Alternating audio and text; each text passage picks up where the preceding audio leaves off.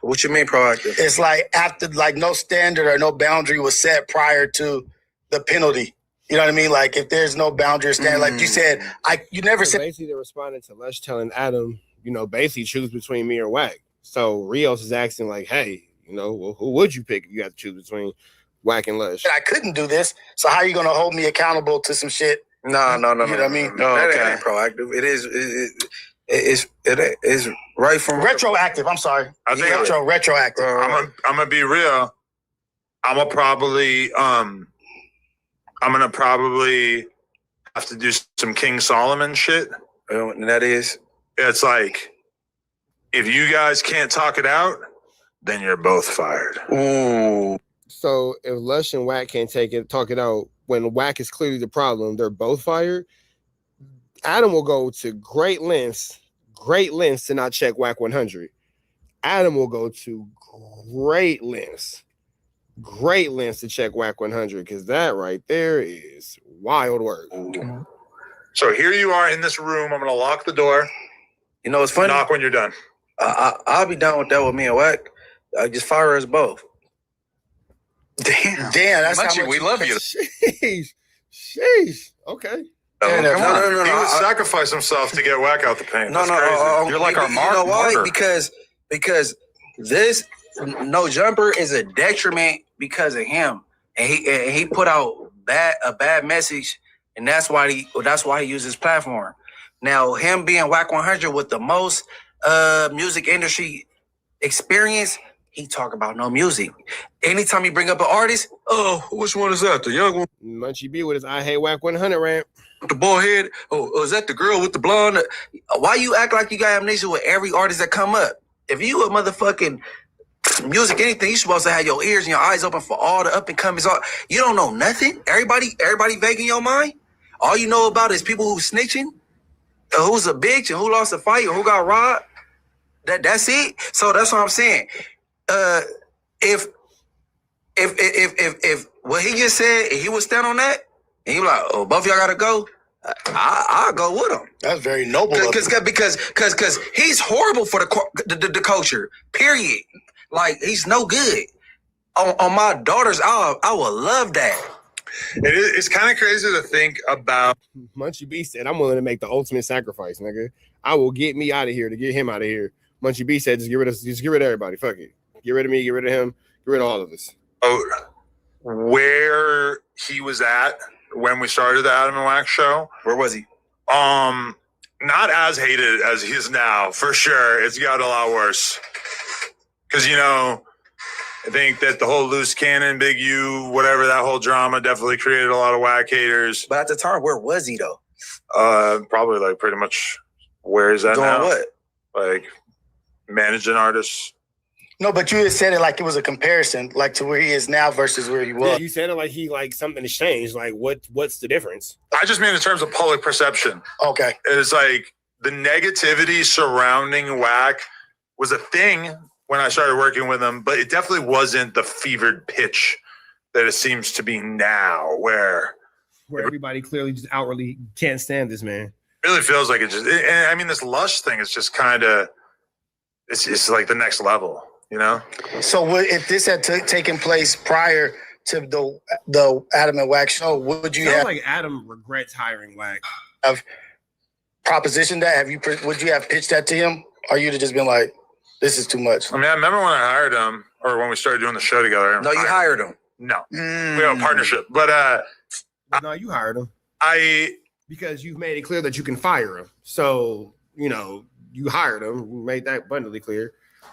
You made it abundantly clear that you could fire him. So if you could fire this nigga, it's because you hired this nigga. You feel me? One really can't exist without the other. You feel me? Like the first thing I said was like, I don't want to have to deal with any of your street shit. And he liked it all. And yet here you are dealing with nothing but street ish from WACK. Offended and shit like that. And I feel like I had another thing I said too. I forget. But either way, I'm just saying, like, I kind of made it clear in the beginning, like, I really just don't want to have to deal with any like bullshit from like working on this with you or whatever. And yeah, as the time goes by, it is kind of like, damn, there's more and more bullshit on a pretty consistent level. Every week you got something with this nigga. Like literally every week is something with this nigga Wack. Every week it's a new problem. Every week it's a new issue. Every week it's some more drama. Every week it's just something. It's just something every week. Oh, and it's like really a lot of the old head rappers that don't fuck with me or like don't want to work with me. Quite a few of those kind of go back to Wack. You know, I'm not gonna lie. Damn, That's happened. Wait, what was that? Hold on. Deal with any like bullshit from like working on this with you or whatever. And yeah, as the time goes by, it is kind of like, damn, there's more and more bullshit on a pretty consistent level. And it's like really a lot of the old head rappers that don't fuck with me or like don't want to work with me. Quite a few of those kind of go back to Wack, you know, I'm not gonna lie. Damn, so Adam has lost a bunch of opportunities because of Wack. There's a lot of dudes coming from different generations who don't want to fuck with Wack. Got it. What's happened? Because if you don't get my thing is if you don't get, like how you said, put them in a room and let them talk it out. If they don't, then fuck them, right? But how's that? I would not actually do that for the record. I would love it. But like if me and Moose got into it and I followed the same suit of like attacking, which I would never do. I'm just saying. No, hypothetically. I would attack your family or women or kids in your family. And senoritas. Yeah, and the precedence is set. Nothing is going to happen, or there is no new standard or whatever. What's going to stop us from like taking it to that level with each other? I mean, yeah, and just in general, it's like there are very obvious rules amongst hosts, like don't threaten each other with violence. Yeah, but none of that applies to Wack. Like, what are you talking about? Wack does whatever he wants to do. It makes it abundantly clear that he's going to do whatever he wants to do. So, you know, when it's all said and done, you know, Wack is always gonna do what he wants to do, but at the same time, ADAM22 has no accountability because ADAM22 let the nigga do whatever, however, whenever, wherever. You feel me? You have Lush defending himself, and then you have Adam saying, "Oh, well, if you guys can't get it together, both you guys are fired." But both of them aren't the problem. Wack's the problem. So I don't understand. Unspoken. Yeah, I guess we haven't like really had to say it, but if you really think about it, it's like he's pretty much the only person who would do that. Because manipulators always take advantage of the unspoken rule. Few exceptions, like, you know, J Hood and Spody or like Flacco challenging Lush to a fight, whatever. But like, you know, Wack is typically the one like saying that he's going to hurt somebody physically, even though he also always kind of say like, I'm not going to do that, you're building or whatever. But it's like that's just the line that shouldn't be crossed with all Lush things. Like, I'm going to beat your ass. Like, get mad at him about his comment. Even though I don't think you're right to be mad about it, do it. Get mad at him about his comment.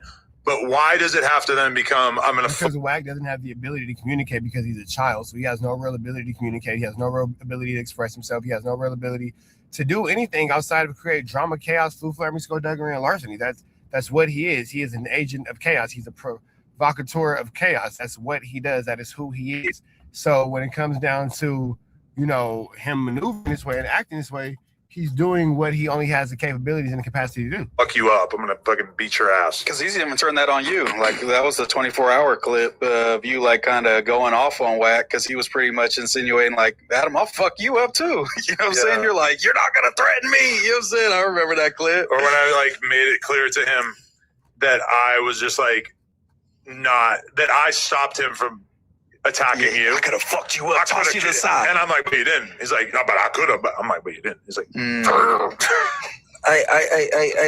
let me tell you something. So we supposed to be podcasters.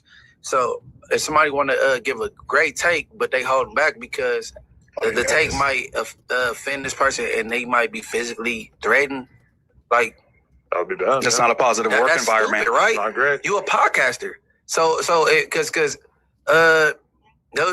I threw it out there and they equated my situation, what I said to Wack, and Lush didn't say nothing wrong. I thought he said something a little off, but it's just Lush didn't really say anything wrong. Opinion. Why do he deserve to be called bitches? I'll knock you out. Talking shit about I'll beat your ass. No. You don't know what beat your ass mean. I'm a beat. This phone died, you call another phone, it continues. They just... Like, come on, bro. You got people that scared to get a real opinion because they scared of bro. And you know what's crazy? Why is anyone afraid of Wack? That is the craziest thing in the world to me. Why is anyone afraid of this nigga?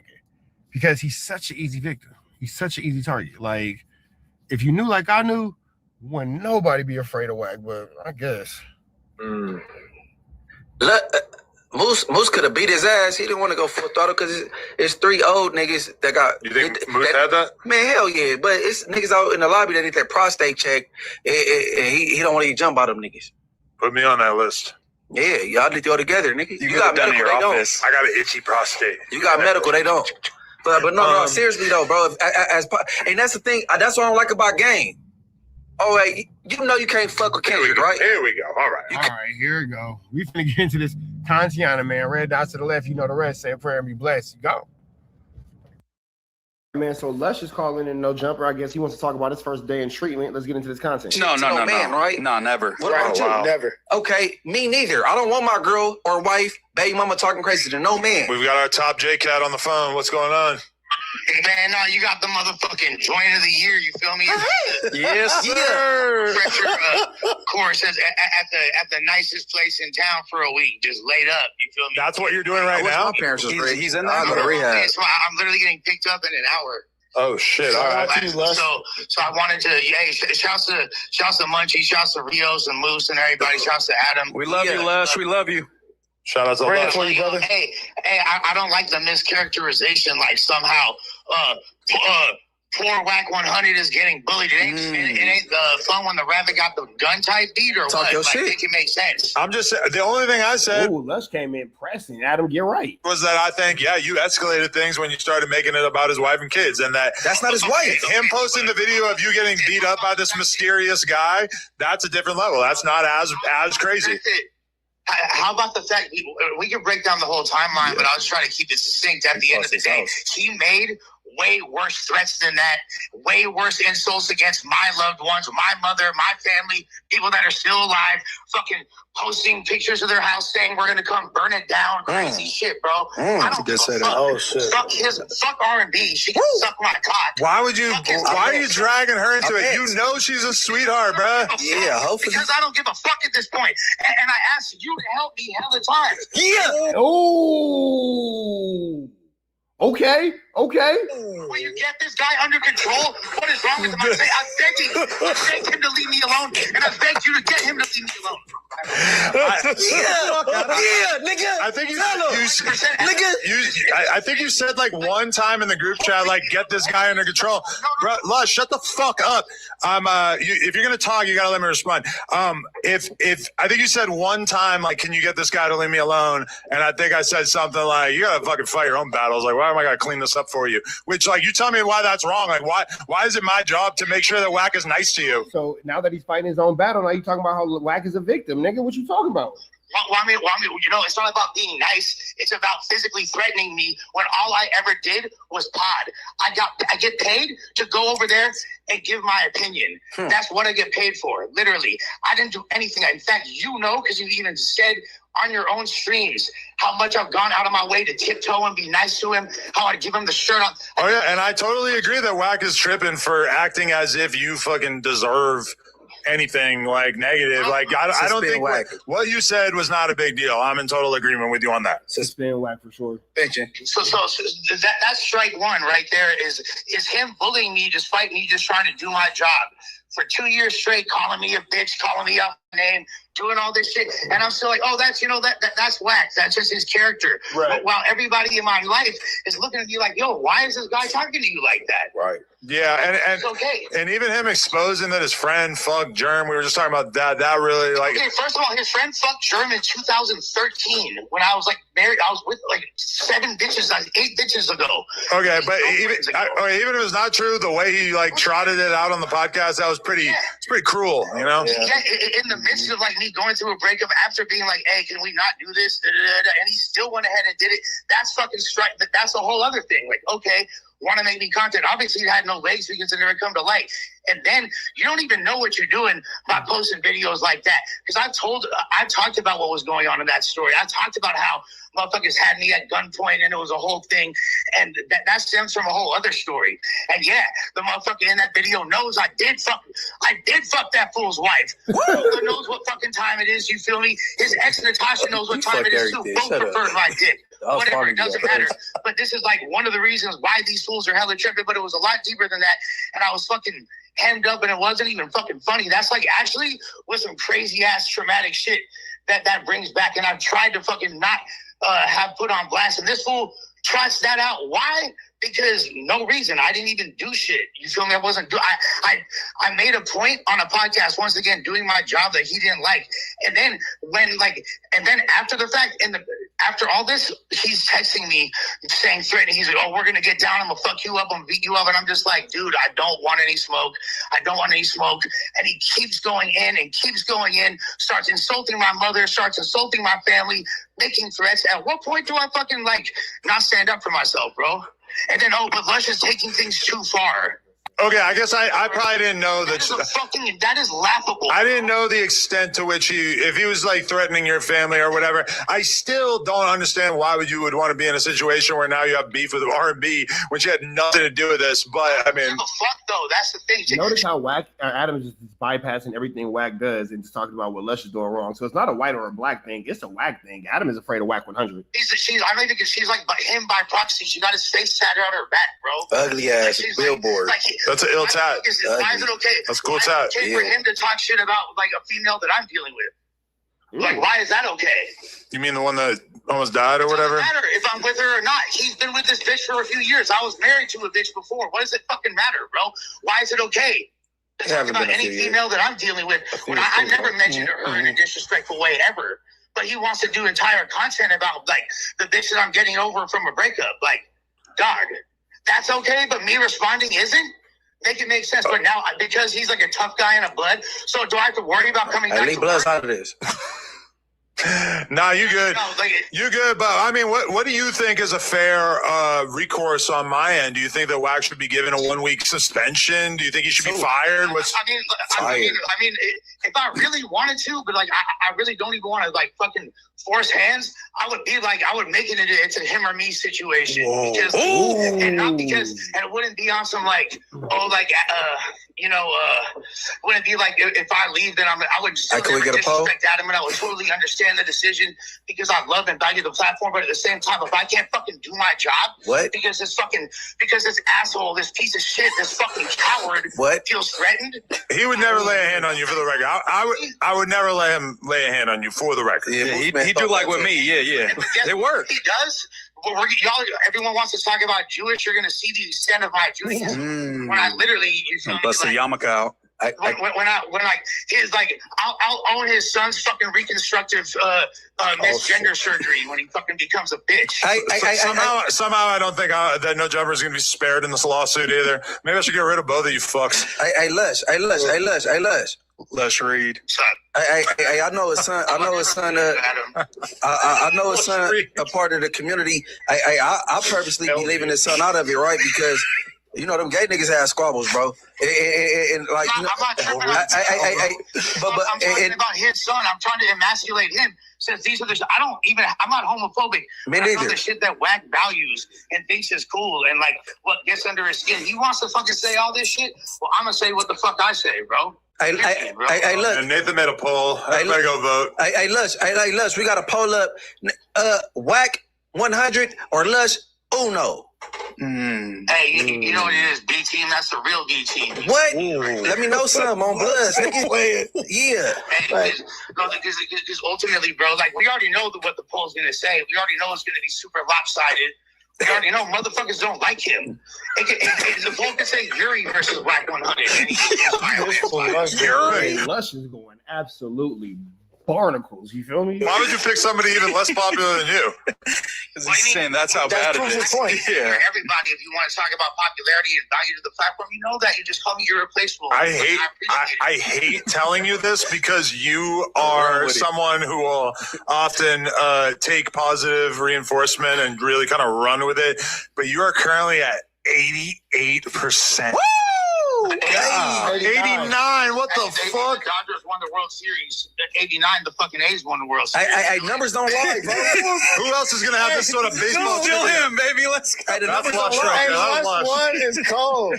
And guess what? I'm getting bitch-made-ass threats from a fucking 213 number. One of these cowards that hang with him, you feel me? Let me see. Hey, is that bro, WACK number? all of y'all get it wasn't. You can't even touch me if you wanted to. And guess what? Y'all are lucky that I don't fucking press Adam, or not press Adam, but strongly suggest Adam get rid of your whole ass. Because people really. I just said what's in her Hey, Lush had to change it from pressing to a strong suggestion, but it's all good. Lush, you're right. 9, what the fuck? The Dodgers won the World Series. 89, the fucking A's won the World Series. Numbers don't lie, bro. Who else is gonna have this sort of baseball? Still him, baby. Let's go. The That's numbers don't Lush right lie. there. That's Lush Lush. one is cold.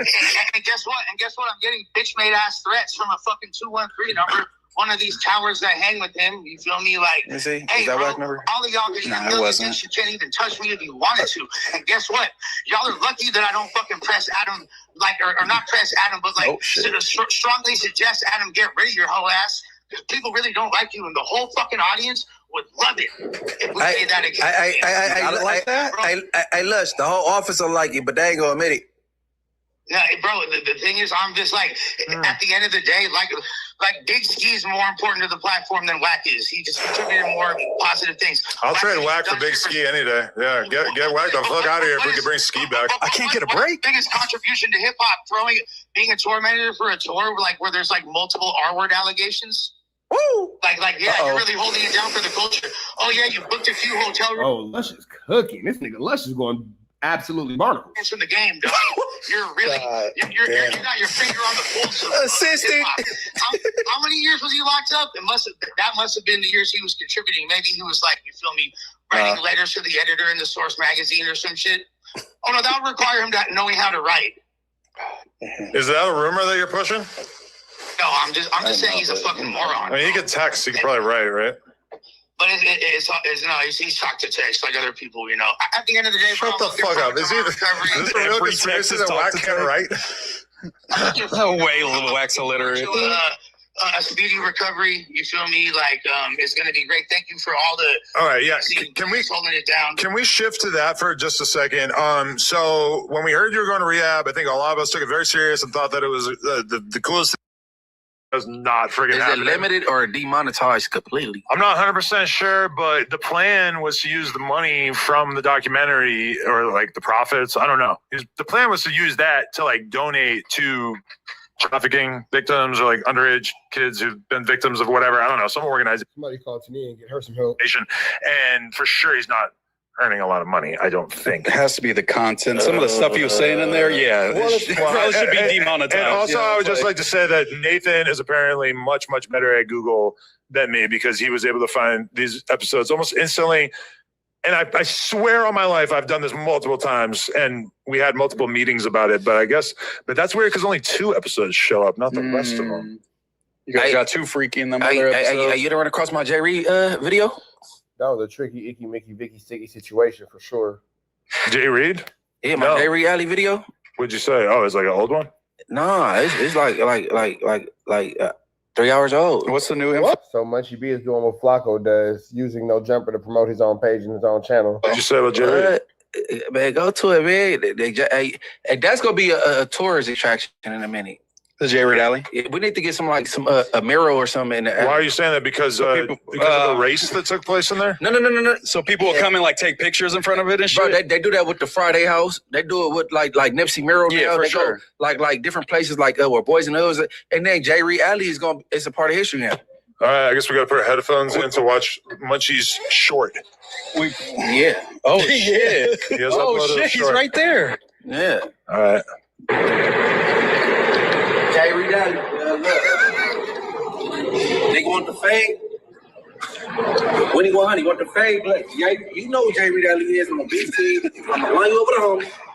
Go get a motherfucking bracket and J. Reed Alley. I'm not gonna lie. I'm not feeling the whole line you up with a homie thing. I feel like if Munchie B can talk about WACK and make threats at WACK, Munchie B should be able to handle whatever issues come with dealing with WACK. He's blind. He's not incapable. You can handle him. That's fine. You don't need to have a homie. You can actually handle that yourself. No, I'm serious because people are like, oh, well, WACK's not a threat. So, yes, even in Munchie B's current physical handicap, he should still be able to handle WACK. All this, I need a homie, bro. Handle your own situations, bro. Like, be a man. Handle your own situations. Stop pulling everybody else into it. YouTube, Jolly 2500 for the box Facts. ass. So ass beat, J. Reed Alley on Family Guys. Pull up, nigga like Uggs on 18. J. Reed Alley, pull up. Jerry Daly, let's do it. You were just in the mood to do a little gangbanging today? A little banging, like, you know what I'm saying? A little pull up like Huggies, we can get it bragging. Banging outside the pod studio? Yeah. No, that's Can we put the fucking thing like closer to us? We need a mirror. So hot. I'm just trying to not move at all, go into kind of a hibernation state. You have a long sleeve on. That's crazy. Yeah. Honestly, I am really learning about the power of not having air conditioning over the past couple days in this office. So Adam doesn't seem like he cares too much about what Munchie B's talking about. Yeah, and the newsroom does have AC, so it's cool as hell in there, but it's just up here, it's blazing. blaze on. Okay. You ever So had sex with an Irish female before? many. You had to. Many. Right. Why you have to put female on the internet? Because I have An Irishman. Have you said Irishman? That was a great movie. Irish female. Between your jurisdiction, like New Hampshire, Boston, it's a large Irish community, so I know. For sure, I grew up around plenty of Irish people because that to me was just like a regular ass type of person. But I will say, there was an Irish girl who, man, I have no idea how I started talking to her, but I'm talking like 2012. And she came to see me. She's from Ireland. She said she was coming to America to do something or whatever. She comes through. She got a big ass sack of Xans. I had never taken a Xan before. She got a big ass sack of Xans. It's wild. I go, what are those like? She's like, oh, my doctor said I could take them on the fucking plane or whatever. I'm like, oh, yeah? I'm like, you think they're like pain pills or whatever? Because I'd done pain pills. I fucking scarfed down a bar, spent the next week in Zanville. I had no idea what I was getting into, but very quickly, like, I'm waking up in the morning, taking another one partway through, and literally, Oh, yeah, you became a fiend. me and her are doing nothing but sleeping, watching TV, and fucking. Like, That part. for Sounds a fire. week That's straight, so fire. I would like whip out my laptop and just like hammer through all my emails for the day in like 30 minutes and then just go back to my Xan coma. And that's how I like started fucking with Xans. I wish I could live like that Where's now. she at? You don't Wow. The story of addiction is crazy, right? Okay. remember her name, huh? Katie. Oh, you remember that was some good pussy. You remember? Yeah, shout out to the Irish. I just have you know what always is like the sexual experiences that stick with me is when I just eat some girl's ass for like 20. I'm so into it that I'm just slobbering away on her ass for 20 minutes. It just, You know what's funny? Well, 20 minutes, huh? Well, maybe Lush wasn't lying. Yeah. I don't want to be like. Adam be living different, boy. I swear. That's why I'm not going to elaborate any So further. you were Lush. No, Lush said your show game is bunk. Remember? Yeah, he did say I that. heard about that. Yeah. I mean, Lush is someone we've never seen his penis, and everybody in the office assumes that he can't even get hard. So He said that you gave him the go that he was going to get a scene on the OnlyFans, No Jumper OnlyFans. that was then. This is now. Okay. I liked his old body. I liked him when he was a little thicker. Okay, so When he we was in his need, pinky era, I liked him better. yeah, we need sober Lush so he can get fat. Then he can fuck. So, okay, speaking of Lush, a.k.a. Flush, Where's that? a.k.a. Nick. So, Lush and sober It's in a not week in a rehab, long though. time. It's A detox center, I think they just yeah. like manage the health effects of you like getting off of all this shit. You know, it's not like when they have you in there for months at a time and they Yeah, I think Lush is just trying to get itself together, man. We want to see Lush do better. really like teach you how to live drug free, which is, What he needs. I mean, I think he has done that, but that's probably like realistically more what he needs, right? As soon as you just get clean and detox, they throw you right back in the frying pan. How long do you think Like- until Lush makes a joke about the unreleased Dr. Dre album? Detox. I think you got that handled. I think he's too out of it and That's I think he embroiled in war. I think I already done The it. IRL. detox is some white people shit, right? The detox is not white people ish. It's for people who have addiction problems go to get clean. That's what detox is, Munchie B. It's not racially determining. Yeah. Because like it's either you in rehab or you not. Like detox just flush your system, get you clean, and For kick sure. you back out. It's some, I some mean, white people shit. I think the detox center is for people who like believe. Lush is in a detox center. So I guess Munchie B is confusing a detox center with the detoxing. That even though they're all fucked up on drugs, that they have the ability to just stay off it. The willpower. They just need a little kick in the ass and then they'll be Yeah, good. because the actual physical side effects of some drugs can be like really destructive, and you probably should have a doctor kind of watching over you and everything. That probably is true of Lush, that like if Lush were to just go totally sober, that it might have adverse effects. But I think that in addition to that, I just think for somebody who does as much drugs as I assume that he does, that a week just doesn't really sound. And I know part of it is that Hey, he's Lush is only in detox for a week. Man, this nigga not getting no real help. You can't replace the white boy with the high IQ battle rap pass From and the the secret drug Mexican habit. gang. Right, and Who's you on all the drugs. Who also says the N-word. All right, so with that being said, man, we finna get up out there to the next one. Red dots to the left. You know the rest, man. We saying a prayer for Lush as he goes through his 1 week of detox. Maybe 1 week can lead to 2. I don't think that's really long enough, but I'm not a physician. Red dots to the left. You know the rest. Say a prayer and be blessed. We gone. Sober, but I'm saying the attitude he had when he, you know what, I am a piece of shit. He needs, and then like now he's on drugs. He's like, I'm a joint. I could do no wrong. I'm fucking bitch. So he's got to find somewhere in I mean, he's just spiraling, honestly. the He middle. got himself a J-Cat in the bitch the other day. Yeah, but that's just kind of him, like when he's coming down. But That's when he's low-hanging high, fruit. he's We loving life. all know those things are true. but honestly, No offense, bud. by definition, he's not a J-Cat. No, He just catch on to the lingo. yeah, he's functioning. I know some J-Cats on the internet, like King Pill's a J-Cat. Yeah, Compa Raiders a J-Cat. Crib Max is a J-Cat. Yeah, I don't know King Bill to be doing drugs. No. J-Cat is people that need to be on They meds. need to be on drugs. Okay. That like that's off. That's all, Yeah. like what I'm saying. He just on dope, but he's not off. You know what I'm saying? I'm talking about Lush. Just a dope yeah, his head. brain capacity is working, but he brings it down with the drugs. Snoopy Badass is a J-Cat. He did sign to death row. On paper. No. Like J-Cat is category J. You know what I'm Okay. saying? Category J, man.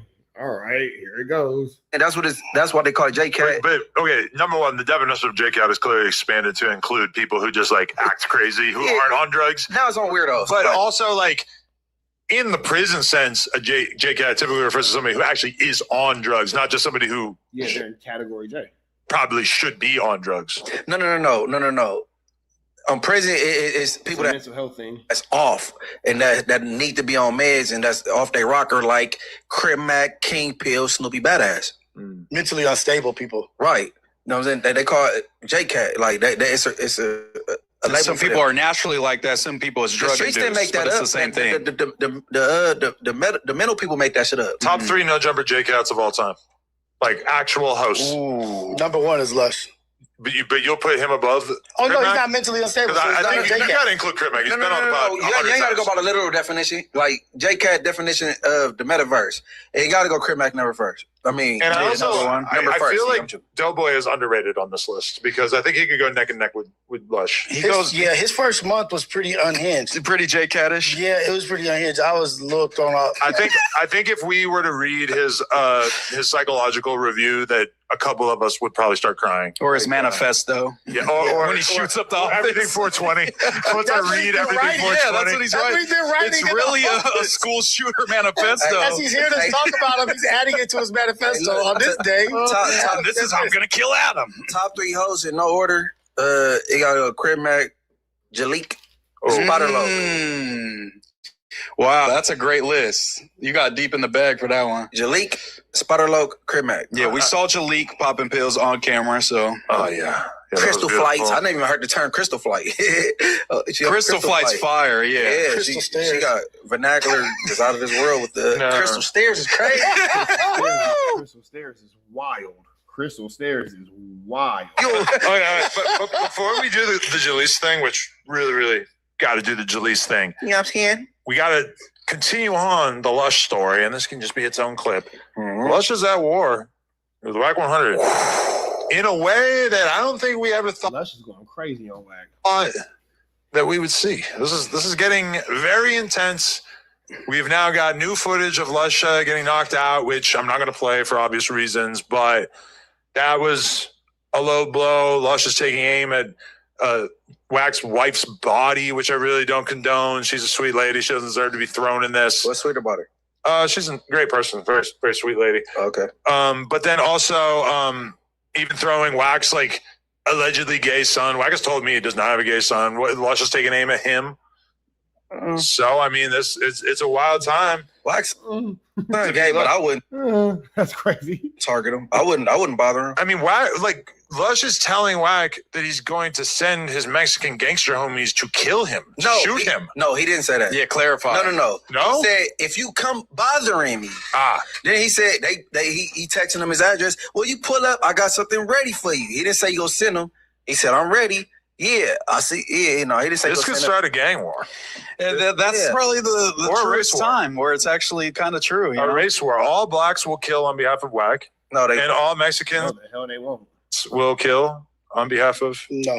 Lush. I'm Team Lush. I don't give a It's fuck. pretty shocking, but it's true. Is That's how the world works. Lush reacting, or did Lush push the envelope? So, I mean, okay, I will be the arbiter of this. I will be the judge, and I will say that Lush, like WAC's reason for freaking out on Lush is retarded. Lush's statement was that WAC talking on Clubhouse about Future in LAX getting chased was sort of similar to Munchie saying the stuff that Definitely similar. he probably regrets saying on a Clubhouse call or whatever, basically saying that those two situations were weirdly similar, which is such an obvious point. Yeah. That's the first thing I thought of too. I'd That argue it. Wack and Munchie are ops, hate each other, and that these two situations are so similar that it's mind-blowing. Now, do I actually think that Wack committed a crime? Based on what he said, not really. It sounds like he jogged after Future and like had a maybe kind of aggressive conversation with him.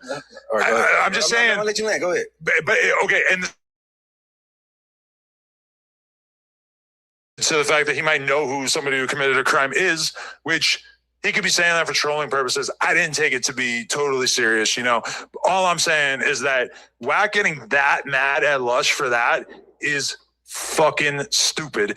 And especially at a time where Lush is announcing to the world that he's going to go to rehab because he's a terrible drug addict and he's got worse over the past couple of years. And now he's in a really, really bad spot, which I don't think he was like suffering from drug-induced psychosis when he said that thing about Wack, but he clearly is in a really bad space right now. He clearly needs people who care about him to be there for him, to offer their assistance, to tell him that he needs to get help.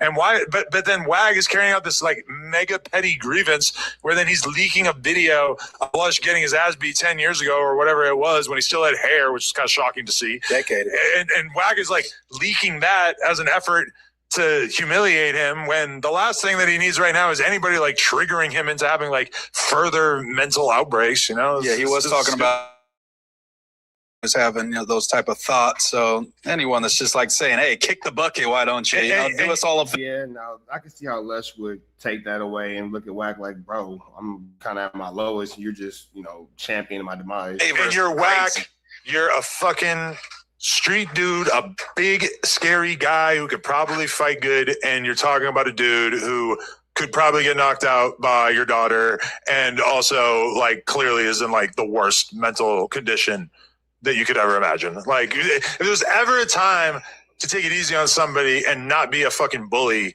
maybe it would be this, right? And do you think he went after Lush the hardest because it's one of those Lush instances where they kind of pick Lush, even though everyone's kind of saying the same thing and jump out the window on him? Well, I do believe that Wack is like very, very upset about Lush saying that.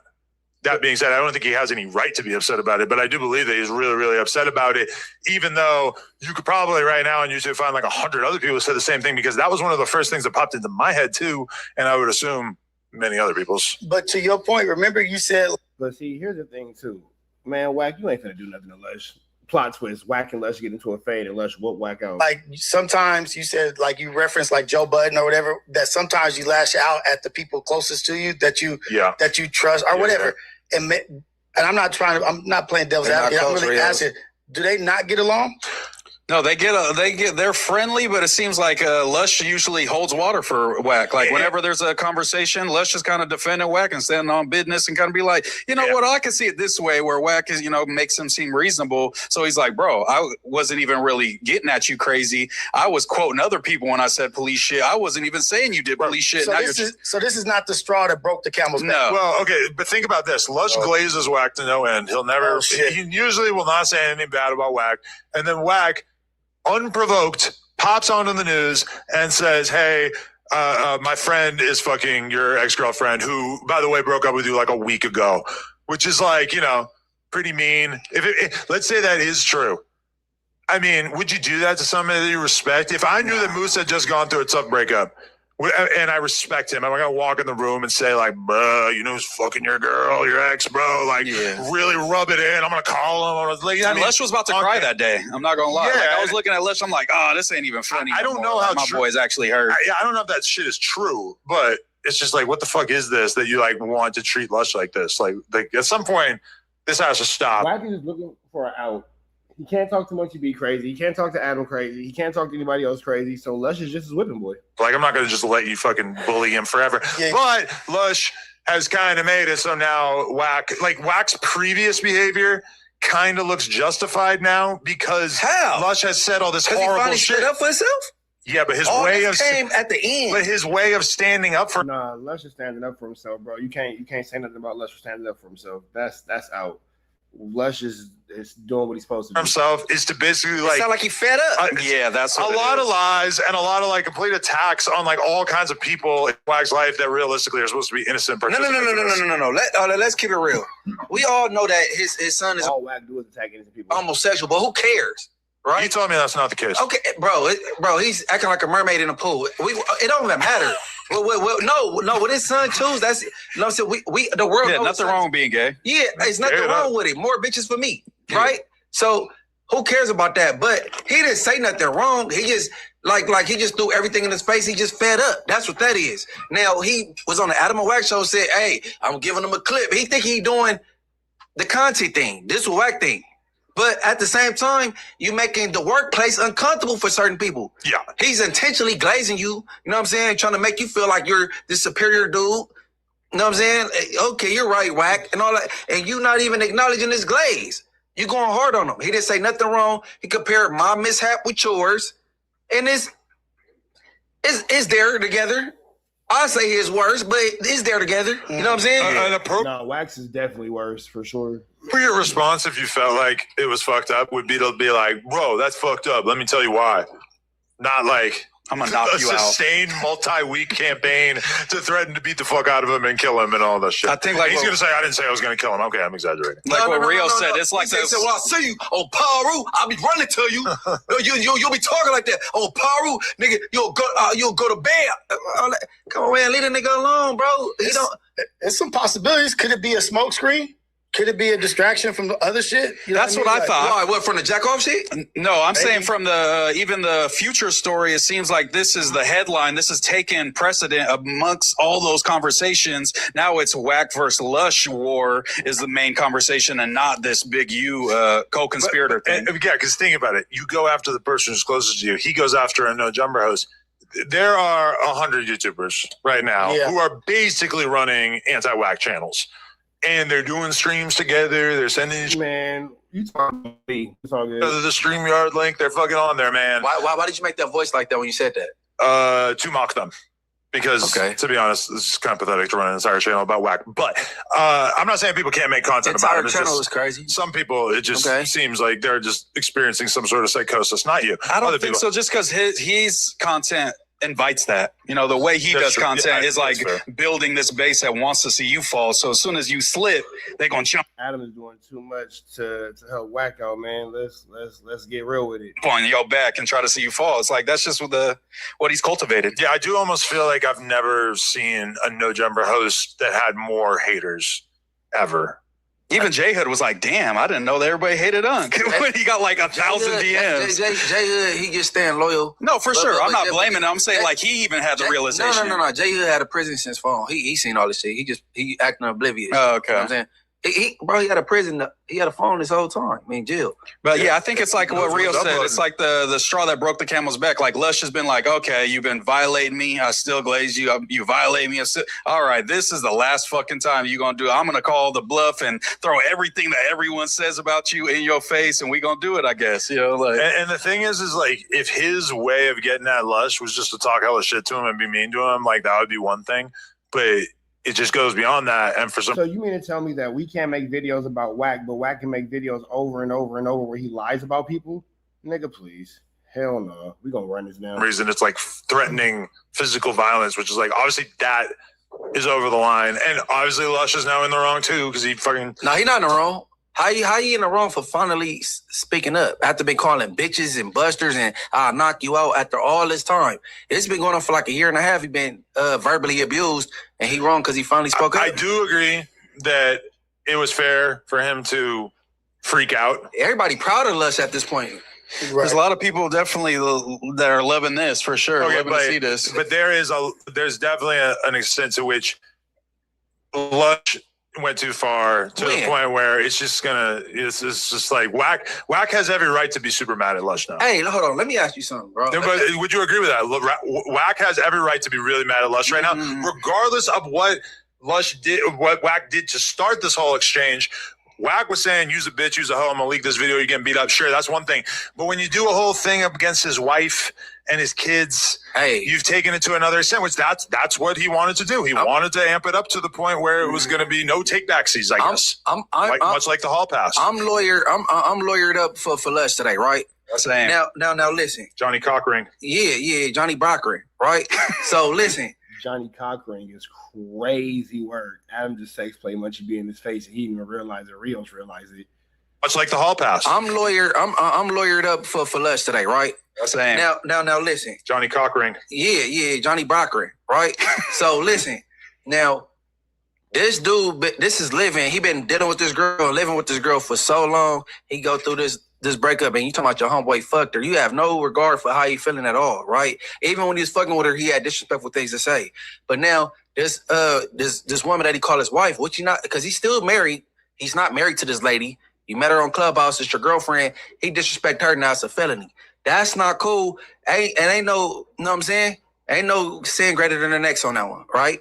Okay. And then you got I lost my thought with the other one. Hey, bro, you can't. WACK could never be considered a victim, ever. I disagree. I think no. He do a lot of antagonizing. As much of an aggressive. WACK does a lot of antagonizing. As you are, you can still be a victim. As much of a piece of shit as Chud the Builder was, he was still a victim. He got shot in the leg. You're still a victim. Let me preface this. Like, so if you're strangling somebody and they're fighting for survival, can you be mad at the way they try to survive? They stab you with a knife that they pulled out their pocket. They're surviving at this moment. Okay, at this point. And I feel you, but like there was nothing that WACK was doing to Lush that necessitated, that required that Lush go on a campaign against his wife and kids. Not true. Oh, there go kids. Okay. That's not true at all. That's not true at all. Lush was accosted and attacked by WACK viciously. And then that's a different level. If you got a gay son, it's not a different level when you... No. First of all, he's not a kid. This nigga 30. Yeah, he's like 30-something. He's an adult, and he chose his preference. You know what I'm saying? And his son not mad that he being called gay because he is. It's like me being mad. Somebody call me a blood. I am one. A blood. For real. So, but see, me, I would never go at WACK's son ever because I don't go at gay people. Right? Not because I don't want to be canceled, because I don't want to smoke with them. Right. It's unfair. It's unfair. Because I don't doubt that WACK's son probably got a squabble or whoop somebody out. He isn't really in shape. I believe gay and all, he still fuck you up. Yeah, so sure. like I don't. And now Real said, "I'm gonna just stay out of this one." And he not on the internet. He not talking crazy. I wouldn't say nothing about WACK daughter, his son, or the real wife. But R&B, I would target. Right. No, for real, because I mean, she do be in the mix. And she curse people out. Okay, if I knew that she'd be in the mix talking trash, that R&B was talking crazy about Lush too, then okay. No, fine. I heard she was just talking crazy to Spotty Face. I did see that. I didn't click on it, but like bro, a real nigga. She filmed that here. If it was something you wouldn't let Lena, you'd be like, Lena, kick back, right? For sure. You don't want your wife in that type of shit. Lena and Spotty. Hold on, because you married, or you just gotta. I just got. Bro. Okay, y'all serious though? Y'all locked in? Yeah. All right, if it's you don't want your girl speaking out and talking shit. No. You're gonna tell your girl to shut up. Don't get involved in that. Stop going back and forth with niggas. You don't go back and forth with no niggas. Man, right? No, never. What about you? Wow. Never. Okay, me neither. I don't want my girl or wife, baby mama talking crazy to no man. We've got our top J-Cat on the phone. What's going on? Man, no, you got the motherfucking joint of the year. You feel me? Take Ray J down. It was capped though, right? No, that was pretty real. And it was pretty easy, right? Yeah, he handled Ray J pretty. Munchie B doesn't know what's going on. That's cap, right? No, it actually happened. Oh, then he handled pretty easy, right? Okay, so any reason to disprove or discredit something? We're starting out today's negative Nancy with Munchie B. That's just what I say. You guys are like, oh, Rich Trapper, you don't like Munchie B? No, he just has no real information. Oh, the Ray J and Sauce Walker fight, it was cap, right? No, it really happened. Oh, well, he won easy, right? He just has no information. He's just very ill-informed about topics that are clearly on the board. But let's continue on with the Contiana. Maybe if Dre the Virgo wasn't too busy just, snatching my content to send to him instead of actually doing research and scamming Munchie B, he would know something. But, whatever. easily. I'm not going. I mean, but what did we expect from the? He's handicapped. That is not Or power. he's got some kind of disability. Yeah, Sauce Walker had like a bicep tear, I think he said, from like when he first got to AB and Dean's house. He hurt himself a little bit, I think. So he might not have been operating at full strength. I might have to be around Sauce Walker because I might go to the Ray J and what's his name, Orlando Brown You fight. might have a fight on your hands, bro. Yeah? Yeah, Probably yeah. not. You Probably not going to do that, yeah. Oh yeah, you do. I forgot ADAM22. You might have to get down with Sauce Walker because you was talking trash. Sauce Walker might get up on you. His baby mama, right? You guys got to get in each other's face and like build up a fight or No, something. I think Sauce Walker really ain't feeling the Grand Mason. No, yeah, for sure. I didn't hear it, but Wack told me he was talking hella shit about me last night because Wack and Blueface went on stream with Sauce Walker at AB and Dean's. I was trying to find it in the stream, but I couldn't find when they were I didn't talking see about the clip. Yeah, but I mean, it's out there somewhere. You were talking about Ray J has a disability, not Sauce. He You talking about Ray J He's dying. like sick. He said he has a bicep tear. Sauce Walker. Don't Ray J got like a Man, that heart might be tear? fake, because how did he like fight? heart issue? Yeah. He was It can't be bleeding that out bad. his eyes. He If fought. you want to box, Once you don't believe nothing is true. The fight's fake. No, it was real, but it really happened. Okay, but Ray J lost. Ray J sick. No, that's fake. That's fake. Nothing's real to Munchie B. He can't see the truth for anything. you got to be able to pass the heart test. And it ain't no joke. So Like, he's- Did he pass the last one? Yeah, because he fought already for Yeah. Brandrest in Vegas. So, I mean, he must be doing okay, which that kind of makes me feel like, because I think it's two things at once. He is experiencing some health issues, but then he's also Ray J, and he's a streamer now. So he's just trolling like crazy.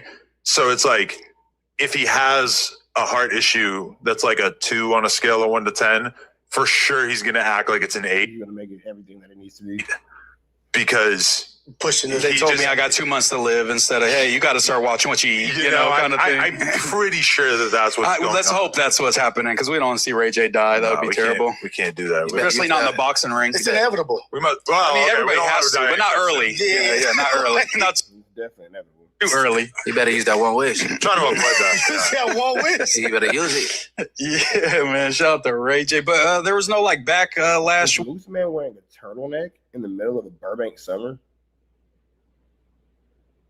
Yeah, this right here is interesting. But the him saying it was set up, his fight against Super Hot Fire. Remember, we thought he was going to get persecuted. It seemed like it all just, everything went away. He was all good. You probably mean prosecuted, but yeah, no, I don't know anything Definitely means prosecuted. that happened Words are hard. with that, and notably Bob Menery, or no, Super Hot Fire, who was involved with Ray J's. He was Ray J's opponent on the last one.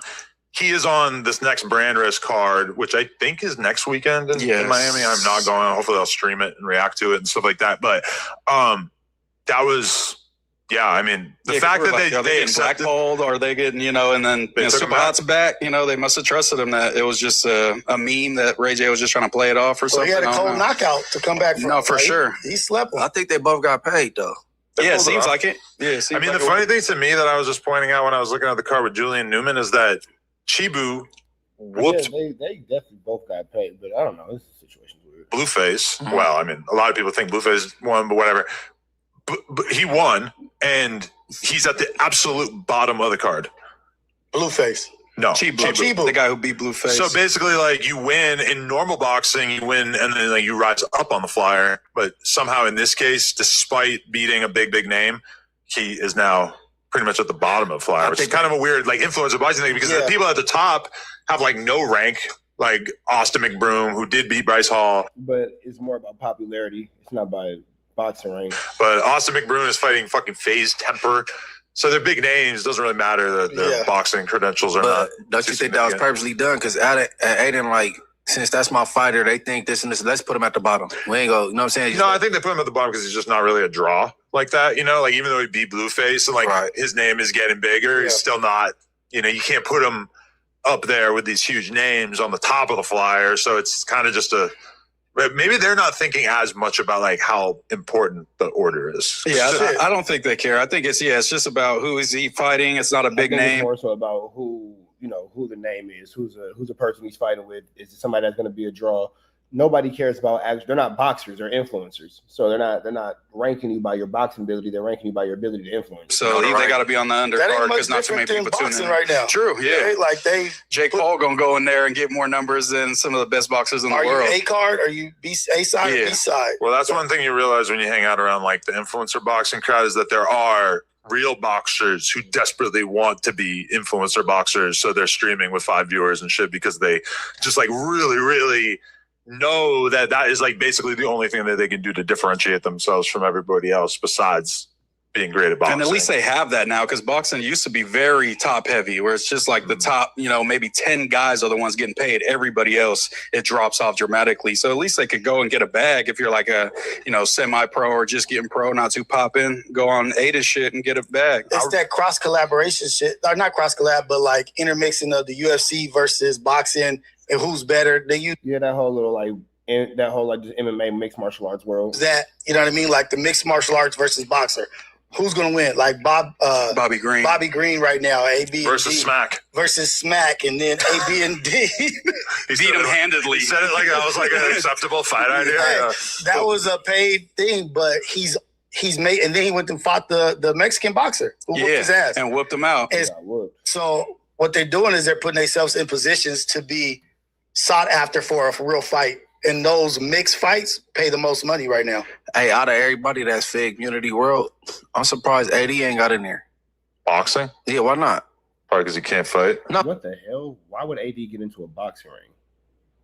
This nigga Munchie B as well. They was looking at AD as like the enforcer, protector of no jumper while he was here. So wouldn't it make sense that, you know what I'm saying? I mean, okay. AD, why you not in the ring taking no phase? That's what they want to know. They want to know why AD not out there. AD, they want to know, man, why you not out there taking phase? Hey, you want my... You was a no-jumper enforcer? Why you not the no-jumper squabbler? Like, psycho evaluation of AD, he's like hella lazy. Because think about it, he streams. Mm-hmm. Like, what of significance does he do in life? I mean, he deals with his kid, family, sure. But, like, you stream, like, 2 times a week. That's, like, all you do in life. You, like, gave up on rapping and shit. Like, I don't think he has the work ethic to be a boxer. Nah, exposition fight. No, that would still take a certain level of work ethic that AD probably doesn't have. Training for one fight, then it's you like a one-off, like you. It's a big what I'm saying? You would still have to have discipline to train for one fight. It's a one-off. But he's fat as fuck. Like, he's not in shape at all. He's not like Doughboy. All these niggas fat. That's a different level of Doughboy signed up for a fight. Doughboy has like the composition of a bag of sand, whereas like AD is maybe a little bit more solid. But I feel like it would just take a lot of prep. Or maybe like it doesn't make sense for money wise. Like he's like, motherfucker, I'm good. When I met AD, he wasn't as pudgy. No, I was just watching 607. 16 shot him spitting in Flacco's face, and AD's like breaking it up, and he's crazy. It's probably a 100-pound difference. But hey, motherfuckers be eating. How does he not get on Ozempic? Oh, AD. Everybody don't want to take the elevator. Some niggas take the stairs. But he ain't doing that either. He just sitting on the couch. Because that shit is scary like that. You never know what the real end result is of the new shit. You know what I mean? Like you see these guys, they look sucked up like they got AIDS. If you lose weight too fast in general, you can look a little. That Ozempic thing looks weird. Yeah, like face is all sucked in, like no muscle mass. It's like damn. Or when the body gets super skinny and their head stays the same. Like I mean, when you look at it so far, ADAM22 has taken a fade. It was ugly. It was sloppy, but I don't know, man. ADAM22 has got out there. A Fat Joe. Y'all count the Jason Love fight as a fight? Fact, even Jonah Hill kind of has that, where it's like that. Yeah. Okay, did you guys discuss the ring throwing? Was that her real wedding ring or was it a prop ring? That's what I want to know. Drake assumed it was a prop ring. It was not a prop ring. That was her real wedding ring. She tossed across the floor, and you felt no way about that. No, I felt a way about that. I was not. Damn, Adam, your wife threw a ring away for Drake. Ugly. Super stoked on that one. I'm totally real. Okay, That wasn't on the thank script. you. That was on the script. Good. All right. So somewhere. the hall pass. It wasn't my idea. She thought it up. Yeah. She asked me, "Is it okay if I print out a hall pass and give it to him? It's a troll. It's not real. That's funny. But I'm going to do this during the thing because you got to give it to Lena. There was a lot of girls on that 20 versus 1 who got like close to no camera time. Okay. And she went into it with a plan, multiple things. I'm going to throw this fucking ring. And I'm going to bring the hall pass, all that kind of stuff. She had a few other things that didn't make the cut. But you got to give it to her because I think her clips are pretty much like the most viral ones besides maybe the goth girl making Drake bark like a dog, which that was smart. Like, think of something funny for him to do instead of you doing something funny and having him react to it. But I mean, honestly, I was just really happy for her in general because what people don't maybe comprehend or understand is that Drake really took a liking to her, I think, and they ended up like hanging out a lot afterwards. Okay. As part of the whole crew or whatever. They were going to the club. Nigga, your wife was all up under Drake getting bankrolls on the table watching local cable, my nigga. She was watching TNT in Toronto. Whatever the OVO lounge club thing. And it really, you know, one thing that I've always kind of thought about Drake is that I feel like, and this is going to sound like a horrible insult towards him from a lot of people's perspectives, but I've always watched him in interviews and stuff and thought, I feel like he and I would get along. I almost feel like he and I have sort of similar personalities. Yeah, like Taste and Lena, obviously. At least part of that might be the fact that he has this very mixed identity where he's half black, half Jewish. No, what you mix with? And I am Yeah, nigga, what you mix with? fully white. Okay. French, But Canadian. clearly kind of conflicted in a way where I've like extremely been drawn towards black culture throughout my life. Beige. And so the fact that Drake seemed to like appreciate Nigga, because you're drawn to black culture, mean that you're around. Nigga, please stop. my wife and what she brings to the table, to me personally, was like, oh, you know, that makes sense. Like me and Drake are the same dude. Obviously, not she would the take same, a liking to but it. I was like, he thought that she was dope for the same reason that I think she's And dope. she thinks he's dope for the same reason she thinks you're dope. No, probably different reasons. Oh, okay. She probably thinks that him being the Hottest rapper in the world. But it's not about Lena. the biggest rapper. It's about y'all two being similar. You and Drake. I just think that explains a little bit to me that he and I both seem to like appreciate her personality. So if he wasn't vibing with Lena, you'd be like, damn, maybe I was wrong. You know, maybe we aren't as similar as I thought. Well, I'm not gonna lie, like that is like the worry when your girl goes into this sort of environment, because I've never really been like she's done porn scenes down the fucking street or whatever, and that's like whatever, but the idea of her, like, she doesn't do rap things. She's wading in deep waters in this event. You know, like, I know rappers. I know how disrespectful rappers are. Now, granted, Drake is kind of, like, on a completely different level rap-wise. I'm not saying that, like, Drake and his crew are moving the same way that, like, a lot of rappers I've been around throughout Like my life famous are moving. Dex 20v1 is going to go. Exactly. I doubt that, you know, just because Q50 is snorting a perk doesn't mean Drake's going to be... Lena isn't Janet, you know, she could handle it. Even that, the idea of Lena being around someone snorting a perk, immediately my brain is like, oh, fuck no. Like, that's my fucking mother and my child. Like, I got to protect her. Wait, what? What? When it comes to the perk, you gotta protect her. I don't want her around illicit drugs or anything like that. No. What about illicit dick? That's fine. Yeah, oh God, like yeah, you worried about the wrong thing. You ain't trying to worry about her sniffing a perk or swallowing a perk. She's trying to make sure she ain't swallowing something else. Work, because that's all dudes I know and trust. You trust Drake? That Drake would not hit. Whoa, that's a different question. Oh, Yeah, so That's a different question. Do I trust Jason Love? Yeah. Do you trust Drake? Yeah. Well, more I trust her. Okay. right. To where if he did make an advance, she would turn it down.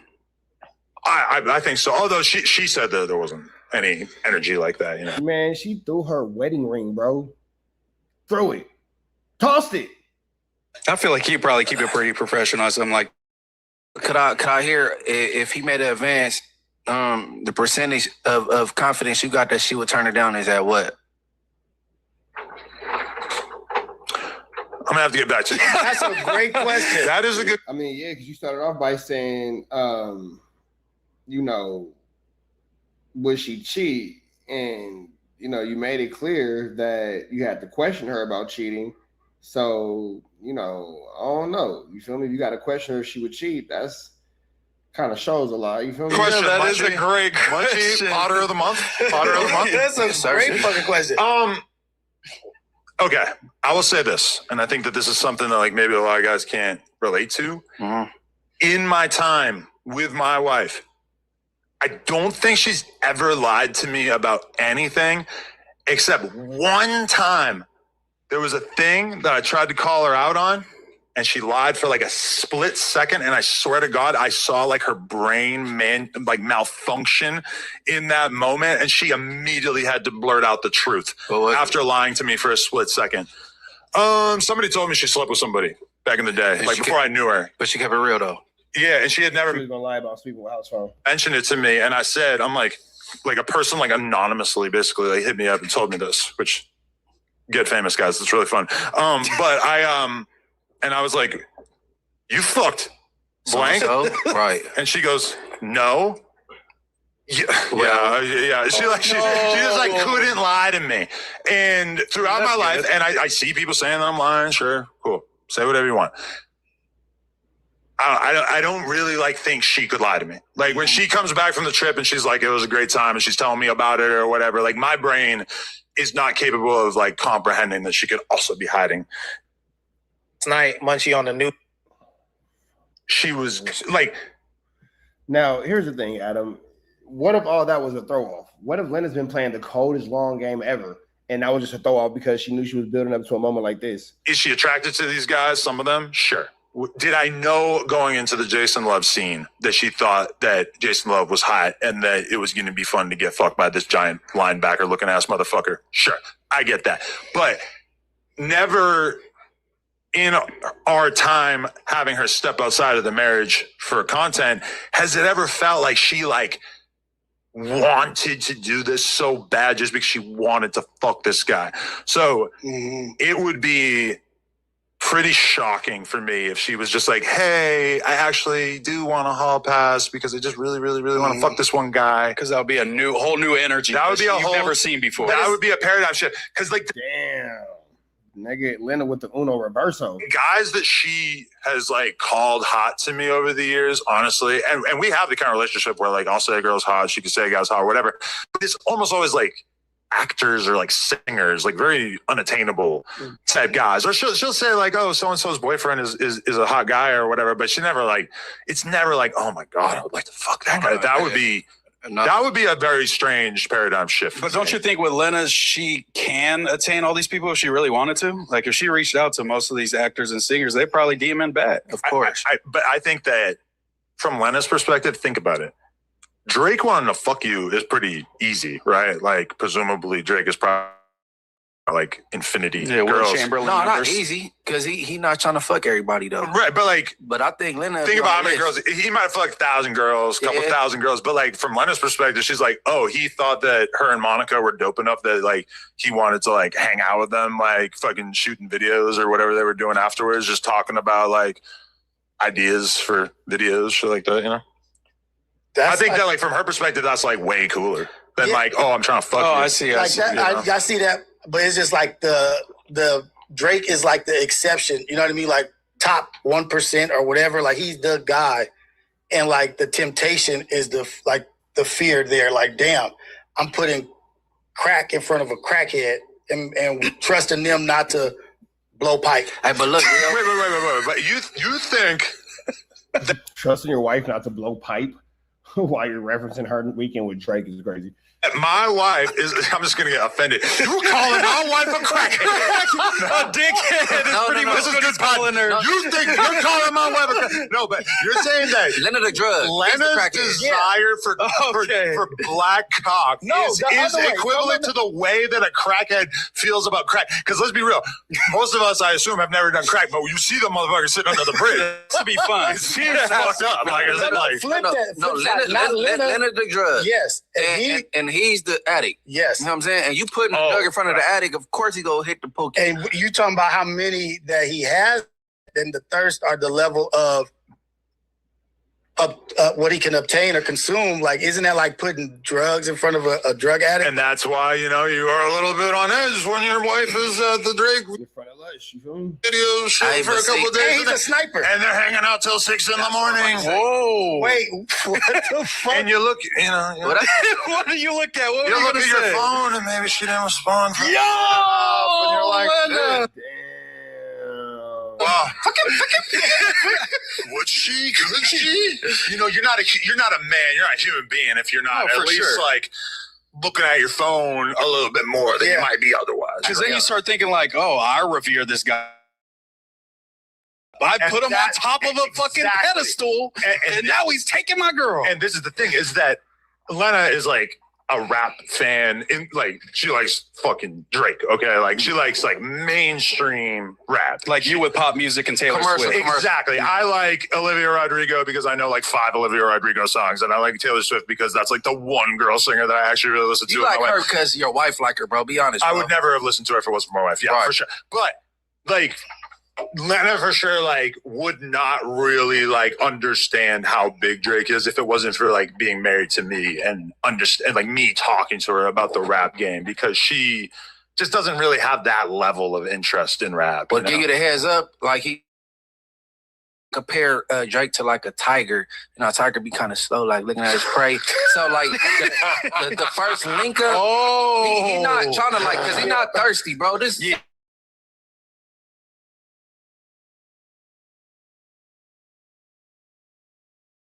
he's not in a hurry. Yeah, hell no, not Drake. He knows he'll see her again at some point. And it's the perfect tag back. Like, if you've ever done anything to make your wife mad, like really hot, this would be the perfect tag back, because it'd be like, yeah, but it's fucking Drake. Anything you've done to piss off your wife in your life, a perfect time for her to think about those things that you've done to fuck up is when she's hanging out with Drake at 5 in the morning. Yeah. Yes. That's really a time to meditate on that. Yeah, like, I'm about to get asshole. Drake at 5 o'clock in the morning with your wife is sick. Yeah, I don't like you, Drake. Yeah, This that's is not to get equivalent this. to his though. True. Like he called his shit cheating when you don't really need a reason to cheat. No, but like, you know what I'm saying? So our fuck ups will be different. Well, okay. I don't know about you, hurt, man. Like you left the crumbs in the toaster. I think he's not cheating. I'm assuming he's not going on drug or gambling binges. He seems like an honest man. Yeah, takes care of his wife. I agree. I could have some. I could see you being a cheater. I could see you being a liar. I could see you wilding the fuck out, saying some not so nice things. Yeah, this is just. So he's saying your girl's fucking Drake, but not his, because he's nice. I know. I'm just saying that. Damn. That's basically what he's saying. Your girl's a slut, not mine. Okay, my fuck ups. Like, if my wife were to make a list of like the top couple things that stand out in her mind that I have fucked up over the last year, I could guess them. It would be all me being an insensitive dickhead and just saying some mean shit, or, you know, we get in a fight and I just like fucking am an asshole about it, or I just like randomly say some shit that she doesn't like. I'm not cheating. I don't stay out all night drinking. I don't come home being a mess. I take care of my damn kid. I do the shit she tells me to do, even though I might like forget some stuff here and there. So you'd be surprised. Like my vices, or like the things that she gets upset about, are pretty limited. And same with her. Like, people think, oh, she fucked this dude. But like the things I've been mad at her about in the last couple of years, you guys would be like envious in terms of like, whoa, that sounds like a pretty good relationship. Not you guys, but that's what I said. I think your shit like real misdemeanor. Like, oh, you misplaced the remote again. Yeah. So the infraction doesn't meet the standard to where Drake is. She's going like spite fuck Drake. Is that what you're might saying. not be the. My car got a ticket on it. Why do you didn't move it? Some shit like that. Yeah. Forget to take the trash out. Boom. That would probably make the top 5. Right. She's like, that's why I fucked so Drake. Much time gambling, or being away from me gambling. Yeah, that would be the top number one. That is not really as much of an issue because I stopped taking Sundays off to play poker. ADAM22 and Leonard the Plug being, man, bro, how they living is how they living. They are totally, different than most people. So, you just let ADAM22 and Leonard live how they live. I'm just going on my phone, and then I come home from doing the podcast, and I've got two terminals on my phone, and she really wants to hang out, connect, talk about important shit. And I'm like, not present. Fold. All in. Adam, why do you hang out with the dude with the weird skin? Like, what do you... like, what are you doing? Like, what are you doing? That's a horrible thing to say about Nathan. He's only 20. No, we ain't doing Nathan. No. We ain't gonna do Nathan. Sorry, Nathan. Does he have bad skin? Fuck, I would feel so bad if he does. Nathan has he does it, perfect right? Okay. baby-like skin, honestly. Yeah, man. Yeah, And also, speaking of Nathan, look at where the AC is at. All right, man. Let me see if there's anything else about this subject. It's not. And look towards the ring. Is he like? No, yeah, that's why he kind of, he got canceled and then he went all right on us. I would assume he hasn't reacted to her going on this yet because he probably would have seen it. Yeah, I don't think so. His name's Tectone. How did it didn't go through, but it messed up his career? Because like in the Twitch community, they. All right, man. So we're about to the next one. Red dot to the left. You know the rest. Say a prayer and be blessed. We go. So when it comes to being black and proud, And we over here at Just Clips, man. He's breaking down the situation with Flacco from last night, where Flacco was finally called out for his flu, flambery, skullduggery, and larceny. But let's see exactly where this goes. Shout out to Just Clips. and loving blackness and being pro-black, it is the appreciation of everything that makes us us. So when you're on these videos and discussing white people the way that you do, it is harmful to black people in general. When you're saying stuff like this comment, because it's basically taken directly off the video, that good white skin, that good white man, white beautiful face, white skin, be proud, and talking about, this good white man going to give us money, willing to sell your soul to white people. Again, it puts back in context of the grifter label, because how can anybody believe anything that you say being genuine if this is how you look at white people, who not all white people are bad, but when we're discussing white supremacy, it's white people. Yeah. Like, here, Russell, look. And to be fair though, like if like you like watch my live streams, right? Even like before the situation. All right. So Poetic Bison back is under fire online. Yeah, but all he did was stutter and stammer for that whole 30 minutes of that interview. Like nothing really got accomplished. But so look, right, look, right. So look, right. So look. After his weirdo past has yet again resurfaced. This time though, it's hitting harder than ever before. The Bison has recently bragged about making 6 figures off of covering Chud the Builder's rise, fall, then rise and fall again. This coverage even had some of his biggest ops giving favorable reactions, as he framed these videos as speaking on behalf of the black community. It was all good until other creators started reminding everyone that this baby back bison has a wildly disgusting past, okay? And it's all self-published online. Poetic Bison has been gargling and choking on caucus cocks for a handful of years before randomly noticing that the money play shifted over into being against conservatives and white nationalists. And now Flacco's going against them because he's following the money trail. That's all, and that's it, and that's all. You feel me? Chud the Builder became his perfect subject to cover because he was basically on a crash out tour of his own. It was obvious that Chud was on a speed run to end up either dead or in jail, which is exactly what Flacco wanted. If anything, I think he was mad about Chud getting locked up, as death is far more profitable to a grave robber content creator like the Bison back, okay? But now that brings us to present day, where over the course of some months, Point and Shoot has been picking his shots like an elite sniper, landing perfectly placed headshots on the Bison. He exposed the Bison's 2-page YouTube growth ebook bullshit, as well as several other shady things about him. And this time around, the research went far beyond some comment section laughs.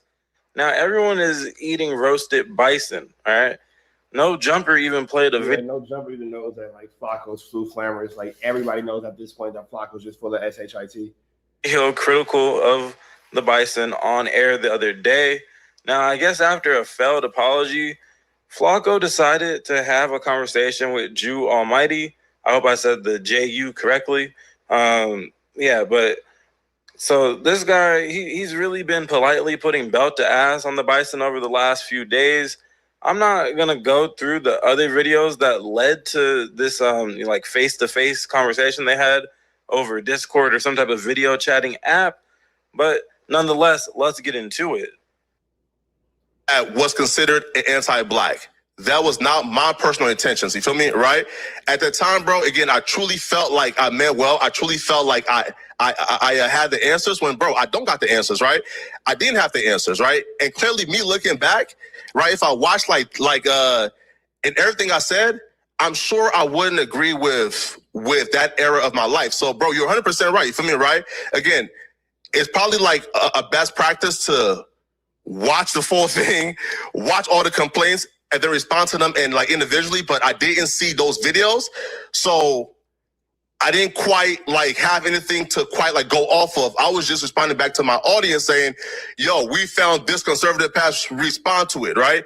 And then you feel me? I came online, I think. His whole interview was just Flacco ducking and dodging, and the guy Drew Almighty really just kind of letting him. Nothing really got accomplished. Like 30 minutes later after seeing, you feel me, those comments and like responded back. But all the shit, bro, that you just said, again, I 100% apologize for. So when it comes to content, right, at this point, I mean, you talk about everything on your channel for the most part, but you're, you know, you didn't keep a secret that, you know, you made 100,000 talking about Chud the Builder, and you were very critical about Chud the Builder. You've been critical about Officer Tatum, especially with the Nolan Wells case and all of that. The issue that people have is if you have a history of anti-blackness, if you have a history, literally, I can wishing death on black people, saying you hate niggas, letting a Asian or a Latino or white girl, whatever it is, say the N-word, and then tell her in a group of non-black people, yeah, I hate niggas too. We all hate niggas. But to be fair, though, with the no, right? But then he'll be like, well, I didn't know. Nigga, what don't you know? Look. Like that stuff again, brother. Like again, there's no excuse for it. Again, I'm not arguing this. There's zero. Again, there is zero excuse for it. I was wrong for that. Now, the wishing death upon black folks. I do want to say this again. That was very specific to who I believe were street rappers and people who I believe was leading our youth down, you know, to death in a graveyard. And I was wishing that upon them, the exact same thing that their music was enacting upon the youth. But the other stuff, again, you were 100% right, bro. Listen, I'm not here to make excuses for it, brother. Like, I'm here to listen and the brother is sick. Learn. You feel me? Right? Again, I was wrong. And the, you know, pandering is sick too. 1,000%. He's still pandering. All right. So some of the moments they're talking about, I of course have played in several videos on the Bison Back over the last 2 years, or nearly 2 years, I should say. But the first thing that comes to mind after hearing that kind of beginning part of this exchange, this damn near feels like we're watching Poetic Bison in the afterlife answering to God. And I'm not trying to be blasphemous and say that J.U. Almighty is a godlike figure by any means, you know, just a normal guy. No, we get the reference. Who has a pretty successful channel. But just the vibe is like he's in court, but it's like for his anxiety level, for the Bison's anxiety level, this is life or death. Like, you became a millionaire off of you know, your opinion, off of broadcasting your opinion to the YouTube streets, essentially, right? And in the Bison's mind, everything hangs in the balance now. He might have to go back to writing Dr. Umar Johnson. All right, man, I'm going to let y'all catch the rest on Just Clips, man. But we up out here to the next one. Y'all know the deal, man. Red dots to the left. You know the rest. Say a prayer and be blessed. We gone. County, man, you got Charleston White calling WACK100 about his most recent arrest. Let's jump into this County. Let's go. You know, when the nigga read that paperwork, they can say, "I was just a natural." No, man. No. I mean, shit, that loon telling you some Atlanta shit. That's what he said. That came out that man's mouth. He said, "That's some Atlanta shit." They trying to finesse the police. Yeah, I don't mean that you finesse the police, but whatever. That's crazy. And Blue from Atlanta? Nah, he's from Tennessee. They will always have a mouthful of meat. Always. He said, "Wack, you the only nigga come up here, you don't give a..." I be having to have my boots on with you. He said, "Everybody else cooperate with the program." I be telling them, this nigga is gonna violate everything a nigga talking about.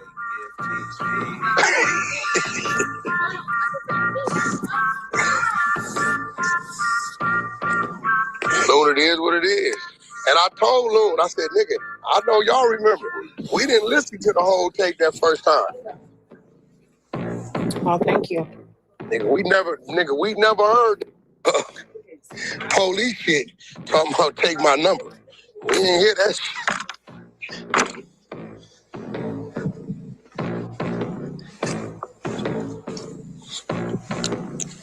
But again, this is how the world is rocking. And that's just what it is, nigga. That's what it is. Yo, Wack, that Charleston White shit wasn't no clickbait. He really in the jail? I don't know. I'm a Texas nigga. I seen it. We couldn't pull him up nowhere. They didn't say where he went to jail at. Oh shit, that's what I was supposed to do. My bad, y'all. He was like in Collins County in Texas, so no, they didn't do their due diligence. That's what the Carmelo Anthony case was. Wherever that was in Texas, Carmelo Anthony, that county, that's where it's supposed to got arrested.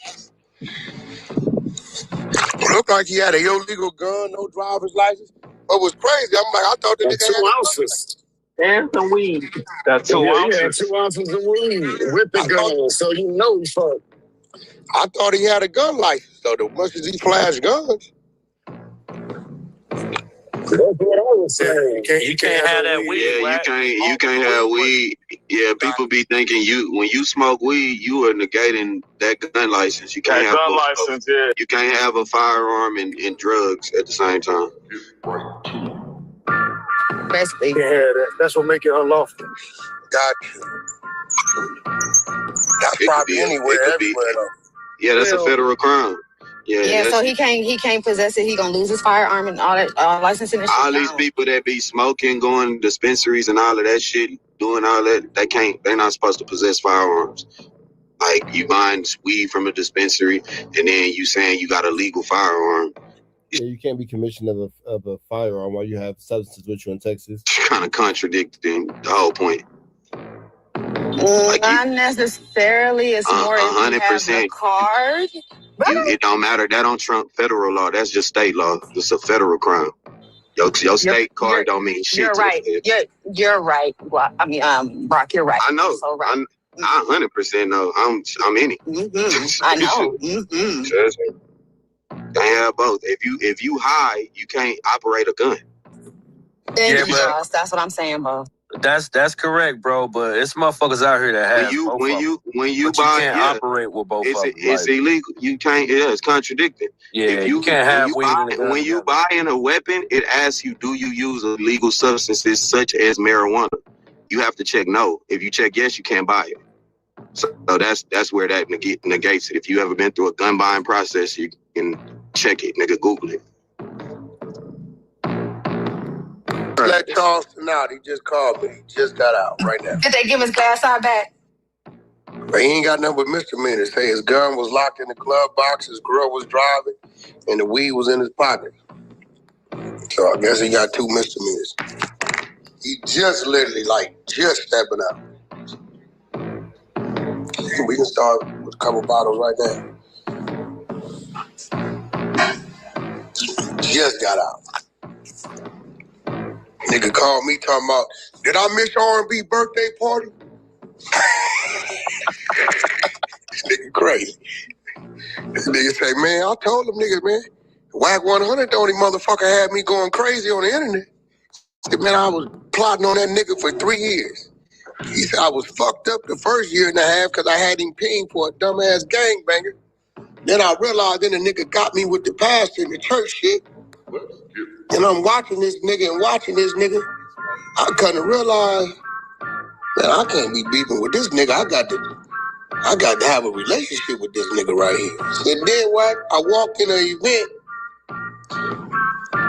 4 niggas come over there, security, walked me to a table, sat me down. This nigga Wack could give you a whole synopsis of a story that never happened, won't he? I said, who hosting the event? He said, oh, this is WACK100 event. He said, no, it ain't. He said, yeah, nothing but sports is WACK100. It just don't say WACK100. He sent us to get you when he seen you. He be out in a minute. He in the back in the meeting. I come out, you sitting with 4 old Jewish motherfuckers.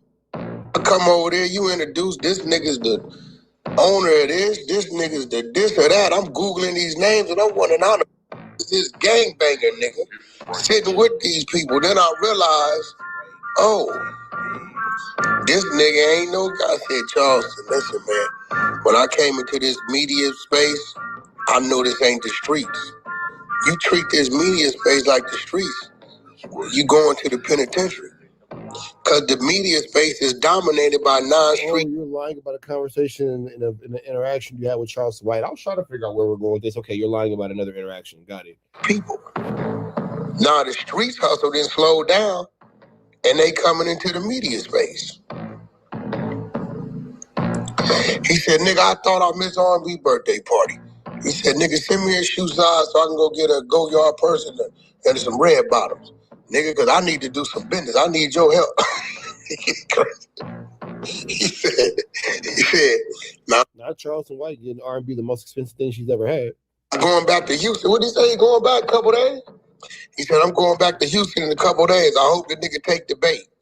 If any of them niggas go playing with that nigga, they going underneath the jail. How'd they stupid ass? Bro, this is what he done did. He didn't put 100 niggas around him without nobody being around him.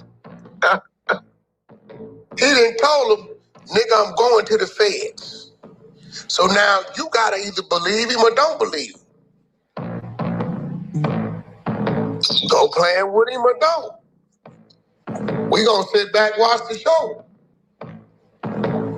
He said, Wack, either way it go, I'm in a win-win situation. They got to see if I got the feds watching, or if they come out and establish I'm scared and I can kill me a nigga for free.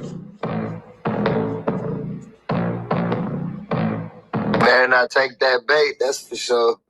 Man, listen. All right, so I guess that's Charleston White being arrested. Wack really doesn't have anything to say, just kind of go nowhere clip. With that all being said, man, hit that like, hit that comment, hit that subscribe button for everything we got going on here at TNT Trap News Network. That news you can use, that knowledge you're to get anybody's college. Red dot to the left, you know the rest. Say a prayer, be blessed. We go. Right now, WACK100, be having a lot going on in these YouTube streets, so let's see about it. Let's see about it. Been in here trying to re-narrate his whole video. I am letting Channel Black make the point first. Then I am coming right behind him like the second train at Gallery Place, breaking down what his point means. And the central theme is ugly. WACK100 built a public brand out of controversy, paperwork talk, private conversations, and exposing former allies.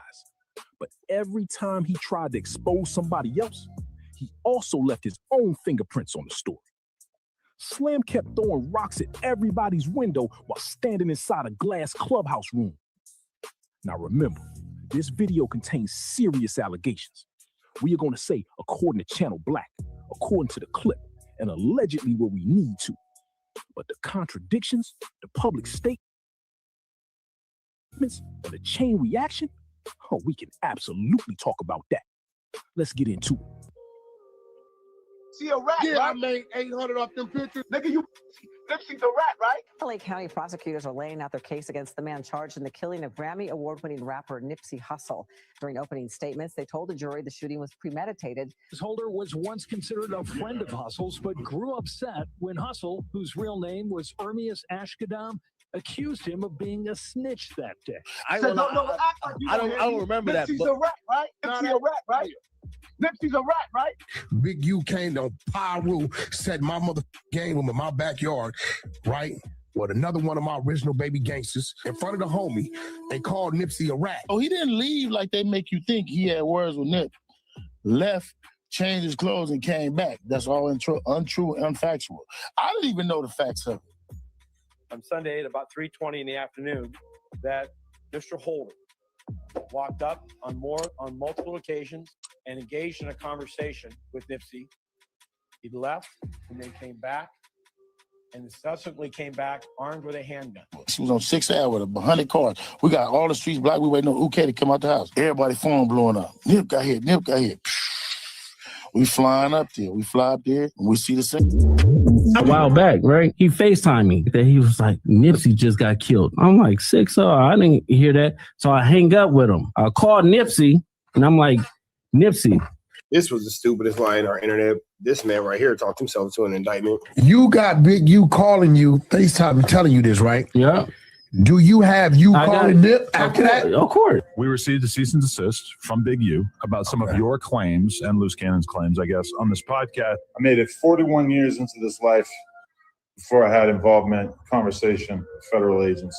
She said the feds were interested in one thing and one thing only that the feds wanted was the cease and desist from Big U to No Jumper, asking us to take down the episode in which Loose Cannon first made the explosive statement. And that was obviously, at this point, we know it was just a lie. Statements that suggested. But that was an effed up lie that put Loose Cannon in a real indictment. That CB, what up? Big U had previous knowledge.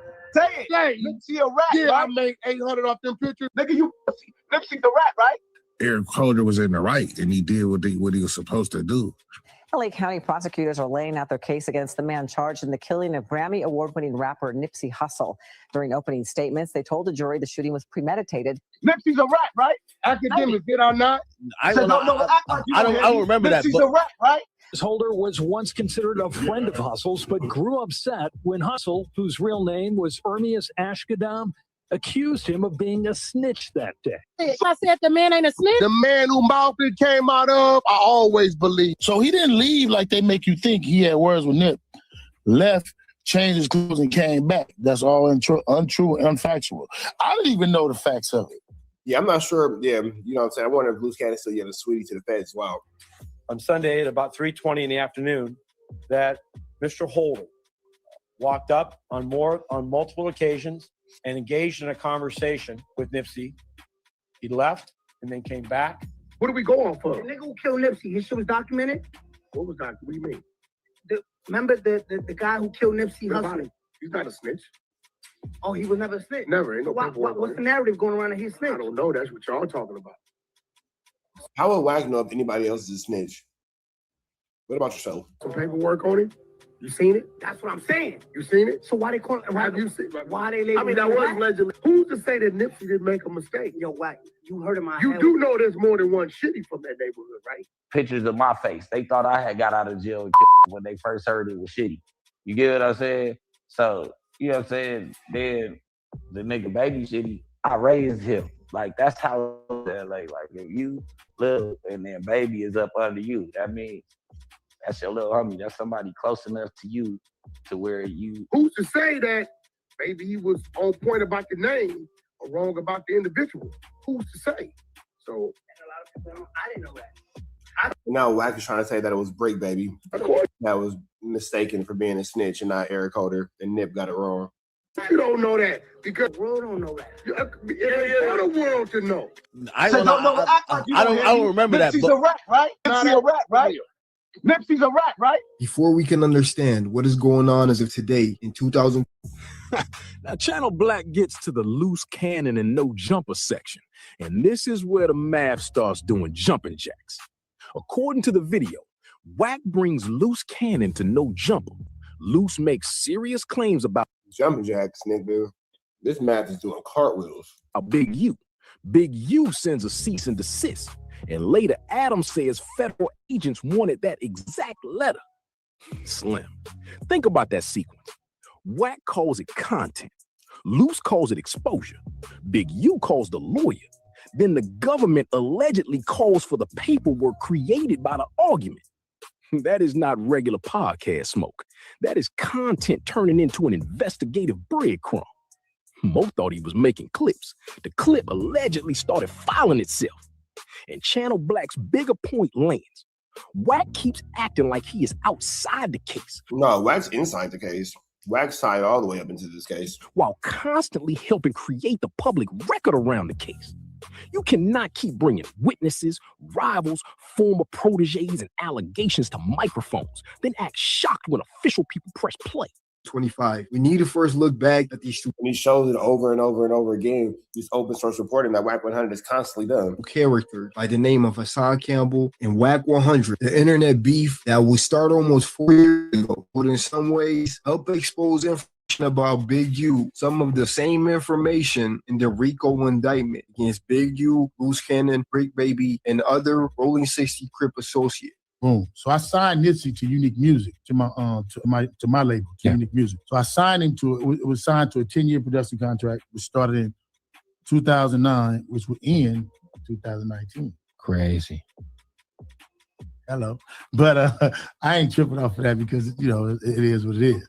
But I do have. Federal prosecutors say Eugene Henley Jr. is a longtime leader of the Roland 60s Crips gang that the acting U.S. attorney now says was a front for his criminal enterprise. The facts alleged in the complaint paint a very different picture. Mr. Henley engaged in a murder of a musician signed to his label in 2021 and dumped the victim's body in Las Vegas off of the I-15 freeway. Big U, did you not ask me to act like your contracts were sold out to me that you had on Nipsey, and you wanted me to go attack Nipsey's estate after his death for 30%? Like that's when I went on the road with Nip, and then the feds hit us, I left music all the way together.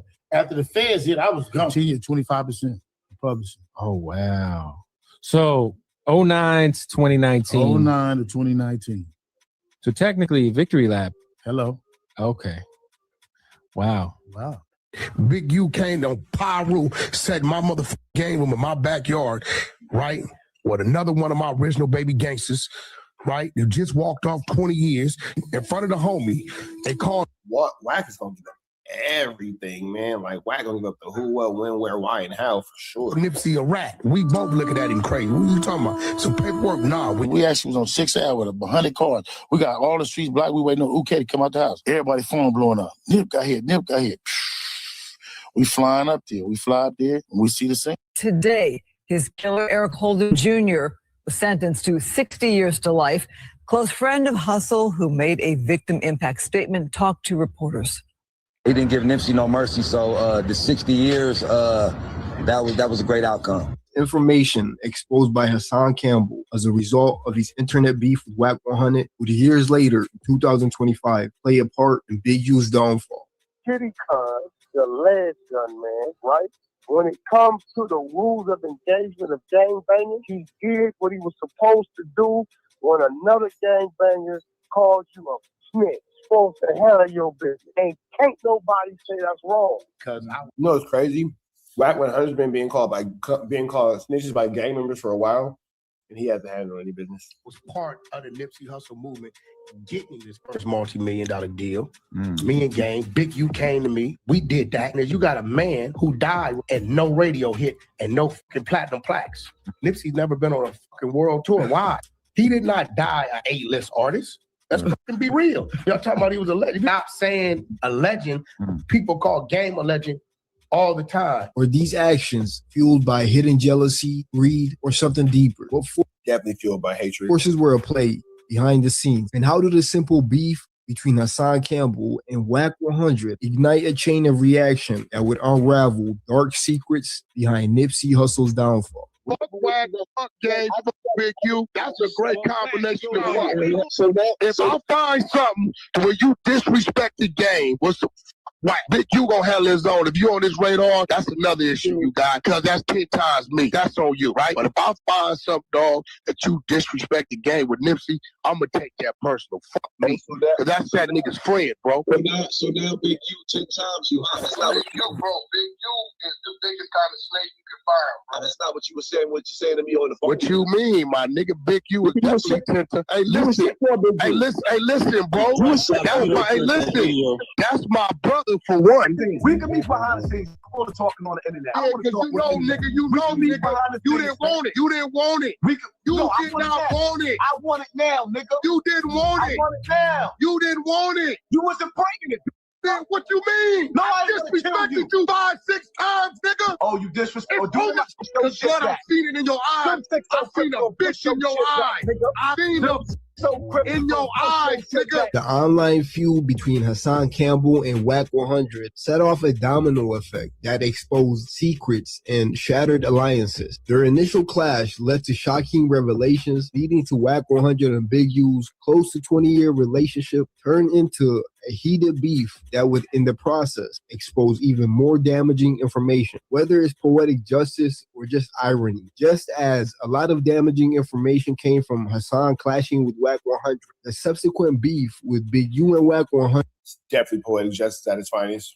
would ironically expose Big U more than it would WACK100. Hey, nigga, put that on 6 so you ain't send me Nipsey work. And there ain't in my phone right now. Put that on 6 so you ain't got to check this out, little man. From Hassan Campbell leaking a clip of WACK100 claiming to sell guns to Big U. Don't believe how when they went to war, guess who they had to come see to get their tools, bro? Big you all up. Whack. Crip niggas gotta come see. Who just a year later. Whoa. Whoa. Whoa. All right. Wack is submitting some crazy things, man. And that's in a private conversation. Interesting. WACK100 bringing Big U's former prodigy, Loose Cannon, No Jumper, who exposed Big U's alleged dealings, including serial numbers and gun allegations. Adam and Wack show. So last night, I get a call from this Crip dude. You know me, Adam. If I get some information or some content, this content I can't present. You gotta present. What kind of shit are you saying that Big U does? Talking about like street shit? Yeah, they're like street shit. Seen the nigga get like 20 guns. He's selling them to the homies, but I'm like, why are you writing down the serial number? And we about to go do something, hop out on something, and give you a gun that's empty. Wait. Ooh. This nigga crazy. He really going. He ain't know we talking. When he hit him, he told Loose Cannon. Hey, hold on. What was that? And give you a gun that's empty. And we about to go do something, hop out on something, and give you a gun that's empty. They're like 20 guns. He's selling them to the homies, but I'm like, why are you writing down the serial number? And we about to go do something, hop out on something, and give you a gun that's empty. Sheesh. Sheesh. Now that's a quote of Loose Cannon saying Wack gave him a gun that's empty. I've been looking for that quote. There it is. There it is. Man. Wait. Ooh. This nigga crazy. He really going. He ain't know we talking. When he hit him, he told Loose Cannon one time to get me. What's up, cuz? Neighborhood, Loose Cannon. Wack, it's like you talking about let's get down. Nigga, you bitch. Nigga, you don't want to get down with the low, nigga. And you could put that on power roof. You don't want to get down, nigga, with the low, nigga. No, you staring death in his eyes, nigga. Oh, let me call Big U. Let me do this. Yes, nigga, he don't fuck with you. He don't fuck with rats. WACK100 even exposing Big U's secret contracts concerning the late great Nipsey Hussle's estate. And even in that same interview, Loose Cannon making the chilling claim that Big U called him 30 minutes before Nipsey Hussle's murder, informing him of Nipsey's death. He FaceTimed me that he was like, Nipsey just got killed. I'm like, 6 I didn't hear that. So I hang up with him. I called Nipsey and I'm like, Nipsey, what's up? He was like, oh, what's up with it? Nipsey answered. You got Big U calling you, FaceTime telling you this, right? Yeah. Do you have you calling Nip after that? Of course. Over which Big U would send ADAM22 and No Jumper a cease and desist order, leading to the interview getting taken down. We received a cease and desist from Big U about some of your claims and Loose Cannon's claims, I guess, on this podcast. Fast forward to today. According to ADAM22, recently, after Big U's RICO indictment, the feds would come knocking on No Jumper, looking for that very same cease and desist letter. But the one thing that the feds wanted was the cease and desist from Big U to No Jumper, asking us to take down the episode in which Loose Cannon first made the explosive statements that suggested that Big U had previous knowledge of Nipsey Hussle's death. We even have another one of Big U's former prodigy by the name Christopher. Then Channel Black walks us through Wack's rise. Death Row connections, Ray J, The Game, Blueface, viral fights, and eventually the... It seems like Wack is just running through these YouTube streets, Flu Flam and Skullduggan and Larson everywhere he goes. Full internet persona. And this part matters because Wack was not always famous for talking all day. He had a real business resume. But somewhere along the line, management became commentary, commentary became controversy, and controversy became the whole product. Channel Black calls it calculated clout chasing. Slim, that description fits the pattern. Every outrageous statement creates another interview. Every interview creates another beef. Every beef creates another person ready to expose something. Mo, build a career like a carry-out menu. Extra sauce, extra smoke, and everything comes with a side argument. The problem is, once controversy becomes your business model, peace starts looking like unemployment. That is why WACK can never just let a topic die. The argument is not interrupting the brand. The argument is the brand. Love George. Listen, man, I don't think y'all know this, bro. If anybody got anything to say about the big homie, cuz I'm on him. Like I told y'all before. You better start acting like that. Anybody got anything to say about the big homie, I'm on him. Fuck the You better internet. start acting like that. Recently making subtle threats about his past dealings with Big U and the information he may have regarding Nipsey. None of his family mess with you, bro. You told the homies F his funeral, bro, and didn't even go to the funeral. You forgot I was there for them occasions. I was there them nights, nigga. You know what I'm talking about, nigga. I was there, the whole plot and the plan on it. The next day and everything, the meetings we had and all that, bro, because Notice how this nigga's been out the way, and he should probably just stay out the way. Out the way is where he should stay. of that, bro, all them nights, bro, I was there, bro. They did not fuck with you, nigga. Things would even get darker, as WACK100 would even recently expose claims that Loose Cannon may have aired out one of Big U's spots. This Big U know Yeah. that was the nigga he used to sit with me. Hey, what up, Wack? Yeah, you know what? Big U sent me over. Oh, you on the situation? You call these people, they're gonna direct you to where it's at. That's his team. Why you think that nigga Big U won't say nothing to Luce? He know Luce already went over there and aired his spot out twice. It's a fact. Born Cash Jones, WACK100. It's a fact. That's a fact. Loose Cannon already went over there and aired his spot out. That's a fact. I'm telling you, Loose Cannon did it. I seen him. That's a fact. That's a fact. I seen him. It's a fact.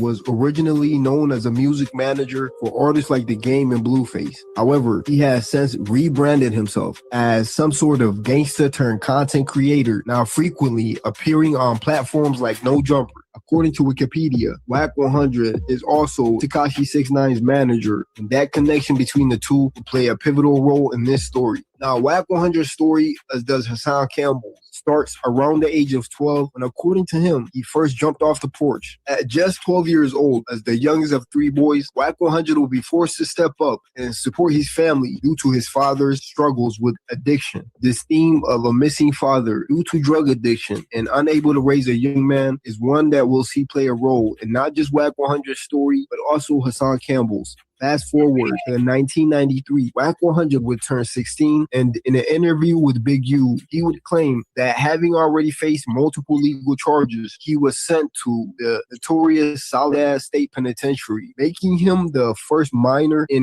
And that was a lie.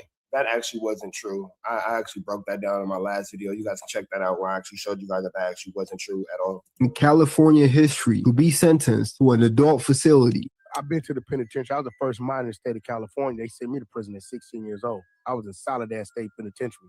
So to go through all that, survive all these gang wars, they sentenced me to state prison. So when I get to Delano to the reception, I barely got a mustache. I ain't got no goatee, nothing, right? But I'm a YA baby, so I'm a firecracker, right? Right. So I jump up, tell them where I'm from. I'm the only one in there from the red side, right?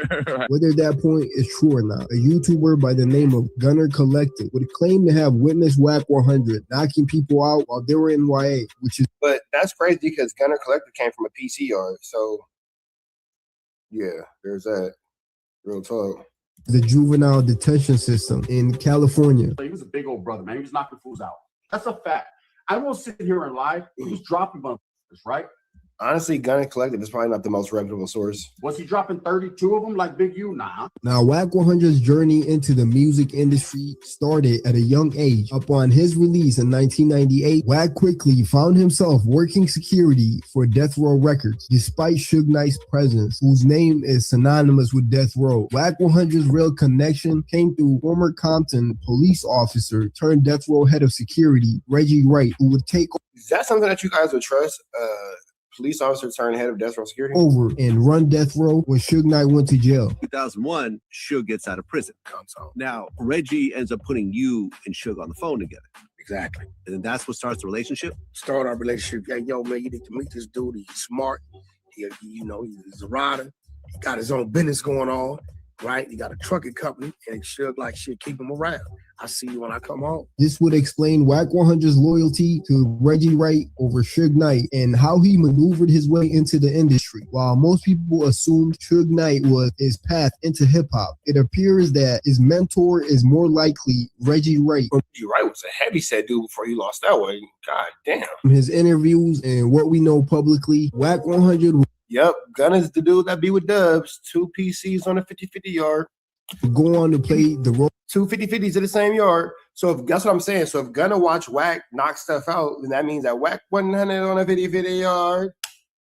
I say WACK100 was on a 50-50 yard. Full of security or goon for Suge Knight at Death Row Records for the next few years until he saw an opportunity he could seize. Now, around 2004, his then neighbor and a former friend of Basketball Hall of Famer Shaquille O'Neal, who was also a mainstream mafia crip by the name of Stutterbox, would play a role in this opportunity. Shaq Dizzle, K-Slade, Money Mark, Stutterbox, Box. WACK100's break would come through managing Ray J, securing a major hit with the song Sexy Can I. Is it true that Shaq invested in your music career? Yeah, he gave us 1.5 for the Sexy Can I project, which was an All I Feel project. And Sexy Can I was the record to lead off. It sold 8 million copies. How did you convince Shaq? Shaq is a very shrewd businessman. He owns a lot of ish. Yeah. So how he ended up with Ray J's contract is somewhat disputed by that same guy, Stutterbox, who would even reference this in his now infamous lawsuit between him, Shaquille O'Neal, and other mainstream mafia crips. Shaq's friend, Liddell Rolls, the alleged leader of the Main Street Mafia Crips gang, is accused of directing 6 other alleged gang members to kidnap, beat, and rob this man, Robert Ross, who claimed to have a sex tape starring Shaquille O'Neal and a woman other than Shaq's then-wife, Shawnee. Part of the extortion plot was... Oh, okay. So they had a tape on Shaq. Oh, this whole time I thought they had a tape on a wife. No, it was a tape on Shaq. Got it. That he wanted 50% of all of the proceeds of a person by the name of Ray J, who's a major rap artist. Get out, man. I introduced Ray J. Wow. Ray J and Mark start going back. I told Wack, maybe you can get Ray J to go in and Mark. I looked up Wack for K-Slade and Mark right then. Nonetheless, WACK100 would end up with Ray J's contracts, and Ray J's at the time hit record, Sexy Can I, would change WACK100's life, giving him a start in the music industry and allowing him to no longer just function as a goon, but also a music manager and ultimately an executive. A few years after Ray J, WACK100 would also get the chance to manage rapper The Game after the infamous Jimmy Henchman would get sent to jail. Jimmy Henchman, who was one of the biggest industry figures of the 1990s and early 2000s, was convicted of money laundering and running a bi-coastal drug operation. James Rosemond, better known as Jimmy the Henchman. Rosemond was convicted in December 2014 on charges he ordered a crew to kill an associate of the rap group known as G-Unit. These guys are not rappers, these gangsters. You know what I'm saying? Like the guys that I ended up having beef with, not Ja Preem. Right. Not Game Jimmy. Exactly 20 years ago. How much crime is surrounded by Wack? WACK100 is just like crime, man. Dun dun dun dun. Captain Criminal. Like, man, this is golly. He's just a really bad person. He's just a really bad guy. Not a good guy. In 2005, Jimmy Henchman would encounter The Game, who at the time was a relatively unknown rap artist from Compton. Those executives wasn't going into Compton to find Game. The Game would sign Jimmy Henchman as his manager, while keep in mind, he was also at the time part of 50 Cent's G-Unit. In The Game, playing both sides would intensify the already ongoing beef, but at the time, Jimmy Henchman signing The Game would become his most lucrative management deal to date. Within a year of signing him, The Game would drop his now classic album, The Documentary, in 2005. And to date, that album has sold over 5 million copies worldwide. That same year, The Game would even be nominated for BET's Best New Artist and Billboard's Rap Artist of the Year. But as I mentioned, The Game was still part of G-Unit, with 50 Cent even claiming that he did up to 6 during his interview with Hot 97, exposing The Game and dropping him from G-Unit. For me, he has a lot of inconsistencies. You know what I'm saying? Like, it's incredible that he would come back and forget how much I've done for him. You know, personally. You know what I'm saying? So where does he stand as far as G-Unit is concerned right now? Across the street or around the corner. He's not in my camp. Not at all. No way. Okay. Not after being that disrespectful. And at the same time, it's the same thing like... After hearing this, Jimmy Henchman would send some hitters to accompany the game up to Hot 97 so he could respond and confront 50 Cent. But when they arrived, quote, Taylor was the game. Stewart and their entourage were shot at and retreated back to Jimmy Henchman's office. That ongoing beef... Man, get popped at, nigga. Y'all getting tripping. Motherfucking nose. You know what I'm saying? Blood spilled outside of Hot 97. It's particles. Would ultimately lead to a member of G-Unit by the name Lodi Mac allegedly putting hands on Jimmy Henchman's 14-year-old son, which, as you guessed, would lead to Jimmy Henchman retaliating by, according to court records, getting Lodi Mac knocked off, and as a result, getting convicted for it in 2014. Rosemond was convicted in December 2014 on charges he ordered a crew to kill an associate of the rap group known as G-Unit. You were on a three-way for 3 very important calls with Suge. One, man, that was sick, man. Got that nigga out of there. That we'll start with is Jimmy Henchman. Were you on a call with Suge and Jimmy? Can you talk about that? Jimmy calls my phone. Yo, get Suge on the phone. Jimmy tells him, yeah, you caught me slipping, but you didn't catch me. Said, I sent you one message already. Like, you ain't sent me shit. He said, shit, I sent you a message in Florida. So I know what he's talking about, right? So my eyes like, fuck. And now WACK, again, knows about attempted unalivements, and he's all on the internet talking about an attempted unalivement. Here we are. And this is before we knew WACK was open source reporting. So now that we're going back and looking at it in hindsight, it's clearly snitching. He alerted him on some shit that we was all totally in the blind about. We didn't know he had anything to do with it. So, and that's just what that was. But that definitely happened on my phone. It definitely happened on my phone. How indicty is that? How indicty is that? Extremely indicty. Infamous hip-hop figure behind beefs from Tupac to 50 Cent was convicted in federal court over drug trafficking, firearm violations, and other financial crimes associated with his position as the head of a multi-million-dollar transnational cocaine-selling organization. But before going to jail, the Game was one of the artists Jimmy Henchman had on his roster. Funny enough, in this interview with Vlad TV, the Game would claim that the feds actually threatened him with jail time if he did not snitch on Jimmy Henchman. And then that same year, Jimmy was arrested. And shit, WACK would have did it. Ultimately, he got life plus 20. Yeah. He was awaiting his appeal, and we did an interview, and he mentioned a couple of things about the case, right? I didn't think anything of it. Next day, he called me. He's like, hey, listen, I talked to my lawyer. Can you take it down? I'm like, yeah, sure, I got you. Took it down. 6 months later, the Justice Department called me. And they're like, yo, we need that interview. Ultimately, it never got used in the case. He was found guilty anyways. Right. Yeah, same thing happened to me, man. They came to my doorstep and threatened, jail time, wanted me to testify, go to New York and do all this. And I was like, nah, I'm going to just lawyer up. And he told me about his situation he was in with Jimmy Henchman. Everybody's scared of Jimmy. He can't get away from him. Could I step in and start getting away from that? And then from there, it was history. So WACK100 would actually credit the same guy by the name of Stutterbox, real name Robert Ross, as the person who would link him with the Game. And Stutterbox also takes credit for it. This is Crip dude named Stutterbox from Main Street that's going to 24-hour fitness with Game. Game telling Stutterbox, tell WACK, come see me. I got an artist, it makes sense. I pull up on him. I walk in the Encore studios. He's recording LAX. He's in the booth. He motioned for me to come in the booth. This is what you heard. He went in his pocket and gave me everything he had. I said, I ain't here for that. I gave him the money back. I told him I need a verse. He said, keep the money and I'm going to do the verse. And then from that day on, he told me about his situation he was in with Jimmy Henchman. Everybody's scared of Jimmy. He can't get away from him. Could I step in and start getting away from that? And then from there, it was history. This same guy, Stutterbox, would also later come out accusing WACK100 of being in his paperwork. Is Shaquille O'Neal at the center of a sex tape scandal? His client is one of several men accused of kidnapping and beating a man believed to possess a tape that reportedly shows Shaq with women. Shaq's friend, Liddell Rolls, the alleged leader of the Main Street Mafia Crips gang, is accused of directing 6 other alleged gang members to kidnap, beat, and rob this man, Robert Ross, who claimed to have a sex tape starring Shaquille O'Neal and a woman other than Shaq's then-wife, Shawnee.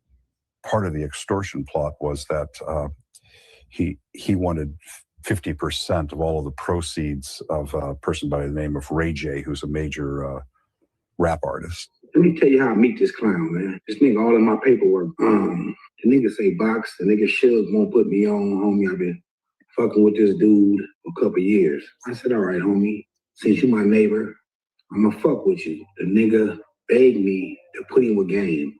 Begged me. Holler at Ray J for me, box. They both told me 6 times, no, no, no. I said, homie, they don't want to fuck with you. Box, they'll do it for you if you tell them to do it for you. Okay, homie. Chuck, do it for me, man. And if cuz fuck up, I come over there and move cuz out your camp myself. Chuck said, Box, you got me? I said, cuz I got you.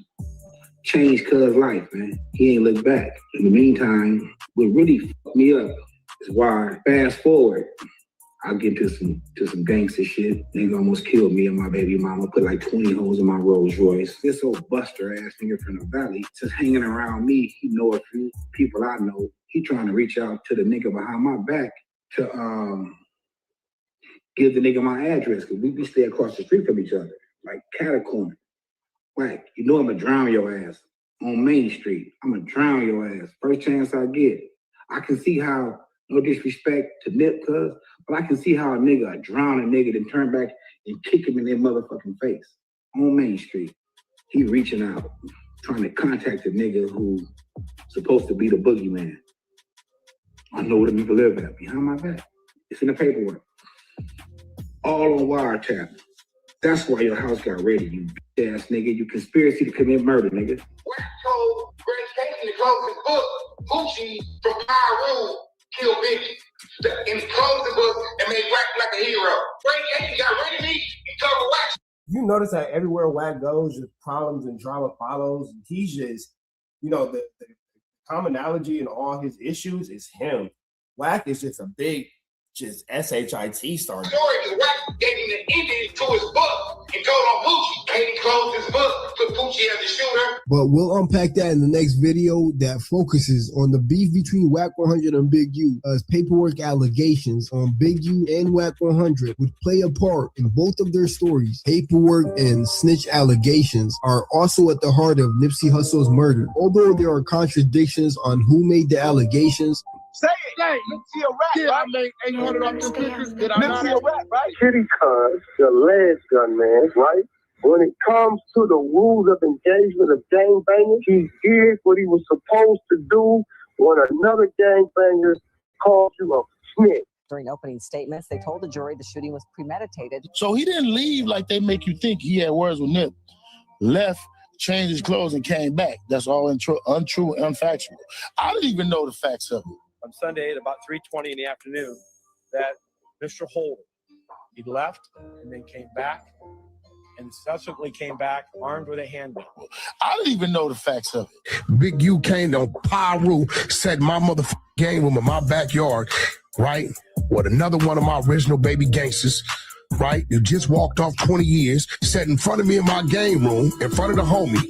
They called Nipsey a rat. Say it, hey, Nipsey a rat, yeah, right? I made 800 off the pictures. Did I not? Nipsey a rat, right? and whether WACK100 is simply deploying tactics he learned from Suge Knight, but applying them on the internet and social media. Today, he is far removed from his early days as just a music manager. He has rebranded himself as a so-called gang expert and paperwork exposer, with former Big U prodigies, Loose Cannon and 600, calling themselves the exposers. From the very start, WACK100 has mastered the art of making outrageous and polarizing statements that generate controversy as a way to stay relevant in the headlines. Some argue it's just marketing, while others believe it's clout. And Wack doesn't have any artists that he managed right now except for Blueface, and Blueface is in $20 million a day. Chasing, and that WACK100 is addicted to staying relevant because for the first time, he has stepped out of the shadows, no longer just a goon turned music manager. He now has the spotlight and cameras on him. Nonetheless, WACK100's entire history, as we know it today, consists of creating controversy after controversy to remain in the headlines. Despite his industry connections, WACK100 was not a widely known public figure until one moment changed everything. His now infamous comments about Nipsey Hussle. Going on and saying that Nipsey wasn't a legend. He wasn't.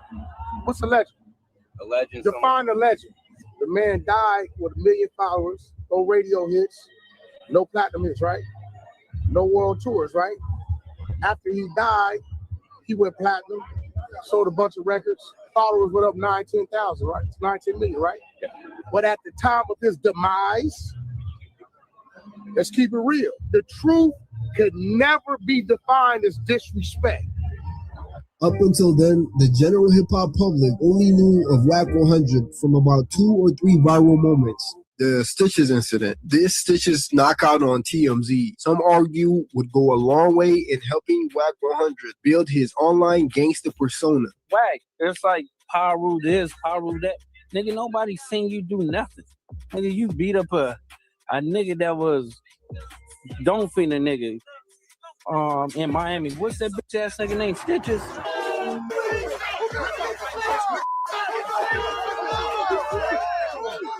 Then can you really mention the situation with Stitches without, talking about, everything else that WACK100 has going on? Like, can you really mention, anything about this whole situation without talking about, J-Rock knocking him out? Can you talk about that without talking about Nip putting hands on Wack at the Platinum Motorsports? Can you talk about that without talking about how the game's little homie whooped on him at the Draco show? Can you talk about that without talking about how he's running from FaZe from Jay Diggs?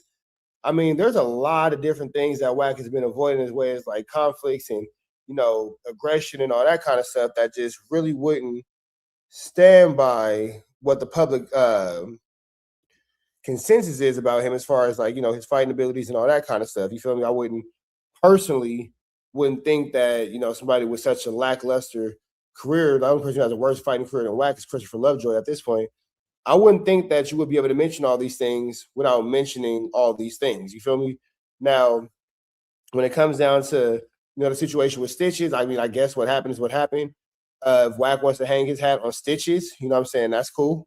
That's cool. You want to hang your hat on Stitches? That's cool. Nobody's mad at you for that. The Stitches situation is a Stitches situation. You got off what you had to get off. I mean, I guess that's, y'all prerogative like a Bobby Brown song, but I'm just trying to see if we're going to talk about the whole thing. You feel me? Because there's a lot of things that Wack has done that, kind of disprove this super tough role that he has. You feel me? So, I don't know, my dude. I don't know. The Wack that y'all know might be different than the Wack that I know. I'm just saying. The Wack y'all know might be a little bit different. The WACK100 that I know. If you know like I know. You feel me? But let's continue on. So 9 years ago, Stitches had an ongoing back and forth with the game, mainly through Instagram. And fast forward to one rainy night in Miami, as the game and his crew were leaving the club, Stitches approached the game aggressively, only to get knocked out cold by WACK100. As you can see in the clip, would take his shirt off and start jumping around before getting tased and sent to jail by Miami PD.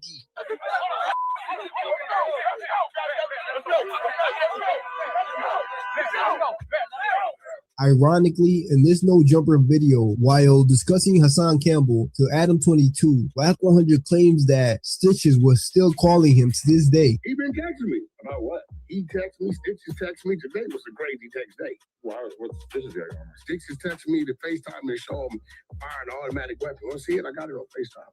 I guess they maintain some sort of relationship. Nonetheless, at the moment of this knockout, about 9 years ago, Stitches was the Tekashi 6ix9ine before Tekashi 6ix9ine. Due to his online clout-chasing antics, a lot of hip-hop fans hated him. So when the clip of WACK100 knocking him out surfaced, for most people, it was gratifying to see. Fast forward 5 years from now, Stitches knockout on TMZ, and WACK100's only other fight that is publicly available is a parking lot incident with two white men who WACK100 alleges was calling him racial slurs. Shit. Oh, dropping. Woo! Get out! Oh. Get out! Get out! Get out! Get out! Hey, get his plate. Get his plate. You tried to rush me. Damn. Now, according to WACK100 and what he told TMZ, while he was in a drive-thru, the two men were behind him burning rubber, and out of fear that they would lose control, WACK100 told them to stop. This is when the two men would tell WACK100 to mind his business and proceed to call him a racial slur. They then got out of their car and approached WACK100. Rumors would start floating around, alleging that these two white men were paid actors who were supposed to stage that fight for one of Big U's artists, but WACK100 took the opportunity and went viral himself. Like, bro, you did some buster ass shit, and then you acting like you got clout. Then you paid two niggas to act like they KKK, but nigga, they was construction workers, and you paid them $150. Now, I'm not sure if that's 100% true, but we do know that WACK100 and Big U at this time were, according to them, very close. Now, by this time, WACK100 has built up a mystique around his persona of this OG former death row goon turned music manager who now has two viral clips of him demonstrating what the internet would assume is a typical day in the life of a gangster from Cali. By 2018, WACK100 is now commonly known as Ray J's former and the game's current manager. But he would also add a new artist by the name of Blueface to his roster, signing him to Cash Money Records' West Coast affiliate, Cash Money West.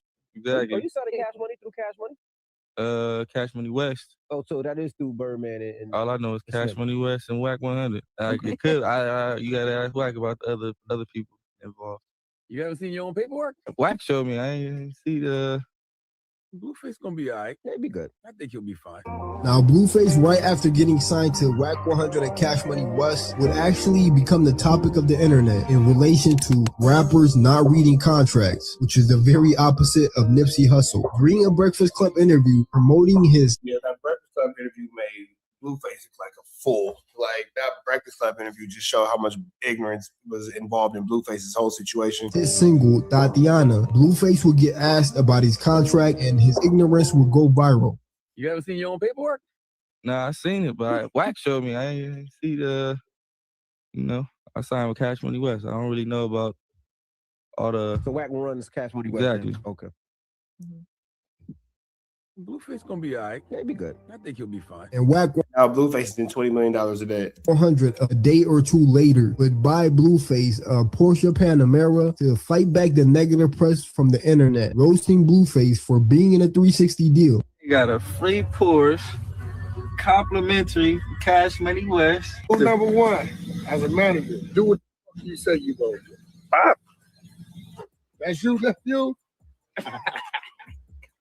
Needless to say, between the game and Blueface and formerly Ray J, WACK100 Whatever happened to that Porsche? He doesn't have that anymore. had a respectable resume and a decent reputation on the business side of hip-hop and even in the streets. But other than the two viral incidents, the Stitches knockout on TMZ and the fight with the alleged paid actors or the two white men, no one really knew who WACK100 was on the internet like we do today. But this would all change, as from this point on, WACK100 will live true to his name and go from clout chasing to a full-blown clout demon. Like I said, despite his industry connections, WACK100 was not a widely known public figure until his comments about Nipsey Hussle. The jungle of gangbang. Kitty Khan, the last gun man, right? When it comes to the rules of engagement of gangbangers, he did what he was supposed to do when another gangbanger calls you a snitch. And can't nobody say that's wrong. Because I was part of the Nipsey Hussle movement, getting his first multi-million-dollar deal. Me and Gang, Big U came to me. We did that. And you got a man who died and no radio hit and no fucking platinum plaques. Nipsey's never been on a fucking world tour. Why? He did not die an A-list artist. Let's fucking be real. Y'all talking about he was a legend. Stop saying a legend. People call Game a legend all the time. A lot of people are coming at Blueface right now. For what? For saying, for you going on and saying that Nipsey wasn't a legend. He wasn't. What's a legend? I'm saying this to suggest that the current version of Yeah, Wack is toxic to stand next to. Anybody who's standing next to this guy is pretty much in the proximity and the danger zone of being hit with the flu flam because he is not a good person. WACK100, as the internet and the hip-hop community knows him, could be traced back to his now infamous comments about Nipsey not being a legend following Nipsey Hussle's tragic death on March 31st of 2019. WACK100 launched an aggressive campaign to diminish Nipsey's legacy. But because everybody started talking like it was a Popeye's chicken sandwich, everybody jumped on the bandwagon, right? And now he didn't win 10, 20 times platinum. This rumor about him being independent, that's some bullshit. At first, he thought that WACK100 disrespecting Nipsey Hussle was random. It was actually very calculated and was done to protect his artist, the game. Now, at this time, Nipsey Hussle... Yeah, Wack is for sure going to continue to do whatever he feels like he has to do, but all he did was made a bad situation worse because the game fucks with Nipsey Hussle really heavily. His fans were exposing the game for clout chasing Nipsey's death and trying to profit from it, even going as far as tattooing Nipsey slogans on his face and starting a record label and even launching merch under the slogan Prolific. Nipsey Hussle's crew is pissed at merch under the slogan All Money in BAs, the type of ninjas do clown shit. BH called the game a clown. Damn. Prolific. Nipsey Hussle's crew is pissed at the game. RIP to Nip the Great. The game has started a new record label to put his album out next month. His album, Game's album. And Game is calling the record label Prolific. I guess he's changing Black Wall Street to Prolific, but the post has since been deleted. Nip's closest homies were pissed because they were saying through IG that Game was exploiting Nipsey's legacy. Game even has merch that says Prolific. Let's be real, people. People will be buying because of Nipsey. That would be the driving force behind sales. So with one artist attempting to hijack Nipsey's fan base by pretending as if though they were twins and miserably getting exposed, WACK100 will take that wasn't Blueface on multiple interviews where he take this campaign of trying to destroy Nipsey's legacy to the next level. Ironically, he would start this press run based off those very same comments and start off at No Jumper with ADAM22. Even more ironic as he is now employed by ADAM22 and No Jumper. Like I said, this is calculated clout chasing, not just uncontrolled chaos like most people think. Nipsey's never been on a world tour. Why? He did not die an A-list artist. Let's be real. Y'all talking about he was a legend. So WACK100 with the game's failed attempt to hijack Nipsey's fan base probably on his mind. Wack would then shamelessly claim in that very same sentence that people called the game a legend all the time. People call Game a legend all the time. Clearly showing his envy for Nipsey Hussle's self-made success, but he may not be the only one. WACK100 in that press run would also claim that it is some rare rags that opened the door for Nipsey, but we did that for quote-unquote Big U. I was part of the Nipsey Hussle movement, getting him his first multi-million-dollar deal. Me and Gang, Big U, Steve Lobel, Johnny Shipes, we did that. Insinuating that him and Big U are responsible indirectly for Nipsey Hussle's success, which in reality cannot be further from the truth. What happened was what was supposed to happen. Keep in mind, these comments down the road would implicate Big U and bring a lot of these things are going to bring Big U down, especially like this No Jumper interview that they keep mentioning. Him into the beef. WACK100 and his associates would fuel speculation about circumstances surrounding Nipsey's death, suggesting ulterior motives beyond the mainstream story of a simple dispute over snitch allegations. As you can guess, WACK100 wouldn't stop there. For some reason, he was on a mission to completely tarnish Nipsey's legacy. He would take things to the next level by claiming that he had a gay sex tape of Nipsey Hussle. I've been on the phone call with Wack. Wack told me the same thing about Nipsey. What he told me is that, hey, listen, there's some footage that exists of some very interesting stuff happening with Nipsey. What do you think about WACK100 and some of the Nipsey comments? He was talking about a tape that he's seen before. Yeah, see, I didn't see the video that Wack is talking about, but I do have a photo. Nobody's seen the video Wack is talking about. That someone sent me. Nipsey got gay shit on him, bro. Also on my mom. We got all the footage. Wow. I got it on my text message. I'll show you when I see it. Yeah, nothing has ever came out. Reason in part why the casual observer may not know why this would shock the hip-hop community as it did is because WACK100 and everybody knew about Nipsey Hussle's stance against homosexuality and its promotion in hip-hop. Now, what happened with the LGBT community? They were set tripping on you at one point when you...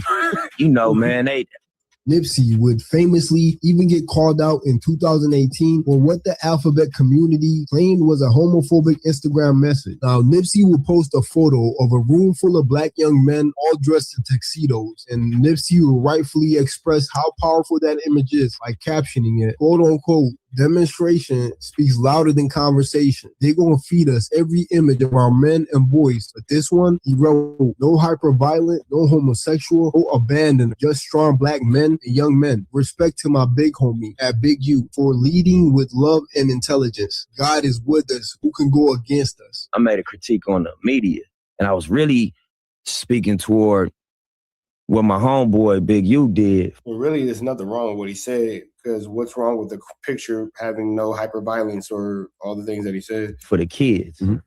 And the image of, you know, somebody that came from prison, that came from gang culture, what the image gets portrayed as around that type of individual and what this person's actually doing. Me personally, I judge things off of intention. We are human. We gonna make mistakes, but I gauge somebody's intention. Mm-hmm. What was you trying to say? No man or woman looking at the powerful intent behind Nipsey's message should have an issue with that message. If you do, it's also very telling of who you are as a person. Funny enough, as you've noticed, the picture that Nipsey reposted is from Big U, from what looks like a Nation of Islam event. Even in the gay community, Channel Black's Nipsey section? Yeah, see, I don't think there's anything wrong with that. I'm not seeing a problem with that. If anybody can see a problem with it, let me know in the comments, because I can't really see what's wrong with Is that. the ugliest part, because this is where controversy crosses into attacking a dead man's legacy. The video argues that WAC's Not a Legend campaign and the alleged tape claims were not random. They were designed to create shock, protect other interests, or keep attention around WAC in the game. We cannot confirm every motive Channel Black suggests, but we can judge the public behavior. Leans in. WAC repeatedly used Nipsey's name, career, death, alleged private material, and street reputation as content after Nipsey could no longer answer. Slim, that ain't keeping it real. That is shadowboxing a memorial. And Channel Black makes a strong point about calculation.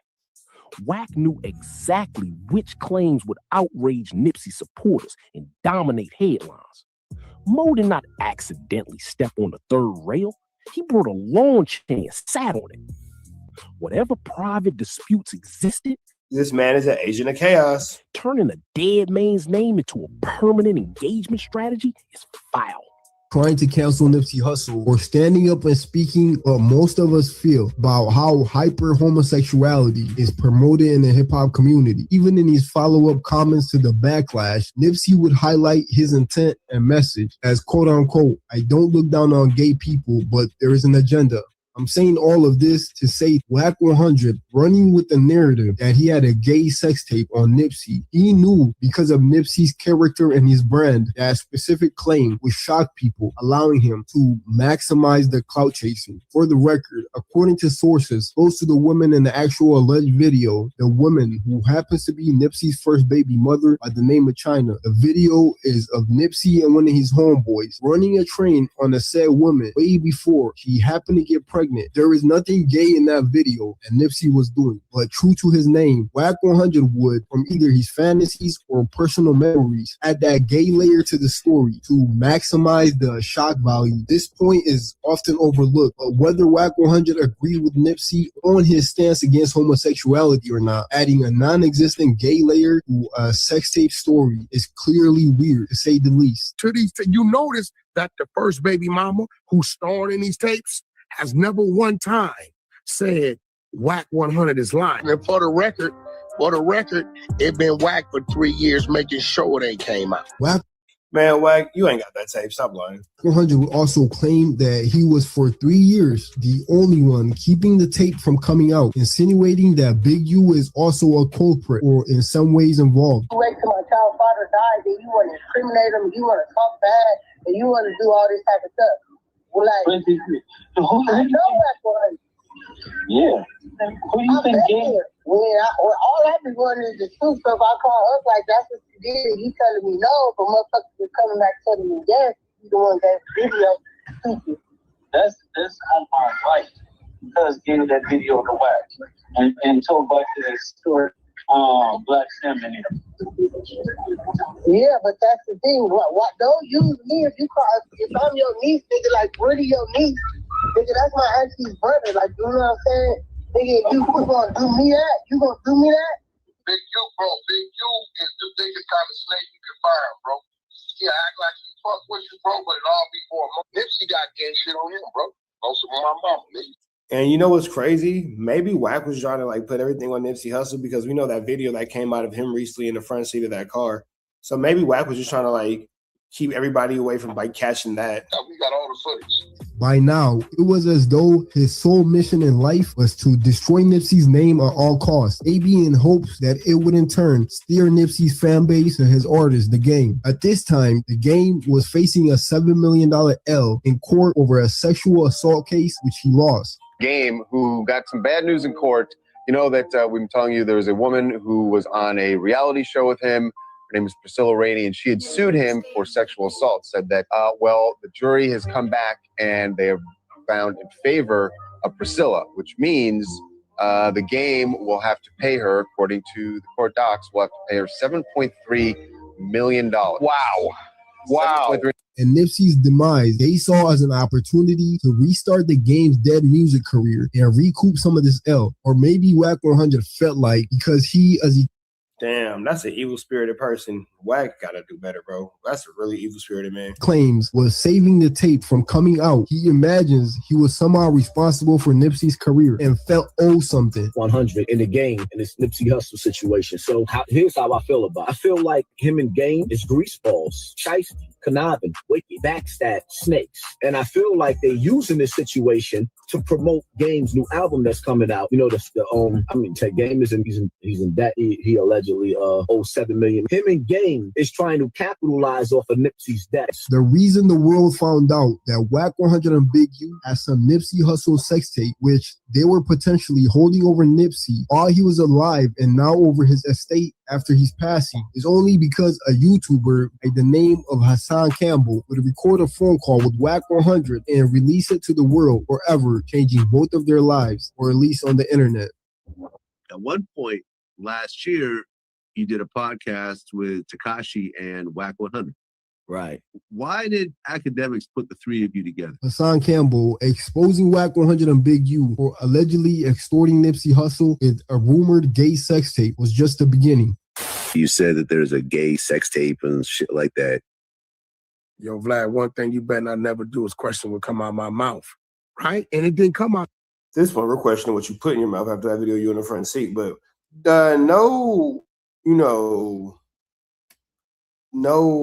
videos yet to come out. And my man Charlie Brown said a whole real statement right here.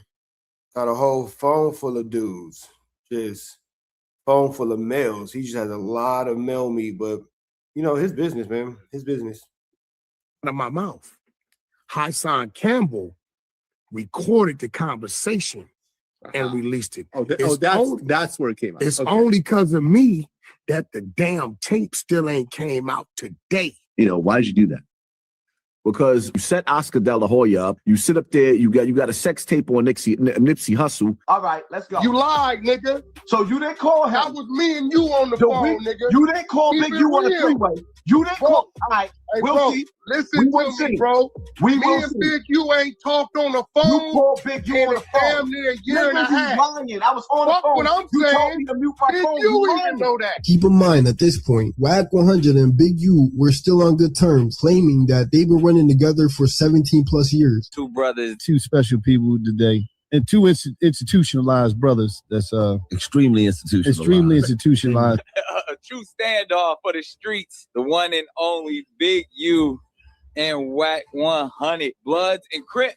But Hassan's revelations didn't stop with Nipsey. His infamous tape also implicated WACK 100 in alleged extortions involving former world champion boxer Oscar De La Hoya. Ooh, hold that out. Oh, you prove this ain't nobody gonna get on Hold that out, nigga. no more. Listen, I extorted De La Hoya. I blackmailed De La Hoya. Them pictures is up, nigga. I said it on my first podcast. What you talking about? Nobody gonna trust me. Hey, bro. I said it on my first podcast. I make 800. Exclusive boxing champ Oscar De La Hoya at the center of an extortion plot. The two women then demanded. That's true. That's true. Now, I can't help that this comes on the heels of my video 5 times WACK 100 got caught admitting crimes on camera, but it's true, man. We're watching the flu flam. We all see the same flu flams afoot. $2 to prevent the tape from being released. The former couple contacted authorities. A spokesperson for the FBI said, "We cannot confirm or deny the existence of an investigation, but..." I said it. What do you mean? The pictures is up. The video ain't up. And even crazier, Kanye West and Kim Kardashian over a second Kim and Ray J sex tape, which never saw the light of day, potentially due to the alleged extortion. Ray J's manager is claiming he has a sex tape. We got part 2 on the laptop, ain't never been seen. Yeah, that was more graphic and better than the first one. That he got from Ray J, the sex tape. Kim Kardashian went on the internet crying. He still manages the game. Ray J, he got the tape from Ray J because the tape is with Kim Kardashian and Ray J. Ray J, he manages him too. So now, Kim Kardashian says one of her kids see an advertisement for the new tape. She starts crying. She calls Kanye. Next thing you know, Kanye's making a song with Game. So wait. Let's piece this together. Slow down. Yeah. Let's piece this together. The Game reportedly got a song out of it, Easy. He was once a star from around the way. Which, keep in mind, is owned by WACK 100, and Kanye may have even gifted 2 chromed out Maybachs to the Game recently after the 2025 Grammys. My life was never easy.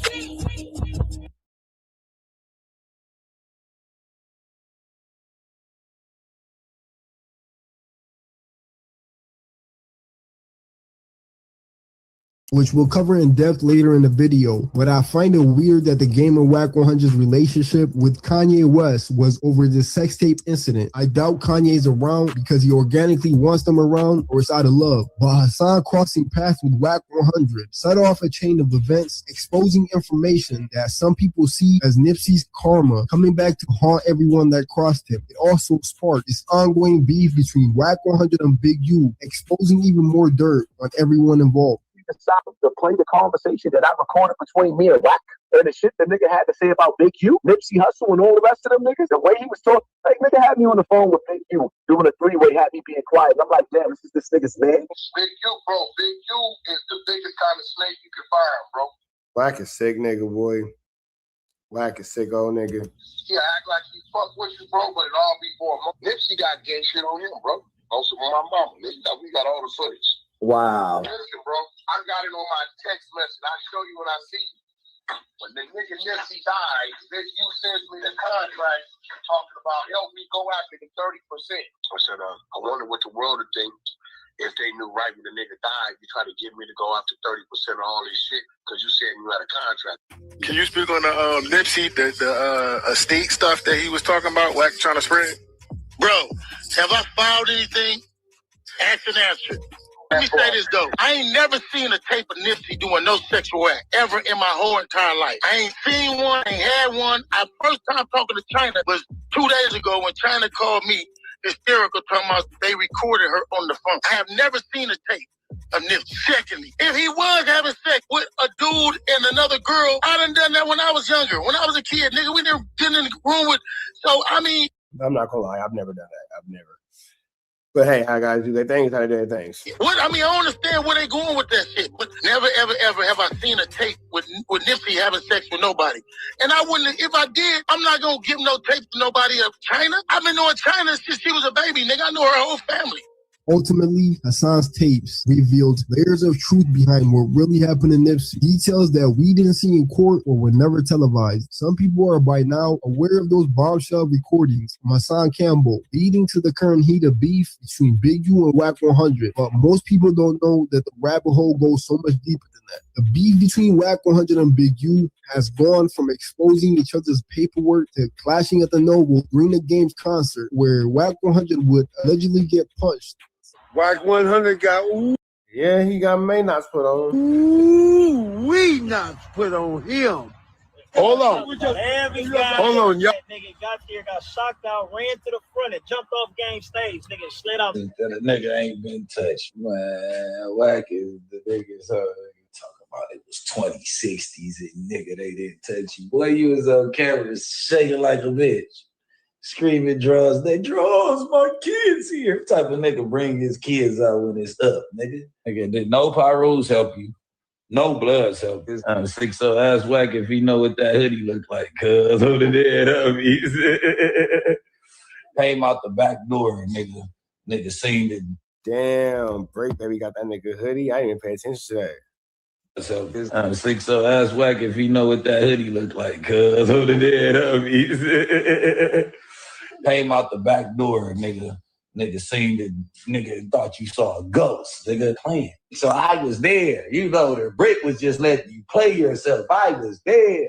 20 niggas, I ain't nothing. This isn't just drama. It seems existential. It seems like there isn't room for both of them. It's either WACK100 or Big U, and they're willing to take each other out by any means, whether through law enforcement or the streets. And somehow all these characters seem to be connected with one common thread, Nipsey Hussle.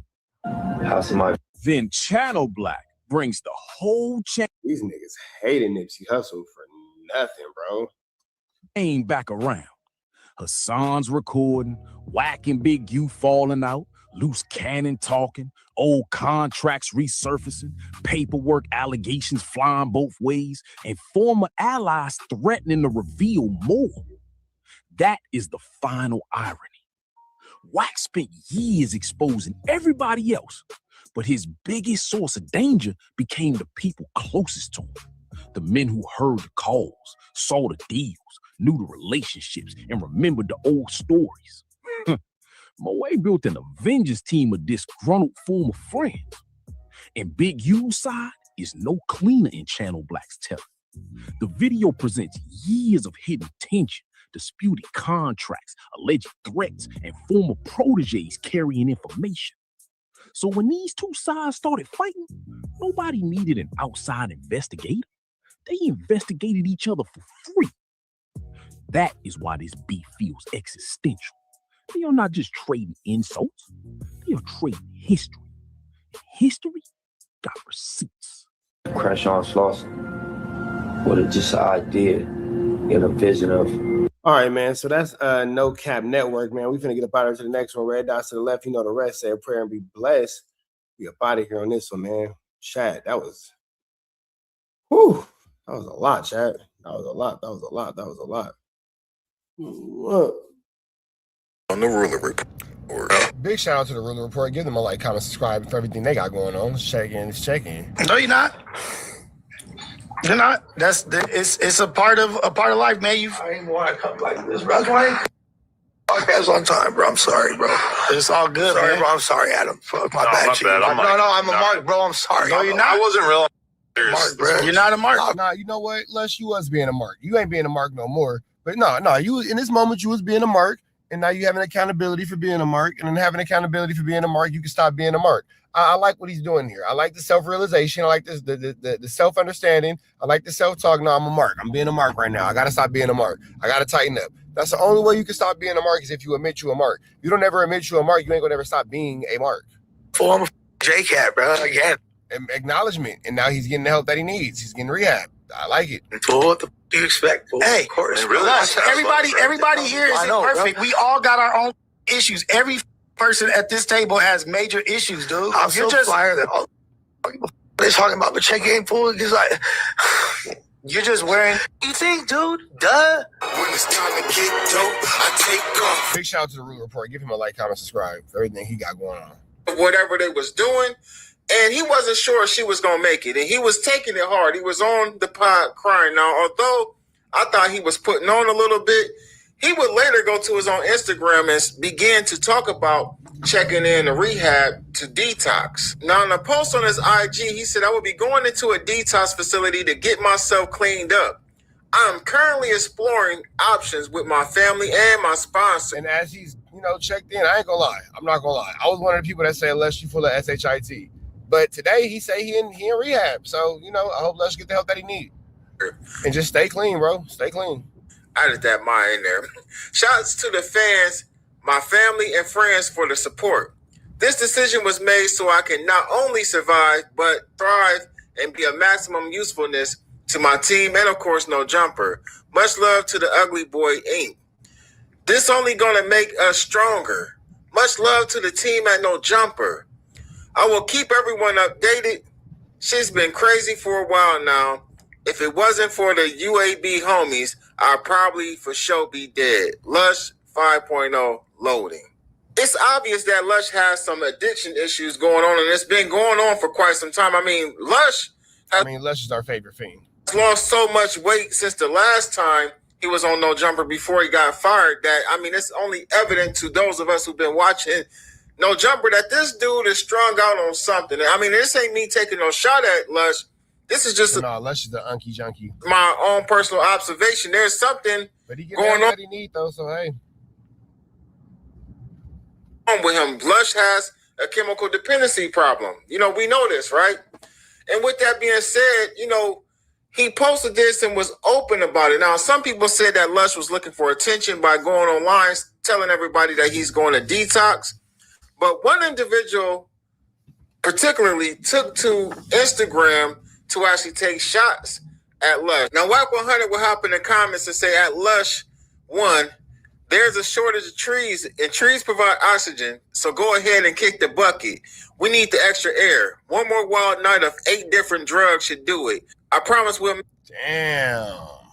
I didn't know Wack said all that in the comments. That explains why Lush is going off today on Instagram. Make a couple clips out of you. Hurry up. He would also just respond to a whole bunch of different people. He would say to Jess West official and say he needs another fix. Drop that off so we can get him out of here. He would also respond to Gorilla Hebrew and tell Gorilla Hebrew he's from the other side. He needs to go. He's in the way. He would at Tam and say, you don't like this clown. We discussed this, remember? He would at I am Doughboy and say, you can't love a stranger. Get the F out of here. Too many fake people. You can care less. At Bootleg Kev and say, nah, he's in the way. We got enough snakes in the world. Now, in addition to this, WACK100 will actually find a video of Lush apparently getting slapped. Now, I don't know where Wack... The video of Lush getting smacked was a situation where Lush had slept with these dudes' wives, and they were upset.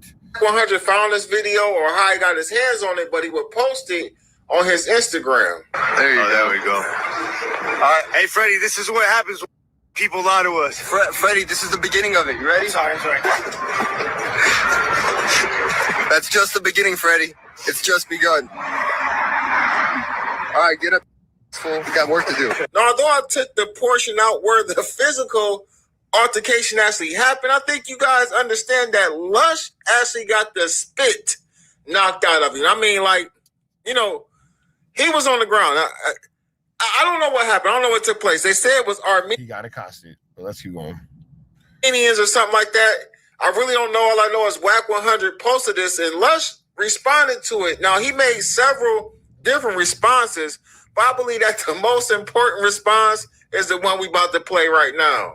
Imagine like a scaly Gila monster, Komodo dragon-esque looking human being who's like 78 years old, driving around and furiously stroking his ashy excuse for in public, in broad day, when you could like hear the sound of children playing at the local elementary school down the street in the background. Imagine that. Is this a person who you want to watch on podcasts? Now, Lush, he would bring that situation up where WACK100 was allegedly in the car doing whatever it was that he was doing. Y'all remember the video? Wack would go on later to say that the video was AI. Okay, whatever, Wack. Now, whatever, Jack. Now, with that being said, though, Lush would also begin to say some other things that people on the internet have been saying. And, you know, I'm not going to lie, I was surprised that Lush went this route with WACK100, but I think with Wack wishing death on Lush, the gloves was off. Yeah, man, you don't start talking about a junkie in their recovery. Oh, ass Wack, the old man is threatening me. But he not doing shit to Jay Diggs. He ain't do shit to Ant. He ain't do shit to Compton Rick Rock. He ain't do shit to all these people that have time and energy, but he want to try to pick on me. Wack, I promise you, if you even think about touching me, whatever happens is going to happen. But the main thing that's going to happen is that you are going to be sued. That's my favorite line. Think about touching me, well, whatever happens is going to happen. But after that, I'ma tell. Everything in your entire life that you think you own. They're going to be repoing the BBL out of R&B's ass by the time I'm done with you. You want to see? I'll show you the epitome. You ain't touching shit. You ain't never harmed a fly. Shut up. You afraid to even go to your own functions for your gang. So why don't you worry about that and stop trying to pick on middle-aged white dudes who have no bad energy for you. So leave my Instagram right now. If Wack could have more shooters step into the streets of Los Angeles right now than I can, I bet you can. I bet you can. Where the shooters at? Where the your shooters at? I bet you'll have to call the police or some shit. Or I bet you'll have to threaten to call the police on my shooters. Unless we're actually going to the store, he would go in on Their shooter's going to call the police on my shooters. It's crazy. Wack like for hours last night. I mean, there's so much content in his story. If you want to go over there and watch all of it, you can. You know, he went from under control. You know, he even went as far as to actually calling Wack CS2 in his actual, you know, video that we just reacted to. The caption was CS2 back, aka Fake Suge Knight, who's literally contributed nothing to hip hop. Get a life, loser. Stop threatening me. You are beyond pathetic. I mean, this thing, I ain't gonna lie to y'all, I'm a little surprised. Lush got hella disrespectful when it comes to Wack. Now, Lush said, man, I'm tired of the disrespect. Lush finally dropped his nuts on, man, said, I ain't taking this no more. We're not gonna take it. We're not gonna take it. We're not gonna take it anymore. Face ass. We know there was going to be a response from WACK100. Lush is a dope fiend, nigga. If I catch him, I'ma smash him. He know that. Hey, Wack, what you think about if he'd be like, yo, I was just saying that I was. Ooh. When I catch him, I'ma smash him. I don't know why I said that. I don't care about none of that. You gonna get smashed if he know that. I wasn't tripping him last week. He said, Wack, this nigga really like Wack coming today. He ran out the building. He never does that, Wack. I said, oh yeah, he think I'm tripping. I wasn't tripping. I checked him on the phone. I was done with it. Cause he ain't even that type of dude, but you get to saying certain shit, you gonna get smashed. That's it. Tell niggas be popping at him. I'm like, hey bro, Big U was on the street 2-3 years and I was calling him a rat. Nigga knew about studio. Man, hell no, nigga. You was running high from Big U. Don't do that. We're not gonna compare you dealing with Lush dealing with Big U. You was hiding from Big U, bro. That's the difference. My door at, he knew everything at. It's the reason why Big U didn't come playing with me. All a bunch of square niggas who ain't never been nowhere running their mouth. As soon as you get on them, they talking lawsuit or police. Now, I'm going to be real with y'all. This thing is going nowhere. Wack ain't going to put his hands on. Now, we know Wack not going to put his hands on Lush, but it's fun to watch. It's definitely fun to watch. Lush ain't about to do nothing to Wack. I mean, again, I don't think it's like a play. I don't think it's pretend. I don't necessarily think that it's, you know, them just doing the usual YouTube thing. I actually really believe that Lush said how he felt. And Wack is saying it's just a bunch of wolf tickets. Nothing's gonna come of it. Yeah, all truths are being spoken, but nobody's gonna do anything about it. How he feels at this moment. But again, man, we done heard so many like threats and so many like warnings and so many people that was gonna get it. I highly doubt that Lush is gonna be the first one that Wack, quote unquote, tries to make an example out of. But it just don't fit, you know, the scenario. We got a dude who's not. He doesn't have a street bone in his body as far as on some gangster stuff. He's not affiliated with nothing. He's not from technically no, let's hang out with the Southsiders. Don't do that. From the streets and, you know, a more aggressive or physical way. You know, he's played around in the streets with the things that he does recreationally and whatever else he has going on with the battle rap scene and the crews or whatever that the clique that he's associated with. But beyond that, Lush is not that type of guy. He's not built like that. He definitely disrespected WACK, and he definitely brought R&B's name up. You know, and normally that's a trigger for WACK100 when people get to disrespecting this woman. Yeah, he don't like when people talk about R&B. Don't be talking bad about R&B. But nothing ain't about to happen about this, man. This is just another one of those times where, you know, somebody says something crazy and it creates content for the moment. Now, I'm pretty sure Adam got on the phone with both of these individuals and tried to squash this and, you know, keep it, you know, from going where it doesn't need to go.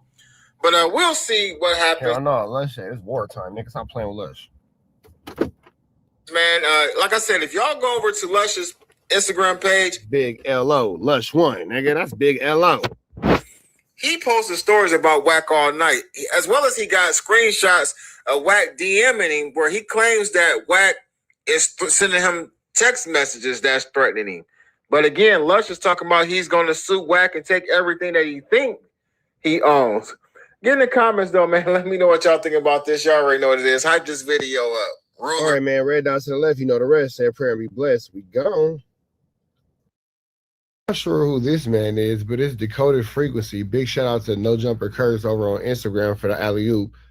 Let's see what this is about. He's saying that he's Flacco's cousin. Let's see what my man's talking about. It's the for us, claim, do this, do that, go outside. Basically, we never had no responsibility. When you have the most darkest secret in your closet, your sister is homeless, you do not take care of her at all. You bring in a fake girl on your show saying that's your sister. Mind you, that's not even nowhere close to your sister. Your brother had a crazy case on him. He got deported. And your dad owed the U.S. government in back taxes $300,000. Sheesh.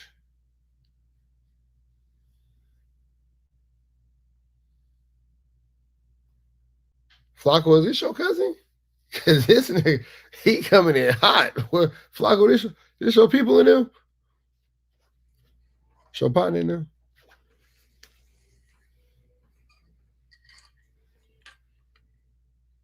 Okay, sip from the tumbler.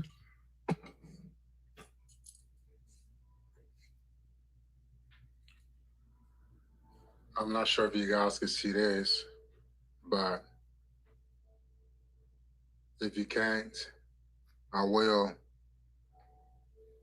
install it somewhere in the video for clarity.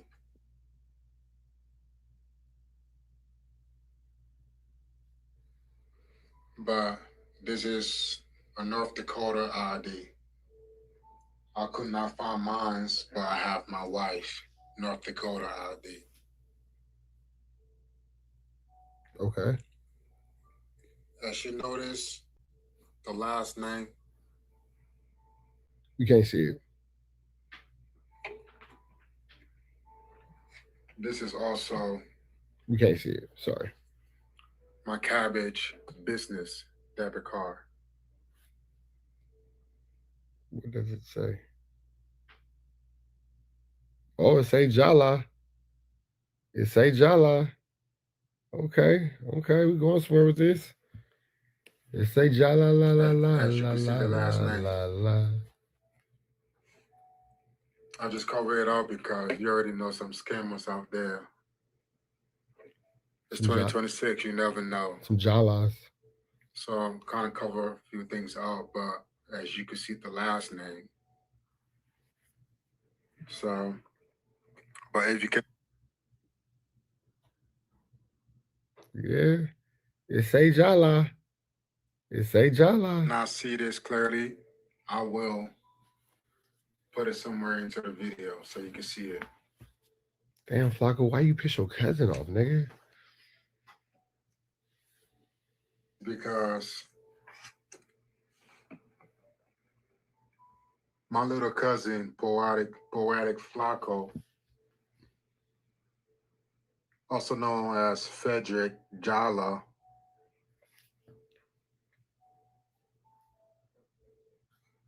been in the headline today.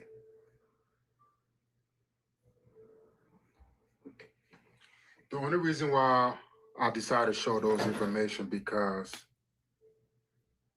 I feel like we have to get something clear out with Poetic Flacco, also known as Frederick Jala. Frederick is my little cousin. Going on YouTube and airing out your little cousin is wild, but go ahead, keep going though. I ain't gonna stop you, but that shit wild. He's about 32 years old, 33.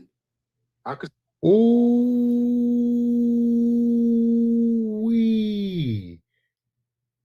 What the hell is going on between the sheets in my home? I told y'all that nigga was like 32, 33. I said it, bro. I said it. Let's all right, let's keep going. Say 32, about to be 33. He's not 28. He's not 26. He's not 27. He's 32, going to be 33. Frederick and myself grew up in the same household, pissed in the same bed, share the same underwear. Like I'm literally telling you. Wait, why the hell was y'all niggas pissing in the bed? That's gross, but okay. That's disgusting, but go ahead. Frederick is not from North Dakota. He's from Philly. I don't know why he claimed North Dakota, but he's not from North Dakota. He never been to North Dakota. He's a Philly nigga. I'm assuming the only reason why he said he's from North Dakota instead of Philly, because I feel like a lot of niggas from Philly kick him out of town after his brother sexual assault case. Yeesh. Now everything here is alleged, man. We're gonna just say everything here is alleged. These are all rumors and undocumented truths, but damn it, his last name is Jala.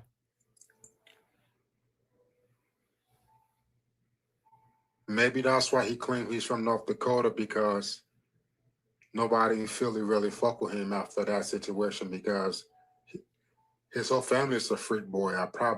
His whole family is a freak boy. We all used to be in Philly. Our family had when I tell you our family had like a whole 6-block radius of all Africans. That's how our aunties and our uncle live in Philly.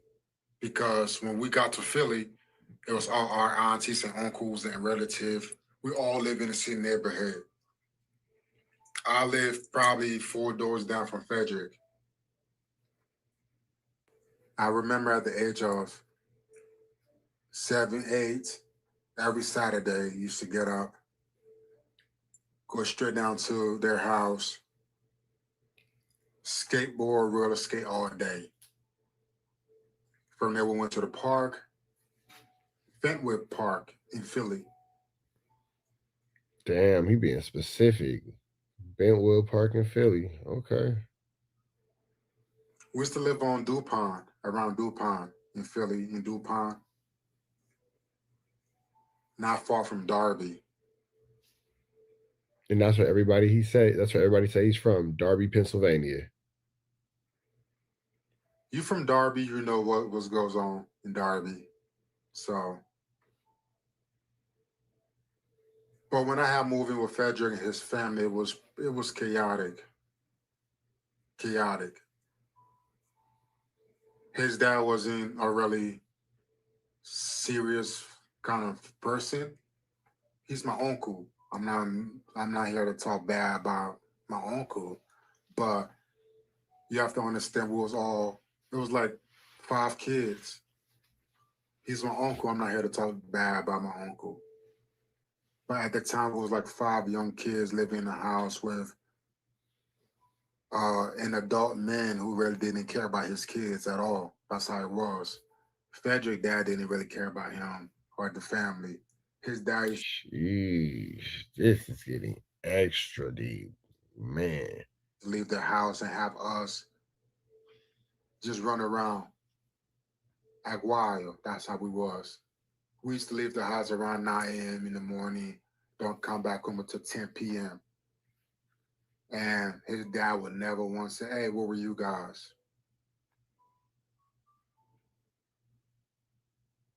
The memories that I have living with Frederick and his family was very, very vivid. I'm 33 now as well. So when I was the age of 7, 8, that's when I moved in with them. It was pretty decent family, to be honest. The house was always dirty. His sister used to cook. Speaking of his sister, I don't know whoever that girl on his YouTube is, but that's not his sister. Damn. Damn, Flacco, you pulled the 42 fake with your sister? Shit. His sister real name is Domowa Jala. That's his sister name. Whoever that other girl is on his YouTube channel is not his sister. I don't know who that girl is. Never met her in my life. Not family. Not family at all. I promise you that.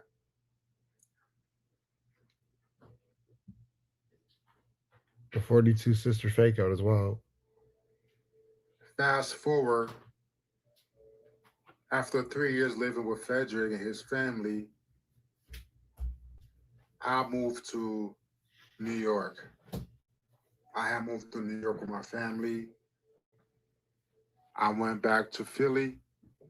When I went back to Philly, Frederick and his family was no longer there. What I remember what happened with Frederick and his family was his dad was only like his father ran from the United States because it was too much money that his dad has owed to the IRS. So that's what I remember about why they had left. Because I knew his dad bought a plane ticket and ran out the United States. And it been good 30 years his dad been out the United States. Damn.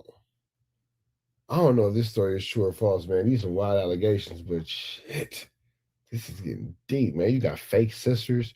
You got a dad running from federal authorities. You got brothers catching freaky A minor charges. It is a lot going on in this household. Can you imagine this Thanksgiving? This is crazy. Like, birthday parties in this house is wild. That nigga knew he was going to go to prison, so he ran. He bought a plane ticket and he left the United States. So that was the last time I see my uncle. And then he just left his kids randomly. After his dad ran out the United States because he was owing so much money via taxes, I didn't know where Frederick went after that. So I lived in Philly for a few more years. After that, I graduated high school. After graduating high school, I decided to move to North Dakota because one of my uncles at the time was moving to North Dakota from Philly. There was a lot of shit going on in Philly. There was no job. Everybody was fucking broke. Everybody.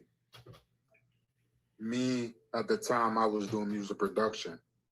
Going back from New York, going to I wonder if this has anything to do with that dude that they say was Flacco's cousin that lost his life. God bless the dude. So I was pretty stable. I used to do music production. I used to do beats. So I used to travel a lot. When I was in New York, I was going through like depression, mental health situation because I was in like the music industry. Because being in the music industry, because I used to be in the music industry. So I went through a lot of depression, a lot of mental health, a lot of shit. I almost took my life. few times, suicide. I'm glad that he made it out on the other side of that, man. Mental health is an important thing, so make sure you're taking care of yours. Definitely glad that this brother made it out the other side of that, for sure, for sure. God bless him. So I needed to heal myself. And I just couldn't do Philly no more. Because remember, I used to go back and forth from Philly to New York doing music production, and it was just a headache. One of our uncles was moving to North Dakota. So I decided to move to North Dakota as well. After I moved to North Dakota, surprisingly to my knowledge, Frederick, real sister, his older sister, was living in North Dakota as well. So one day when I came home after like a long day of work at the studio, I came home and there go Frederick's sister in our living room. I wasn't aware that she was already living in North Dakota because the last time I seen Frederick and his family when I was 8, 9 years old. Because after that situation, I had lived with them for like 3 years. After that 3 years living with them, I had moved out. When I had moved out, we no longer had kept in touch. When I got back to Philly, I didn't know where it was. So the last time I seen his family was when I was a kid. So it was kind of surprising when I got home that day, out of nowhere, there go Frederick, older sister, in my living room. It was a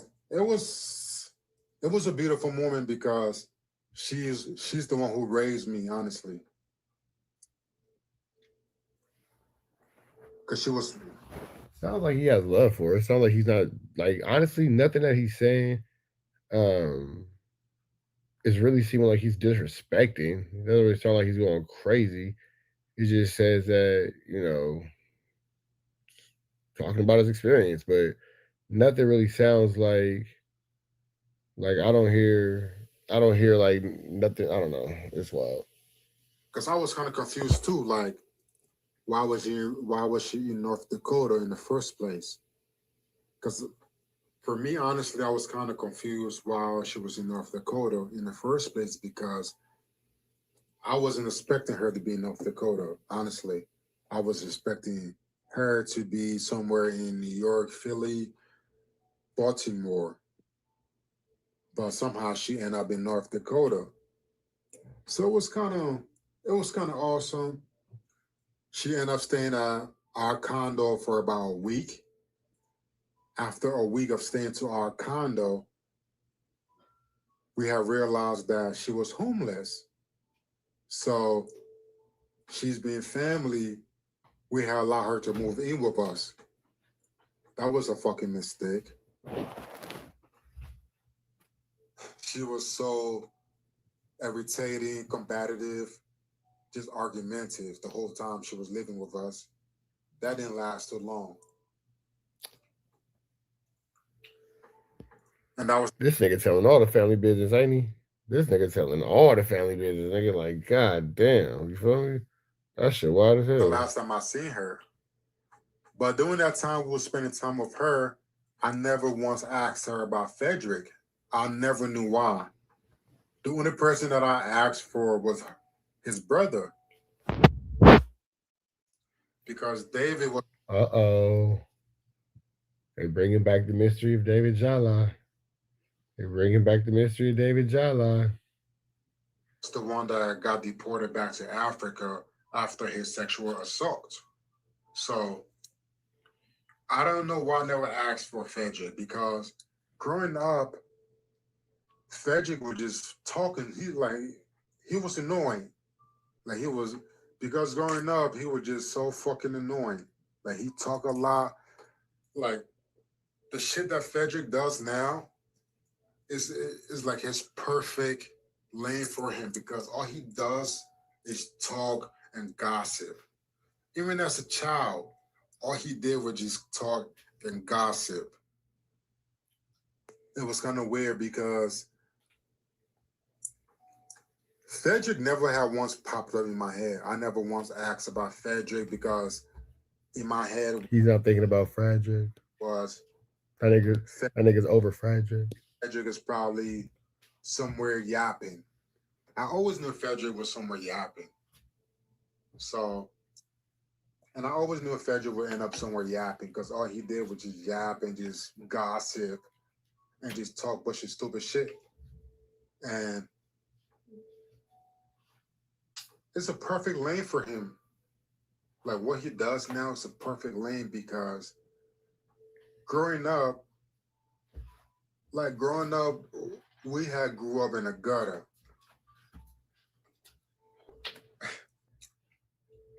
Frederick and myself used to share the same shirt. Because I remember going to church, we used to like rotate shirts, rotate pants sometimes. And I also have memory of his dad taking us shoe shopping. Holy shit. His dad used to take us to Payless, buy some weird fucking shoes, like one of them girl shoes or dress up type shoes. That's what his dad used to make us wear. And we used to go to church. And even before we went to church, like we didn't have really nothing. Like literally, we didn't have nothing. I remember Frederick used to give me his shirt, and I used to take my pants, give it to Frederick. We used to rotate clothes. Because number one. But you know what? If Flacco wasn't such an a-hole, nobody would be, worried about these humble beginnings and all that kind of stuff. But he's such an a-hole that nobody wants to see him, outside of situations like this because he's so detrimental to society and cultures. My folks was already getting a divorce, and Frederick's dad was barely making no money. He owned so much money to the government, and he ran away. After he ran away, his older sister, Dumowa, used to take care of us. She took care of us at the house, used to cook for us, clean, do this, do that, go outside. Basically, we never had no responsibility. No responsibility at all. But I don't think it's okay. The only reason I'm making this video is because I'm like, you expose people every single day. When you have... If this nigga's really Flacco's cousin, nigga, even your family sick of you, bro. That is sick. The most darkest secret in your closet. Your sister is homeless. You do not take care of her at all. You bring in a fake girl on your show saying that's your sister. Mind you, that's not even nowhere close to your sister. Your brother had a crazy case on him. He got deported. And your dad owed the U.S. government in back taxes $300,000. And he ended up running away because he did not want to go to prison. But you sit there every day and expose people and put their life in danger. When you sit in there... I wonder what the rest of the family thinks about what he's doing right now. Every single day. Family therapy is definitely necessary after this. And you have so much baggage that you have to clean up. I think that's where my frustration comes from because it's not okay, it's not fair exposing all these people when your closet is so dark. My only thing is just for you to come clean and help your sister. There's more I could say, but this is family matter.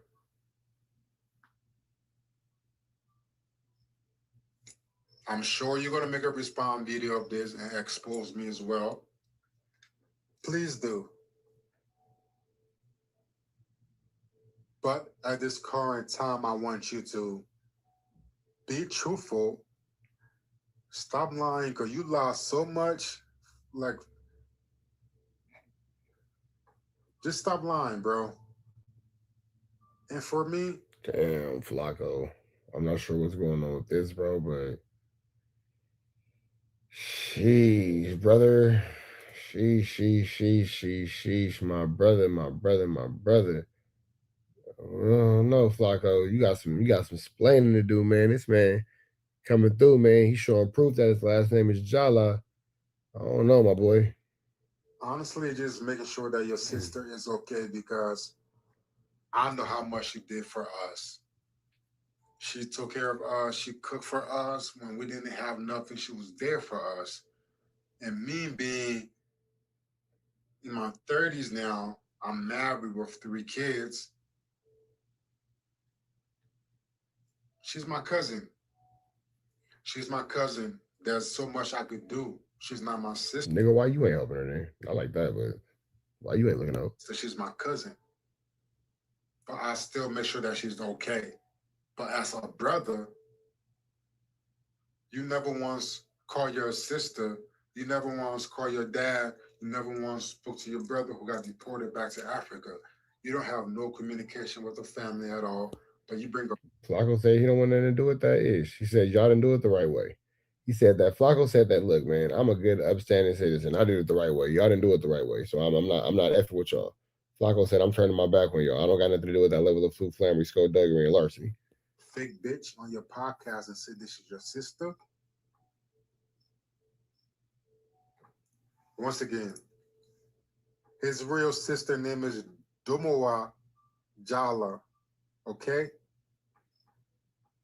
Frederick Jala. He's 32. His brother David Jala got deported back to Africa because he had a crazy case on him. All of this shit in your closet, and you still decide to say, I want to expose other people, and you want to sit there and laugh and put other people's life in danger, willingly knowing that your life is fucked up.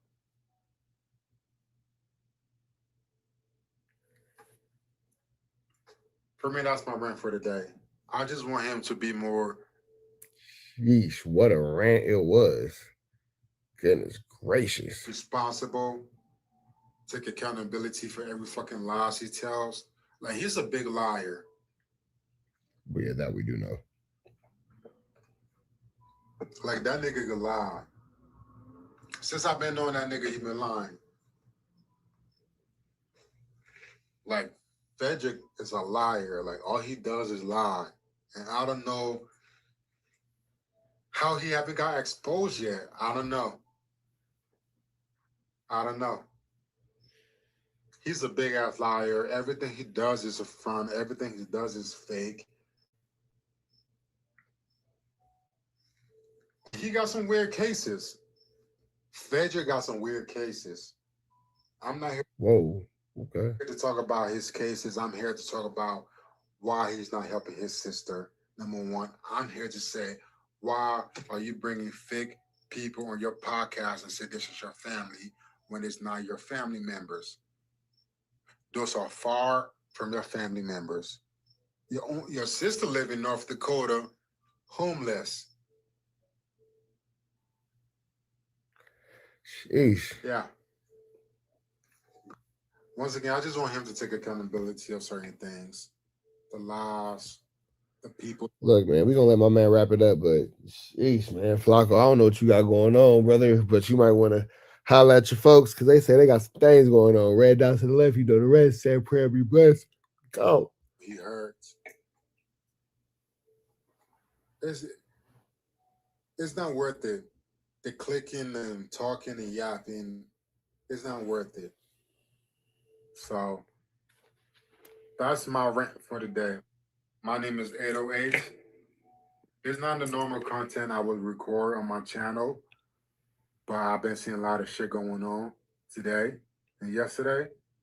And I just think it's time to speak about certain things, certain cases, and certain people. So yeah, if this resonates with you, like, comment, and subscribe. I have an update for you if he decides to respond. Grace and gratitude. Flacco debating Jew Almighty. Let's jump into this content, man. Big shout out to Jew Almighty.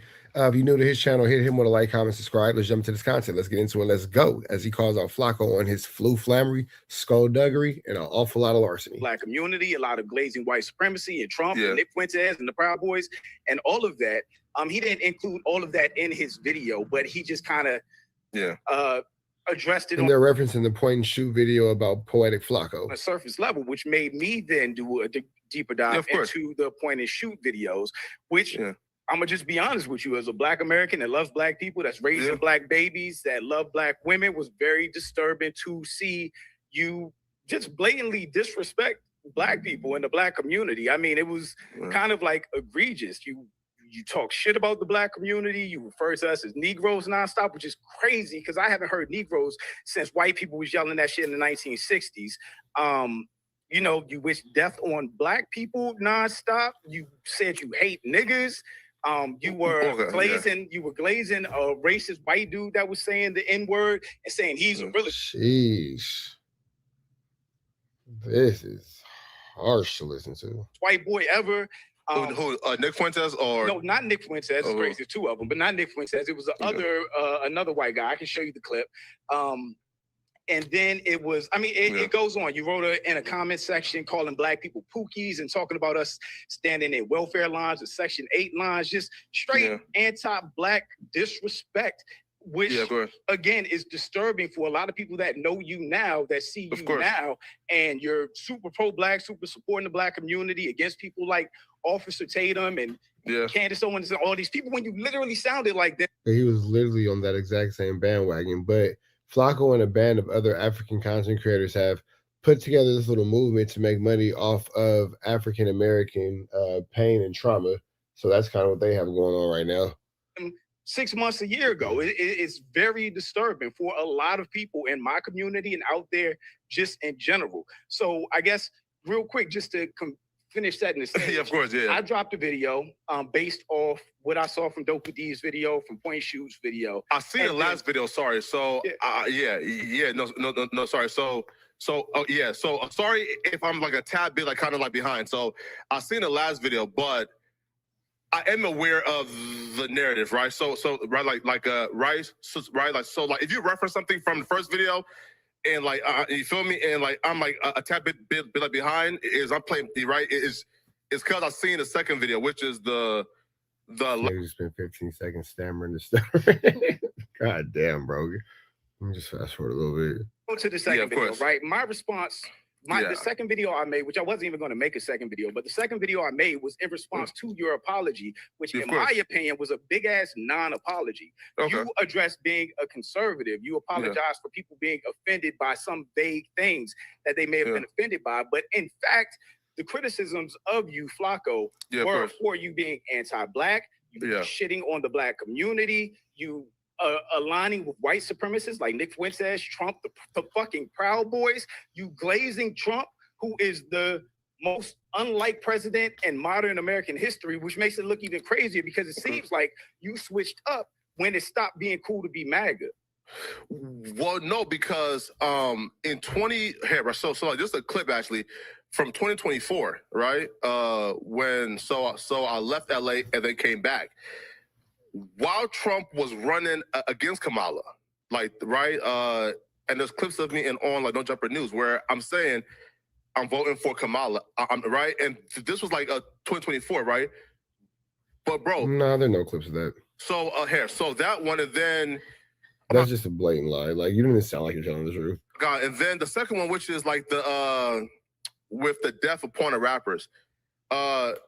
So again, like the specific people that I wish death upon, I think it was Future, it was the street rappers. And the reason why I took a stance that harsh was because my thought process was these people are leading our youth to a graveyard or jail. So my thought process was, again, and it might have been harsh as well, was I'm wishing the exact. It's crazy if you look at the chat while he's talking. Everybody's just pretty much. Let's just watch the chat. Thing upon them that they're causing to other Black men and to our youth, right? Now, I do understand, like, out of context, like, that might be harsh, right? But that was my mindset. You feel me, right? with like Nick Fuentes, bro, listen, bro. Again, I completely dropped the ball. The Nick Fuentes stuff, I think, was like 2022, 2023, right? Okay, wait. So if the Nick Fuentes was in 2022, 2023, you said in your apology video that your wake-up call was the rise of white supremacy and white Christian nationalism. Yeah, of What's course. the timeline of that? Because 2023 and 2022, Nick Fuentes came out. Sheesh, caught him up in his own lie. And then here goes the 2,500 for the box comment. The comments is crazy. 2017. Yeah, of course. The Groypers was out in 2017. The fucking insurrection, January 6th, was 2021. Yeah, of course.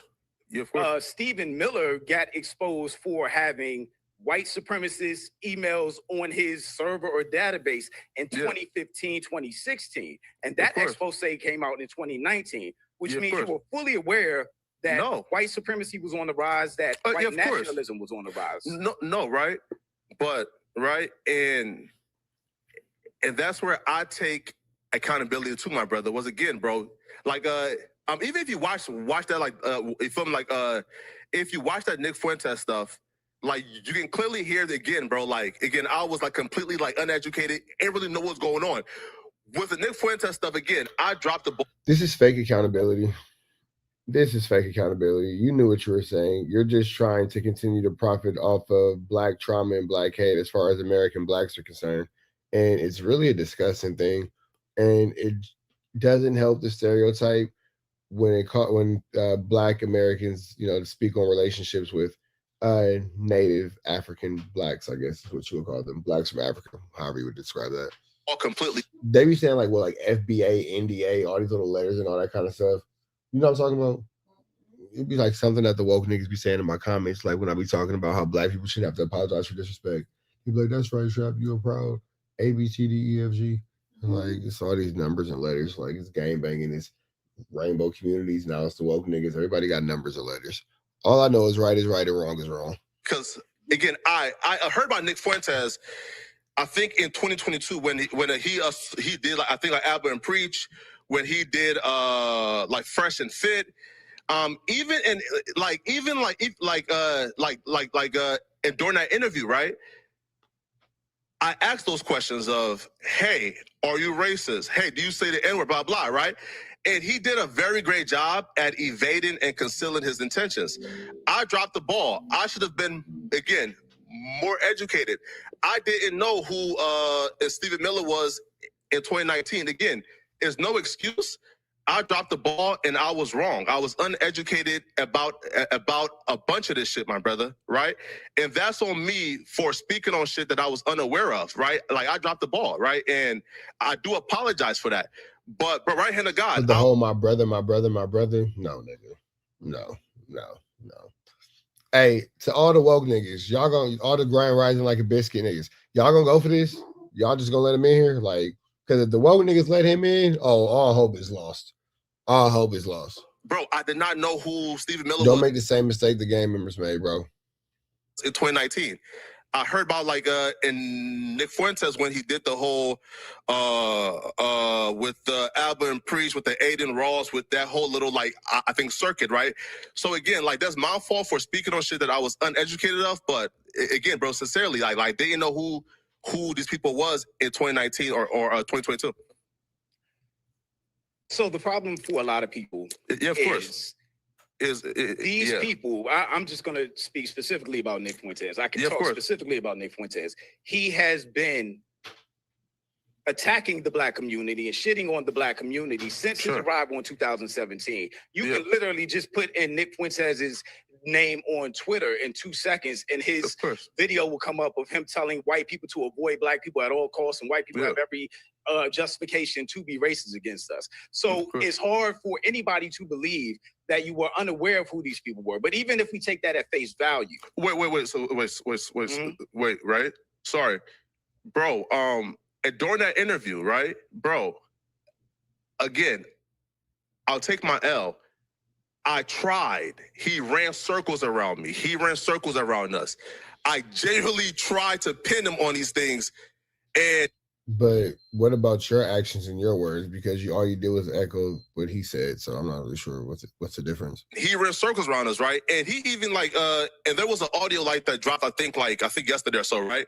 Where and he said, yo, I conceal certain like opinions of mine to try to blend into like the mainstream more, right? And we went for it. We came and unprepared, and he ran circles around us. But if you watch that full-length interview, bro, I did try to ask like about those things. And at every turn, he was lying, being deceptive. Now looking back, he was lying, being deceptive, and damn near denied everything. Like how you're lying and being deceptive and damn near denying everything? Kind of like the same thing. Right? So trust me, my brother. Again, I understand. I was wrong 1,000%, right? Again, bro, like there's no excuse and there's nothing that I could give right now to justify that, right? All I can say, brother, is I had my wake-up call. I realized my faults and I try to do better at some point. But that's no excuse for that era. Because again, bro, I was again drastically uneducated. Watch the whole watch the full shit. And you will see me ask those questions and him run laps, you know? Okay, so if that's the case with the white supremacy, you had to be aware of who the Proud Boys were. Because they did the whole Charlottesville thing, 2020, something like that. You had to be aware of who the Proud Boys were, that they are fully anti-black. They're just a different version of neo-Nazis in the KKK. And you said you support them and you fuck with them because they don't hide their politics, which is insane to say. That's like saying, yeah, I fuck with the KKK because they wear their sheets in public. Yeah. No, right. And again, man, and that's the uneducated. It's crazy because you're looking at the comments and everything is just, him just, I was just uneducated. This is the person who you've been allowing to say is so smart, And,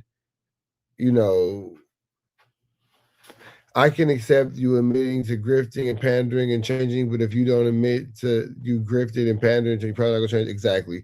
And he's like, I'm uneducated. I don't know. And this is the guy who all these super game banged out LA podcasters allowed you guys to think he was so smart. Well, then you guys are just idiots because throughout all these eras, you guys followed Flacco, and he's now saying that he was uneducated and he was an idiot. So that would make you even slower than he is. Let's look at the comments some more. Naive version, right? It's like when people say, yo, I fuck with Trump because he is a known racist who makes it be known, right? It's like kind of like you feel me? It's like the devil that you know is better than the angel, right?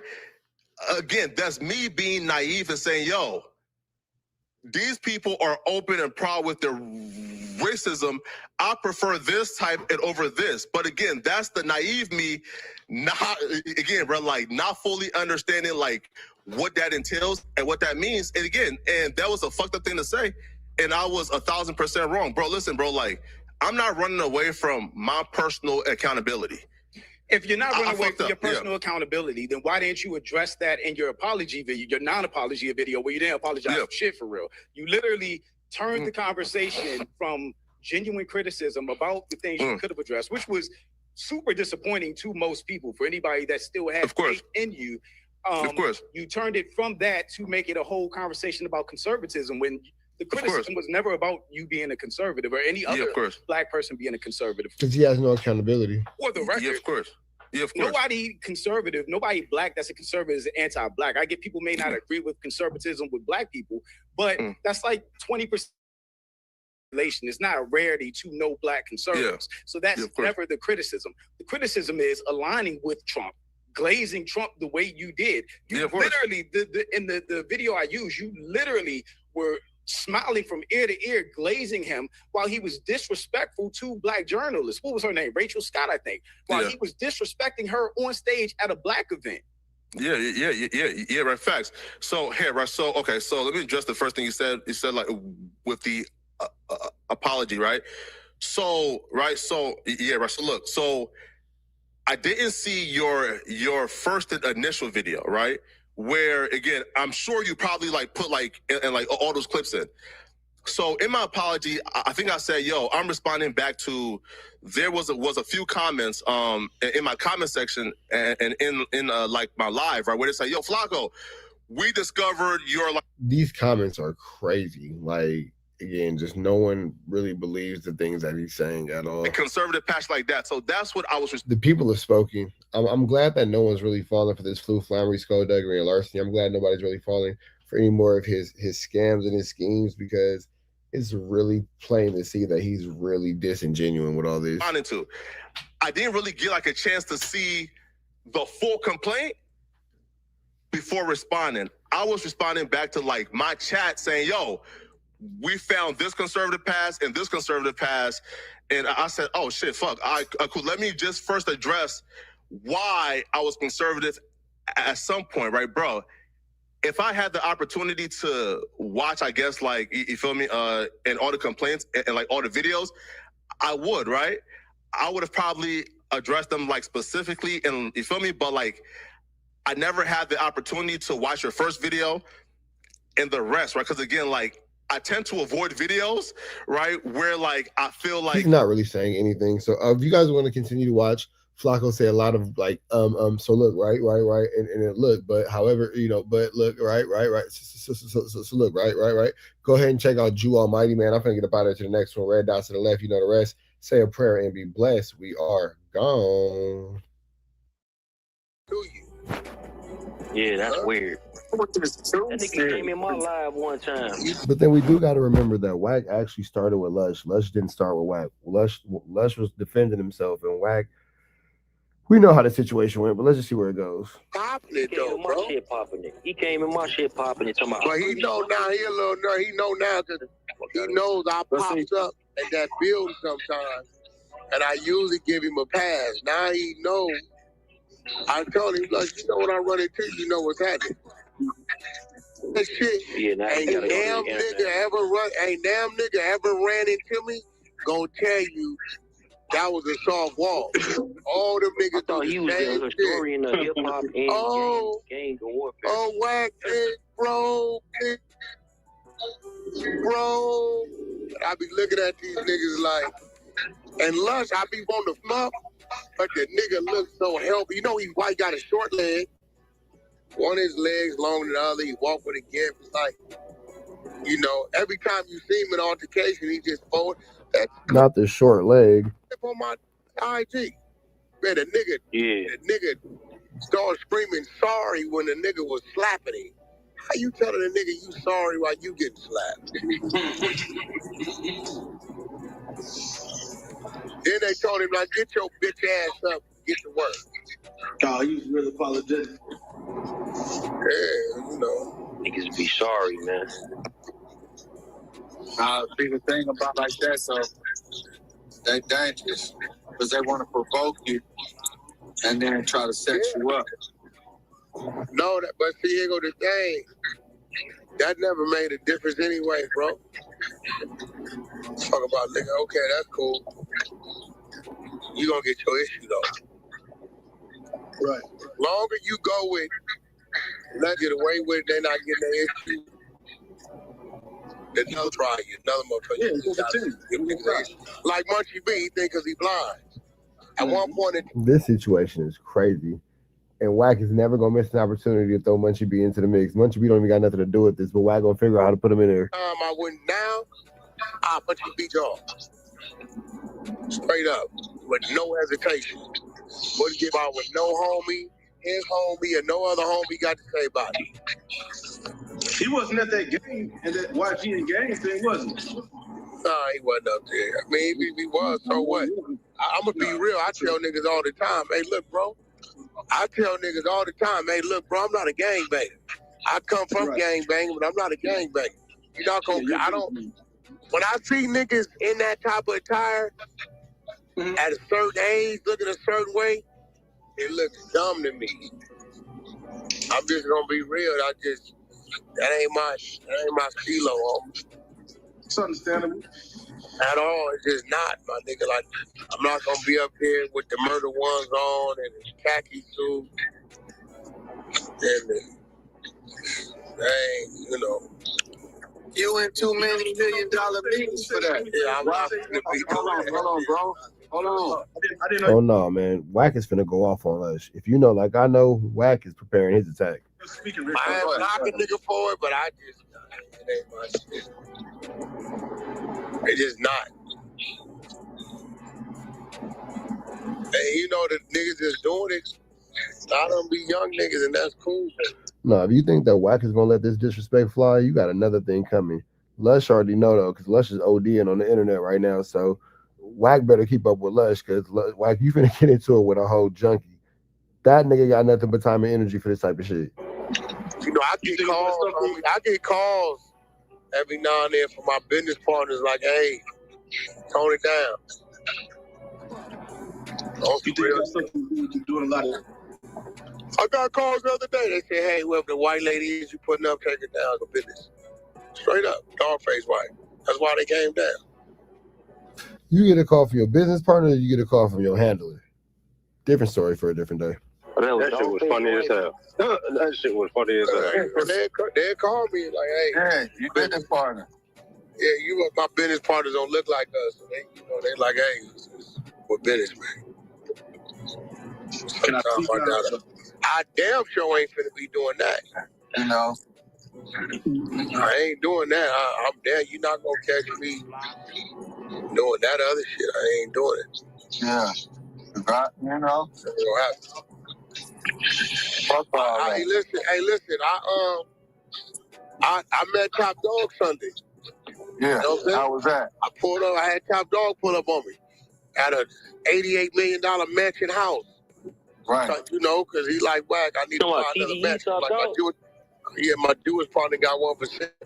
Okay, so bro said he about to get Lush about the way. He going the executive route. Okay, what does this have to do with Lush? Probably nothing, but let's see where it goes. Right on Sunset, worth like 88. He'll give it to you for like 65, 70. Want to let me see it? Meet me over there. That's two real bloods. We pulled up over there. You know, hey, Wack walking through the spot. You know your way around this mother. You know what I'm saying? So yeah, I run into my homies. We be on different type of shit. It don't be that type of shit. I'm sorry, it don't. Now we both had on. He had on a gray T-shirt. I had on a black T-shirt. He had on Jordans. I had on Jordans. He had on sweats. I had on sweats. We going how we going. It's a Sunday and we chilling, but we not meeting at the park, my nigga, or on the block. I mean, shit, it's about elevation. And then I'll be telling niggas, I'm like, bro, let me ask you something. You telling me I'm supposed to be somewhere where you live at? What's your tax bracket you in, nigga? What you got going on? When I was your age, I wasn't over there.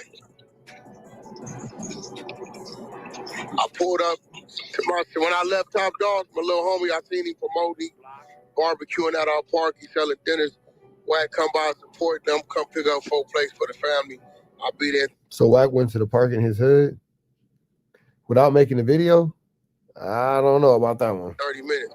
I'm in my little undercover. I pull up, jump out, everybody's statues. 2, 3 homies. Wack, what up, my nigga? What's up, dog? You good? Yeah. I said, boy, these niggas don't know what you up to. That's why I tell niggas, man, I don't know what niggas is thinking. All the killers in jail are dead. Or they retired. Ain't nobody out here looking for me. No, that is a very true statement. You think if they was looking for me, they'd have been looking for me. I ain't hard to find. Man, shit, at the end of the day. Reading niggas on the internet, I ain't never seen in my life. Niggas be talking on there, I'll be like, bro, I don't know these niggas. Niggas don't know me. Lush is a dope fiend, nigga. If I catch him, I'ma smash him.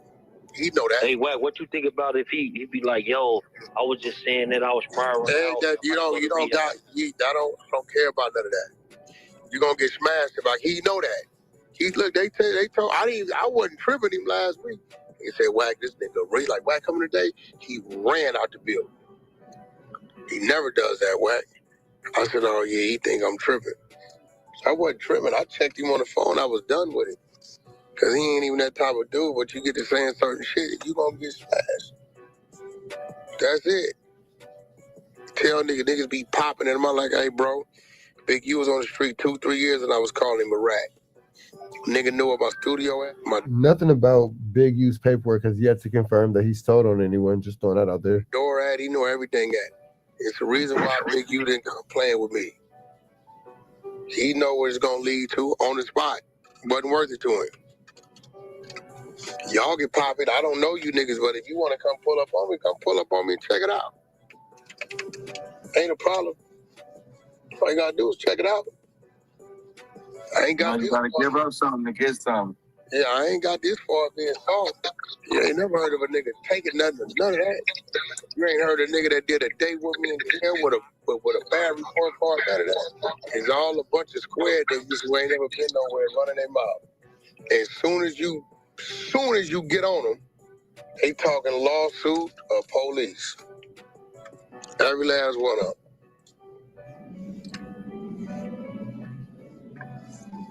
You know, once we open the door with that lawsuit shit, everybody think they gonna back off with that.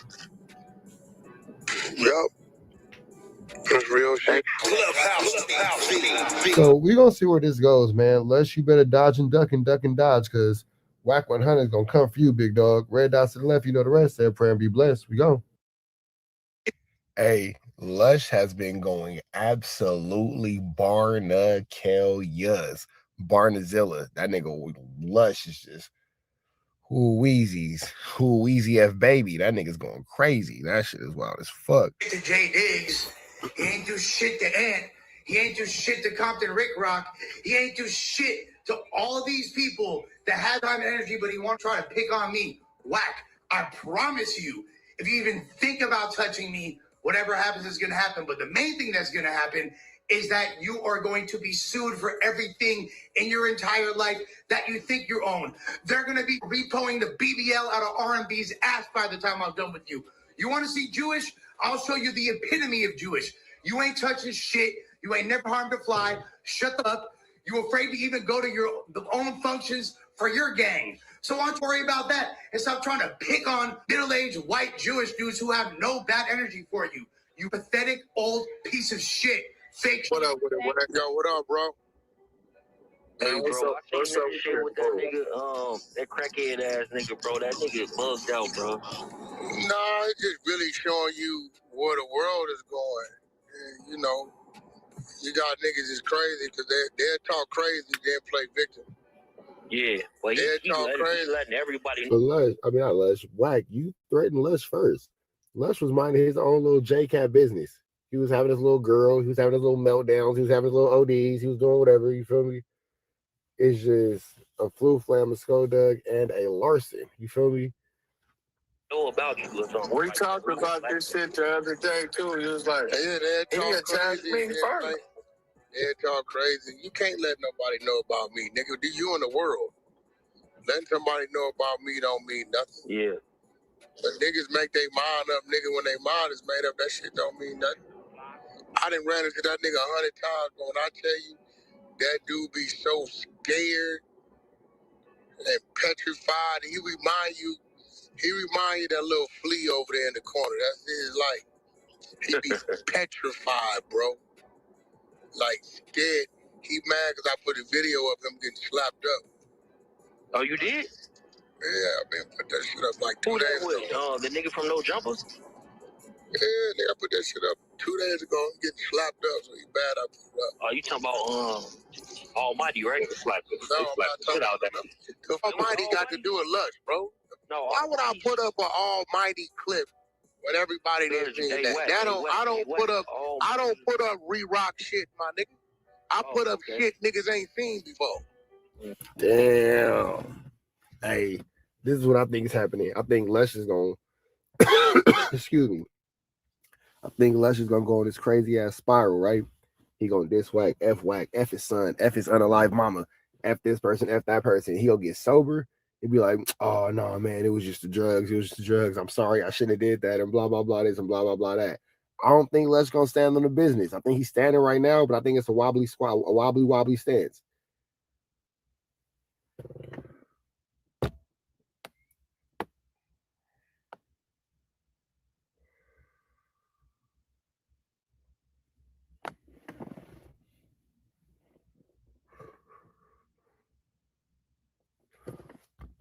Oh my nigga, everybody seen Almighty did drop the little nigga. He ain't him up. That's the problem. Niggas ain't getting stuff no more. Getting fast. Yeah, you know when niggas is the streets is slowed down. Gangsters is killing gangsters. Shooters is killing shooters. They ain't doing nothing to the little square niggas running their mouth. I'm telling you. It was unheard of to see so many square niggas run their mouth like this. So I mean, Wack, would you follow the Square Ninja? It's unheard of. It ain't been. You know, and like then I think they really feel like I'm gonna sue you. Call the police. That shit don't mean nothing, bro. That didn't. Bro, since when a civilian telling us they gonna call the police on us means something? Like it don't be it's different. but like Lush is a dude. Now he know. Look, I when I went in there Thursday, they said Wack Lush ran up out this mother. I said for what? He like, yo, Wack coming today. I gotta hurry up and leave. I guess after I called in that day, right?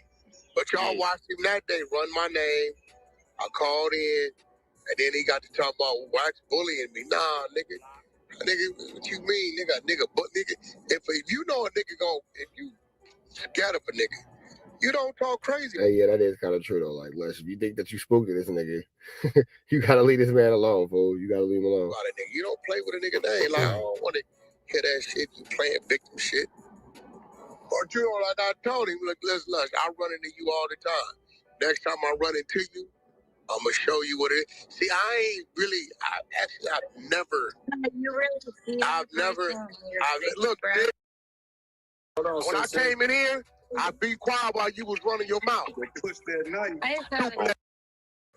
Always pop. Whoa, language, Wack. What is going on, sir? Why are you being so aggressive with the language, man? I'm gonna have to edit that out, brother. You're just going, goodness gracious, sir. Absolutely barbaric. Lush has you so upset that you are cursing out this random lady. Bro, where are your morals? Where are your values? Where's your coof?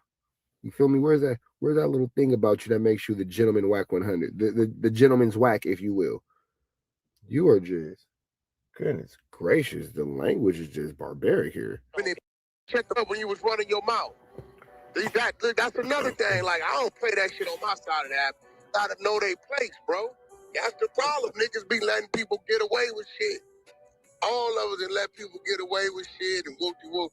If the smashing get to going on, know they lame. Yeah, got to. I'm telling you, like, it's getting to a point. I told R&B, I'm like, damn, I got rappers coming into town. Like, Wack, if we get a feature from these niggas and these niggas, now they're like, hey, Wack, you think you can call and see if they can stream with me? Everything's watered down. Yeah.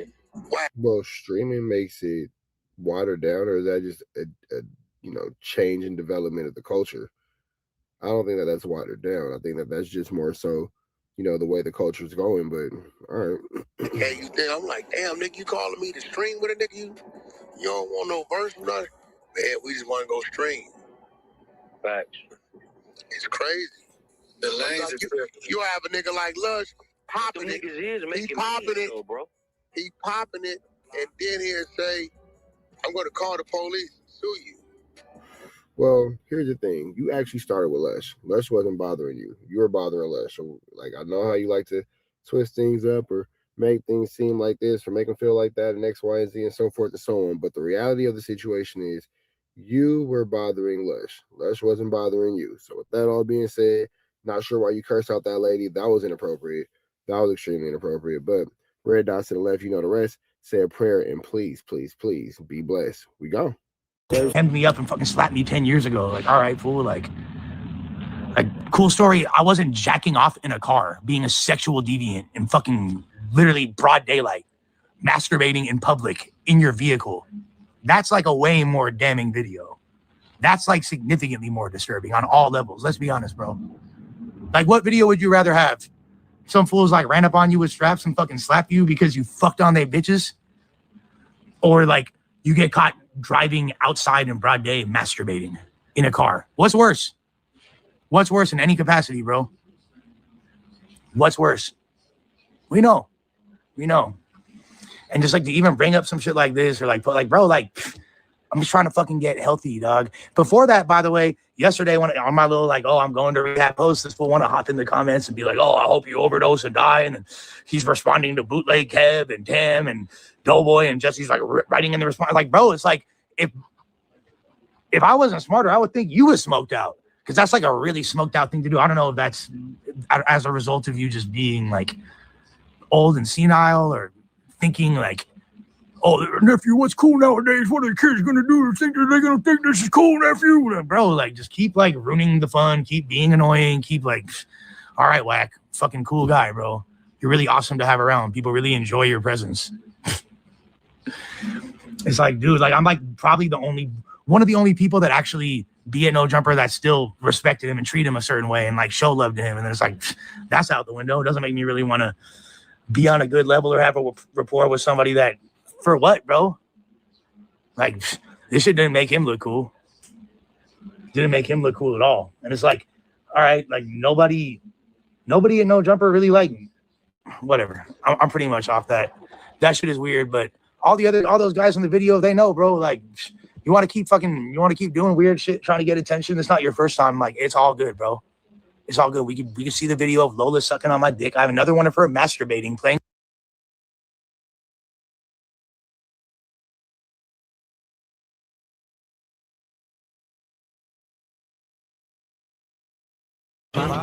Y'all always slower than us. Hey, Wack, your son just got a train wreck on him at a gay party, at a gay orgy. Your gay son got a train run on him. Hey, Wack, R&B's old Backpage ads are getting posted shortly. These pathetic old fucking clowns are threatening my mother, bro. Watch this.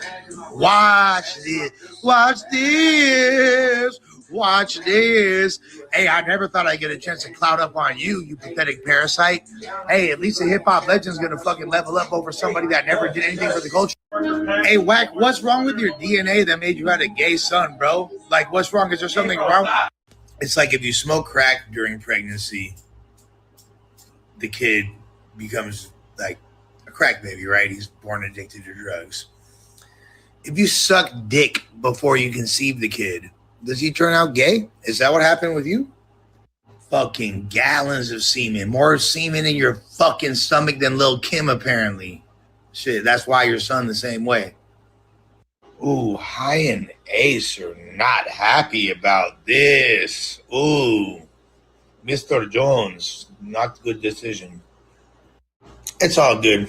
Moisha's going to have a little conversation. I'm really looking forward to treatment tomorrow. Everything is going great. Prayers up. You feel me? Got the legal situation tomorrow. We going up, baby. It's a beautiful thing. Much love to each and every one of y'all.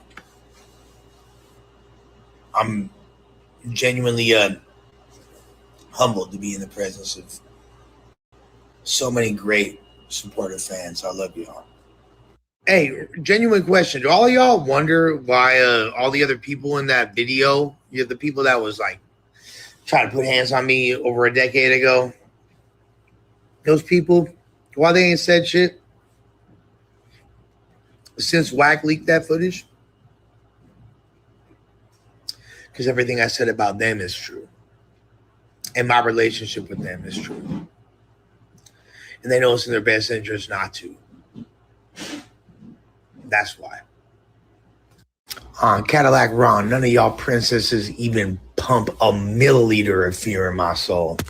Baby, I love you. Love you too, dude. I miss y'all fools around the tree. That's right. You need the police to go shoot us! You need the police! You need the police! You're way too nice to everybody. I've been playing on a real even playing field this whole time. It's not an even playing field. None of y'all can fuck with me. None of y'all. Nobody. Not never. You have no idea.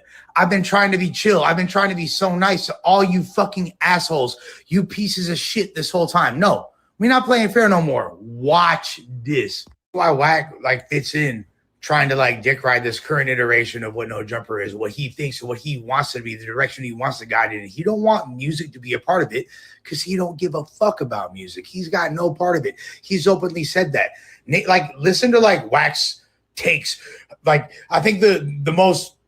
I think the most like he spoke on music. We said, "Oh, Cardi B, me and R&B was really fucking with Cardi B's new album." That was like his big take on hip hop in the past couple years. He don't know shit. He ain't really contributed to shit. It was all just little extortions and little side things and just trying to get money off of it. But he don't really give a fuck. He's not contributing to it whatsoever. So of course, why does he want No Jumper to go in a hip hop direction? He would rather just talk about, hey, this guy got in a fade in YA in 1977. And that's like the entirety of what he thinks No Jumper should be.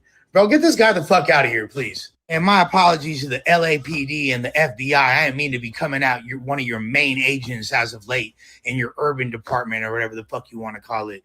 I didn't mean to come at him so sideways, but you got to get him under control. You feel me? You got to get your little guy under control because he's starting to bark up the wrong motherfucking tree. You feel me? You need to stick to those levels instead of like he got too comfortable, and I think he got a little confused about what or who I was. But you know, all of his colleagues, all the officers, all the fucking federal agents, get him under control, please. Thank you. Imagine having allegations on your name of grooming 8-year-old girls. Yeah, so okay, I'm not gonna lie. I am getting faded because I'm going to treatment tomorrow, so I'm allowed to still get faded. Should I be doing Nas and rituals? Like, everybody knows, my family knows, everybody knows I'm getting faded right now, guys. All right, just say, tell me I won't. That's all I'm saying. Just tell me I won't. Tell me I won't. I supposedly had already stopped that drug, but I get to do it because I'm going into treatment tomorrow. So I can really do whatever I want right now. And this is like, it's going to get me to sleep. I got court tomorrow, so I'm going to be too crazy. Hey, just know that under the combo I have with my family, y'all going to stop playing with me. All you pathetic fucking peasants that are beneath me. Never. None of y'all could ever play with me again. I'm sorry. I really tried to make it like an equal thing. I tried to like play ball with y'all. I tried to be on your level. No, I'm not. I can't because I'm so far above you in life, in society. So just, you know, it is what it is, homie. Stand aside, bitch. I'm gonna buy an ugly bitch of personality and tattoo her on her. I'm gonna buy an ugly bitch of a personality and tattoo my face on her back.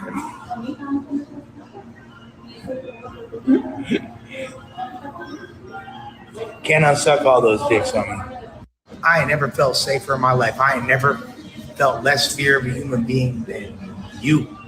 There's nothing you can or ever will do to me or anyone you know in any capacity. You don't have the ability to do it and you won't. So shut the fuck up and sit down, dude. This is the one time you're outclassed, and I'm glad to be the person to do it to you. Actually, I hate it because I actually thought he was kind of cool in one way, but the buck stops here, little dude, little homie. I'm outside in public at the fucking Winchell's on Hoover and 7th Street, right by my crib in MacArthur Park. WACK100 is not going to do a motherfucking thing. He's actually a wolf ticket selling, pathetic old man, for sure. I'm by myself, money on me, and no weapons and no protection. He is not going to do a motherfucking thing. I'm going to walk back to my crib safely, and nothing's going to happen to me ever in any capacity. What he needs to do is stop texting me like the old confused man that he is. I don't know if he thinks this is like Backpage and he's going to find R&B on there or something, but I don't know. You know, it's funny, like Waxman in my inbox, like in my text for the past couple of days, like now he's like straight melting down. Like it's pathetic to see someone that's literally like over 18, much less 72 years old, behaving in such a manner. But he, and far be it from me to extol the virtues of maturity, but this dude is so fried. I tried for a long time to be cool, man. For all the. Also now, ho-ass Wack is threatening me. Ho-ass Wack, the old man is. Also now, ho-ass Wack is threatening me. Ho-ass Wack, the old man is. Oh my goodness. Now, ho-ass Wack is threatening me. Ho-ass Wack, the old man is threatening me. But he not fucking doing shit to Jay Diggs. He ain't do shit to Ant. He ain't do shit to Compton Rick Rock. He ain't do shit to all of these people that had fucking time and energy, but he want to fucking try to pick on me. Wack, I promise you, if you even think about touching me, whatever happens is going to happen. But the main thing that's going to happen is that you are going to be sued for everything in your entire life that you think you own. They're going to be fucking repoing the BBL out of R&B's ass by the time I'm done with you. You want to see Jewish? I'll show you the epitome of Jewish. You ain't touching shit. You ain't never fucking harmed a fly. Shut the fuck up. You afraid to even go to your own functions for your gang. So why don't you fucking worry about that and stop trying to pick on fucking middle-aged white Jewish dudes who have no bad energy for you. You fucking pathetic old piece of shit. Fake shit. Attempting and failing to attempt to extort Future is not a contribution to hip-hop. It's not, bro. You ain't done nothing.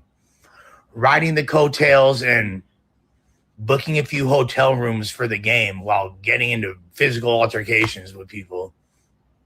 Also, not a contribution to hip-hop. You're not part of hip-hop, Wack. Wack. Wack. Even Suge Knight is more important than you'll ever be. Ooh, got a call with Jay Diggs' people in a few minutes. Looking forward to this. I didn't even want to do all this to you. You stupid old bitch. Spending cash and fucking chicks. Stop using auto-tune if you don't know how to properly put it in the right key. You could literally search the key of a song by... There's free websites you can input songs into and find out the motherfucking key. Y'all people need to learn how to make music, for real. So now, ho-ass Wack is threatening me. Ho-ass Wack, the old man is threatening me. But he not fucking doing shit to Jay Diggs. He ain't do shit to Ant. He ain't do shit to Compton Rick Rock. He ain't do shit to all. So now, ho-ass Wack is threatening me. Ho-ass Wack, the old man is threatening me. But he not fucking doing shit to Jay Diggs. He ain't do shit to Ant.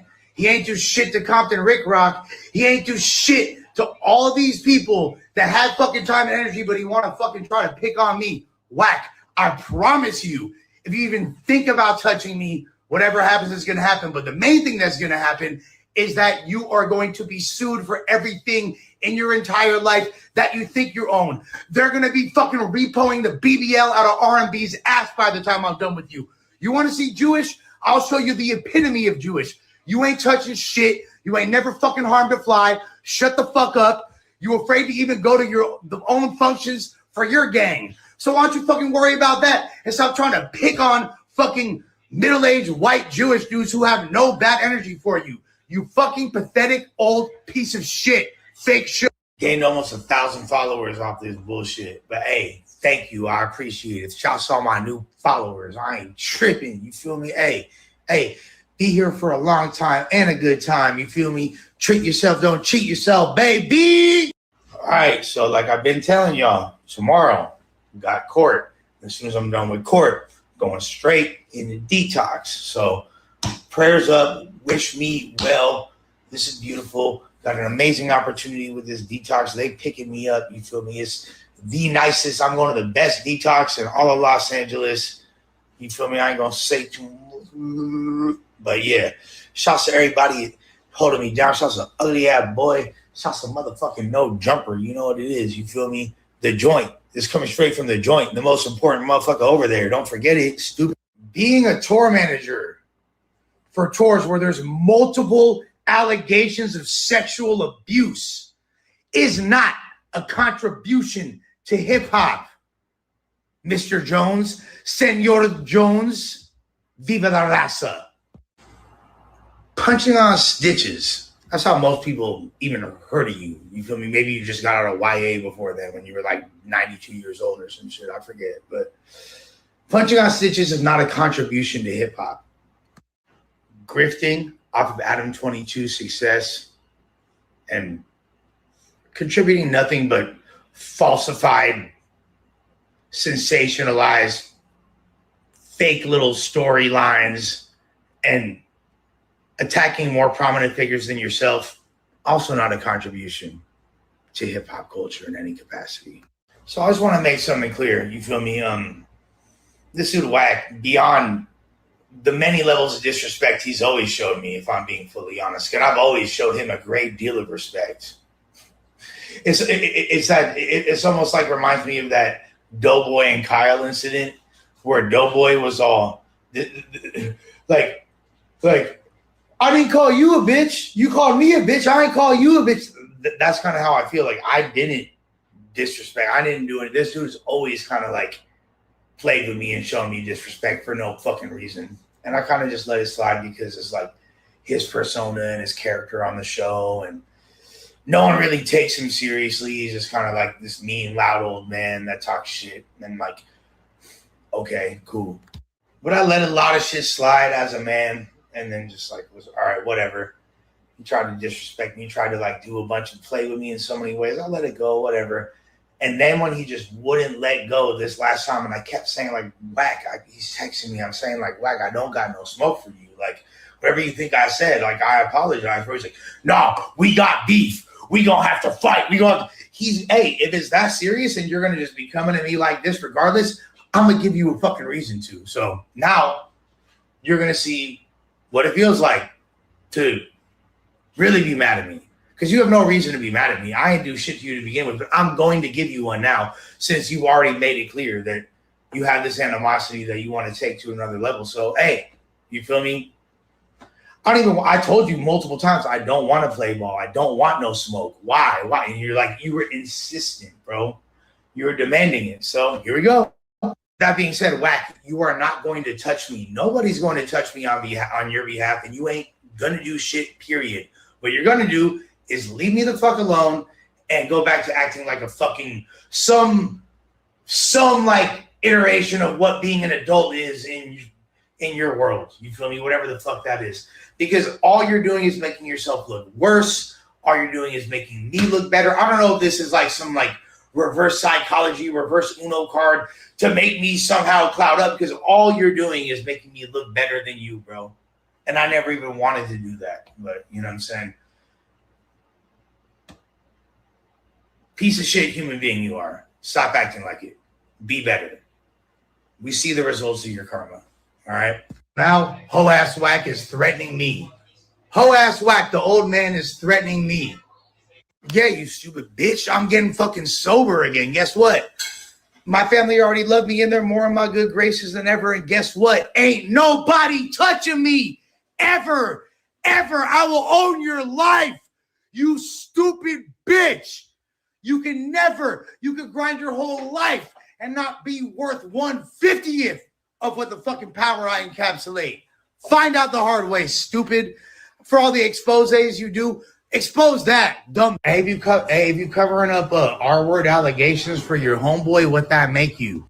Hey, if you buy like Estrella Sydney, if you buy like Cindy Starr, like a hotel room where he was abusing, allegedly like hurting 30, what that make you? What that make you though? Yeah, you know what? I've been way too nice to everybody. I've been playing on a real even playing field this whole time. It's not an even playing field. None of y'all can fuck with me.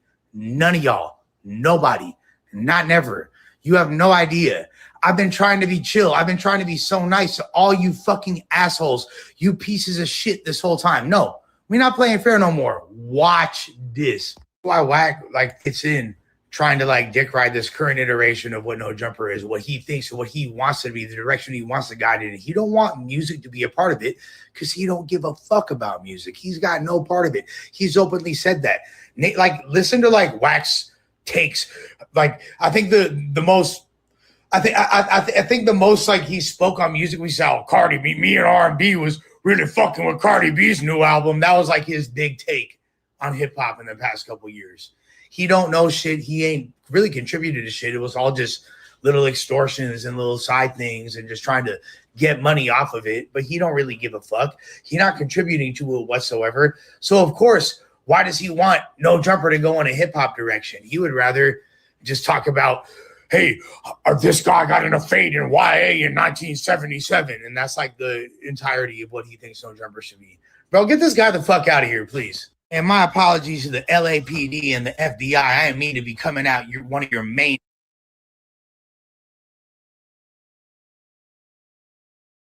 agents as of late in your urban department or whatever the fuck you want to call it.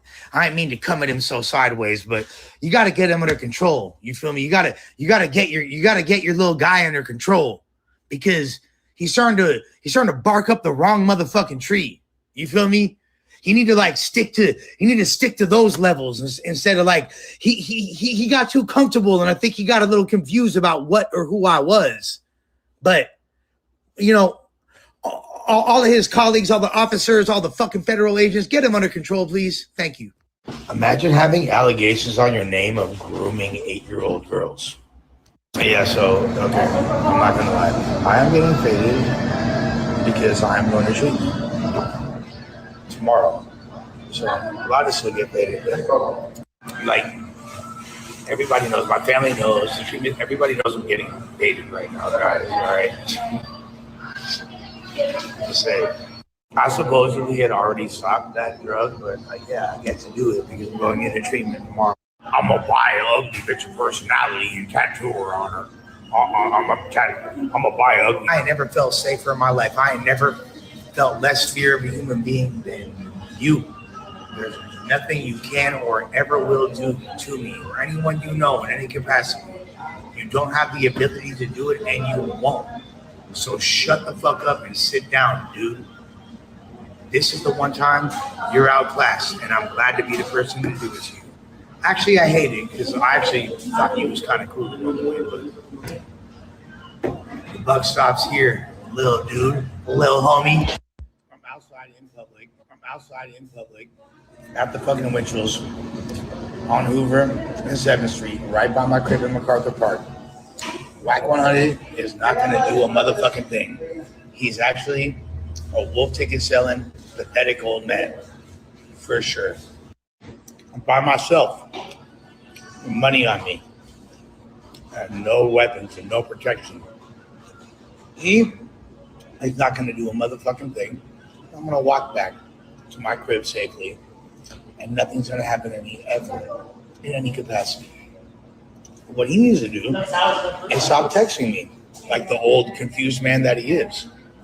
I don't know if he thinks this is Backpage and he's going to find R&B on there or something, but I don't know. It's funny, Wax's been in my inbox, in my text for the past couple of days. Now he's straight melting down. It's pathetic to see someone that's literally over 18, much less 72 years old, behaving in such a manner. But he, and far be it for me to extol the virtues of maturity, but this dude is so fried. I tried for a long time to be cool, man. For for the people that actually fuck with him, that fuck with me too, y'all know damn well I tried my best to be civil and understanding, but I'm not a bitch. You're not gonna treat me like a bitch, period. That's it. But I want to make a coffee table book of all the screenshots with the fucking text message correspondence of these fake excuses for a threat that he's trying to I don't know who the fuck that was carrying. Maybe in the 1970s that would have been intimidating. Wack, get a fucking life, old man. It's beyond pathetic at this point.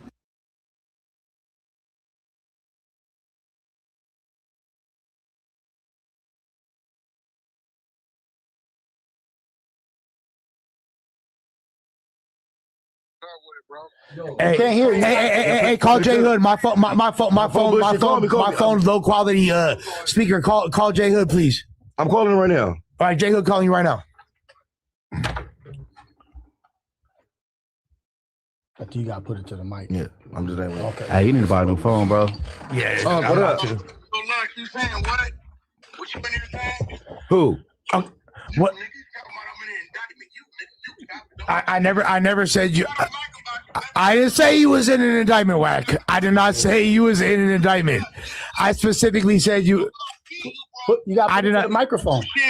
I did not say you was in an indictment. My name like a nigga won't break your shit. Hey, bro, I'm like the one like speaking unbiasedly and defending you.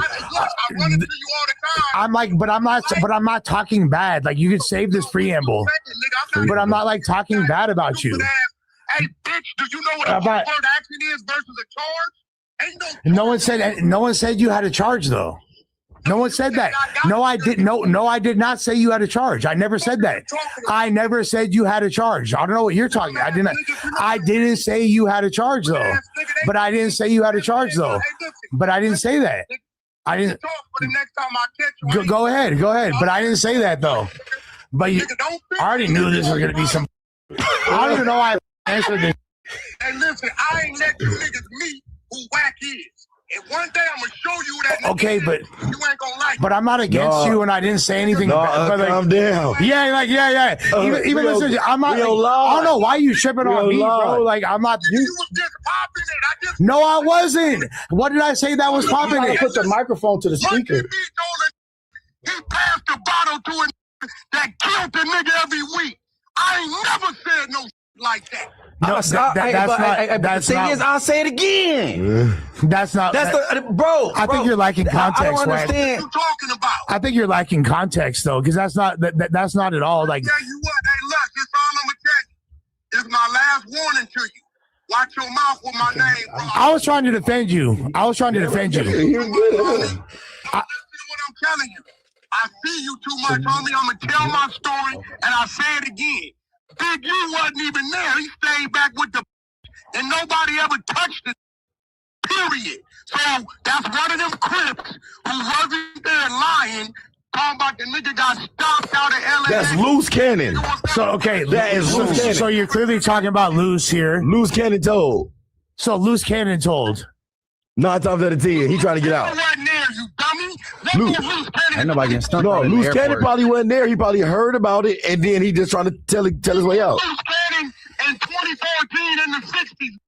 I never heard of that name. Interesting. Loose cannon ain't never been to the 60s. Ain't nobody getting stumped out of no airport. He'll probably come back. Okay, yeah, that was a long time ago. So who you think? So who tell it? If anybody told that story, it's a on the indictment named Hop. It was probably Hop because Hop was around all day, and that sound like either A, somebody talking and put extras on it, or B, a nigga just making up shit. Cause you can't find nowhere where said Future was ever touched. He was never touched. So for them to say he got stomped out, that let me know. Now if you read it, it also said Sylvester, 60 years old of Northridge, said he had to carry a gun to go to a dispensary. So what it looked like they releasing is all the statements his co-defendants that's on the street then made to the feds, because how would they know Sylvester had to have a gun in 2023 for Big U? And for the Future was never touched, ever. So you can never find nowhere where it says Future was touched. So do are the feds able to? So why are the feds trying to put that as a part of the indictment now? Like why did they add that? It's an overt act. You know what an overt act? It's not a charge. It's not a charge. So the better question is, why would you trying to compare the two then? Oh yeah, wait, it's not a charge. If it's not a, it's an overt act, no. Yeah, but that's character evidence. But Munchie not being charged either. So like it's not. So again, it's just. It's character evidence. It's character evidence. It's 1101. I still feel it, but isn't that still like somewhat? I don't even try to understand the feds. They shit too. Character evidence is like uncharged crime. Break it down. Break it down. I'm gonna keep it gangster with you. So if I send you this paperwork right now, where it got Brick Baby in there, which y'all ain't seen, Brick Baby on the phone doing gun transactions with Big U and everybody else. Also now, Ho Ass Wack is threatening me. Ho Ass Wack, the old man, is threatening me. But he not fucking doing shit to Jay Diggs. He ain't do shit to Ant. He ain't do shit to Compton Rick Rock. He ain't do shit to all these people that had fucking time and energy, but he want to fucking try to pick on me. Wack, I promise you, if you even think about touching me, whatever happens is going to happen. But the main thing that's going to happen is that you are going to be sued for everything in your entire life that you think you own. They're going to be fucking repoing the BBL out of R&B's ass by the time I'm done with you. You want to see Jewish? I'll show you the epitome of Jewish. You ain't touching shit. You ain't never fucking harmed a fly. Shut the fuck up. You afraid to even go to your own functions for your gang. So why don't you fucking worry about that and stop trying to pick on fucking middle-aged white Jewish dudes who have no bad energy for you. You fucking pathetic old piece of shit. Imagine like a scaly Gila monster, Komodo dragon-esque looking human being who's like 78 years old, driving around and furiously stroking his ashy excuse for a cock in public, in broad day, when you could like hear the sound of children playing at the local elementary school down the street in the background. Imagine that. Is this a person who you want to watch on podcasts? Imagine like a scaly hemmed me up and fucking slapped me 10 years ago. Like, all right, fool, like cool story. I wasn't jacking off in a car, being a sexual deviant in fucking literally broad daylight, masturbating in public in your vehicle. That's like a way more damning video. That's like significantly more disturbing on all levels. Let's be honest, bro. Like, what video would you rather have? Some fools like ran up on you with straps and fucking slapped you because you fucked on their bitches? Or like you get caught driving outside in broad day masturbating in a car? What's worse? What's worse in any capacity, bro? What's worse? We know. We know.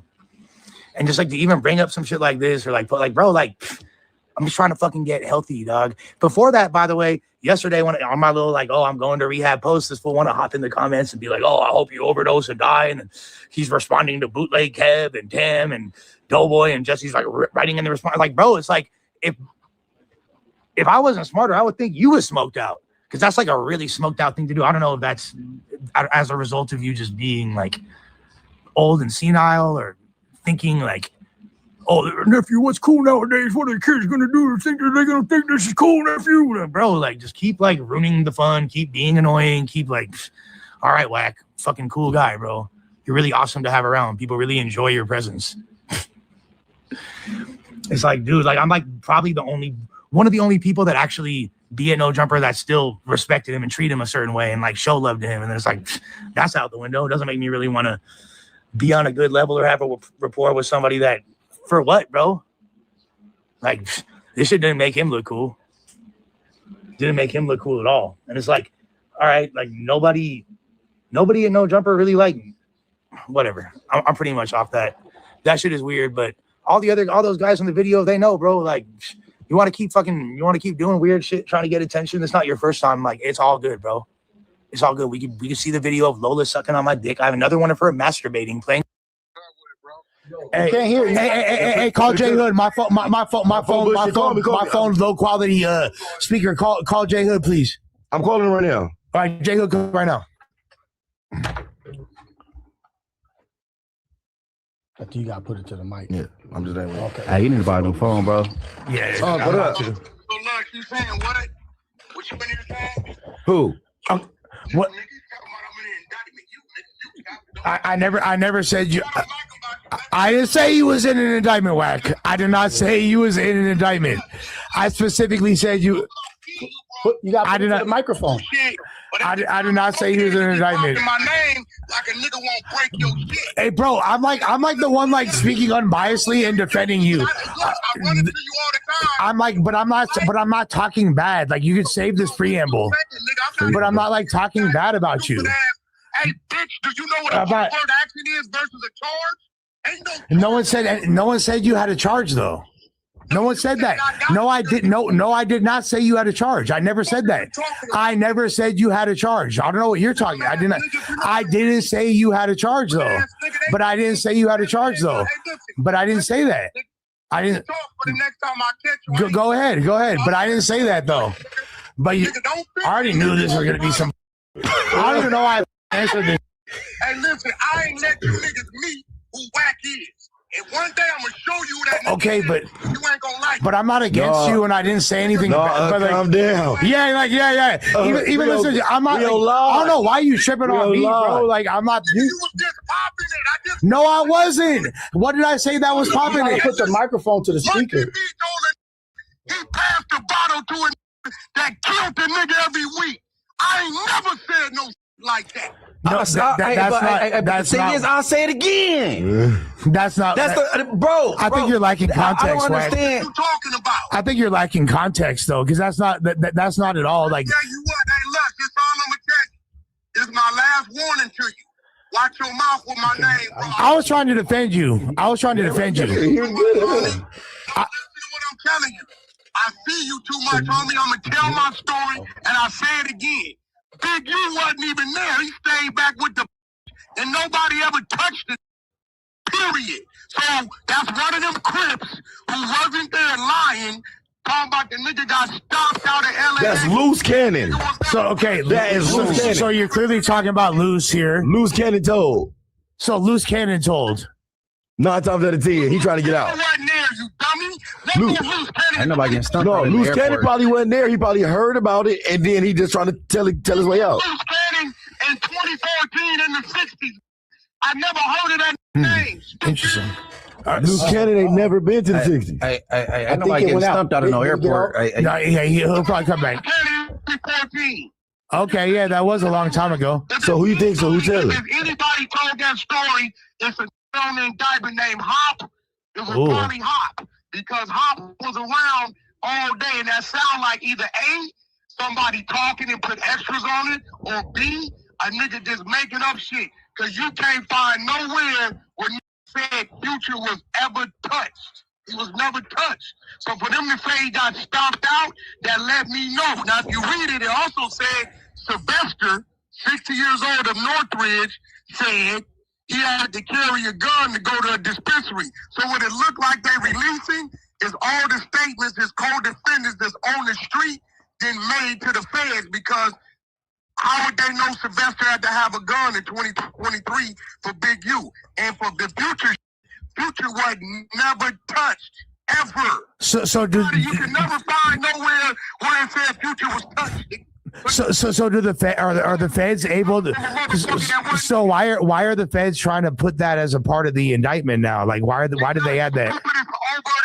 It's an overt act. You know the overt act is not a charge. It's not a charge. So the better question is, why would you try to compare the two then? Oh yeah, wait, it's not a charge. If it's not a, it's an overt act. No. Yeah, but that's character evidence. But you're not being charged either. So like it's not. So again, it's just. It's character evidence. It's character evidence. It's 1101. I still feel, but isn't that still like somewhat? I don't even try to understand the feds. They shit too. Character evidence is like uncharged crime. Break it down. Break it down. I'm gonna keep it gangster with you. So if I send you this paperwork right now, where it got Brick Baby in there, which y'all ain't seen, Brick Baby on the phone doing gun transactions with Big U and everybody else. Also now, Ho Ass Wack is threatening me. Ho Ass Wack, the old man, is threatening me. But he not fucking doing shit to Jay Diggs. He ain't do shit to Ant. He ain't do shit to Compton Rick Rock. He ain't do shit to all these people that had fucking time and energy, but he want to fucking try to pick on me. Wack, I promise you, if you even think about touching me, whatever happens is going to happen. But the main thing that's going to happen is that you are going to be sued for everything in your entire life that you think you own. They're going to be fucking repoing the BBL out of R&B's ass by the time I'm done with you. You want to see Jewish? I'll show you the epitome of Jewish. You ain't touching shit. You ain't never fucking harmed a fly. Shut the fuck up. You afraid to even go to your own functions for your gang. So why don't you fucking worry about that and stop trying to pick on fucking middle-aged white Jewish dudes who have no bad energy for you. You fucking pathetic old piece of shit. Imagine like a scaly Gila monster, Komodo dragon-esque looking human being who's like 78 years old, driving around and furiously stroking his ashy excuse for a cock in public, in broad day, when you could like hear the sound of children playing at the local elementary school down the street in the background. Imagine that. Is this a person who you want to watch on podcasts? Imagine like a scaly hemmed me up and fucking slapped me 10 years ago. Like, all right, fool. Like, cool story. I wasn't jacking off in a car, being a sexual deviant in fucking literally broad daylight, masturbating in public in your vehicle. That's like a way more damning video. That's like significantly more disturbing on all levels. Let's be honest, bro. Like, what video would you rather have? Some fools like ran up on you with straps and fucking slap you because you fucked on their bitches?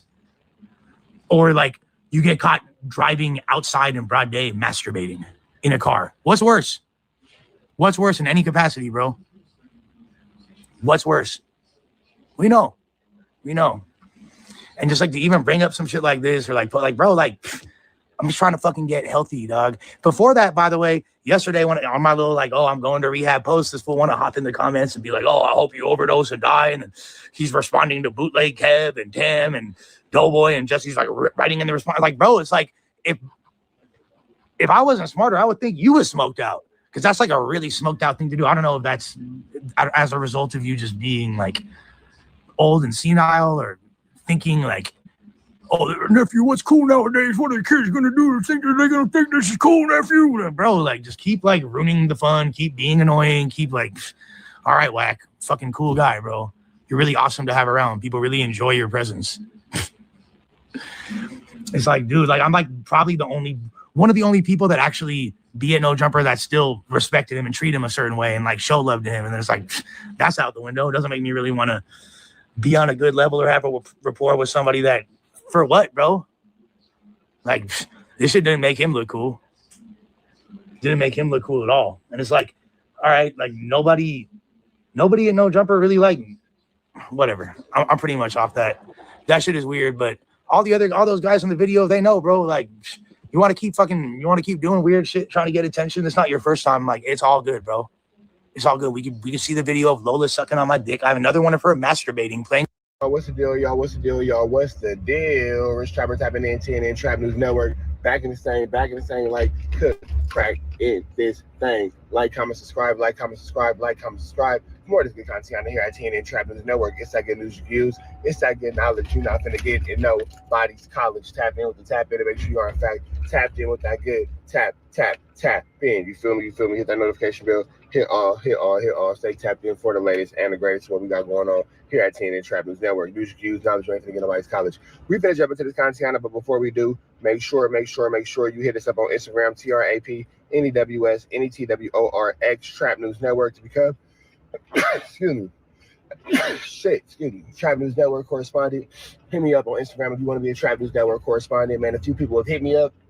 We got a few people checking out today. So make sure y'all tap in with the tap in. You feel me? We would love to have you a part of this Trap News Network family. You feel me? Get into that. You ain't got into that. And we need y'all to make sure that you sign a petition in the description to get rid of. Sign a petition in the description, help us complete the mission to support the deport. Get rid of pathetic facts out of these great United States. You feel me? Get into that. You ain't got into that. We can slide into this content, man. Shout out to Scandalous Los Angeles. Big love to Scandalous Los Angeles. Apparently, they figured out that Wack was lying about being C blank Wack. You know what the blank means. You know, Bloods put a certain letter after the C to show disrespect. Wack was saying that he was such a blood, his name was C blank Wack. Let's get into this lie. Let's get into it. Along the way, attempted murders, like all my whole record was violence. In there, you just really don't understand how that inner city. We don't fuck with, listen, the only police we fuck with is the crooked police, there's power rules and crips, there's gang members that niggas don't know they gang. Fuck with them police, them the homies. Yeah. They do everything we need them to do. And it's a lot of them out here, they'll pull a nigga over and take it what we need to take. Them the police we fuck with. So we fuck with police. Welcome back to Scandalous Los Angeles TV, where we expose the exposers. Porky has really outdone himself this time. Reggie Wright and John, over at Bomb First, tried to help him. But somehow he still managed to throw himself under the bus. Just like every other time, we've caught Porky in another lie. And this time, it's serious. Today, we're about to prove that he really did go to jail. He really was picked up and brought in for questioning. Now, if you know Porky like we do, then you already know. He lies so much.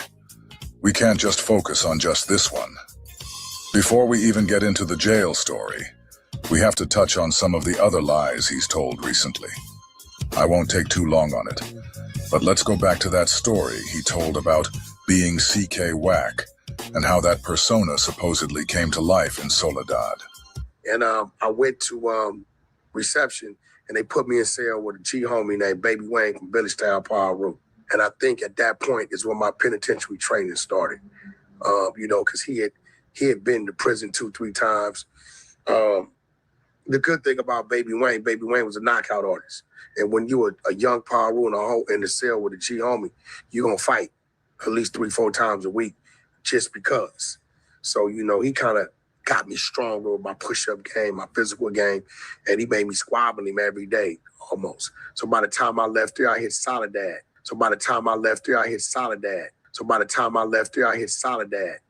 And Soledad was really, that was the birth.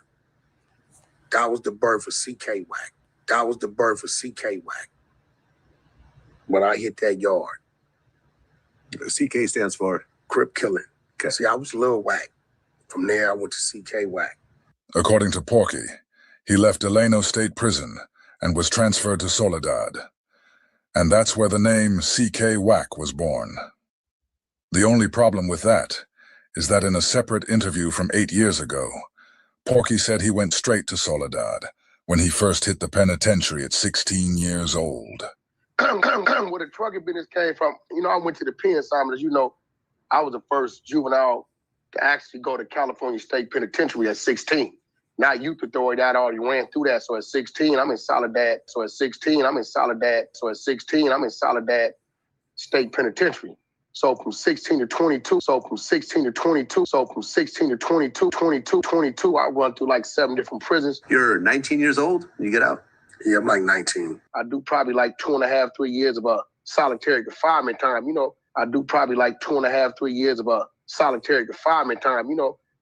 Porky just claimed he was the first minor in the California prison system, being sent to Soledad at just 16 years old. But now, listen to this old interview with Vlad. In this one, Porky clearly says he went to Delano at 16, and that Delano was his first prison. So, which one is it? Soledad or Delano? The prison bus came to Central Juvenile Hall, pulled into Central Juvenile Hall when they left LA County Jail and picked me up from Central Juvenile Hall and took me straight to Delano State Penitentiary. Now you see right here, look, let me show you. The first one, it was admitted offender with new AOJ. That's adult offender juvenile. Okay. So this is your first entrance into the system. That's your first entrance into the system. He went to North Kern State Prison, NKSP. Now you got to see, he likes to play games. So you got to understand, North Kern State Prison is Delano, okay? That's old Delano. They have a new Delano, which is a level 4, okay? The prison bus. Now, it's going to be a lie on top of a lie on top of a mistruth on top of a mistruth, mistruth on top of a flu flam on top of a skulldug on top of a larceny.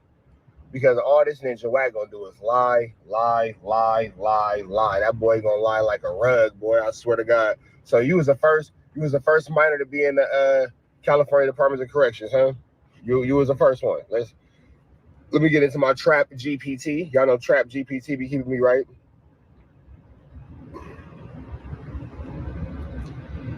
Can I ask you a quick question? What's your question? What is the name of the first, you know what, it's gonna be low. Hold on. What is the name of the first youth under the age of 18 to be put into the California Department of Corrections of Jail? I'm sorry, California Department of Corrections and Rehabilitation. Who was the first minor to get sent to the adult penitentiary in California? Let's see. Who was the first minor? The specific name of the first user placed under CDCR of the minor. It's not readily available because of the records, historical, blah, blah. While not being able to give you the exact identity, know that we can give you race, white male, age 15 years old. Well, that's enough right there. Wack's not a white male. Simple right there. It was a white male that was the first to get sent, actually. So, right. And then even in that time, we can even say maybe even a white passing Hispanic, because that's probably way more likely, a white passing Hispanic. But C blank whack that never existed, probably not. Probably not. Probably not. LA County Jail and picked me up from Central Juvenile Hall and took me straight to Delano State Penitentiary. He'll try to say, I went to Delano to make you think he'd been a higher level than he been. He was at reception, right? Then the next prison he went to was SATF, Substance Abuse Treatment Facility, which is the level 2, okay? That's where he paroled from. I thought Porky said he was 16 years old at Soledad. I thought he said he went to Soledad after he left Delano. See all the lies you have to sift through when dealing with this guy? He didn't go to 9 prisons like he alleges, okay? He got paroled. If you see, he got to prison on 131.95. He paroled 4/1/98. He got paroled. If you see, he got to prison on 131.95. He paroled 4/1/98. Okay? 95 to 98 is 3 years. I don't give a fuck what kind of arithmetic you try to use with it. Porky got to Delano in 1995 when he was 18 years old. He paroled in 1998 at 21. That timeline makes one thing crystal clear. It was impossible for him to be at Soledad at 16. If Porky never went to Soledad, then there was never a birth of CK WACK. The whole story was built on a lie. Just another chapter in Porky's book of fiction. Okay? But this is the kind of fraudulent dude that is out here on this internet trying to, you know what I'm saying, pretend to be somebody and something that he's not. You see what I'm saying? Go to the next one. It say return from parole, re-entry 3, which means the county jail. He never went back to the prison. You see what I'm saying? He was in the county jail from 6/2 to 7/25 of 98. Okay? He returned to parole.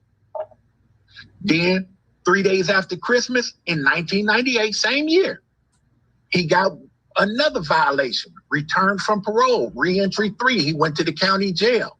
You see what I'm saying? He was returned to parole.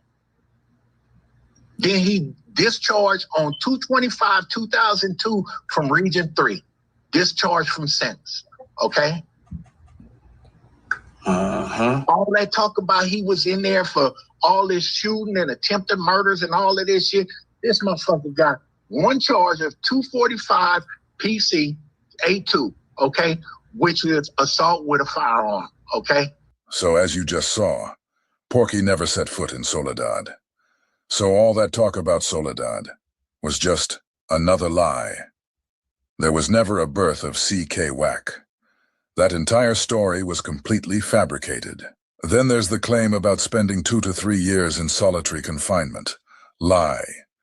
Being the first minor in the California prison system. Lie.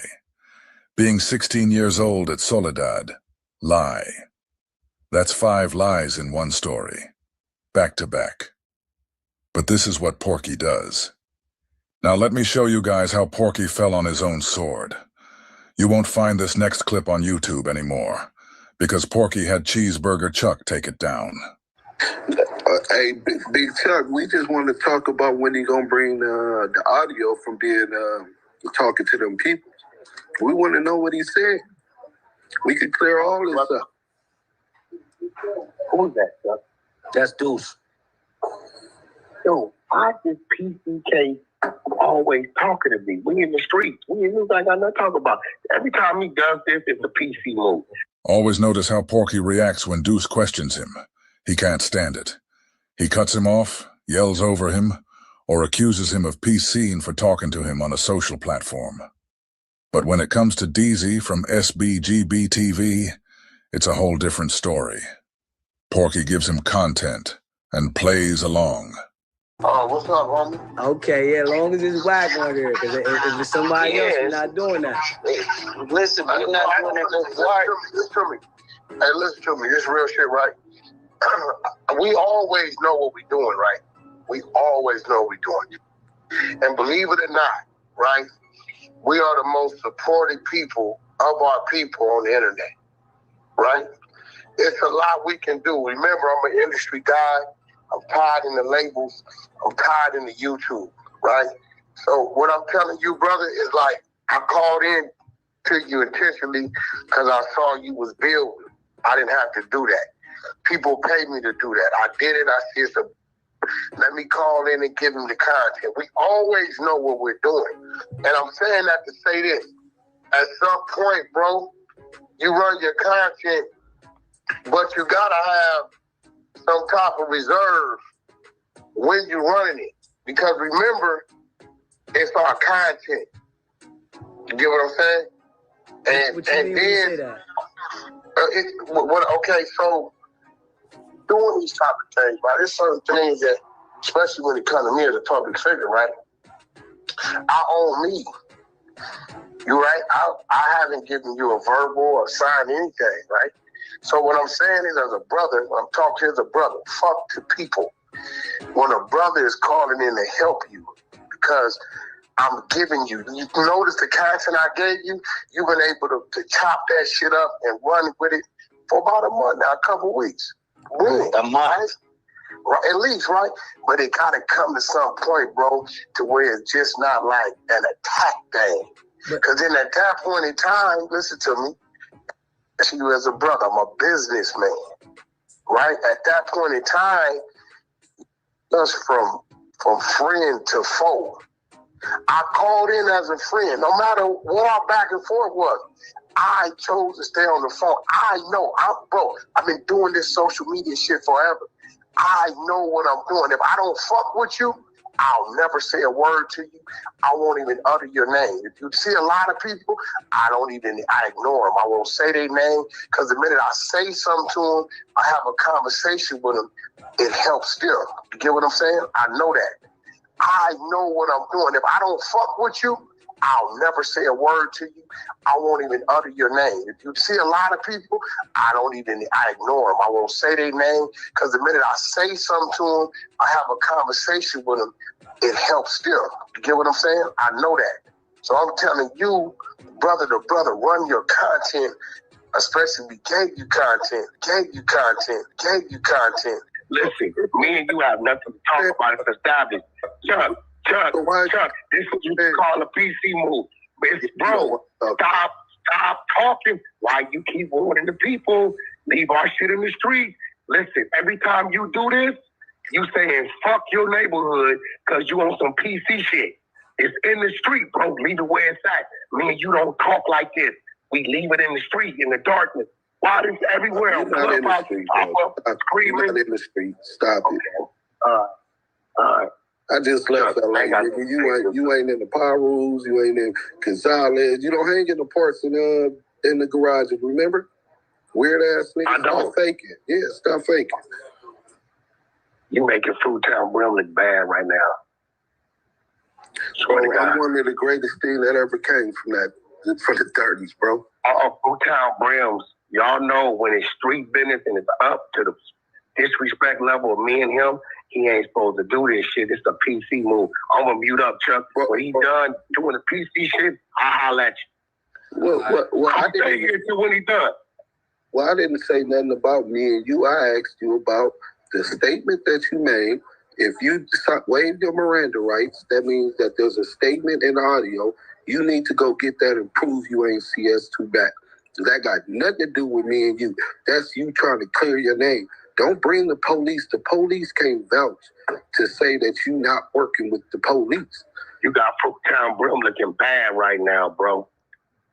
We in the streets. You got, bro, stop PCing. Don't talk to me on no open platform. You got Fruitown Brim looking bad. It's real gangsters over there. Why you doing PC ass shit? I'm going to mute up again, bro. What's that got to do with your paperwork? Bring the paperwork and the statement that you made to the task force and the FBI on the Main Street case and the Tupac and Biggie murder and clear your name. You say that the truth can never be considered. Hey, Chuck, you know what would be funny, right? This would be funny. I'm talking to you, Chuck. I ain't talking. It's when people say dumbass shit, it makes them look dumb. Chuck, I was in the penitentiary from 1993 to 1999. When was Tupac and Biggie killed, Chuck? 96, right? 96. 96, 97, right? Yeah.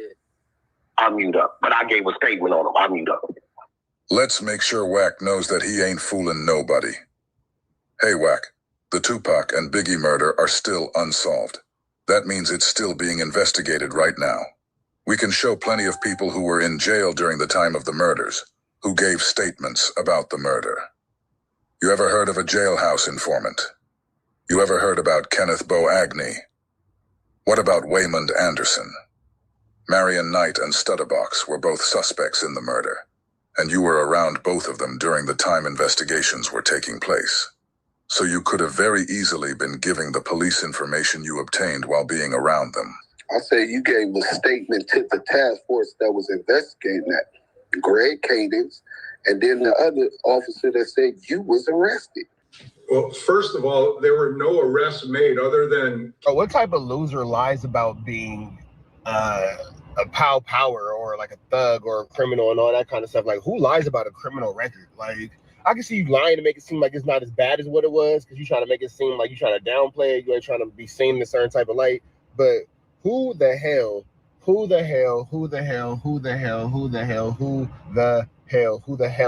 lies about, I went to this pen, I went to that pen, and blah, blah, blah. And you on the streets. I can see if you was in the penitentiary and you didn't have nothing but that. Nigga, you're on the streets, bro. You can go to the park, you can go to the beach, you can go to the movies, you can go to the mall, you can go have lunch. You can just sit in your house and not be in jail.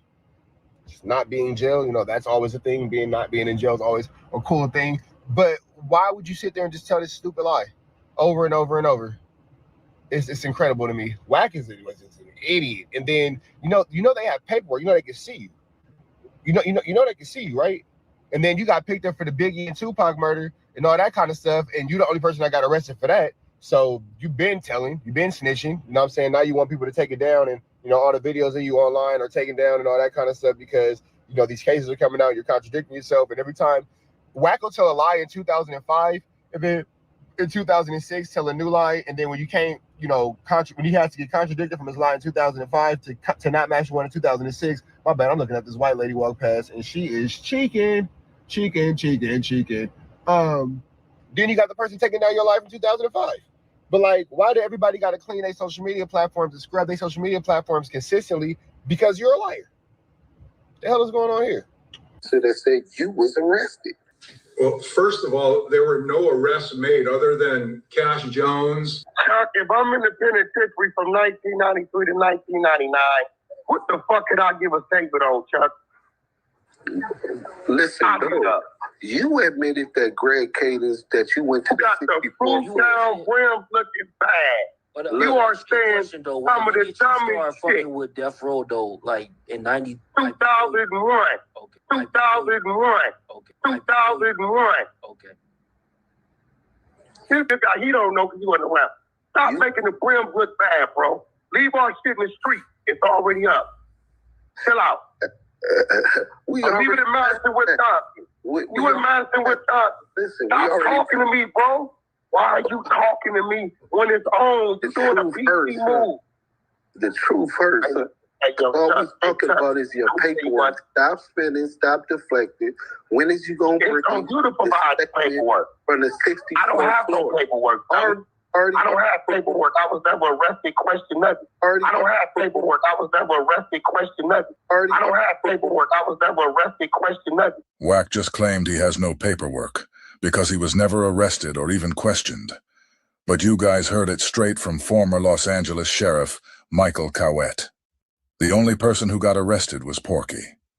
Reggie and John deleted the clip, so don't bother looking for it on YouTube. Porky swore up and down that he was never brought in for questioning. Remember that. It's on you to provide the paperwork. PK Wack, Lil Wack, WACK100, or the Wack Boy, or the Wack Boy, or the Wack Boy. Put that on Fruit Down Brim. Look, or the Wack Boy. Put that on Fruit Down Brim. Put that on Fruit Down Brim. Yes, I told. on Fruitown Grill, you CS2 back. On Fruitown Grill, you CS2 back, a.k.a. the I'm going to go get to work. All right, guys. Now that we've heard all that, and we've heard Porky himself say he was never arrested or questioned, let me show you how he actually threw himself under the bus. But before we get to that, I need to show you how Baum first cut out another one of Detective Michael Coette's key statements in his interview. Do you know how she even came to play in the information? Not fully. To the best of my ability, from what I understand, a lot of people were under surveillance, including Reggie Wright, and that they, somehow got some information on Teresa Swan, who was one of Suge's mothers to one of his kids, and that they basically wrote up a false confession letter and presented that to her to get her reaction, and then that pretty much prompted the confession. Am I accurate there, or am I off on some stuff? So, did y'all catch that? The scene just skipped like something was cut out. Let me run it back real quick so you can see it again. Accurate there, or am I off on some stuff? So, Paul Fournier, myself, and Jeff Bennett. We already know Baum first removed the clip of Michael Coette, clearly saying the only arrest made was Cash Jones. They also cut out another crucial part of Coette's interview. And guess who exposed it? None other than Porky Chops himself. In a sloppy move to distance himself from the CS2 back allegations, Porky secretly recorded a conversation with Studdabox, then ran to Clubhouse to play it. But while trying to clear his name, he ended up airing out a segment from Baum first. The exact part Reggie and John edited out to protect him. Now, this next clip gonna make even more sense to y'all, right? You heard him say, I told the police, if y'all looking at WACK for doing anything illegal with them trucks, he ain't, which is a lie, because ain't no way they gonna spend $300,000-$400,000 watching my trucks if a nigga tell them that. Right? Play the next clip. Play that clip. Are you talking about Teresa Swan? Yes. Teresa Swan was. Do you know how she even came to play in the information? Not fully. To the best of my ability, from what I understand, a lot of people were under surveillance, including Reggie Wright, and that they, somehow got some information on Teresa Swan, who was one of Suge's mothers to one of his kids, and that they basically wrote up a false confession letter and presented that to her to get her reaction, and then that pretty much prompted the confession. Am I accurate there, or am I off on some stuff? So, accurate there, or am I off on some stuff?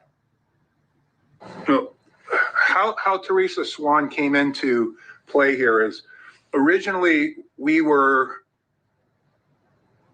following some guy around in the Antelope Valley, and Greg had thought that this guy was going to be able to get us to Suge because he had some relationship with a not so famous rapper at the time, and he somehow thought this guy was going to get him into Suge. So we chased this guy around in the Antelope Valley for several months, and really nothing came of it. The guy, he eventually was brought in for questioning, and I don't have paperwork. I was never arrested, questioned, nothing. He eventually was brought in for questioning, and saying you don't have any paperwork, and then the cop who arrested you saying the only one brought up on questioning is you, is crazy. I don't got no paperwork. Yeah, he the only one we picked up. And then they tried to save you by cutting the information out, and then you decided to put it back out. I don't understand. I don't understand the level of idiocy from this man. And it's such a need to be accepted. It's such a need to be proven to be tough. It's such a need to be gangsta, that you just completely embarrass yourself. You humiliate yourself. You disrespect yourself. You show your own snitchosaurus rex, your own snitchiashis. You know what I'm saying? Like, the snitchiashi is crazy. You show your own snitchiashi all the time. You end yourself up in a snitchuation every single time. And I can't understand what the reasoning for that is. With that also being said, long story short, man, keep it into perspective, WACK is an idiot. We're just calling spades. He's an idiot.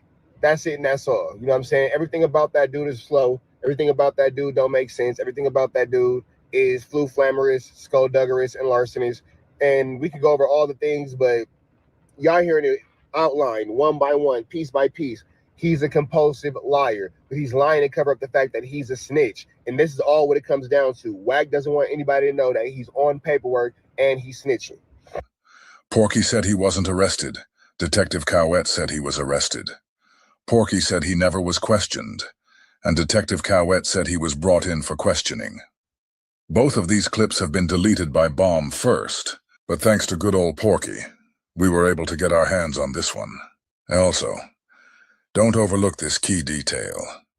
The only reason Detective Cowett is even bringing up Porky in this part of the interview is because he's explaining to John how they ended up zeroing in on Teresa Swan. To tell that story, he had to start with Porky specifically, how they were following him around the Antelope Valley. Now, for those who don't know, Teresa Swan is the mother of one of Marion Knight's kids. And she's the person who gave Greg Kading the final missing pieces to the whole Poochie killed Biggie narrative tied to Marion Knight. So the real question becomes, what does Porky being brought in for questioning have to do with Teresa Swan? Because if Cowett had to start with Porky to get to her, that connection might be deeper than Porky wants us to know.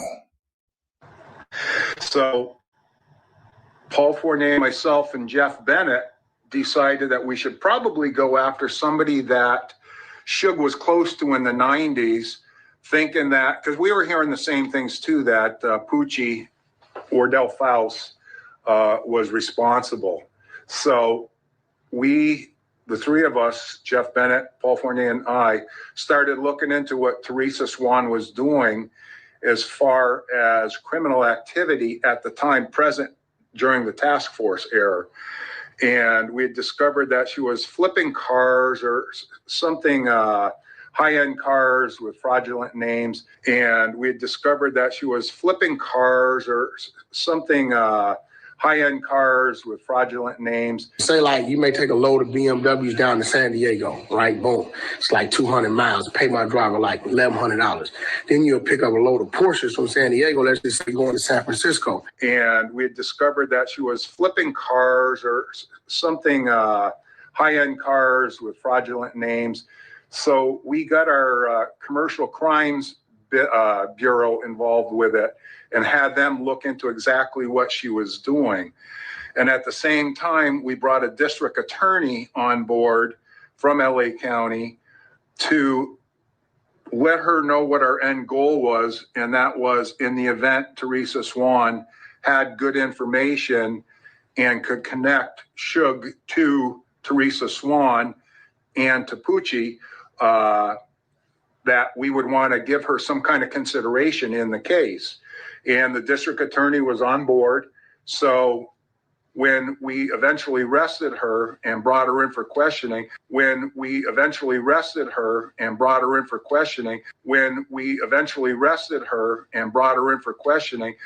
According to Detective Cowett, Teresa Swan was arrested and brought in for questioning, just like he said Porky was. Now think about everybody whose name was changed in Greg Kading's movie. Think about the fact that Teresa Swan's real name is Tammy Hawkins. It was very clear that she was more than willing to talk and was, I believe, being truthful with how the murder of Biggie happened and how it was paid for through the monies of Suge. So, and then Greg came on board and just like he said Porky was. Now think about everybody whose name was changed in Greg Kading's movie. Think about the fact that Teresa Swan's real name is Tammy Hawkins. It was very clear that she was more than willing to talk and was, I believe, being truthful with how the murder of Biggie happened and how it was paid for through the monies of Suge. So, and then Greg came on board and started with some of the stuff, and they ended up doing a in-camera interview with her to lock in her interview. So I'm not sure I recall the letter with the false statement that you're referring to or not. I was just in with her on the initial arrest and interview process. Okay. And the individual that you guys were following that you were talking about previously, just to confirm, that was WACK100, to my knowledge? It was what?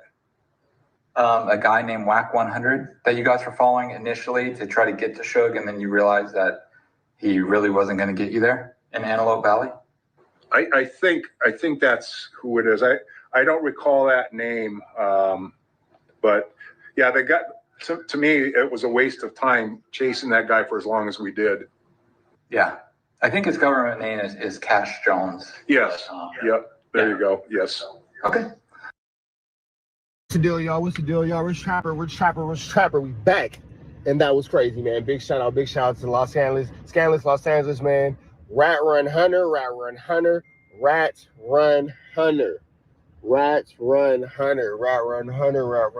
boy. You got some splaining to do, Lucy. You got some splaining to do. But it's cool, though, because I was over here just thinking, I got that thumb drive with all that information on it. You keep trying to send Adam to do dirty work to play with me. So let's just have fun all summer, man. Let's break this case wide open. Let's get all this paperwork back in the streets, man. Let's jump into this con. You finna jump up out of here, though. Y'all know the deal. Red dots to the left. Y'all know the rest. Free uploading tweets free. We go. What's the deal, y'all? What's the deal? Rich Trapper tapping in TNN Trap News Network. Back in the same, like cook, crack in this thing. Like, comment, subscribe. For more of this good content out here at TNN Trap News Network. It's that good news reviews. It's that good knowledge you're not finna get in nobody's college. Tap in with the tap in to make sure you are in fact tapped in with that good tap in. You feel me? Hit that notification bell. Hit all. Stay tapped in for the latest and the greatest what we got going on here at TNN Trap News Network. News reviews, knowledge you ain't finna get nobody's college. We finna jump into this content, but before we do, make sure you hit us up on Instagram, TRAPNEWS NETWORX Trap News Network to become Trap News Network correspondent. Hit me up on Instagram if you want to be a Trap News Network correspondent, man. A few people have hit me up. We got a few people checking out. I'm checking out today. So make sure y'all tap in with the tap in. You feel me? We would love to have you a part of this Trap News Network family. You feel me? Get into that if you ain't got into that. And we need y'all to make sure that you sign a petition in the description to get rid of. Sign a petition in the description to help us complete the mission to support the deport. Get rid of pathetic facts so out of these great United States. You feel me? Get into that if you ain't got into that. We can slide into this content, man. Shout out to Scandalous Los Angeles. Big love to Scandalous Los Angeles. Apparently, they figured out that Wack was lying about being C blank Wack. You know what the blank means. You know, Bloods put a certain letter after the C to show disrespect. Wack was saying that he was such a blood, his name was C blank Wack. Let's get into this lie. Let's get into it. Along the way. Attempted murders, like all my whole record was violence. In there, you just really don't understand how that inner city. We don't fuck with, listen, the only police we fuck with is the crooked police, there's power rules and crips, there's gang members that niggas don't know they gang. Fuck with them police, them the homies. Yeah. They do everything we need them to do. And it's a lot of them out here, they'll pull a nigga over and taking what we need to take. Them the police we fuck with. So we fuck with police. Welcome back to Scandalous Los Angeles TV, where we expose the exposers. Porky has really outdone himself this time. Reggie Wright and John over at Bomb First tried to help him, but somehow he still managed to throw himself under the bus. Just like every other time, we've caught Porky in another lie, and this time, it's serious. Today, we're about to prove that he really did go to jail. He really was picked up and brought in for questioning. Now, if you know Porky like we do, then you already know. He lies so much. We can't just focus on just this one. Before we even get into the jail story, we have to touch on some of the other lies he's told recently. I won't take too long on it, but let's go back to that story he told about being CK WACK and how that persona supposedly came to life in Soledad. And I went to reception, and they put me in cell with a G homie named Baby Wayne from Villagetown, Paru. And I think at that point is when my penitentiary training started. Because he had been to prison 2-3 times. The good thing about Baby Wayne was a knockout artist. And when you were a young Paru in the cell with a G homie, you're gonna fight at least 3-4 times a week just because. So, he kind of got me stronger with my push-up game, my physical game, and he made me squabbling him every day, almost. So by the time I left there, I hit Soledad.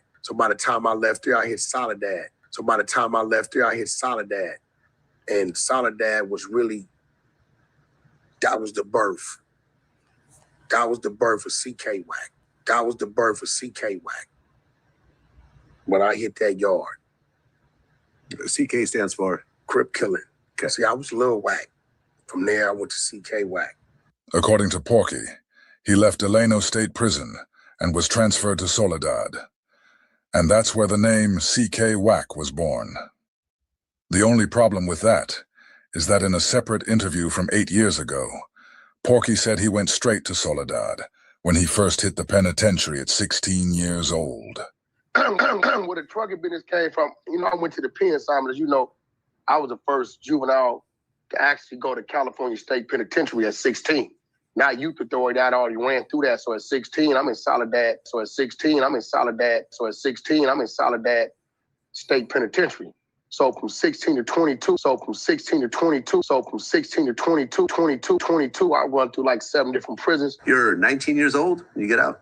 Yeah, I'm like 19. I do probably like 2.5, 3 years of solitary confinement time,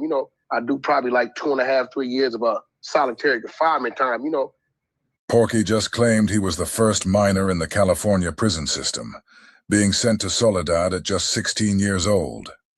But now, listen to this old interview with Vlad. In this one, Porky clearly says he went to Delano at 16, and that Delano was his first prison. So, which one is it? Soledad or Delano?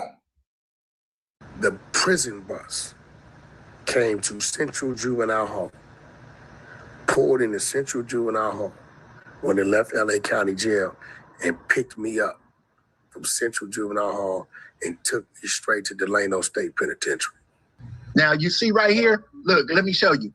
The first one, it was admitted offender with new AOJ. That's adult offender juvenile. Okay. So this is your first entrance into the system. That's your first entrance into the system. He went to North Kern State Prison, NKSP. Now you got to see, he likes to play games.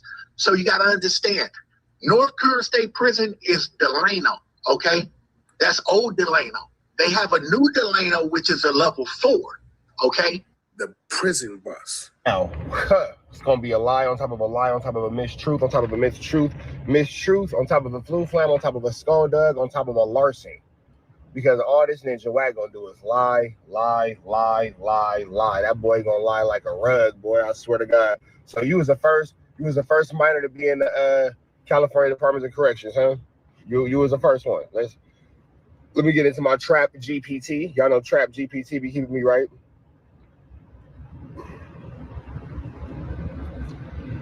Can I ask you a quick question? What's your question? What is the name of the first, you know what, it's gonna be low. Hold on. What is the name of the first youth under the age of 18 to be put into the California Department of Corrections of Jail? I'm sorry, California Department of Corrections and Rehabilitation. Who was the first minor to get sent to the adult penitentiary in California?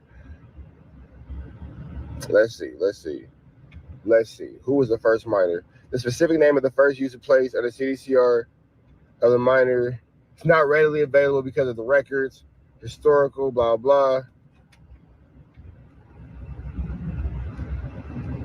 While not being able to give you the exact identity, know that we can give you race, white male, age 15 years old. Well, that's enough right there. Wack's not a white male. Simple right there. It was a white male that was the first to get sent, actually. So, right. And then even in that time, we can just say maybe even a white passing Hispanic, because that's probably way more likely, a white passing Hispanic. But C blank Wack that never existed, probably not. Probably not. Probably not. LA County Jail and picked me up from Central Juvenile Hall and took me straight to Delano State Penitentiary. He'll try to say, I went to Delano to make you think he'd been a higher level than he been. He was at reception, right? Then the next prison he went to was SADF, Substance Abuse Treatment Facility, which is the level 2, okay? That's where he paroled from. I thought Porky said he was 16 years old at Soledad. I thought he said he went to Soledad after he left Delano. See all the lies you have to sift through when dealing with this guy? He didn't go to 9 prisons like he alleges, okay? He got paroled. If you see, he got to prison on 131.95. He paroled 4/1/98. He got paroled. If you see, he got to prison on 131.95. He paroled 4/1/98. 95 to 98 is 3 years. I don't give a fuck what kind of arithmetic you try to use with it. Porky got to Delano in 1995 when he was 18 years old. He paroled in 1998 at 21. That timeline makes one thing crystal clear. It was impossible for him to be at Soledad at 16. If Porky never went to Soledad, then there was never a birth of C.K. Wack.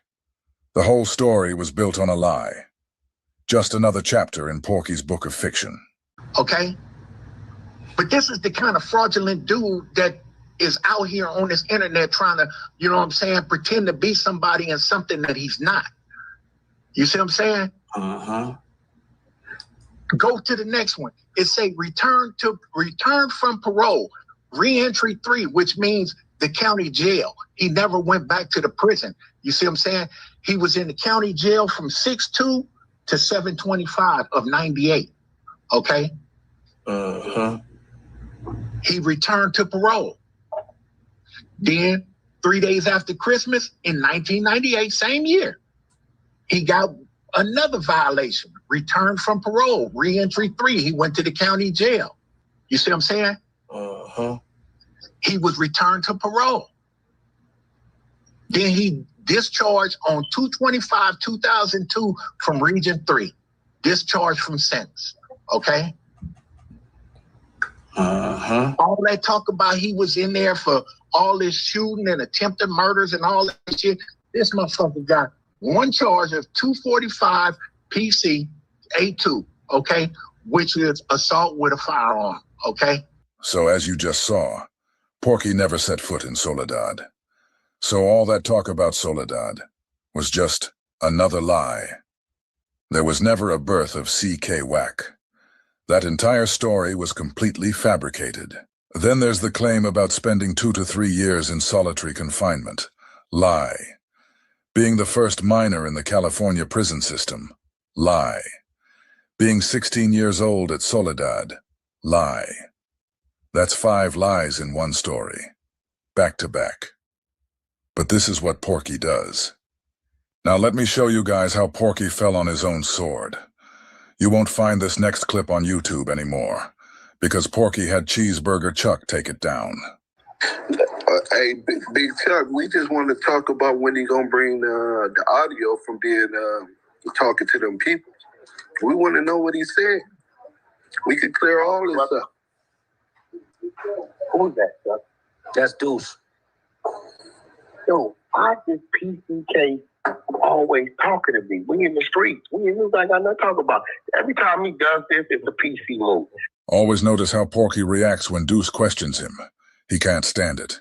He cuts him off, yells over him, or accuses him of PCing for talking to him on a social platform. But when it comes to DZ from SBGB TV, it's a whole different story. Porky gives him content and plays along. Oh, what's up, homie? Okay, yeah, as long as it's WACK100, because if it's somebody else, we're not doing that. Listen, we're not doing that. Listen to me. Hey, listen to me. This real shit, right? We always know what we're doing, right? We always know what we're doing. And believe it or not, right? We are the most supported people of our people on the internet, right? It's a lot we can do. Remember, I'm an industry guy. I'm tied in the labels. I'm tied in the YouTube, right? So what I'm telling you, brother, is like, I called in to you intentionally because I saw you was building. I didn't have to do that. People paid me to do that. I did it. I said, let me call in and give them the content. We always know what we're doing. And I'm saying that to say this. At some point, bro, you run your content, but you gotta have some type of reserve when you're running it. Because remember, it's our content. You get what I'm saying? And what you mean when you say that? Okay, so doing these type of things, right? There's certain things that, especially when it comes to me as a public figure, right? I own me. You right? I haven't given you a verbal or signed anything, right? So what I'm saying is, as a brother, when I'm talking as a brother, fuck to people. When a brother is calling in to help you, because I'm giving you notice the content I gave you, you've been able to chop that shit up and run with it for about a month now, a couple weeks. A month. Right? At least, right? But it gotta come to some point, bro, to where it's just not like an attack thing. Because then at that point in time, listen to me, you as a brother, I'm a businessman, right? At that point in time, just from friend to foe. I called in as a friend. No matter what our back and forth was, I chose to stay on the phone. I know, I've been doing this social media shit forever. I know what I'm doing. If I don't fuck with you, I'll never say a word to you. I won't even utter your name. If you see a lot of people, I ignore them. I won't say their name, because the minute I say something to them, I have a conversation with them, it helps still. You get what I'm saying? I know that. I know what I'm doing. If I don't fuck with you, I'll never say a word to you. I won't even utter your name. If you see a lot of people, I ignore them. I won't say their name, because the minute I say something to them, I have a conversation with them, it helps still. You get what I'm saying? I know that. So I'm telling you, brother to brother, run your content, especially we gave you content. Listen, me and you have nothing to talk about. It's established. Chuck, this is what you call a PC move. Bro, stop talking. Why you keep warning the people? Leave our shit in the street. Listen, every time you do this, you saying fuck your neighborhood because you on some PC shit. It's in the street, bro. Leave it where it's at. Me and you don't talk like this. We leave it in the street, in the darkness. Why is everywhere? You're not in the street, screaming. You're not in the street. Stop it.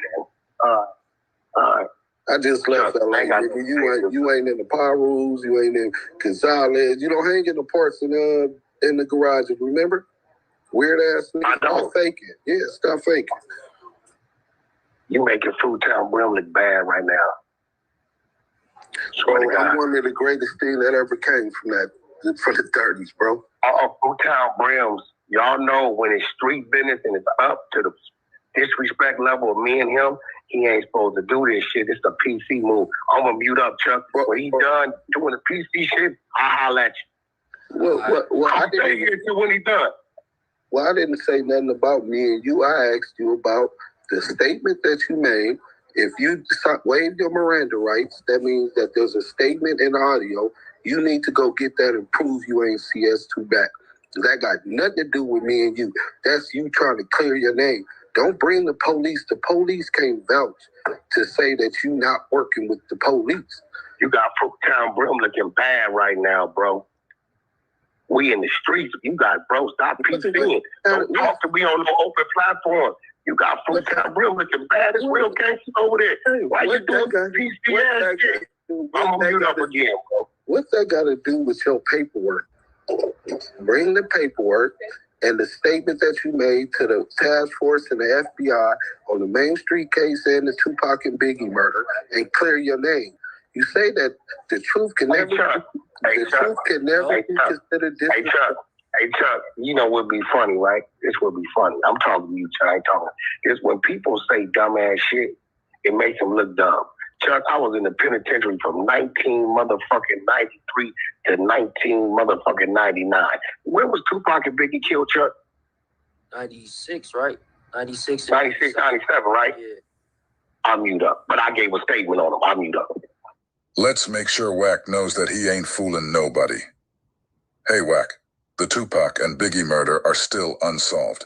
That means it's still being investigated right now.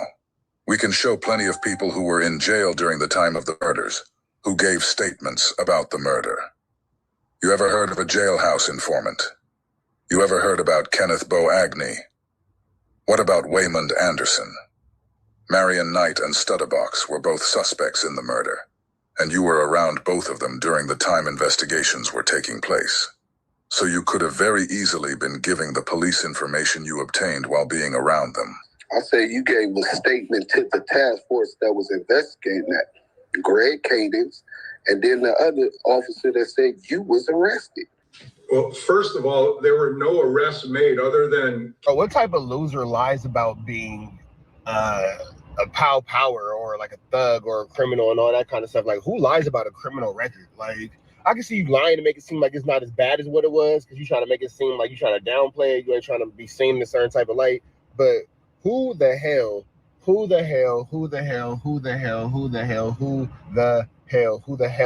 lies about, I went to this pen, I went to that pen, and blah, blah, blah. And you on the streets. I can see you was in the penitentiary and you didn't have nothing but that. Nigga, you're on the streets, bro. You can go to the park, you can go to the beach, you can go to the movies, you can go to the mall, you can go have lunch. You could just sit in your house and not be in jail.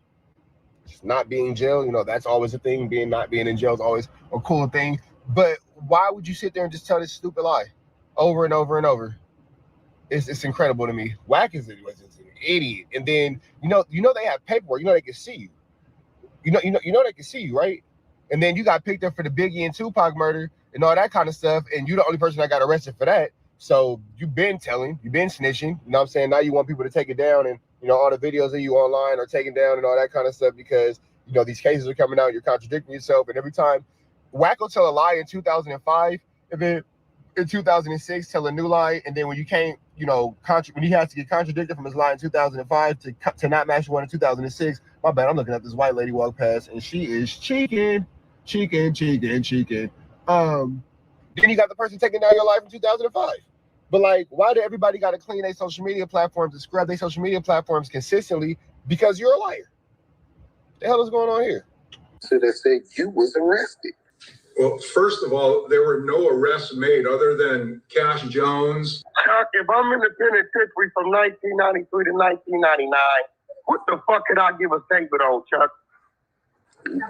Listen, you admitted that Greg Cadence, that you went to got the fruit down rims looking bad. But, you are saying some of the dumbest shit. With Death Row, though, like in 2001. Okay. 2001.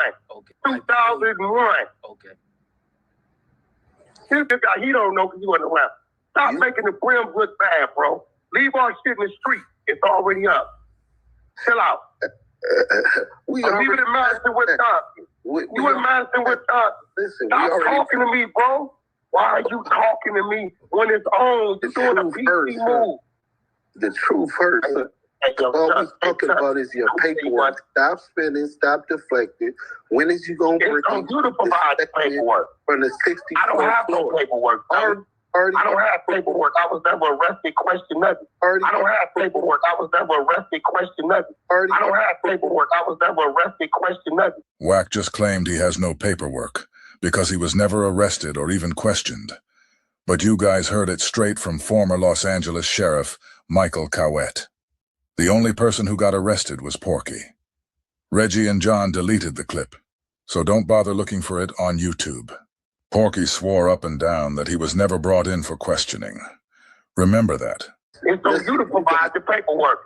PK Watt, Lil Watt, WACK100 or the WACK boy, or the WACK boy, or the WACK. Put that on Fruit Down Brim. Look, this or the WACK boy. Put that on Fruit Down Brim. Put that on Fruit Down Brim. Yes, I told. On Fruit Down Brim. Put that on Fruit Down Brim. Two back.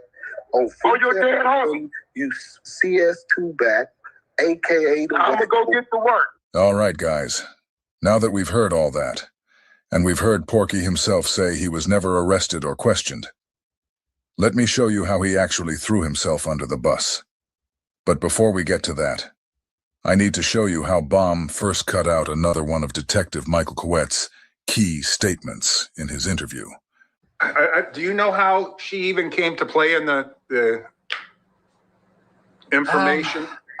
Not fully. To the best of my ability, from what I understand, a lot of people were under surveillance, including Reggie Wright, and that they, somehow got some information on Teresa Swan, who was one of Suge's mothers to one of his kids, and that they basically wrote up a false confession letter and presented that to her to get her reaction, and then that pretty much prompted the confession. Am I accurate there, or am I off on some stuff?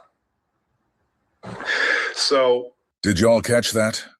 The scene just skipped like something was cut out. Let me run it back real quick so you can see it again.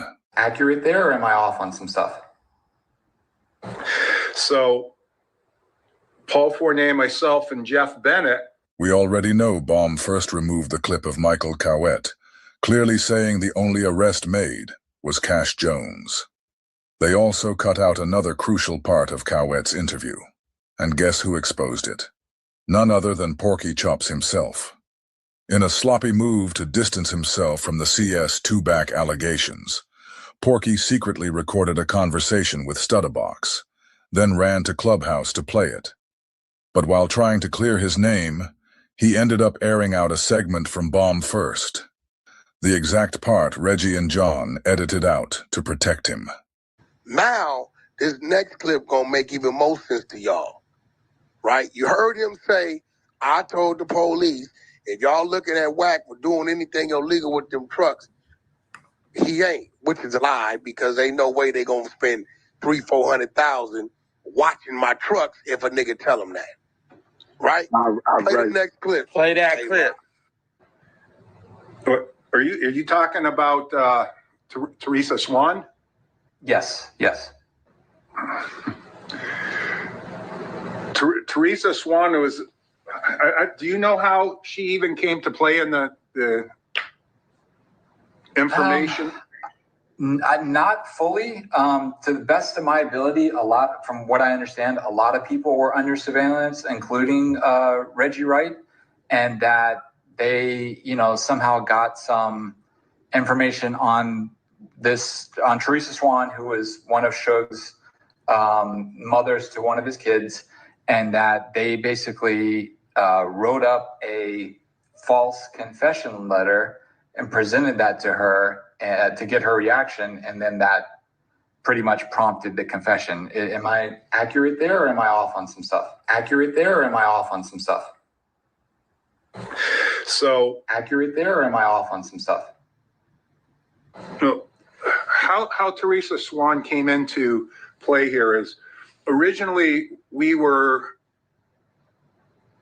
following some guy around in the Antelope Valley, and Greg had thought that this guy was going to be able to get us to Suge because he had some relationship with a not so famous rapper at the time, and he somehow thought this guy was going to get him into Suge. So we chased this guy around in the Antelope Valley for several months, and really nothing came of it. The guy, he eventually was brought in for questioning, and I don't have paperwork. I was never arrested, questioned, nothing. He eventually was brought in for questioning, and saying you don't have any paperwork, and then the cop who arrested you saying the only one brought up on questioning is you, is crazy. I don't got no paperwork. Yeah, he the only one we picked up. And then they tried to save you by cutting the information out, and then you decided to put it back out. I don't understand. I don't understand the level of idiocy from this man. And it's such a need to be accepted. It's such a need to be proven to be tough. It's such a need to be gangsta. That you just completely embarrass yourself. You humiliate yourself. You disrespect yourself. You show your own snitchosaurus rex, your own snitchiashis. You know what I'm saying? Like, the snitchiashi is crazy.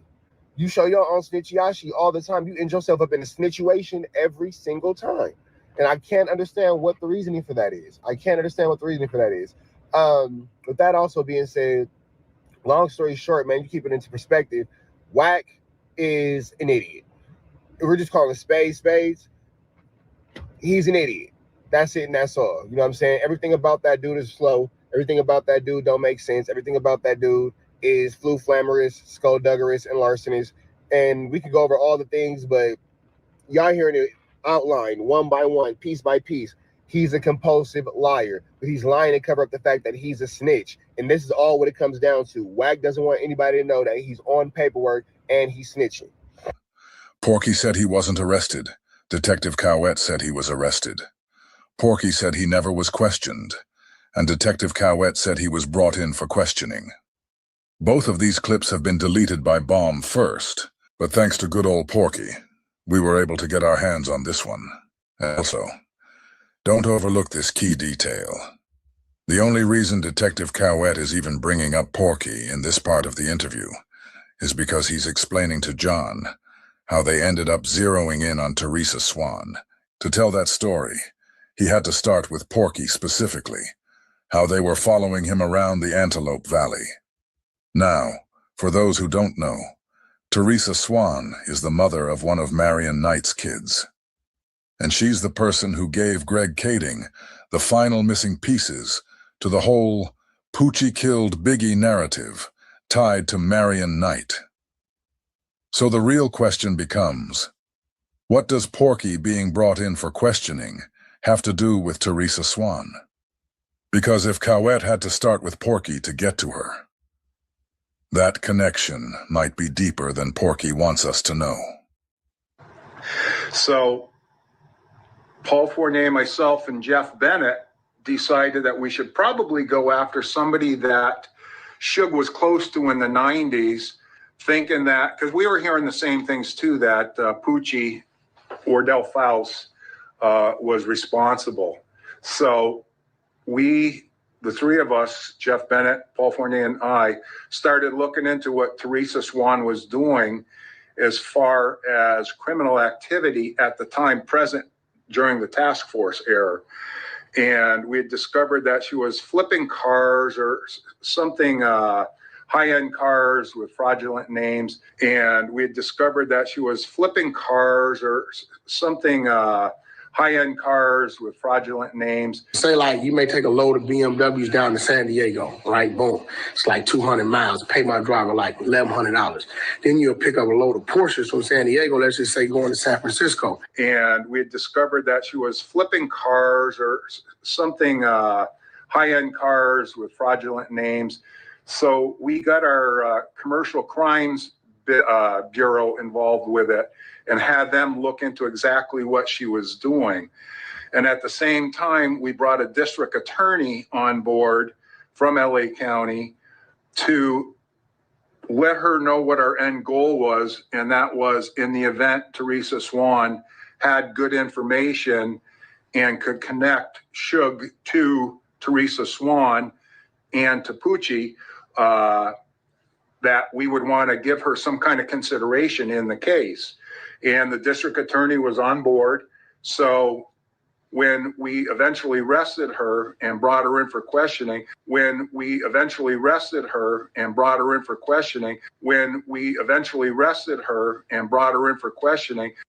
According to Detective Cowett, Teresa Swan was arrested and brought in for questioning, just like he said Porky was.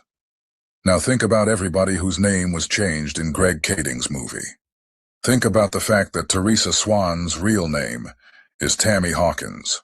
It was very clear that she was more than willing to talk and was, I believe, being truthful with how the murder of Biggie happened and how it was paid for through the monies of Suge. So, and then Greg came on board and... Just like he said Porky was. Now think about everybody whose name was changed in Greg Kading's movie. Think about the fact that Teresa Swan's real name is Tammy Hawkins. It was very clear that she was more than willing to talk and was, I believe, being truthful with how the murder of Biggie happened and how it was paid for through the monies of Suge. So, and then Greg came on board and started with some of the stuff, and they ended up doing a in-camera interview with her to lock in her interview. So I'm not sure I recall the letter with the false statement that you're referring to or not. I was just in with her on the initial arrest and interview process. Okay. And the individual that you guys were following that you were talking about previously, just to confirm, that was WACK100, to my knowledge? It was what? A guy named WACK100 that you guys were following initially to try to get to Suge, and then you realized that he really wasn't going to get you there in Antelope Valley?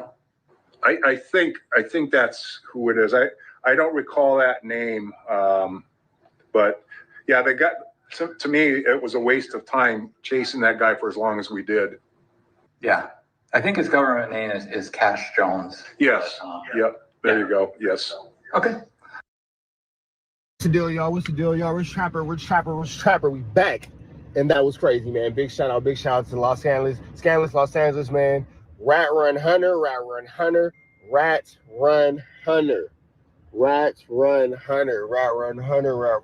boy.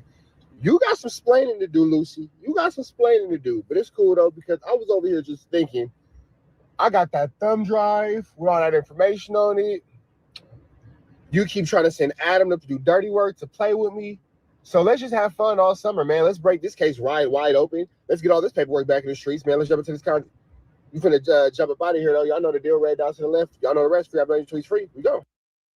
Absolute. Now, you guys think that Flacco has no bones with ADAM22 or has no issues with ADAM22, but it's in the content like this where you see how Flacco truly feels about Adam, and it's a lot of disrespect. But let's jump into this content, man. Give Flacco a like, comment, subscribe if you want to see him knock down ADAM22. Let's get into it. Let's go. Nightmare for ADAM22. Drake was somehow able to convince Adam to give him permission to fly out his wife by herself, after expressing to Adam in the past, about a year or two ago, that he was a big fan of Lena's work, as Adam has said on the podcast previously. Now, Adam gave Drake permission, despite WACK100 and a bunch of Adam friends let him know that this was a really bad idea. She's in the air headed down there to them wolves she headed to, because I'm telling you right now, I think her alter ego, something gonna happen. Nah, man. I was gonna go, but then she flew out. So, y'all find out where she's going, y'all gonna say, yo, Adam, something's happened. Listen, I was going to go with her, but it was so last minute that I would have had to cancel this podcast.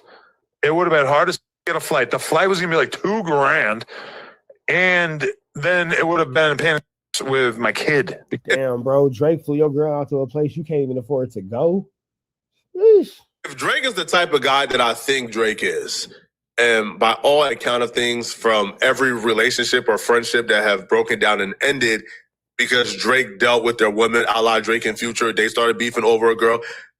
Drake had, for God's sakes, Lil Wayne went to jail and Drake started piping out Lil Wayne's girl. So if Drake is the type of guy we know Drake to be, then I think that's strategic, right? Like, I think Drake presented it last minute so Lena could come by herself because... Yeah, and then I'm going to take your girl to a place where you can't afford to go. So, yeah, there it goes. That's Drake. Now, Adam didn't want to pay $2,000. Bro, I would have paid the $2,000. All right? I would have found a babysitter. All right? I would have paid the $2,000. It's crazy when you could have just had your woman in enough respect for you for her not to even make the mission. paying to go babysit your baby, your girl while she go hang out with Drake is crazy. Your girl wanting to go hang out with another man, no matter who it is crazy. And then you saying, no, I would have paid the $2,000. No way you could have got my girl down there without me. Nigga, how does he have your girl down there, period? You niggas is focusing on the wrong things, bro.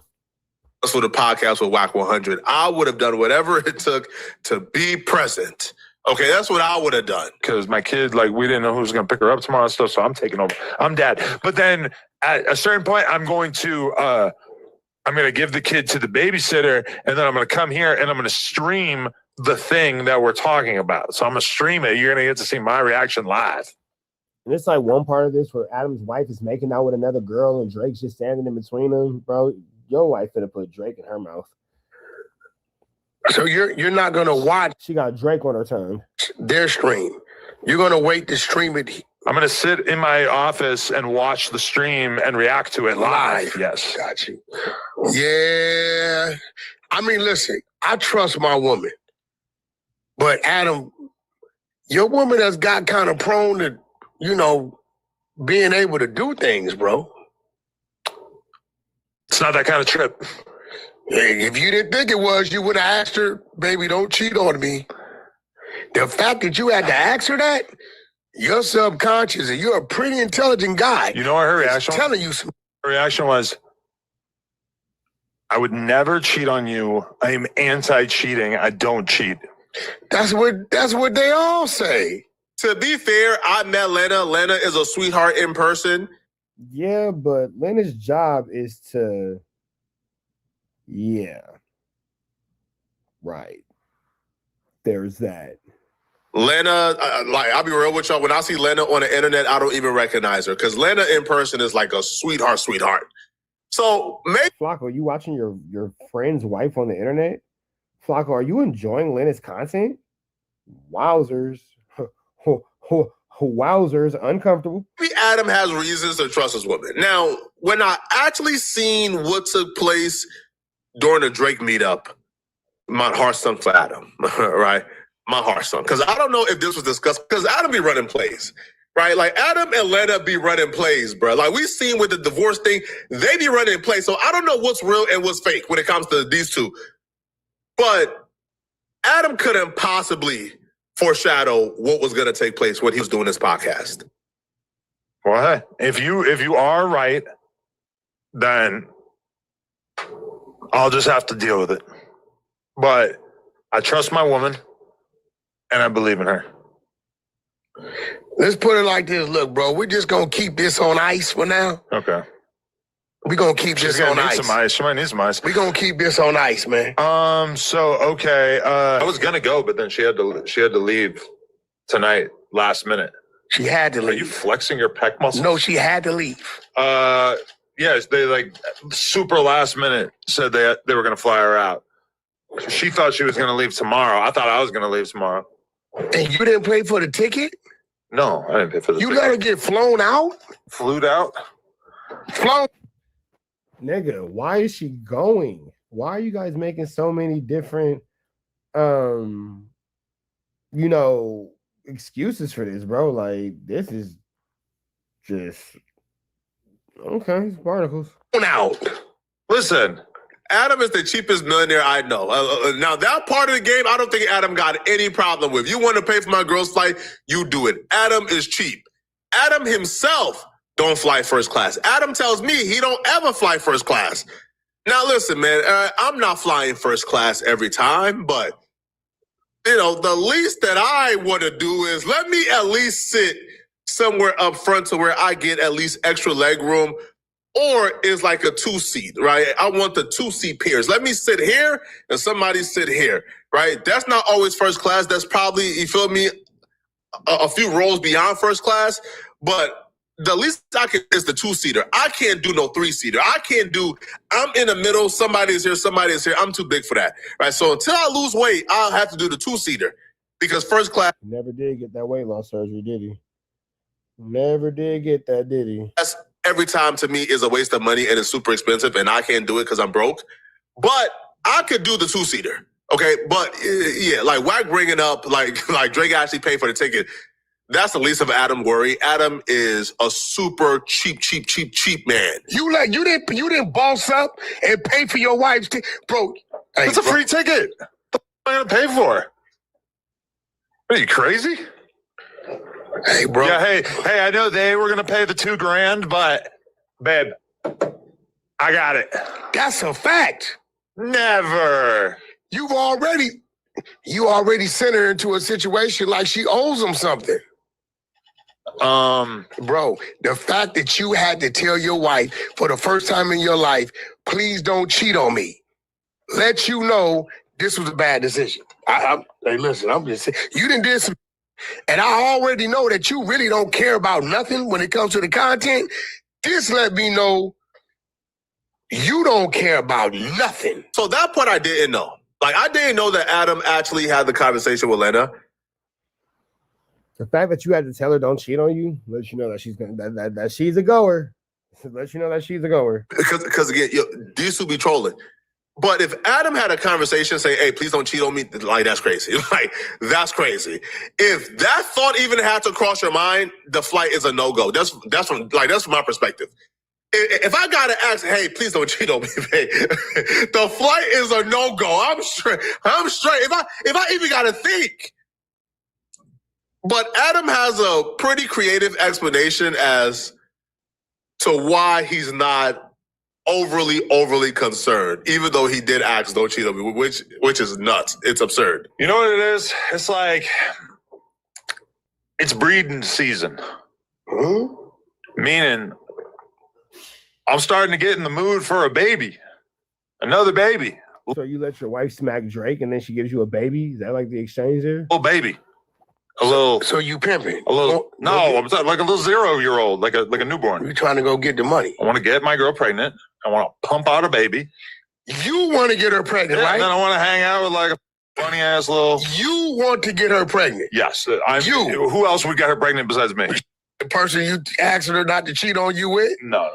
Leonard the Plug, my alter ego. All right. No. There's no chance. So okay, so you. But all I'm saying is, this opportunity arose, and it just seemed like, you know what? Let's go mega viral and just knock this one out of the park, and then maybe we could reproduce.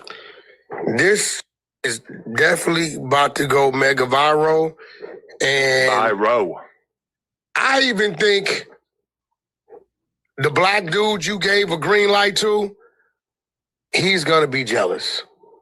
Jason Love? Jason's gonna be jealous. I think Jason Love is gonna be jealous. Jason had Whack Pack.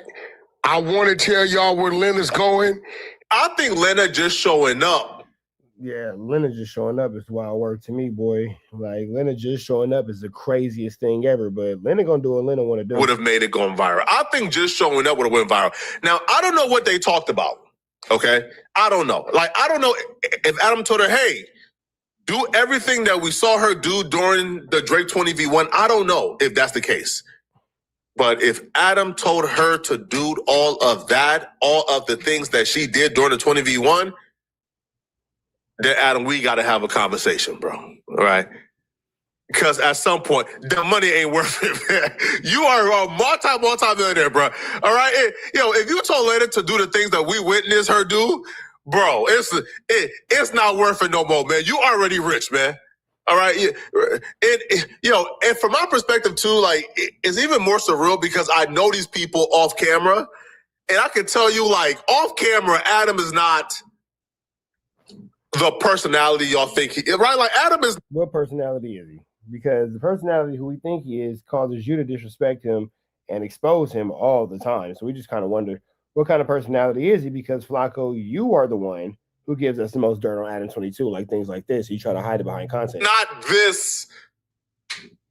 He's not this green, like, in real life. Lena is super, super wholesome and nice in real life. So the fact that they are doing this in Adam word to go viral and for clout, to me, is just not worth it, bro. Like the first lick hit, y'all made what, $15 million, I think, from the Jason Love film. The first lick already hit, man. The second and third, fourth, fifth lick, man, it no longer comes off as a lick. It just comes off as, okay, this is the personality. This is how they are in real life. And I don't think like the lick is worth people really thinking this about you guys. The storm she's headed into, but I can't. But bro, this dude is out of his mind. The 22ster saga unfolds. Another chapter is written. Yeah, you never cease to amaze me. I would have lost this bet. I'm a silly guy. I like to do funny stuff, entertain the audience. That's what we're doing. We're keeping them entertained. That's entertaining them? Dead homies. I mean, hey, if that's what you feel, man, if that's what you think is entertaining, if that's what you think people want to see, if this is what you think people want out of your content, I am no one to tell ADAM22 how he can and how he cannot do his content, man. I'm with whatever he's with, man. If that's what he likes, that's what he likes. You're going to have a hard night tonight, bro. Doing what? How many times you think you're going to call and text her? I'm chill. I'll talk to her a little bit, but I'm not. It's cool. Oh, she's good. She's safe. So we'll be here and knock at the door. So I might have a knock at the door. I might call up Redacted. Yeah, I never thought you would do that. I know Adam gave the pass. I know Adam allowed it to happen. I know Adam told her, let's go viral. But this couldn't possibly feel good. Okay? Now, the first time Lena was on camera with Drake, Lena took off her wedding ring and threw it. This couldn't possibly feel good, bro. Like I don't care what you tell. Like, I don't care how crazy the OF goes. This can't possibly feel good. Hello. Wow. Wow, I've had this dream before. Right, like, and she's walking with a purpose. Hi, how are you? What's going on? It's like an extra close hug. That's why. Yeah. This is probably not going to go over well. Hi. How are you? Lena. Nice to find Oh, you. yeah, I recognize you. Hello. So do I. How's everyone? Wow. That was a weirdly long hug. I just like that moment. It's been coming. It's been lingering. What do you do for work? I make porn.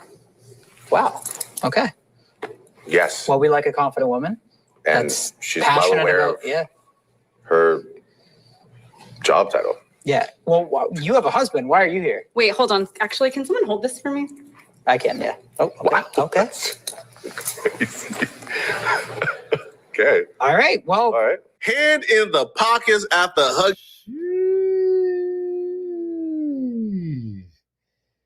Sheesh. Ugly. On your wife is nasty work, man. Fellas, we know what the hand in the pocket means, man. That hand in the pocket after hugging her, to me, that hand in the pocket would have been all I needed. Whoa. I didn't even realize that. Flacco, you just made it really uncomfortable. Wow. That all being said, we're Pirates in the next one. Red dots to the left, you know the rest. Flacco. You're too excited about that man's. Right. Red dots to the left, you know the rest. Say a prayer and be blessed. We go. Absolute. Now, you guys think that Flacco has no bones with ADAM22 or has no issues with ADAM22, but it's in the content like this where you see how Flacco truly feels about Adam, and it's a lot of disrespect. But let's jump into this content, man. Give Flacco a like, comment, subscribe if you want to see him knock down ADAM22. Let's get into it. Let's go. Nightmare for ADAM22. Drake was somehow able to convince Adam to give him permission to fly out his wife by herself after expressing to Adam in the past, about a year or two ago, that he was a big fan of Lena's work, as Adam has said on the podcast previously. Now, Adam gave Drake permission despite WACK100 and a bunch of Adam friends let him know that this was a really bad idea. She's in the air headed down there to them wolves she headed to. Because I'm telling you right now, I think her alter ego, something going to happen. Nah, man. I was gonna go, but then she flew out. So, y'all find out where she's going, y'all gonna say, yo, Adam, something's happened. Listen, I was going to go with her, but it was so last minute that I would have had to cancel this podcast. It would have been hard to get a flight. The flight was gonna be like $2,000, and then it would have been paying with my kid. Damn, bro. Drake flew your girl out to a place you can't even afford to go. If Drake is the type of guy that I think Drake is, and by all account of things, from every relationship or friendship that have broken down and ended because Drake dealt with their women, a la Drake and Future, they started beefing over a girl. Drake had, for God's sakes, Lil Wayne went to jail and Drake started piping out Lil Wayne's girl. So if Drake is the type of guy we know Drake to be, then I think that that's strategic, right? Like, I think Drake presented it last minute so Lana could come by herself because... Yeah, and then I'm going to take your girl to a place where you can't afford to go. So, yeah, there it goes. That's Drake. Now, Adam didn't want to pay $2,000. Bro, I would have paid the $2,000. All right?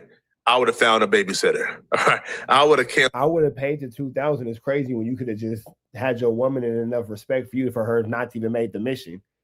Paying to go babysit your baby, your girl while she go hang out with Drake is crazy. Your girl wanting to go hang out with another man, no matter who it is crazy. And then you saying, no, I would have paid the $2,000. No way you could have got my girl down there without me. Nigga, how does he have your girl down there, period? You niggas is focusing on the wrong things, bro. That's for the podcast with WACK100. I would have done whatever it took to be present. Okay, that's what I would have done. Because my kid, we didn't know who was going to pick her up tomorrow and stuff, so I'm taking over. I'm dad. But then at a certain point, I'm going to give the kid to the babysitter, and then I'm going to come here and I'm going to stream the thing that we're talking about. So I'm going to stream it. You're going to get to see my reaction live. And it's one part of this where Adam's wife is making out with another girl and Drake's just standing in between them. Bro, your wife finna put Drake in her mouth. So you're not gonna watch. She got Drake on her tongue. Their stream. You're gonna wait to stream it. I'm gonna sit in my office and watch the stream and react to it live. Yes. Got you. Yeah. I mean, listen, I trust my woman. But Adam, your woman has got kind of prone to, being able to do things, bro. It's not that kind of trip. Hey, if you didn't think it was, you would have asked her, baby, don't cheat on me. The fact that you had to ask her that, you're subconscious and you're a pretty intelligent guy. You know what her reaction was? Telling you some. Her reaction was, I would never cheat on you. I am anti-cheating. I don't cheat. That's what they all say. To be fair, I met Lena. Lena is a sweetheart in person. Yeah, but Lena's job is to... Yeah. Right. There's that. Lena, I'll be real with y'all. When I see Lena on the internet, I don't even recognize her because Lena in person is like a sweetheart. So maybe... Flacco, are you watching your friend's wife on the internet? Flacco, are you enjoying Lena's content? Wowzers. Wowzers, uncomfortable. Maybe Adam has reasons to trust his woman. Now, when I actually seen what took place during the Drake meetup, my heart sunk for Adam, right? My heart sunk. Because I don't know if this was discussed, because Adam be running plays, right? Adam and Lena be running plays, bro. We've seen with the divorce thing, they be running plays. So I don't know what's real and what's fake when it comes to these two. But Adam couldn't possibly foreshadow what was going to take place when he was doing this podcast. Well, if you are right, then I'll just have to deal with it. But I trust my woman, and I believe in her. Let's put it like this. Look, bro, we're just going to keep this on ice for now. Okay. We're going to keep this on ice. Some ice. She might need some ice. We're going to keep this on ice, man. Okay. I was going to go, but then she had to leave tonight, last minute. She had to leave. Are you flexing your pec muscles? No, she had to leave. Yes, they super last minute said they were going to fly her out. She thought she was going to leave tomorrow. I thought I was going to leave tomorrow. And you didn't pay for the ticket? No, I didn't pay for the ticket. You let her get flown out? Flew out? Flown. Nigga, why is she going? Why are you guys making so many different, excuses for this, bro? This is just okay. It's barnacles. Out. Listen, Adam is the cheapest millionaire I know. Now that part of the game, I don't think Adam got any problem with. You want to pay for my girl's flight, you do it. Adam is cheap. Adam himself don't fly first class. Adam tells me he don't ever fly first class. Now, listen, man, I'm not flying first class every time, but, you know, the least that I want to do is let me at least sit somewhere up front to where I get at least extra leg room, or is like a 2-seat, right? I want the 2-seat pairs. Let me sit here and somebody sit here, right? That's not always first class. That's probably, you feel me, a few rows beyond first class, but the least I can do is the 2-seater. I can't do no 3-seater. I can't do, I'm in the middle, somebody is here, somebody is here. I'm too big for that, right? So until I lose weight, I'll have to do the 2-seater because first class. Never did get that weight loss surgery, did he? Never did get that, did he? Every time to me is a waste of money and it's super expensive and I can't do it because I'm broke. But I could do the 2-seater. Okay, but yeah, like WACK bringing up like Drake actually paid for the ticket. That's the least of Adam worry. Adam is a super cheap man. You didn't boss up and pay for your wife's ticket, bro. It's a free ticket. What am I gonna pay for? Are you crazy? Hey, bro. Yeah, hey, I know they were gonna pay the $2,000, but babe, I got it. That's a fact. Never. You already sent her into a situation like she owes them something. Bro, the fact that you had to tell your wife for the first time in your life, please don't cheat on me, let you know this was a bad decision. Hey, listen, I'm just saying, you didn't do this, and I already know that you really don't care about nothing when it comes to the content. This let me know you don't care about nothing. So that part I didn't know. Like, I didn't know that Adam actually had the conversation with Lena. The fact that you had to tell her don't cheat on you lets you know that she's gonna that she's a goer. Lets you know that she's a goer. Because again, these two be trolling. But if Adam had a conversation, say, "Hey, please don't cheat on me," like that's crazy. Like that's crazy. If that thought even had to cross your mind, the flight is a no-go. That's from my perspective. If I gotta ask, "Hey, please don't cheat on me," babe, the flight is a no-go. I'm straight. If I even gotta think. But Adam has a pretty creative explanation as to why he's not overly concerned, even though he did ask, "Don't cheat on me," which is nuts. It's absurd. You know what it is? It's like it's breeding season. Mm-hmm. Meaning, I'm starting to get in the mood for a baby, another baby. So you let your wife smack Drake, and then she gives you a baby? Is that like the exchange there? Little baby. A little. So you pimping? A little. No, I'm talking like a little 0-year-old, like a newborn. You're trying to go get the money. I want to get my girl pregnant. I want to pump out a baby.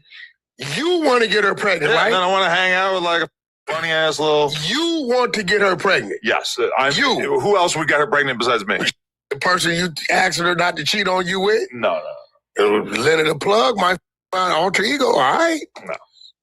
There's no chance. So okay, so you. But all I'm saying is, this opportunity arose, and it just seemed like, you know what?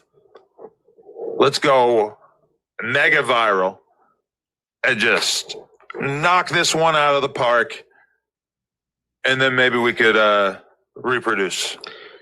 This is definitely about to go mega viral, and I even think the black dude you gave a green light to, he's gonna be jealous. Jason Love? Jason's gonna be jealous. I think Jason Love is gonna be jealous. Jason had Whack Pack. I want to tell y'all where Lena's going. I think Lena just showing up.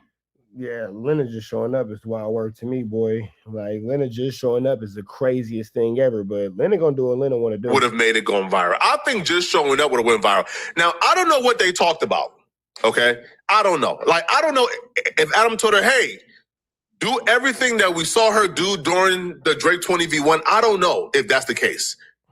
But if Adam told her to do all of that, all of the things that she did during the 20v1, then Adam, we got to have a conversation, bro. All right? Because at some point, the money ain't worth it, man. You are a multi-millionaire, bro. All right? If you told Lena to do the things that we witnessed her do, bro, it's not worth it no more, man. You already rich, man. All right? And from my perspective, too, like, it's even more surreal because I know these people off camera, And I can tell you, like, off camera, Adam is not the personality y'all think he is, right? Like, Adam is... What personality is he? Because the personality who we think he is causes you to disrespect him and expose him all the time. So we just kind of wonder, what kind of personality is he? Because, Flacco, you are the one who gives us the most dirt on ADAM22, like things like this. You try to hide it behind content. Not this... He's not this green, like, in real life. Lena is super, super wholesome and nice in real life. So the fact that they are doing this in Adam word to go viral and for clout, to me, is just not worth it, bro. Like the first lick hit, y'all made, what, $15 million, I think, from the Jason Love film? The first lick already hit, man. The second and third, fourth, fifth lick, man, it no longer comes off as a lick. It just comes off as, okay, this is the personality. This is how they are in real life. And I don't think, like, the lick is worth people really thinking this about you guys. The storm she's headed into, but I can't. But, bro, this dude is out of his mind. The 22ster saga unfolds. Another chapter is written. Yeah, you never cease to amaze me. I would have lost this bet. I'm a silly guy. I like to do funny stuff, entertain the audience. That's what we're doing. We're keeping them entertained. That's entertaining them? Dead homies. I mean, hey, if that's what you feel, man, if that's what you think is entertaining, if that's what you think people want to see, if this is what you think people want out of your content, I am no one to tell ADAM22 how he can and how he cannot do his content, man. I'm with whatever he's with, man. If that's what he likes, that's what he likes. You're going to have a hard night tonight, bro. Doing what? How many times you think you're going to call and text her? I'm chill. I'll talk to her a little bit, but I'm not. It's cool. Oh, she's good. She's safe. And what if you hear a knock at the door? So I might have a knock at the door. I might call up Redacted. Yeah, I never thought you would do that. I know Adam gave the pass. I know Adam allowed it to happen. I know Adam told her, let's go viral.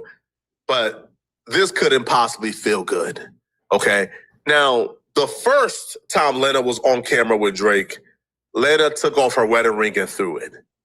This couldn't possibly feel good, bro. I don't care what you tell. Like, I don't care how crazy the OF goes. This can't possibly feel good. Hello. Wow. Wow, I've had this dream before. Right, like, and she's walking with a purpose. Hi, how are you? What's going on? It's like an extra close hug. That's why. Yeah. This is probably not going to go over well. Hi. How are you? Lena. Nice to find Hi. you. Yeah, I recognize you. Hello. So do I. How's everyone? Wow. That was a weirdly long hug. I just like that moment. It's been coming. It's been lingering. What do you do for work? I make porn. Wow. Okay. Yes. Well, we like a confident woman. And That's she's well passionate aware about, of her job title. Yeah. Well, you have a husband. Why are you here? Wait, hold on. Actually, can someone hold this for me? I can, yeah. Oh, wow. Okay. Okay. All right. Well. All right. Hand in the pockets after hug.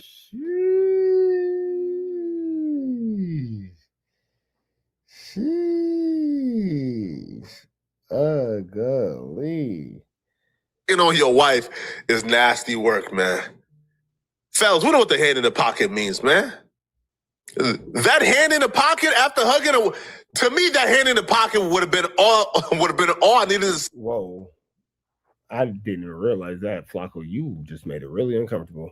Wow. That all being said, we're about to the next one. Red dots to the left, you know the rest. Flacco. You're too excited about that man's. Right. Red dots to the left, you know the rest. Say a prayer and be blessed. We go. What does good mean? So why the you so offended? Are you ready? Are you ready for the real definition? Read it out loud. A colorist is a professional or artist who works with color. No.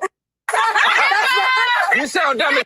Pull over and get this the car. He's a little ass kid. Hurry up! What the f so long? This man said is a professional person, a professional colorist. That is hilarious. This nigga said somebody who works with color as a profession. Blueface is one of the funniest people on the internet, bro. If you don't think so, you just don't like Blueface. This is a skit, bro. He just said a colorist is somebody who work with hella colors, bro. That's out, bro. What is up, TNY gang? So Blueface got into it with a woman that was occupied in his, San Francisco place.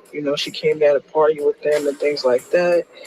He gave her what he felt was a compliment, but was also offensive to her. Now, in this video, that was a Blueface style compliment. There is a misunderstanding. I feel like he wasn't understanding her, where she was coming from and why she was offended. And he gets really grand about the definition of a word, that you'll hear throughout the video. And what I will say is he was absolutely wrong. The word itself that she was using is the action of what it actually is, which is, the word is colorism. And you said the colorist and colorism is not the same thing. If you see those words, you're identifying what a person is. Nigga, Blueface is burnt the fuck out, bro. That was the funniest response. And if you've been watching Blueface or any of his streams, nobody's surprised by Blueface's answer. That was a true Blueface answer. Whereas when you say the ism, it's the being of it. It's the action. So I feel like a lot of the time he doesn't really try. Yeah, she was extra chocolatey, bro. Damn. To understand people, he kind of just forces it out and tries to just jump the gun and tries to sound like the smart one sometimes. But I feel like in that time, Blueface was loud and wrong, and it was absolutely hilarious. Kicking her out of the car was kind of uncalled for, but her friends stuck with her, and I feel like this situation got really out of hand. It didn't have to go to the place that it went. But you guys let me know what her friend, a real one. She stuck with the cause as she should. I think in the comment section down below. Little chocolate things over there. Good dark skin. What y'all doing? Alright. I love your skin. You look so nice that day. The skin look hella soft too, bro. Bro, like we need to stop with this shit, bro. But to promote for me. Child, this is a good dark skin right there.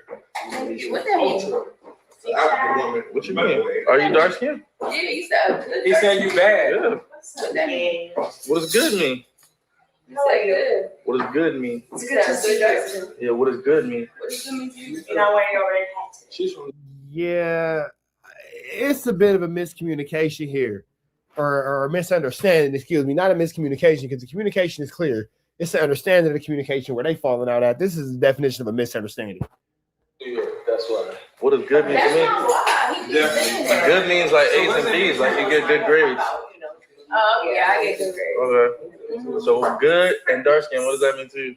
I get good grades, it's dark skin. There you go. Period. Thank you. 1 + 1 = 2. Nice to meet you. I'm about to get ran over. All type of. It was nice to meet you. Nice to meet you. I already told you that. Oh, my fault. Yeah. Have a good night, though. What happened? No. Just keep following and talking. Telling me good night just to get in my car. Like, that don't make sense. Get them get in the car. Get them. No, they good. I'm just saying, why they. Let me get one. We out here. Come on, bro. All right, bro. Appreciate you, gang.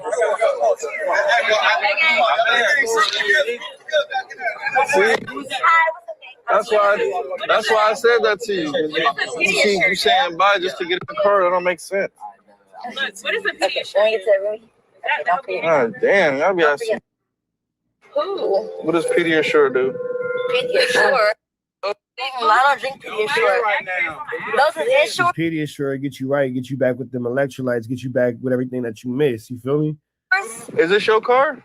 Why the f you asking my son that it's not in your car? I know y'all young back there, but god damn. I need a good red, dark skin, beautiful dark skin. They irritated blue already, bro. He ready to put their ass out right now, bro. So they get. Why would you say bye to me and get in my car? But But I'm saying, you feel me? It's like you trying to be distracting for no reason. You getting in the car with us. Why would you say bye to me? And go where? And go where? No, you want to party with us all night. We turn up all night. Yes. Music off. Turn the music off. Nobody said turn the music on. You say you want me to party with you or what? No, we like music. I know you young. Okay. But just think, just put yourself in my body. You shut the up. God damn. Yes. Y'all all just talking for nothing. Shut up. All I'm saying is. Jeez. God, Disney. Why would you shake my hand and distract? Oh. Why would you say bye and then get in the car? Since I met you, you've been a problem. No, I was trying to help. A beautiful problem. I told you you look nice and you said No, that's not good. what you said. No, why Good for what the, so what, you not dark skinned? Are you dark skinned? I am. But let me Are you ashamed of being dark skinned? Absolutely. So what the f you talking But about? let me tell you something. It's a bunch of dark skins in the world that's always told us. Yeah, it sounded crazy, bro. But it's really just LA lingo. Like, oh, I got the like somebody like you go to the movies, right? Get some popcorn. You're like, I got the good popcorn type shit. It's all the same popcorn. Fit type shit. Oh my God. If somebody tell me you look nice for Yeah, I think that was a misunderstanding. I don't think that it was meant to be interpreted the way that she took it at all. At all. I don't think that it was meant for that. I think that she might have took it to a place where it didn't have to go to. tattoos all over his face. Do you think I'm finna look? Do you think I'm finna look at them? It's backhanded. You know how it's backhanded? Because people go around. No, you got problems. Don't bring your problems. Don't bring your. Instagram. Who said that? Shut your brown skin ass up. You're not even dark skinned. You're not even dark skinned. And then on the back end, who the hell is she? Get her out of here. She looks dumb, but whatever. So why are you speaking up for the dark skin? Why are you speaking for the dark skin? That's why I like her, because she vouches for colorist. I'm colorist. It's not colorist. Yes, you are. Because let me tell you something. Saying something that's nice for a dark skin is colorist. Let me ask you a question. They're both trash. These two right here, they're both trash. Like, throw them both away. Both of them. What does colorist mean? Give me the definition of color. Everybody shut the funniest thing we're about to see. Shut the Yes, y'all don't even know what colorist is. Give me the definition. Turn the music off. Turn the music off. Turn the music off. Turn the music off. Because they about to say some young dumb. Let's get this young dumb. What's the definition of colorist? Hey, when Kendrick said, bitch, don't kill my vibe. This is what he was talking about, cuh. That's exactly what he was talking about. A colorist is doing something discriminating against someone because of the color of their skin. Okay, now the let's. shade of their skin tone. Okay. This is mostly towards dark-skinned women. Okay. And you know that. And that's you're online. So colorists can't go for light-skinned women. It can't go for light-skinned women. So why the f you so for offended? any shades of skins, but I'm saying Are you ready? Are you ready for the real definition? Are you ready for the real definition? Search it up right now. That's right, Blueface. You tell them what the real definition is. Search it up right now. What is it? Go ahead, just search it up. We listening. Don't say nothing else. What was your definition again? Just search it up. I said being discriminating against someone because of the shade of their skin tone in the black community. Now That's what colorist means. Go ahead and search it up. Read it out loud. I'm gonna keep it real, bro. I think the colorist conversation comes up because, like, certain people, it all goes back to whiteness, bro. Proximity to whiteness, bro. And the motherfucker further from that is trying to feel, I guess, some sense of normacy, right? Like, basically treat me like how you treat the white people. That's what I be hearing from a lot of people, bro, when they saying that shit, bro. And everybody, bro. But you better understand who world this is, bro. You know, they say it's a man's world. They tell you it's the man world type shit, but you know, people get confused, and I mean, bro, I don't know, bro. I do know, but colorist is a professional or artist who works with color. No. You sound dumb. This nigga Blueface is burnt all the way out. You sound dumb. Read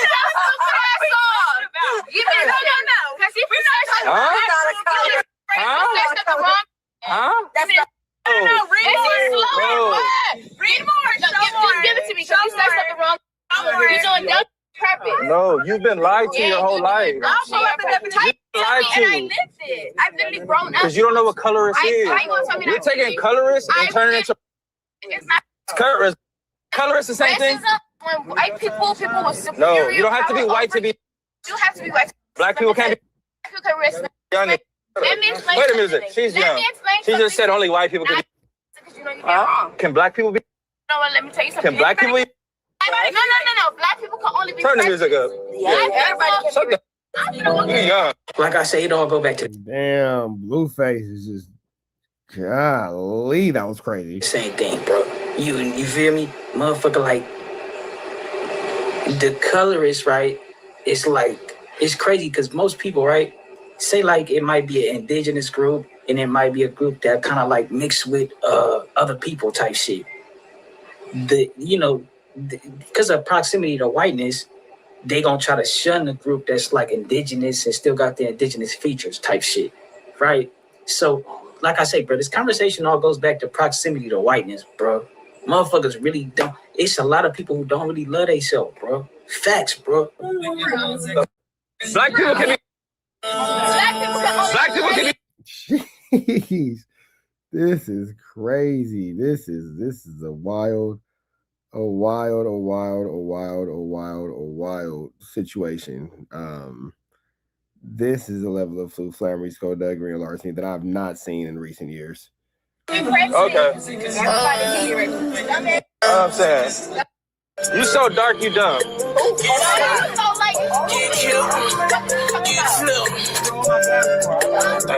don't even know what colorist means. You red, son. Oh, girl right here next to Blueface, she just happy to be in a car. She just happy ain't nobody making fun of her.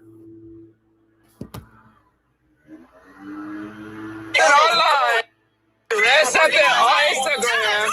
You read it on Instagram. Look at her next twin, bro. Hella happy she ain't dark and dog. You know what I'm saying, bro? Man, I swear to God, we on the same page. I'm just saying, that's how she acting, bro. And so the question come up, black people can, but I think black people can be racist, right? Based off of their experiences, right? Somebody has been treating you a way for hella long. You can return the favor and express the same thing. That's why they say don't turn into what you hate type shit. But I also understand when people say racism is systematic, so black people can't be racist because they don't have the power to type shit, right? You can not like somebody, which is prejudice. I didn't read it, I lived it.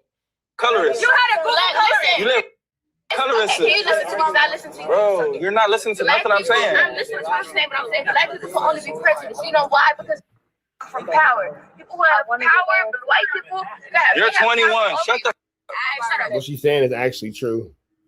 What she's saying is actually 100% true. Blueface is talking about prejudice. She's talking about racism. Racism is based off. Never mind. You were born in 2005. You don't know what you're talking about. You just said black people can't be. That don't make no sense. Oh my God. They don't have power over. You still saying that, done? You know what? So black people can't be. No. Turn the music up. Turn the music up. That's our best member. She thinks it can only be for certain people. Black people can definitely be. Everybody can. Everybody can be. She don't know where to be from. She's just talking. That don't make no sense. That don't make no sense. That don't make no sense. You keep. I don't have the music. You have the volume. No, I have the volume. At the end of the day, what's the definition of? What is the definition of? Prejudice someone based on their skin color. Someone that is. What is the definition of? See, I think black people aren't born or aren't taught to be racist, right? So now with that being said, I think your experiences, right, like I say, can turn your heart cold, bro. You feel me? And is that racism in return? And is she trying to say it don't qualify as racism because there's no power behind it, right? It's just a prejudice. It's like, yeah, I don't like you, but nothing happens from that, right? But then when somebody's racist and they have power, they can keep you from jobs, right? They can make laws against you. For sure. She's making some good points. Blueface is kind of sounding a little slow right there. They can do this, that, and the third type shit, bro. Race relations conversations get tricky, bro. They do, but y'all just let me know what y'all think. We on to the next one, bro. Shout out to my man Wig TV, red dots to the left. You know the rest. Said pray and be blessed. We got. What does good mean? woman. So why the f you so For any offended? shit, say Are you ready? Are you Are ready for the real definition? Read it out A loud. colorist is a professional or artist who works with color. No. You sound dumb. Pull over and get this the car. He's a little ass kid. Hurry up! What the f is so long? This man said is a professional person, a professional colorist. That is hilarious. This nigga said somebody who works with color as a profession. Blueface is one of the funniest people on the internet, bro. If you don't think so, you just don't like Blueface. This is a skit, bro. He just said a colorist is somebody who work with hella colors, bro. That's out, bro. What is up, TNY gang? So Blueface got into it with a woman that was occupied in his, San Francisco place. She came there to party with them and things like that. He gave her what he felt was a compliment, but was also offensive to her. Now, in this video, that was a Blueface style compliment. There is a misunderstanding. I feel like he wasn't understanding her, where she was coming from and why she was offended.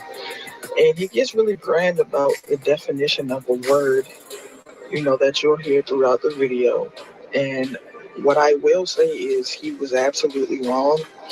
The word itself that she was using is the action of what it actually is, which is, the word is colorism. And you said the colorist and colorism is not the same thing. If you say those words, you're identifying what a person is. Nigga, Blueface is burnt the fuck out, bro. That was the funniest response. And if you've been watching Blueface or any of his streams, nobody's surprised by Blueface's answer. That was a true Blueface answer. Whereas when you say the ism, it's the being of it. It's the action. So I feel like a lot of the time he doesn't really try. Yeah, she was extra chocolatey, bro. Damn. To understand people, he kind of just forces it out and tries to just jump the gun and tries to sound like the smart one sometimes. But I feel like in that time, Blueface was loud and wrong, and it was absolutely hilarious. Kicking her out of the car was kind of uncalled for, but her friend stuck with her, and I feel like this situation got really out of hand. It didn't have to go to the place that it went, but you guys let me know what her friend, a real one. She stuck with the cause as she should. I think in the comment section down below. Little chocolate things over there. Good dark skin. How y'all doing? Alright. I love your skin. You look so nice that day. Your skin look hella soft too, bro. Bro, like we need to stop with this shit, bro. But it's more for me. Child, this is a good dark skin right there. What that mean? What you mean? Are you dark skinned? Yeah, you said good. He said you bad. Yeah. What that mean? What does good mean? You said good. What does good mean? It's good to see you. Yeah, what does good mean? What does good mean to you? You're not wearing your red hat. Yeah, it's a bit of a miscommunication here. Or a misunderstanding, excuse me, not a miscommunication, because the communication is clear. It's an understanding of the communication where they falling out at. This is the definition of a misunderstanding. Yeah, that's why. What does good mean to me? Good means like A's and B's, like you get good grades. Oh, yeah, I get good grades. Okay. So good and dark skin, what does that mean to you? I get good grades, it's dark skin. There you go. Period. Thank you. 1 + 1 = 2. Nice to meet you. I'm about to get ran over, all type of. It was nice meeting you. Nice to meet you. I already told you that. Oh, my fault. Yeah. Have a good night, though. What happened? Hello. Just keep following and talking, telling me good night just to get in my car. Like that don't make sense. Get them get in the car. Get them. No, they good. I'm just saying why they. Let me get one. We out here. Respect. We out here. Respect. Come on, bro. All right, bro. Appreciate you, gang.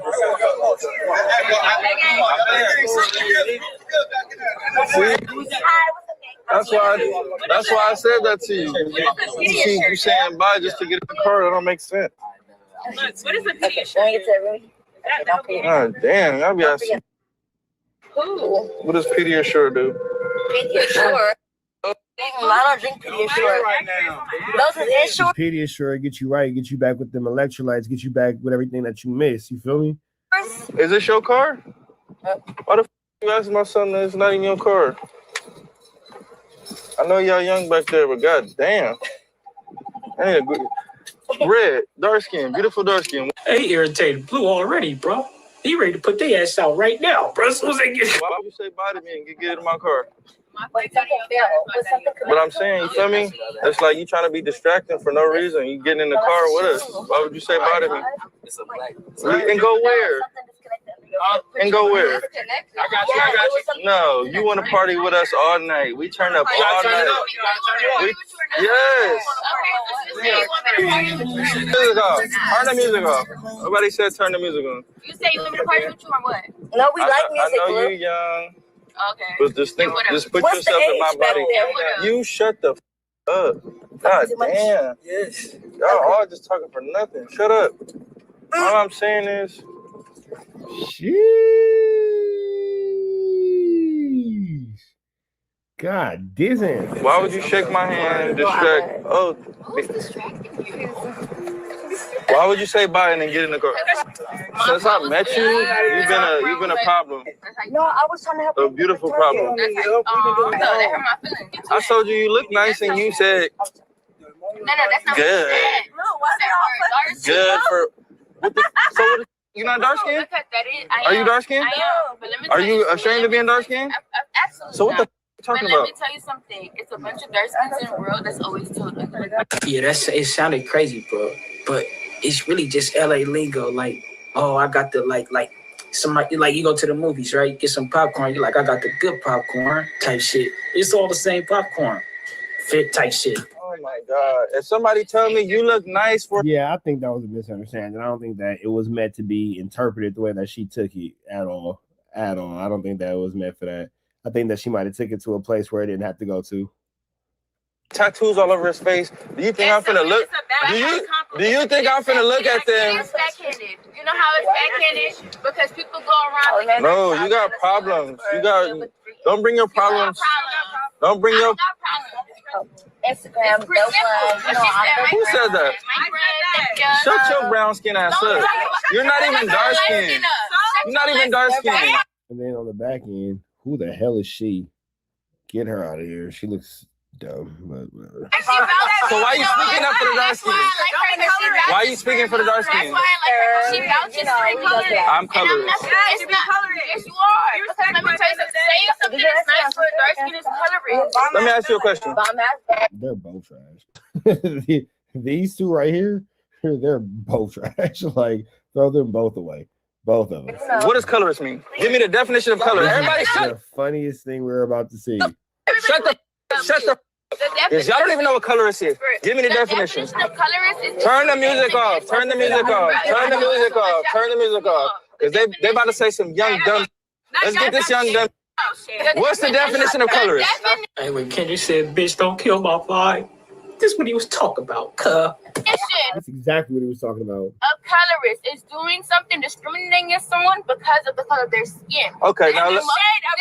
shade of their skin tone. Okay. This is mostly towards dark skinned women. Okay. And you know that. And that's you're online. So colorists can't go for light skinned women. It can't go for light skinned women. So why the f you Go so for any offended? shades of skins, but I'm saying mostly. Are you ready? Are you ready for the real definition? Are you ready for the real definition? Search it up. Search it up right now. That's right, Blueface. You tell them what the real definition is. Search it up right now. What is it? Go ahead, just search it up. We listening. Don't say nothing else. What was your definition again? Just search it up. I said being discriminating against someone because of the shade of their skin tone in the black community. Now search That's it what up. colorist means. Go ahead and search it up. Read it out loud. I'm gonna keep it real, bro. I think the colorist conversation comes up because, like, certain people, it all goes back to whiteness, bro. Proximity to whiteness, bro. And the motherfucker further from that is trying to feel, I guess, some sense of normalcy, right? Like, basically treat me like how you treat the white people. That's what I be hearing from a lot of people, bro, when they saying that shit, bro. And everybody, bro. But you better understand who world this is, bro. You know, they say it's a man's world. They tell you it's the man world type shit, but you know, people get confused, and I mean, bro, I don't know, bro. I do know, but colorist is a professional or artist who works with color. No. You sound dumb. This nigga Blueface is burned all the way out. You sound dumb.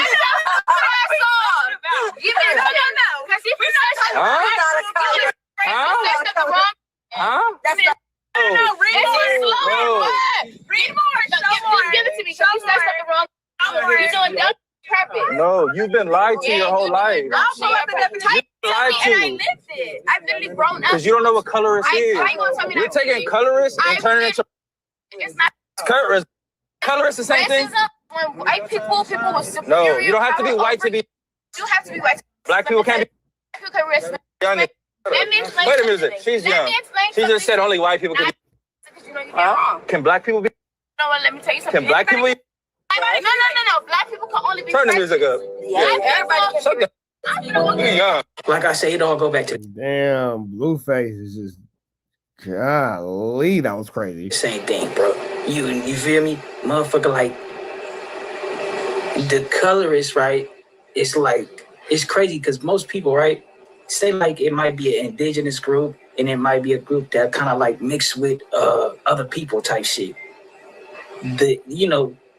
Because of proximity to whiteness, they gonna try to shun the group that's like indigenous and still got the indigenous features type shit, right?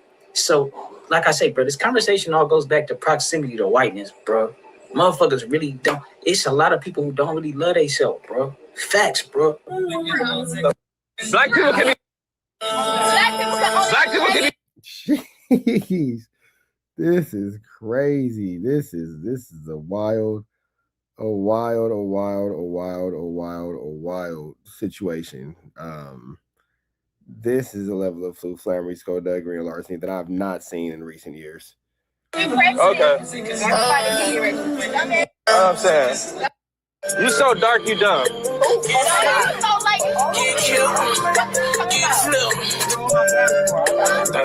You don't even know what colorist means. You red, son. Oh, girl right here next to Blueface, she just happy to be in a car. She just happy ain't nobody making fun of her. Online. You read something on Instagram. You read it on Instagram. Look at her next to him, bro. Hella happy she ain't dark and dumb. You know what I'm saying, bro? Man, I swear to God, we on the same page. I'm just saying, that's how she acting, bro. And so the question come up, black people can, I think black people can be racist, right? Based off of their experiences, right? Somebody has been treating you a way for hella long. You can return a favor and express the same thing. That's why they say don't turn into what you hate type shit. But I also understand when people say racism is systematic, so black people can't be racist because they don't have the power to type shit, right? You can not like somebody, which is prejudice. I didn't read it. I lived it. Colorist. You had a good You live. Colorist. Can you listen to me? I listen to you. Bro, you're not listening to nothing I'm saying. I'm listening to what you're saying, but I'm saying black people can only be prejudiced. You know why? Because from power. People who have power, but white people. You're 21. Shut the. What she's saying is actually true. What she's saying is actually 100% true. Blueface is talking about prejudice. She's talking about racism. Racism is based off. Never mind. You were born in 2005. You don't know what you're talking about. You just said black people can't be. That don't make no sense. Oh my God. They don't have power over. You still saying that, dumb. You know what? So black people can't be. Oh, Turn the music up. Turn the music up. That's my best friend. She thinks it can only be for certain people. Black people can definitely be. Everybody can. Everybody can be. She don't know where to be from. She's just talking. That don't make no sense. That don't make no sense. That don't make no sense. So you keep. I don't have to. You have the volume. At the end of the day, What's the definition of? What is the definition of? Prejudice someone based on their skin color. Someone that is. What is the definition of? See, I think black people aren't born or aren't taught to be racist, right? So now with that being said, I think your experiences, right, like I say, can turn your heart cold, bro. You feel me? And is that racism in return? And is she trying to say it don't qualify as racism because there's no power behind it, right? It's just a prejudice. It's like, yeah, I don't like you, but nothing happens from that, right? But then when somebody's racist and they have power, they can keep you from jobs, right? They can make laws against you. For sure. For sure. She's making some good points. Blueface is kind of sounding a little slow right there. They can do this, that, and the third type shit, bro. Race relations conversations get tricky, bro. They do, but you know, y'all just let me know what y'all think. We on to the next one, bro. Shout out to my man Wig TV, red dots to the left. You know the rest. Said pray and be blessed. We go. So we over here with Dallas Global Clips, and Charleston White has seemingly caught himself into a flu flam, man. That's right. Charleston White has gotten arrested. So let's see exactly what's going on here. Coming with some unfortunate breaking news. Charleston White has been arrested again. You know what I'm saying? Hey, for a ninja who's supposed to be on the right side of the law, this nigga get arrested a lot. My boy CW has been arrested again. Now, and there you got him, man. Charleston White. Sell lower level booking. Height 128 inches. Weight 128 pounds. No, height. Wait, 6'9". That nigga's not 6'9". Maybe 69 inches. I guess, because I don't know. I wouldn't imagine that nigga 6'9". Weight 128 pounds. Year of birth 1977. Damn, nigga, 87, 97, 07. Jeez, nigga. Charleston White almost 50 years old. He's an older man. All right. Non-Hispanic. Arrest date 8/10. Charleston White got picked up today. Goodness gracious. Now, what does it say where he's locked up at? No, I don't say. Just say Charleston White. Nigga, middle name is Jamone. Not Jerome, but Jamone. You wonder where I'm looking at that is right here. Jamone Lee. Middle name Jamone. All right. At first when I seen this, I thought it was a joke, you know what I'm saying? But okay, that's where he's at. Collin County Judicial Online Search. Damn, Charleston. They done locked up C-Dub. C-Dub. Damn, man. Been arrested in Collin County. Now, Collin County is, you know, I believe this is the same county with Carmelo Anthony. I believe, you know, I don't know what the hell Charleston doing. As Collin County a long way from Fort Worth, bro. So let's read his charges. Possession of marijuana over 2 ounces. Riding around with that pack, nigga. Riding around, he getting it. He riding around, he getting it. It's mine. I spend it. Okay, Charleston, why you trying to get a little That automatically give you an unlawful carry here in Texas. So if you got a gun next to the weed, it's an unlawful carry automatically, and driving without a driver's license. Now, Charleston goddamn know better than all this, man. You know what I'm saying? Yeah, because he's always dictating the law to everyone else. He's always dictating the law to telling people what they should and what they shouldn't do. So Charleston White, you for sure know better than this. How did you get caught lacking so bad? Charleston know better than this. He's smiling in the mugshot. You know what that mean? He got bond. When he get out, he finna have a hell of a story for us. I know he probably go. He already know he got bond money. That's that. I got bail money. I got bond money. Vlad, Say Cheese, ADAM22. All y'all come out, Cam Capone. Everybody come give me a little bag, come give me a little check, so I can sit down and tell y'all about how I got arrested, and y'all pay for this lawyer so I can beat this case and have some money left over. Be mad about us reporting that he went to jail. Well, I ain't believe it at first. When I seen it, I'm looking at it now, I'm like, damn, Charleston White actually did go to jail. Yeah, man, with all this Dewberry stuff that's going on, bro, it might seem like Charleston might be spiraling out of control, man, or Charleston might just be moving kind of loose right now, you know? Maybe now, I did see that him and Dewberry was beefing, but like these niggas is both 50. I'm 36, so I just feel like I was wrong to be like in these older dudes, these older gentlemen's business. But I guess, you feel me? I guess I need to be in their business because if Charleston White and Dewberry is the bee's knees, and I guess I got to give y'all the news y'all can use and the knowledge y'all can't get nobody's college. So Charleston White and Dewberry it is. Back home, you know what I'm saying? We haven't been seeing him on Aiden Ross stream. I don't know if he's still streaming with Aiden Ross. I know it's a brand risk fight coming up here soon. The next few weeks, we might see Charleston in Miami. But, yeah, man, if you look at the mugshot, it don't look like Charleston. It don't look like Charleston worried about nothing in this motherfucking in his goddamn mugshot, bro. If you look at it, he look like he's pretty happy to be there. Let's see. Can I blow it up? Can y'all see it good? Yeah. Say he had lower level booking. So he's at lower level booking. That means that he hasn't been housed yet. That means that he's still in the reception center, the IR, where they like kind of come in and fingerprint you and all that kind of stuff. Actually, if you gang affiliated, anything like that, that means that he's still in there. So he's still wearing the plain clothes that he got locked up in. He's not dressed out. He's not he's in jail for sure, but he's not like in a jail cell yet. For those of you guys who've been arrested, he's still in booking. You know what I'm saying? It definitely says that right there, lower level booking. If he was in a permanent housing, it would say block A, cell 221 or some shit like that. But no, he's just showing that.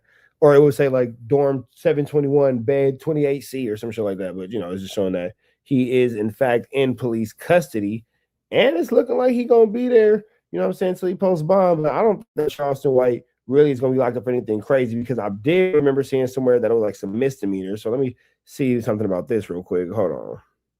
Yeah, so according to my mixtape, Charleston White has been arrested in Texas, facing multiple charges. Let me see. Charleston White, possession of marijuana to a license. Okay, so maybe he did get some felonies. Let's go back to the video, though.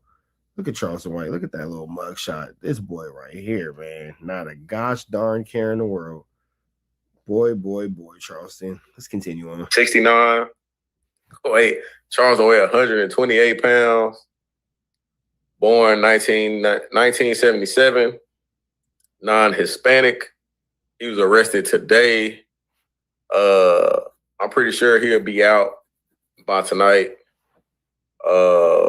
Unlawful carry, they don't really come with too many. It's probably like $1,000 bond, $1,500 bond, something like that.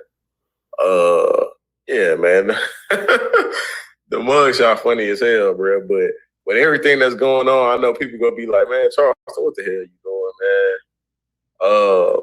For the most part, I don't know, man. What y'all got to say? What y'all think? Y'all think Charleston spiraling out of control? Y'all think this gonna stop Charleston? Y'all think it's gonna make him sit down for a little bit? Tell me what y'all think in the comments. I know Dewberry just dropped his Say Cheese interview. We also just dropped the interview with OG Percy, man. Y'all get the numbers up on that, man. You know what I'm saying? We coming with the content, bro. I'm finna drop every day. I'm finna drop content every day. Hold me to that. I'm trying to be a content creator, man. Trying to get in my content bag. You feel me? Hey, man, first thing you got to do is get into the bag. But with that all being said, you got my man Charleston White caught up in a flu flame, skullduggerous, and extremely larcenous situation. And it just kind of makes you wonder, man, what exactly is Charleston White doing? Sliding around and wondered, like, was his car smelling like Patiotti? Was he running around smelling like that Pinnack? You feel me? What made them stop Charleston White? What was the probable cause? Was it a traffic stop and the car smelled like tree? They did a routine search. Now you got Blake on you. Goodness gracious, man. Charleston White, you would just think that he knows better, considering the fact that he's moving around our internet space. The way that he moves around, Charleston White would be the last person you would ever expect to get caught slipping by the long arm of the law, considering that he uses it so abundantly. That's right, so abundantly to his favor. You know, if ever a situation comes across where somebody's doing something that has wrongdoing or causing harm to Charleston White, he is the first person to tell you, hey, man, I will get the police over here. I will get the police on you. Most famously right now, he's into it with James Prince, where he's telling the police that, hey, James Prince is trying to do this to me. James Prince is trying to do that to me. So you would think that when he's doing these things and moving about how he's moving about, he'd be the last person to get caught slipping with a firearm and 2 ounces of that sticky icky. But with that all being said, man, we finna get up out of here to the next one. Big love to Dallas Global Clips. Red dot to the left. You know the rest. Say a prayer and be blessed. We go. So we over here with Dallas Global Clips. And Charleston White has seemingly caught himself into a flu flam, man. That's right. Charleston White has gotten arrested. So let's see exactly what's going on here. Coming with some unfortunate breaking news. Charleston White has been arrested again. You know what I'm saying? Hey, for a ninja who's supposed to be on the right side of the law, this nigga get arrested a lot. My boy CW has been arrested again. Now, there you got him, man. Charleston White. Cell lower level booking. Height, 128 inches. Weight, 128 pounds. No, height, wait, 6'9". That nigga's not 6'9". Maybe 69 inches, I guess, because I don't know. I wouldn't imagine that nigga 6'9". Weight, 128 pounds. Year of birth, 1977. Damn, nigga, 87, 97, 07. Jeez, nigga, Charleston White almost 50 years old. He's an older man. All right, non-Hispanic. Arrest date 8/10. Charleston White got picked up today. Goodness gracious. Now, what does it say where he's locked up at? No, I don't say. Just say Charleston White. The nigga middle name is Jamone. Not Jerome, but Jamone. You wonder where I'm looking at that is right here. Jamone Lee. Middle name Jamone. All right. At first when I seen this, I thought it was a joke, you know what I'm saying? But okay, that's where he's at. Collin County Judicial Online Search. Damn, Charleston. They done locked up C-Dub.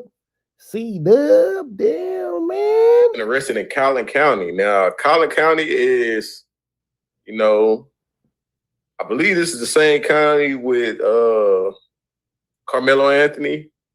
I believe, you know, I don't know what the hell Charleston doing. As Collin County a long way from Fort Worth, bro. So let's read his charges. Possession of marijuana over 2 ounces. Riding around with that pack, nigga. Riding around, he getting it. He ride around, he getting it. It's mine. I spend it. Okay, Charleston, why you trying to get a little That automatically give you an unlawful carry here in Texas. So you got a gun next to the weed. It's an unlawful carry automatically and driving without a driver's license. Now, Charleston goddamn know better than all this, man. You know what I'm saying? Yeah, because he's always dictating a law to everyone else. He's always dictating a law to telling people what they should and what they shouldn't do. So Charleston White, you for sure know better than this. How did you get caught lacking so bad? Charleston know better than this. He's smiling in the mugshot.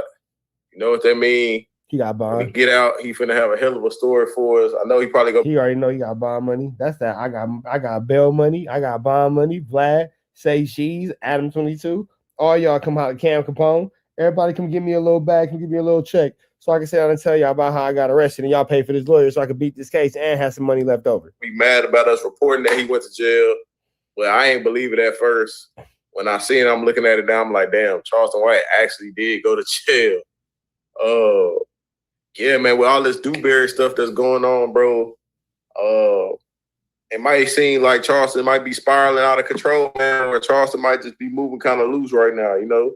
Maybe I did see that him and Dewberry was beefing, but like these niggas is both 50. I'm 36, so I just feel like I was wrong to be like in these older dudes, these older gentlemen's business.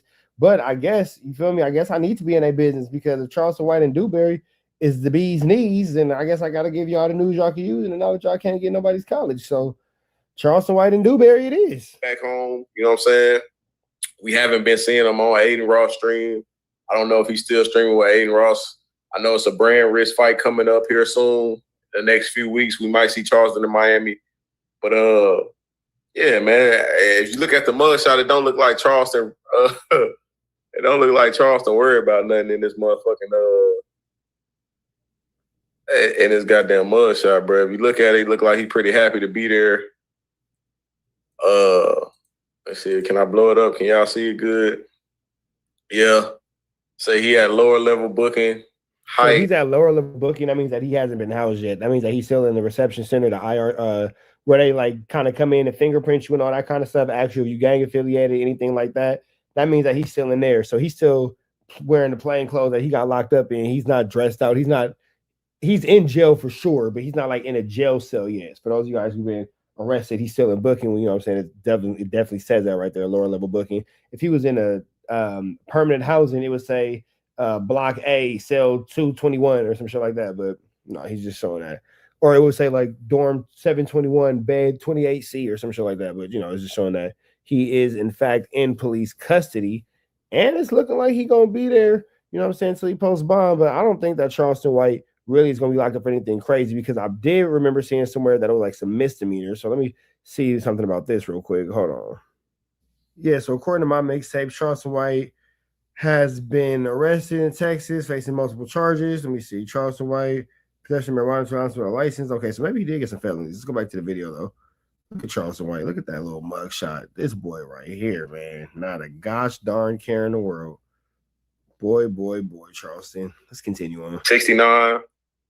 Wait, Charleston weighed 128 pounds. Born 1977. Non-Hispanic. He was arrested today.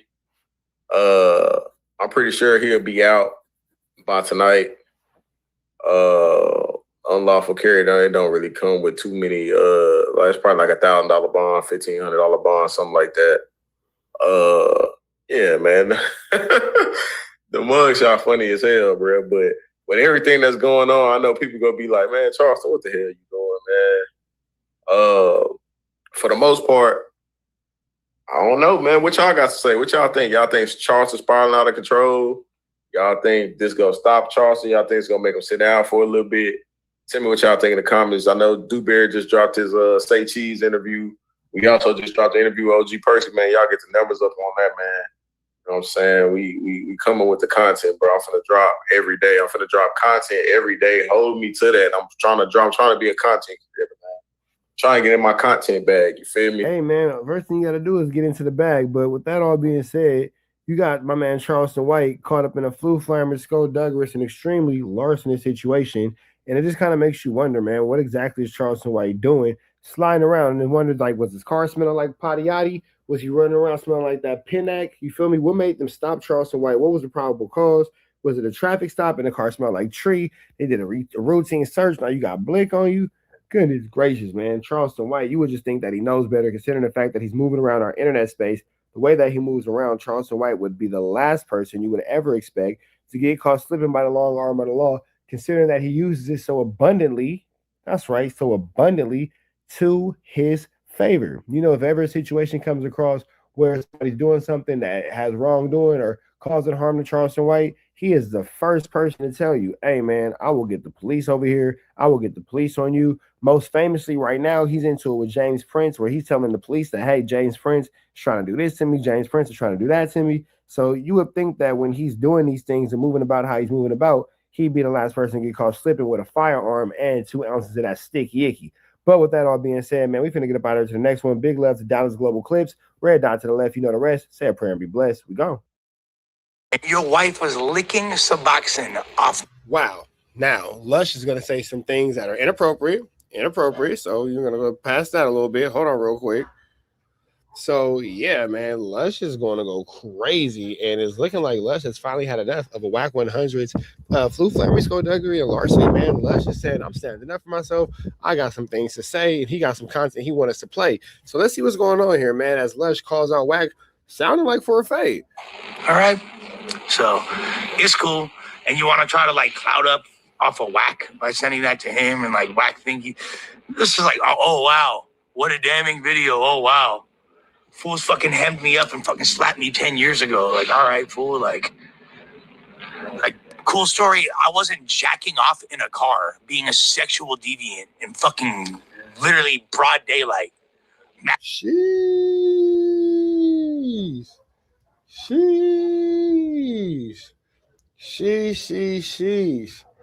Damn, Lush going crazy.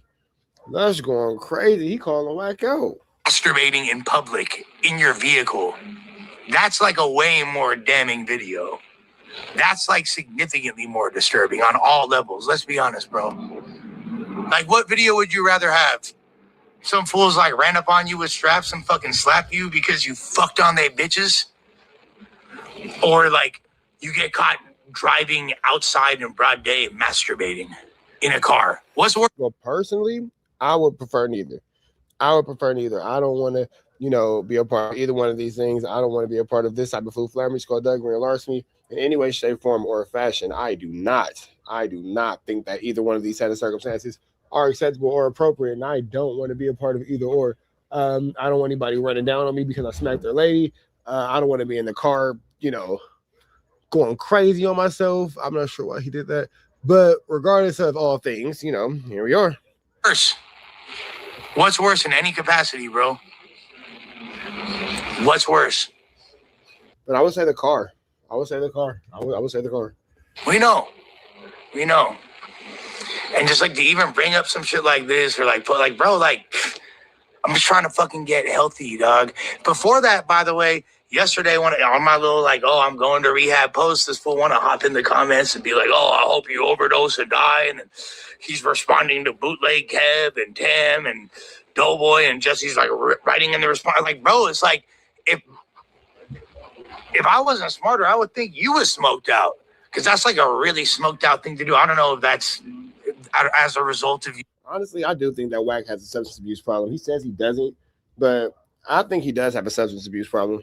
You just being like old and senile or thinking like, oh, nephew, what's cool nowadays? What are the kids going to do? Think that they're going to think this is cool, nephew? Bro, like, just keep, like, ruining the fun. Keep being annoying. Keep, like, all right, WACK. Fucking cool guy, bro. you're really awesome to have around. People really enjoy your presence. That nigga said you're a really cool guy. You're really awesome to have around. People really enjoy your presence. I think that's Lush's way of saying that they don't enjoy having you around. Like, I don't think that they really enjoy your presence. I think he's being facetious. It's like, dude, like I'm like probably one of the only people that actually be at No Jumper that still respected him and treat him a certain way and like show love to him. And then it's like, that's out the window. It doesn't make me really want to be on a good level or have a rapport with somebody that, for what, bro?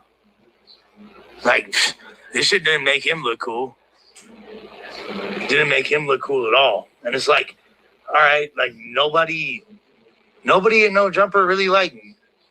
Whatever. I'm pretty much off that. That shit is weird, but all the other nobody at No Jumper likes WACK. We all know that nobody really cares for WACK at No Jumper. We know that when it comes to WACK being at No Jumper, you guys just tolerate him because of Adam, and you know, you guys all wish that he would leave and never come back. We all know that. Those guys from the video, they know, bro. Like, you want to keep doing weird shit, trying to get attention. That's not your first time. Like, it's all good, bro. It's all good. We can see the video of Lola sucking on my dick. I have another one of her masturbating, playing with her pussy. You feel me? Hey, you feel me? Or we could just, I still got the homie's music video on my page. Everybody look at my YouTube channel if you want to see a video of his bitch busting it down, because it's on there right now.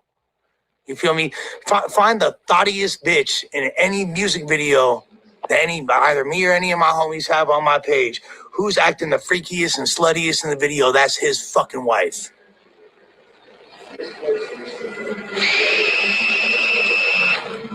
Jeez, not his wife. And not the screaming. The screaming. IYK.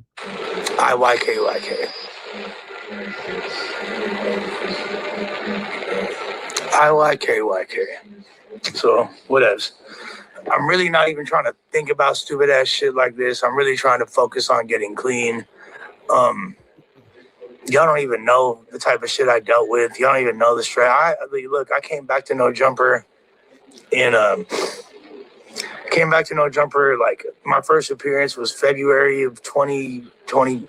When I came back, my first appearance like post departure, it's like February of 2024. I think I came back for one other episode and then wound up getting hired back full time in April.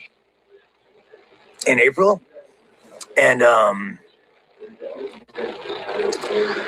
I've not been away from No Jumper for more than like 5 days. Since then.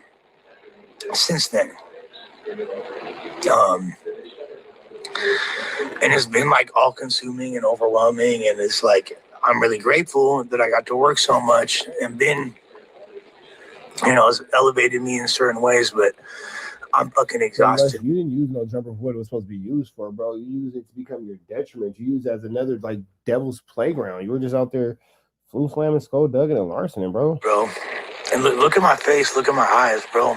Like I can barely sleep. The drugs really did a number on me. And now I can't even believe that I allowed myself to relapse. And now it's like, fuck. Like I could just tell like life really kicked my ass. And I don't think I got much more. I don't know how much longer I could have gone. Like I was losing my fucking mind. Like that's why I was like so emotionally raw and just tripping constantly, fool. Like I really was. But can I get a break? Yeah, no, I felt like Big Ski for sure. But there's so much going on, bro. There's so much I wish I could there's things I can't even speak on yet. And there's so many things that are going on. And I kind of, you know what? I do appreciate all of y'all in the chat. Maybe what I'll do is I'll open up like a question and answer thing, because I know that there's so much you want me to touch on, pause, and there's so much you want me to discuss, but like I gotta kind of go with so I want to answer y'all questions. All right, man. So we're gonna get up out of to the next one. This is a whole lot of flu flamming, skullduggery, and larceny. Lush is on his way to rehab. He's cussing out WACK100 on his way out. Apparently, what it looked like. We're gonna get up out of to the next one. Red dots to the left. You know the rest. Say a prayer and please be blessed. We go. So we have DJ Vlad sitting down with WACK100 talking about the Draco the Ruler situation, man. Why WACK feels like YG is on his way out the door to a life sentence. Let's jump into this content. Without no further ado, don't shout to DJ Vlad.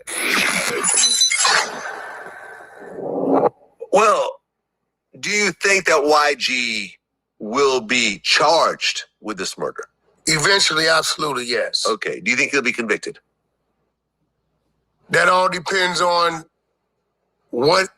how much information they have to justify the charges. And I'm not saying he will be charged because he did. I just understand these streets, and I've never seen a group that large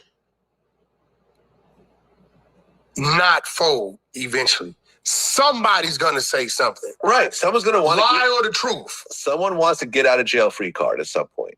These are not a bunch of school kids who are going and getting their master's degree, who are able to stay out of trouble for the rest of their life. Now, do you think that this is going to result in WACK again not being able to be around these dudes? Because, again, you see WACK over and over again going against the grain and going against his constituents and going against his fraternity by having these crazy conversations like this one with DJ Vlad and just blatantly and outwardly being against what, you know, him and his fraternity is supposed to be representing. He's just kind of just like this renegade. Do you think that this will just continue to add to the reasons why WACK100 just can't be around? Lives. At some point, someone's going to beat up their baby mother, or they're going to, get caught with a gun, or get caught in a fight, or caught with some drugs. There you have it. And they're going to be facing 20 years. And they're going to say, well, I got something for you. There you have it. I got something for you. And they can make up. Man, I got partners that have done decades behind a complete lie. Like the actual guy that did it, literally everything he did, put it on the next dude. And it sounded believable because this is really what happened. Right. But they just removed themselves and said it was this dude. Yeah. Like, so when you're dealing with that, right? Yes, I believe eventually, I hope it don't happen, but I believe eventually, I've never seen a group of street dudes like that, and a lot of them probably didn't know each other, just stand tall and nobody not say anything. I haven't seen it. Somebody's going to say something. Well, speaking of YG, he had the verses with Game. I actually wanted to go, but I was flying in. Yeah, Vlad, you probably would have been more welcome than WACK. I'm not going to lie. Vlad probably got in and out, had an enjoyable night. Nothing would have happened to him. WACK, on the other hand, stay away. A particular night, I would have loved to actually see it because my first video project ever was done with Game before you and I ever met. So me and him go way back. We've always been cool with each other. But according to the official scorecard, YG won 19-3. I don't believe Game went to battle, even though we know what a versus is. I believe Game took the position of the elder, the big homie. I believe Game looked at it that this was Compton, Bompton, and I believe Game single-handedly took that situation and made it a celebration because it's a bunch of music that he could have led with. He could have came out swinging hard. You know what I mean? I don't think Game wanted to battle YG. He didn't have any points to prove to YG. You get what I'm saying? YG played the music. Although all these things might be true, it just sounds terrible hearing anything from WACK100, man. I'm sorry. It does, and I could be biased. I could be, looking at the situation from a clouded lens, but it's really hard to hear anything coming from this individual. Really hard to hear it. He was supposed to play. And Game was just matching the energy, not trying to supersede it, although he could have. You know what I mean? You come out one blood. You come out that time. He came out with Travis Barker beating the drums, which is a great look. You know what I mean? It's not a song everyone knows. That's a B-side type song, exactly. Right? Yeah. So I believe Game's what he wanted to do. I think Game achieved what he wanted to do, which is have fun, have a blast, bring some people together, There was a lot of people there that's been enemies over the last decade or so. Overall, if you're going to say song for song, was it matched? I don't think it was matched. Well, you have to also remember, too, the Game and YG come from two completely different generations. Like how YG is coming out the gate and versus how the Game is coming out the gate. Two totally different times in music, two totally different sounds. I'm a Game fan. The Game ushered in the YG era, arguably. YG fan. But I don't think it was a battle. But if we're asking me, all right, the Game matches energy with song for song, I'm going to say no. I'm going to say Game just was keeping the party going. Could he have? He could have came out. He didn't even play none of his songs with Kendrick. Not one. You know what I'm saying? So YG didn't either as well. You know what I mean? But I don't think it was a versus. It was kind of like how Snoop and DMX did their thing. Is WACK kind of alluding to the fact that Drake songs were played? Is WACK kind of like dropping that off? Like, oh, well, they didn't play anything with Kendrick, but you know, them Drake songs played low key. They played that Drake though. You feel me? That Who Do You Love? That 100. You know, that got played though. You get what I'm saying? You know, we was all looking for this East Coast, West Coast battle, and they was in there rocking out. It was just a bunch of great music. Yeah, what's funny is I actually did a poll on my Twitter, and I got like over 300 votes. I said, who's winning the verses, Game or YG? My audience was a little bit older, put Game at 85%. They basically had Game washing YG. But if you look at the actual, final scorecard, it was the other way around. 19-3 is basically about 85% to 15%. So yeah, listen, at the end of the day, both of them were drunk, right? They're both drunk on stage. Didn't Game try to get a G Unit? Isn't that all that really matters at the end of the day? Headband at one point? I don't know. Yeah, I heard he wanted to get a, he shouted out 50 Cent. I really hope that the two of them just squash it at some point. I'm the last one. I know it'll never happen. I'm the last. They do. No, bro, listen. I worked hard at that. Yeah, I know. Me and Monster, Uncle Murder, got them talking in the middle of the club. We ran into each other at an event in San Bernardino. Our trailers were side by side. We're like out there congregating, chilling, and we're discussing tours and all that, and everything is cool. And then I woke up one morning and 50 Cent just dissed it. And then Game puts up the last 4 digits of his baby's mother phone number, right? So I just think 50, the way he runs his program, once you didn't cross him, he's never going to. I mean, yeah, I can see that. But with that all being said, we're finna get up out of here to the next one, man. Red dots to the left. You know the rest. Say a prayer and be blessed. We are gone. How you feel about WACK100, who can't do any wrong in your eyes, wishing death upon a man as he's going through some of the hardest times of his life? Great question. I mean, I don't agree with it. I don't co-sign it. You know what I'm saying? It's not, it's tough speaking on stuff because it's just like, I don't want to get myself thrown into no shit, but at the same time, me speaking my opinion on it, like, no, I don't think that was a cool, I feel like this is a man going through something very serious and real in his life. And I feel like he just needs support right now. Like, you know what I'm saying? So I'm not trying to get in the middle of their politics. Whatever they got going on is whatever they got going on. But no, I don't. Hey, politics. Hey, homie. Hey, what you were saying, though? I'll ball out on your bitch ass. Oh, Paul, what you going to? That's pretty much how it is, man. That's pretty much how it is, Doughboy. You will be sent to bed if you do not answer the questions the way WACK100 wants you to, Doughboy. So make sure that you are being extremely careful when you come into that region. Big.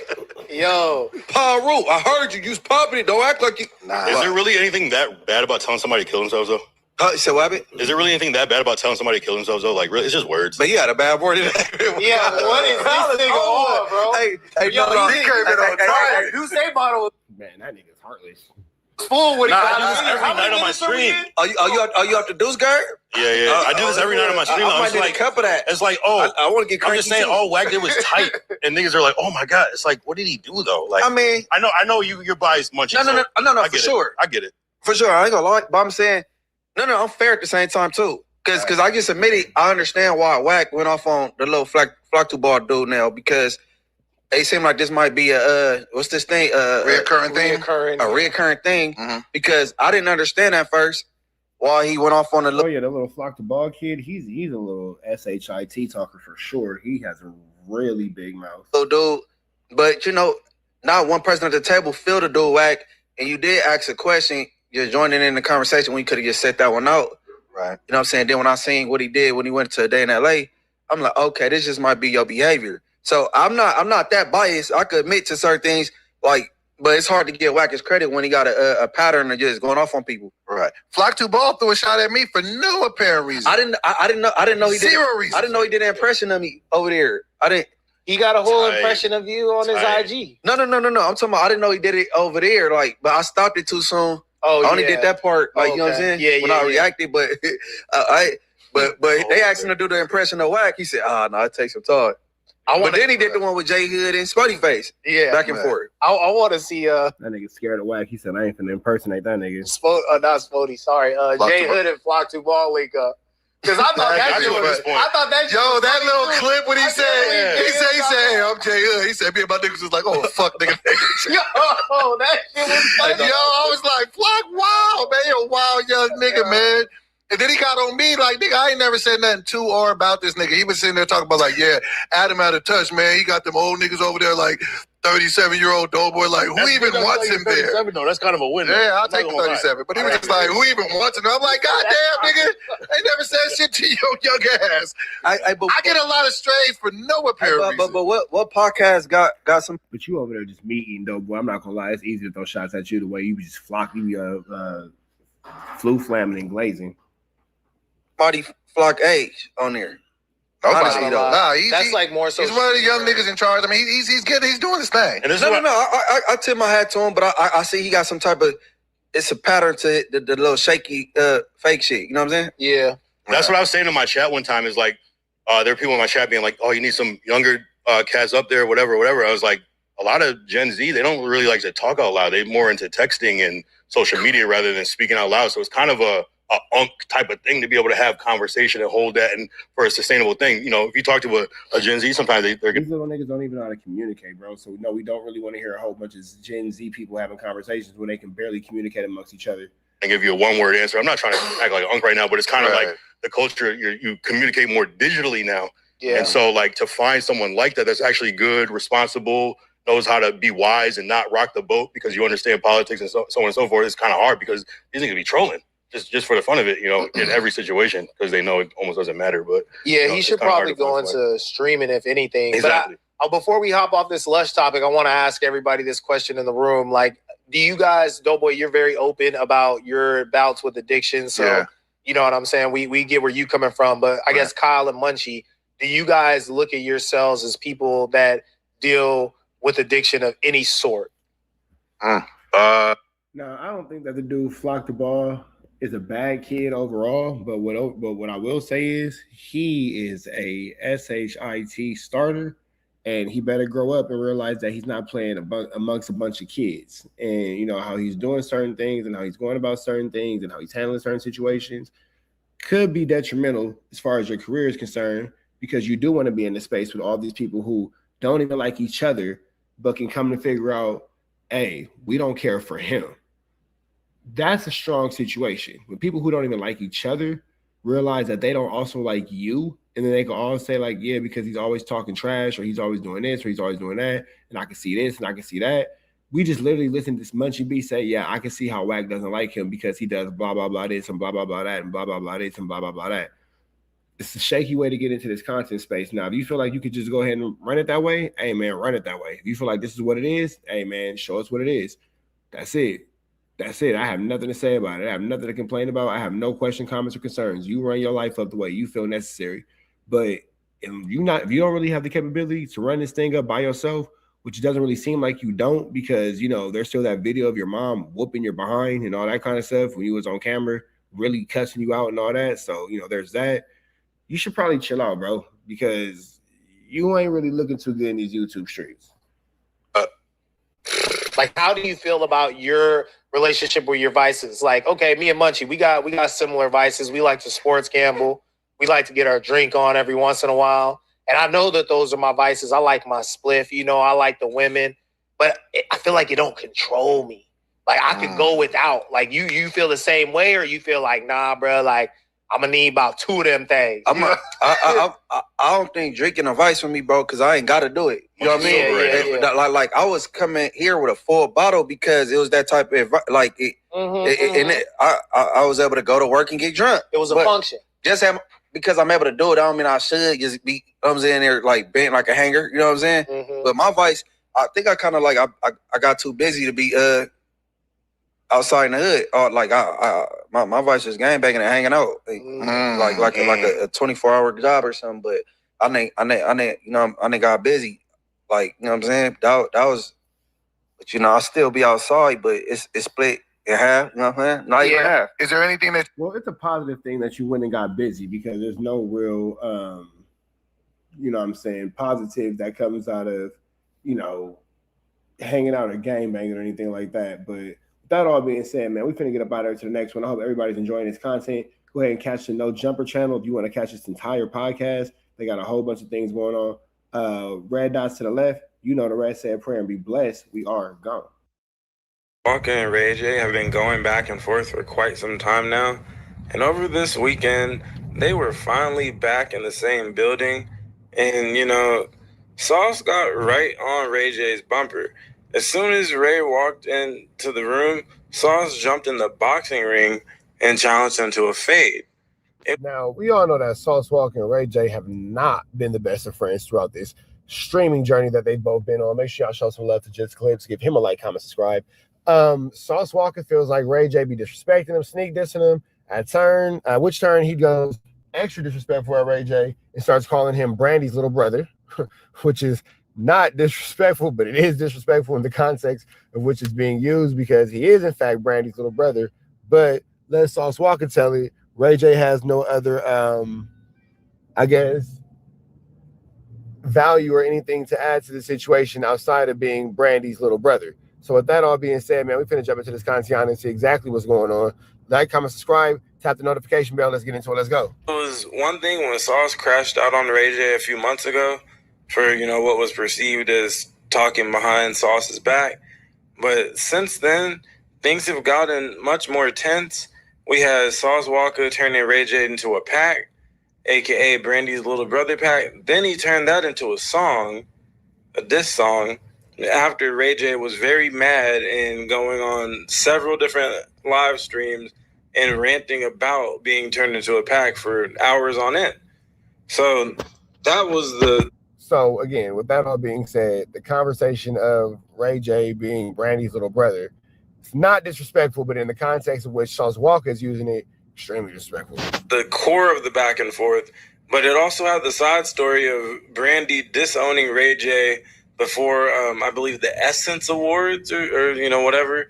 I guess Essence magazine is still around, and they had an award show in New Orleans that Ray J was last minute banned from because Brandy thought that Ray J was in on selling the Brandy's little brother pack, and she was mad that her name is attached to it. So since then, Ray has been... Sheesh, I don't know that Brandy banned Ray J from the Essence Fest. That's crazy. That's something I did not know. You know, back in the good graces of his sister. But he's not in the good graces of Sauce Walker because Ray took it to the next level when he was attempting to make his diss record response to Sauce Walker's record. He ended up dissing everyone that Sauce loves, including deceased family members, okay? Mama, and we don't at least exchange. I didn't say that. Put the clip in this shit. Hold on. Oh, so Ray J brought up Sauce Walker's deceased mother. I did not know that. But is it possible that Sauce Walker's mother was brought up not knowing that she was deceased? He might have just been making a general yo mama joke, and then it turned into him talking about his deceased mother. Is that possible? Is it possible that Ray J was unaware that Sauce Walker's mother was deceased? Is that new information to us? Wait a minute. I said dead too? You said fuck his dead mama, his dead auntie, his dead. You want me to call my daddy? How I know that they died? Man, that nigga 62 years old. That nigga had a heart attack. I said, daddy, he just on it. There ain't no motherfucker just ain't internet. Why you talking about my motherfucking woman? My friend is gay. There's nothing wrong with that. Me being Brandy's little brother is bigger than Sauce Walker's whole career. His sister's career, his dad's, his mom, and whoever's dead and alive. Okay, so he didn't say F his dead mama. He said whoever's dead and alive and his mom and his dad. So he didn't reference Sauce Walker's mother and being deceased. That's not how she was referenced at all. Now, on the back end, I can see how it could be a sensitive topic for Sauce Walker, and he don't want to hear it. I can understand that for sure. But for being logical about the situation, he did not reference her like, oh, F your dead mom. He said it's bigger than your mom, your dad, your brother, your sister, whoever's dead, whoever's alive. It's a general shot at your family tree and your lineage. It wasn't a shot at your mom. Right? To his dead great-grandmother, to his dead mother. Dead dog. Dead dog. Oh, damn it. Never mind. Sheesh. Okay, well. Never mind. That was a direct shot at the man's deceased mother. So, yep, Ray J, sounds like you got exactly what you're looking for, big dog. I retract everything I said. I am going to shut up now. Doesn't matter. None of those people are even close to comparison of success to what you just said. I don't care about your people just like you don't care about mine. But I love them and I love you, Sauce Walker. Let's put this recorded. So yeah, I want to do a. Oh yeah, and fun fact, Ray J still hasn't finished any of his potential diss records, so he basically dissed Sauce's dead mother for no reason. Especially when you consider Brandy was never disrespected this whole time. Being called Brandy's little brother isn't even something that Sauce started. In context, it is disrespectful saying Brandy's little brother. In context, but Brandy was not disrespected. I agree 100%. Ray J has been called that for years, but one drunken night, he decided to be super disrespectful to Sauce. The disrespect was not forgotten and did not go unchecked. As Ray J returned to LA, he basically had no choice but to catch Sauce's fade on arrival. Ray? Yeah, that's a flu flammer situation for sure. When I was in California, when I was in Texas, Ray J made his own, he made a date. You made a what? You made a date with me. And today is time to dine, nigga. You made a date. And today is time to dine, my nigga. You said, fuck everybody I love. I love you too. You said, fuck everybody I love. You said, fuck yourself. Listen, you know, at that, look. You know. I never said fuck Brandy. I said you're Brandy's little brother. Nah, but that's I never said fuck Brandy. That's the same thing. No, because that's how I said I fuck Brandy. That's how she. I never said Brandy is this and this and that. I would never disrespect your sister. She's a black queen. No, but why you gotta do the moves with that? Because like disrespecting my black queen that's in heaven. So you know what? Matter of fact, that wasn't okay. That was not okay. That wasn't okay. That's not okay. You did that. You were grown man. You said. Yeah, you did say F his dead mom. I tried to combat for you, Mr.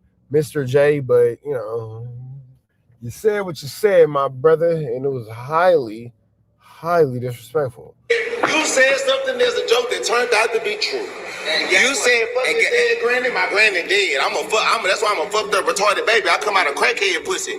My mama dead, granny dead, other granny dead. Only person here, father. So therefore, you said that. So you made a date for us to dance. THC Club Sauce Walker. Yeah, everything you said, I turned into a Yeah.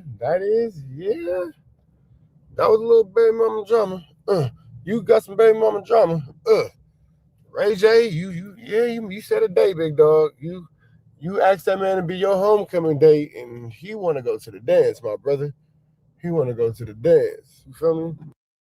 Everything you said, I turned into $1. Now what, you want to make this brand strand call is not okay after you catch this jab to the stomach? It's not okay. It's not okay.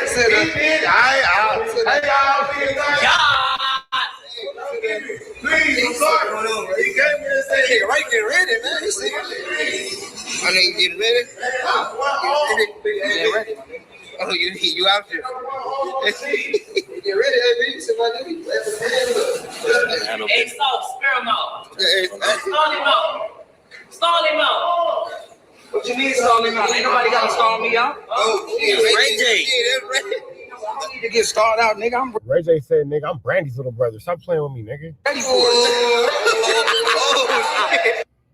J could have been a great car salesman, in my opinion, because he does very good at packaging up and delivering his bullshit to the targeted audience, which is, you know, all of us watching these streams, watching the clips and all that. He can convince you that he's going to go in there and actually have, you know, learned something in between his last fight that was an utter embarrassment. That you know, Ray J lost so badly in his last fight. I don't know if you haven't seen it against Super Hot Fire. It was very viral. But just in case you horrible, Ray J got his ass whooped. Haven't or need a refresher, Ray J's loss was so bad and so embarrassing of a performance that Aiden Ross threatened. He got whooped like he was Brandy's little brother. To take legal action against Ray J. All right, and he was dead ass. It wasn't like a clout chase. I'm gonna sue you. It was like no.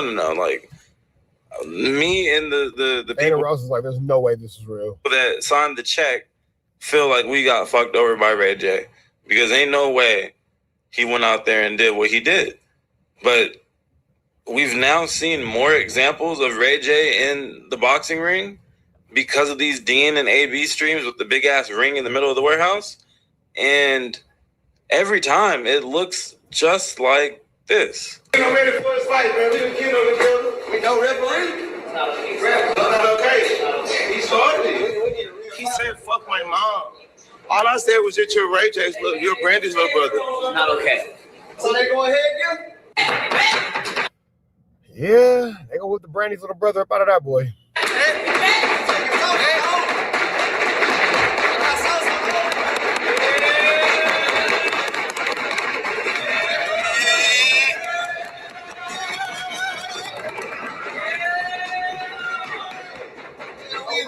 Both fighters ready? Yeah. Go ahead, in the middle. Go ahead, y'all protect yourself at all times. Get back. Both fighters ready? Box. Oh, poor Brandy's little brother. He's finna go left. It's still time to stop this shit. It's still time to stop. Oh, I see the red. Oh, dude. Oh, I see it. Oh, I see it. Oh, I see it. Oh, right in front of you.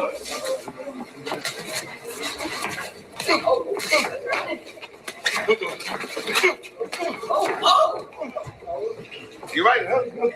You're right. Oh, baby. Oh, sorry.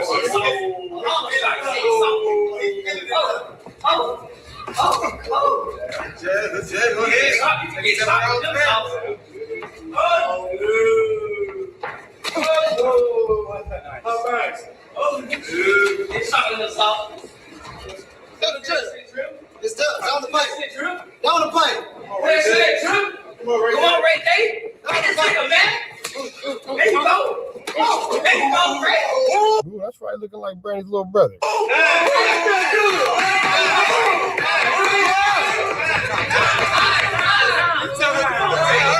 So since it was kind How of you call a timeout in the middle of a round? A fill it out round, at the very worst, you know, Ray J and Sauce Walker split that first round, and they were only supposed to go for one round, but they ended up going for a second.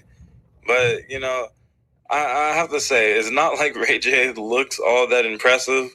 Sauce Walker, from the examples we've seen of him in the ring now, too, it's not like he's looking all that impressive, but he does look like he could hold his own in a celebrity bout, like on a brand risk or something like that.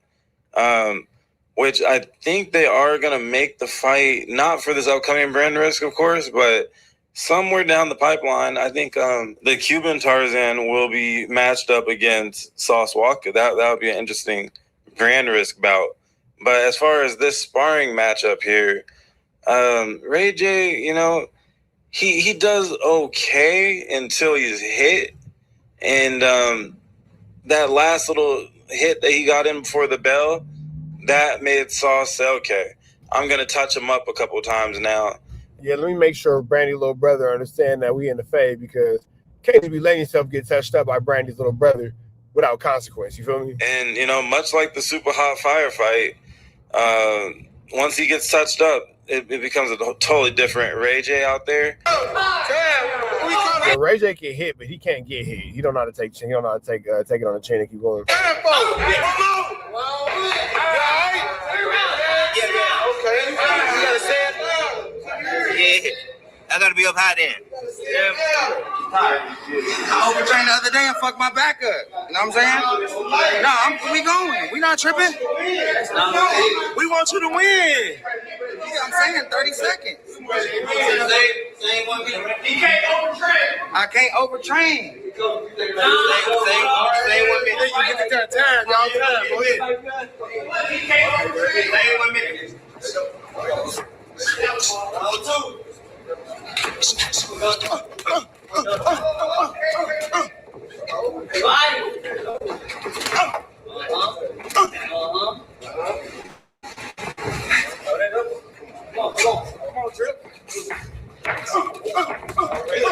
Yeah, Ray J's on the ropes. See, I don't want to do something. See, now, just off of Sauce's aggression alone, Ray J has become a punching bag. And he just curls up and he just doesn't want any conflict. It's his target practice at this point. Body. No. You take advantage over cocky. Take advantage. Take advantage. Go to his body, solid. Keep it wide open for you, right? You can take the hit, man. There you go. There you go, right? There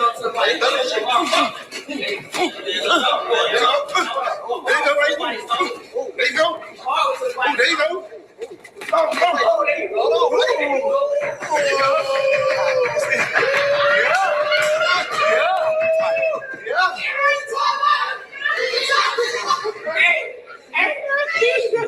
That body shot. That body.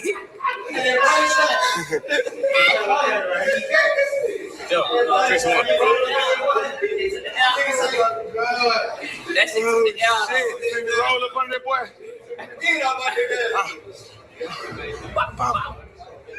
Oh my God, bro.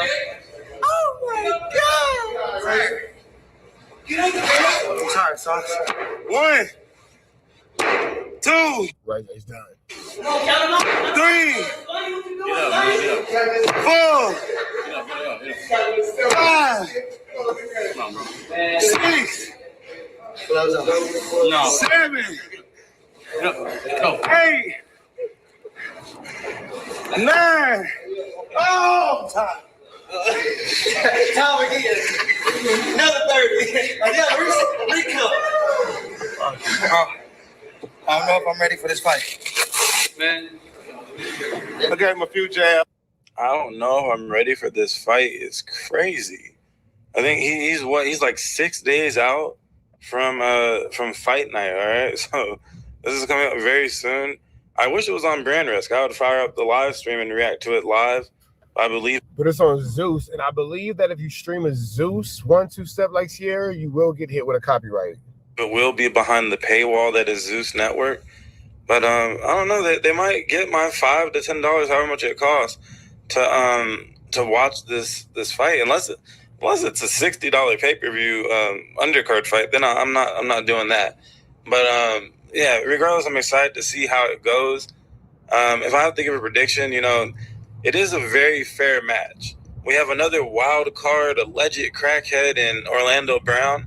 So Orlando Brown versus Ray J. Orlando Brown versus Ray J is going to be absolutely hilarious. It's kind of so even that it's hard to predict, but I just feel like we've seen enough bad footage of Ray J now to see he doesn't really have an athletic bone in his body, and his stance is just like I said, it looks like a grandma who's a sloppy oppie. That Brandy's little brother probably fired though. I ain't gonna lie. Like taking a class at a local gym. Podcast Red here on Just Clips page, man. It's a great channel. It's a great guy. Hit him on the like, comment, subscribe, notification bell here. All tap in for the latest and the greatest. Red dots to the left. You know the rest. Say a prayer and be blessed. We go. Oh, I was actually coming out. So this guy EDP445. Yeah, he's a 69 god. Freaky A Ninja. He's a 69 god. Hey, run for your life. He's a hey, run for your life. He's a weirdo, a beginner though. He has some things going on that are beyond us and beyond everybody else, and it's just simply not acceptable. But we're gonna get into this concept. Here to pick up a cupcake and then go back home. There was, nothing that was want to be sexual involved. because I'm not like that. You know, well, obviously the text messages and stuff like that. You know what I mean?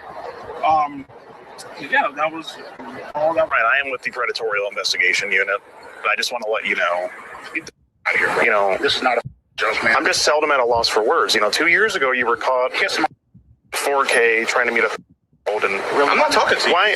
Really, my nigga, this is bullshit, man, that y'all pulling right now. Well, Brian, I just want to know, why do you think we're here? If you could guess, Brian, why do you think we're here? Could you answer me that, Brian? Brian. Oh, the victim, she's calling me. She's Wait, hold on. Yo, hello? He's texting me right now, so What is he saying? he told me that's what he said. We got him. But I'm already here. I filed the report. Yeah. Keep on filing. Do your thing. I just want to know what this picture is. Like, this is just what is this? What in the Now, if you don't know, EDP445 used to be a big content creator. Until he got caught with this stuff, YouTube removed his channel. He was doing millions upon millions of views. Man was having his way. He had money. He had cars. He had it all, but he had it all taken away from him because for some type of reason, he don't like the adult menu. He like the kids menu. Yeah, now I'm not sure why he needs ba-da-ba-ba-ba. He's fucking sick. Like, I'm not sure what's wrong with this dude, but it's all good, bro. He gonna get what he deserves. Why did you show up that day? Why did you go to that location? What did you think was going to happen? I showed up to that location that day, trying to obviously meet up with an underage. You know what I mean? And I guess you can say trying to have, I don't know. I mean, whatever. You're trying to have the 13-year-old? For the most part, yep. People have a tendency of doing this, I feel like, because they enjoy the innocence and having control of somebody, you know? Sounds like that's what you wanted to do. Right. Nobody your age you could have hung out with. No. No women your age you could date. You had to pick on a 13-year-old girl. Pretty much, yeah. Oh my God, babe! It's the fact that he's laughing about it and like so comfortable with it is sick. This nigga is a fucking creepazoid. Playful spank, you say. When I spank you, it's supposed to be sexy. LOL. If anything, I just bend you over and kiss your ass. Yes, well, maybe, but only if you're a good girl. What are you trying to do here with this? What do you think I'm trying to do? Well, it sounds like you're trying. If that's what it looks like, I guess that's what it is, then. I mean, handcuff you, throw you in the back of my car, and bring you back to my dungeon. LOL. You talk about climbing through a window. Mm-hmm. You're so hot and cute, and even had me jerking off. Were you mad you were talking to her? Mm-hmm. You sent her pictures? Yeah. You sent her pictures? Yeah. It's wrong. Right, I know. It's illegal. Had Alex Rosen not botched this, you might be in prison right now. Thank God he didn't. Well, you could look at it two ways. Maybe prison is where you belong because of this. Prison is definitely where this man belongs, for sure. Put this man up, lock him away, throw away the key, send him to jail. He needs to go away. He's done. If it was where I belong, I'd be in shackles right now. So, but I have to tell you something. Mm-hmm. Had this been me doing an investigation, your EDP 445 ass would be in prison now. Okay. We got him, boys. Hey, but do you think we can also give you the evidence as well? Yeah, so I don't know what you guys are, I don't know what you're talking about, but I kind of know what you're talking about. You know who EDP is, right? No, I don't. I have no idea. So I'm just, I did a brief look up on the way here, Google search, right? I'm assuming that you're there for that reason. Right. You can't partake in any shenanigans. Any shenanigans. Okay, but hey, I appreciate the love, though. Yeah, so I'm gonna go talk to them, right, and then we'll figure out what's going on. Okay. Is there any chance that you guys are gonna leave, or are you guys just gonna hang out? We're gonna hang out. Okay. Yeah. We'll hang out as long as we can. Sounds good. I'll be right. I'll get you guys an incident number. And then I'll give you the incident number, and then you guys can refer back to the other agency and give them that, and they can link them together. And stuff All right, like thank that. you. Yeah, we'll get an incident number real quick. Appreciate your guys' time, and have a great day. Okay? Thank you all. And so Chris Hansen actually explains that, you know, the way in which they done their stuff, You need law enforcement. You had to work with law enforcement to do this shit because a lot of y'all do what's called entrapment. A lot of you guys mess up your own stuff. And now, Steady Nash, first of all, nigga, why the fuck is you wearing Psycho Bunny? Stay out of the Lenox Mall, Steady Nash. Stop shopping at Psycho Bunny. I don't want to see you wearing no more Psycho Bunny, Steady Nash. That all being said, you cannot do the police's job for them. That's why they're the police. That's why they are, you know, the ones blah, blah, blah, blah, blah, blah, blah, blah, blah. You feel me? It is what it is. Now, when you're Flu Flamin' Skullduggan and you're larceny like this EDD ABC 123 man, you know, you'll get what you get, and he's gonna get what he's gonna get, and he's deserving, like Chris Hansen said, to be put underneath the jail, man. He deserves to be, you know, silenced and thrown away, and he deserves all these things to happen to him because, nigga, why are you doing this?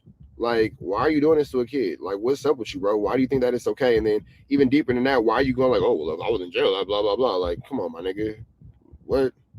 let's just be fair, square, obviously honest. You're only really in it for the money. The morality comes later on.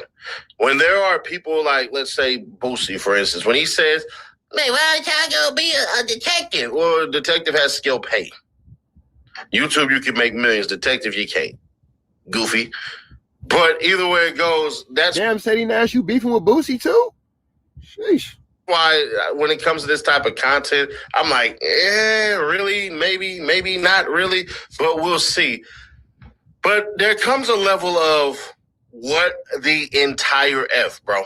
He is clearly in trouble here. What he did was wrong and under a different set of circumstances against the law.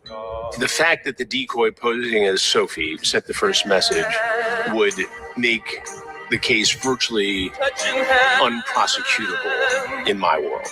Man, the EDD PPP 445, man, put this ninja under the jail. He need everything to happen to him that's going to happen to him. In the world of law enforcement, the adult always has to make the first approach. Otherwise, you jeopardize the case. And again, it probably was something that for Alex Rosen created a lot of views and clicks and made some news in different pockets of the internet. But the case isn't prosecutable. And at the end of the day, it looks amateurish and sloppy. Mm-hmm. Okay, so we have you talking to Sophie, correct? Yes or no? Right. Okay. Sophie is how old? Before, and again, I have it right here. I know the answer, but I just need you to tell me the answer. How old is she? 13. 13, okay. And before we get into the messages, there was content involved, yes or no? Correct. And you... Correct. Okay, all right. So, again, so what brings you out here today? Say the line! I was actually coming out here to pick up a cupcake and then go back home. Yeah! So this is you texting all this, correct? This is your Instagram, yes or no? Right. Okay, all right. So again, what made you start this conversation? Well, she messaged me, right? And I'm not going to lie to you, man. You know what I mean? Sometimes, you know, a person feels lonely and stuff, and they want the interaction. Okay. You know what I mean? And that's pretty much what happened. Okay, so this isn't what happened because she never said she was lonely right here, correct? Yes or no? Correct. Okay, and you did double text here, yes or no? Correct. Knowing, and it said on her profile 13, yes? Correct. Okay, so you initiated the conversation with a 13-year-old knowing she was 13, yes or no? Correct. Okay, so is that a good look for you? No, it's not. Okay, so you've been exposed for this before. Correct. And you called them these other girls, and you know what? I've been following for a long time, and you know what? I said, you know what? He probably made a mistake, and you know, there are some attention-seeking ones, but this is damning. Right. I had to make sure myself. I feel like I was a victim of ADP, but I think I was mainly a victim. This is gonna sound crazy, but mainly a victim of Jadeon, in a way. I feel like for a long time I was his like little puppet. Bro, you got the victim speaking? This is a lot, bro. You got to get yourself together, big freaky man. Big freaky man. Big freaky man. That is going crazy. In what way were you his puppet? I feel like I was his puppet because I was just like kind of doing the things he demanded me to do. I feel like I am a victim of Gideon because he encouraged me to keep talking to him. Every single time we would talk to her, I would ask her if she's okay. Are you sure you're good? Like, I want to make sure you're okay, because I know, like, this could be really, really... You sure you're good? And she was like, no, I'm okay. I want to get him arrested. I told Gideon every single time that ADP would send me dick pics, but he would never tell me to, like, block him or anything. I want you to block him on your phone, right? But we would tell her, if you're going to keep on talking to him, don't talk to people, and please don't send any explicit photos. No, I did not send EDP any. Yeah, see, like, now it's like a whole, like, flamorish thing, but it doesn't matter what this person did. The fact is, I'm not here to victim blame, so I'm not going to get involved in, you know, the girl and what she did or what she didn't, or who she is or who she ain't, what it's going to be. I'm not into that. What I'm talking about is, you shouldn't have been there speaking on this girl, period. Period, point blank. You shouldn't have been there talking to this little girl. There's no reason why this conversation should even be happening, because you shouldn't be there talking to no little girl. You's a freaky man. You's a freaky man, and you shouldn't be doing that. Period, point blank. Pictures of me that were nude. What did happen when he asked me for them was that Gideon got like a lookalike of me, and I kind of photoshopped her face into Google pictures.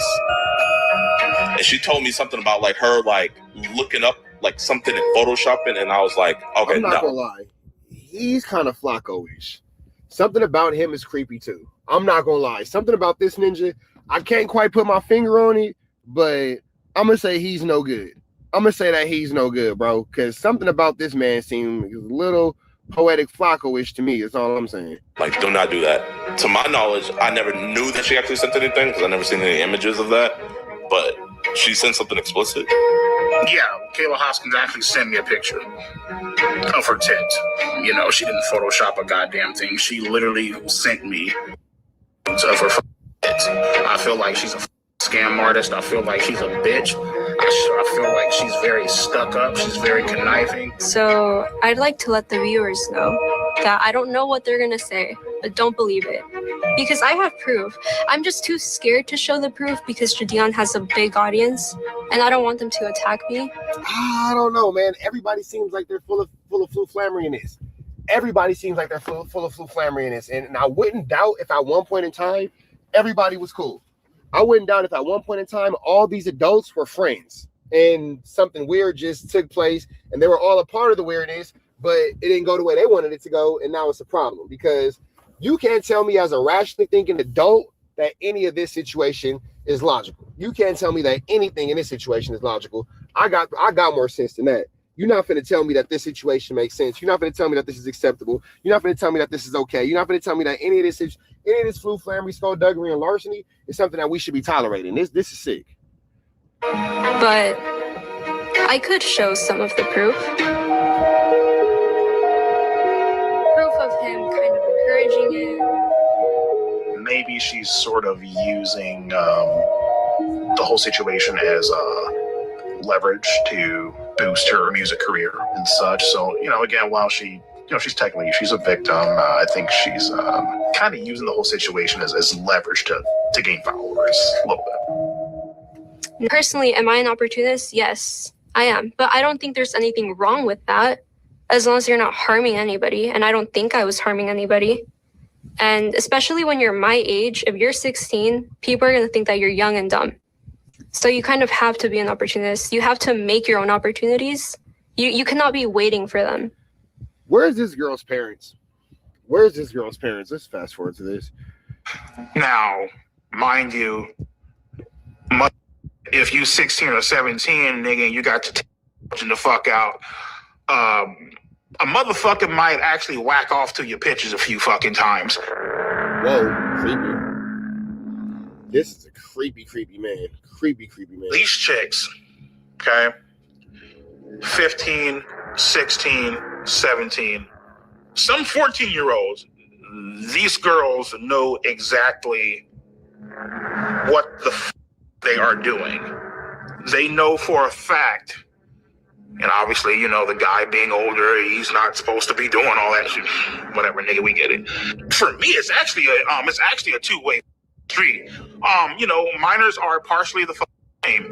Yeah, nigga, you 33, you fucked up, you're this old ass guy, you should know better. Cool, get it, perfect, grand, wonderful. So what about the message me first? Oh, that's perfectly fine. I forgot about that, right? Nigga, she gets off scot-free, right? Ain't that a bitch? Whatever.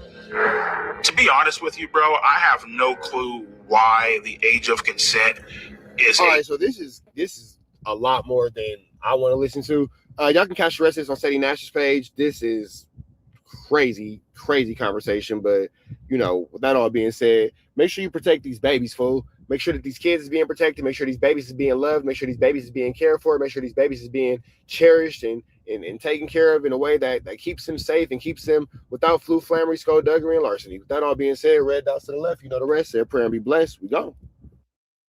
So they got the man Trigger Bird speaking on Young and Hefe catching his situation. If you haven't done so yet, please make sure you show some love and follow Trigger Bird as he does his 1-2 step like Sierra in these YouTube streets. He making his way. He ain't all the time in our universe, but he pops in and out, man. So go ahead and give Trigger Bird a like, a comment, and subscribe. Help him do what he do. Stay out the streets, man, because if a black man is on YouTube making a video, guess where that black man is not?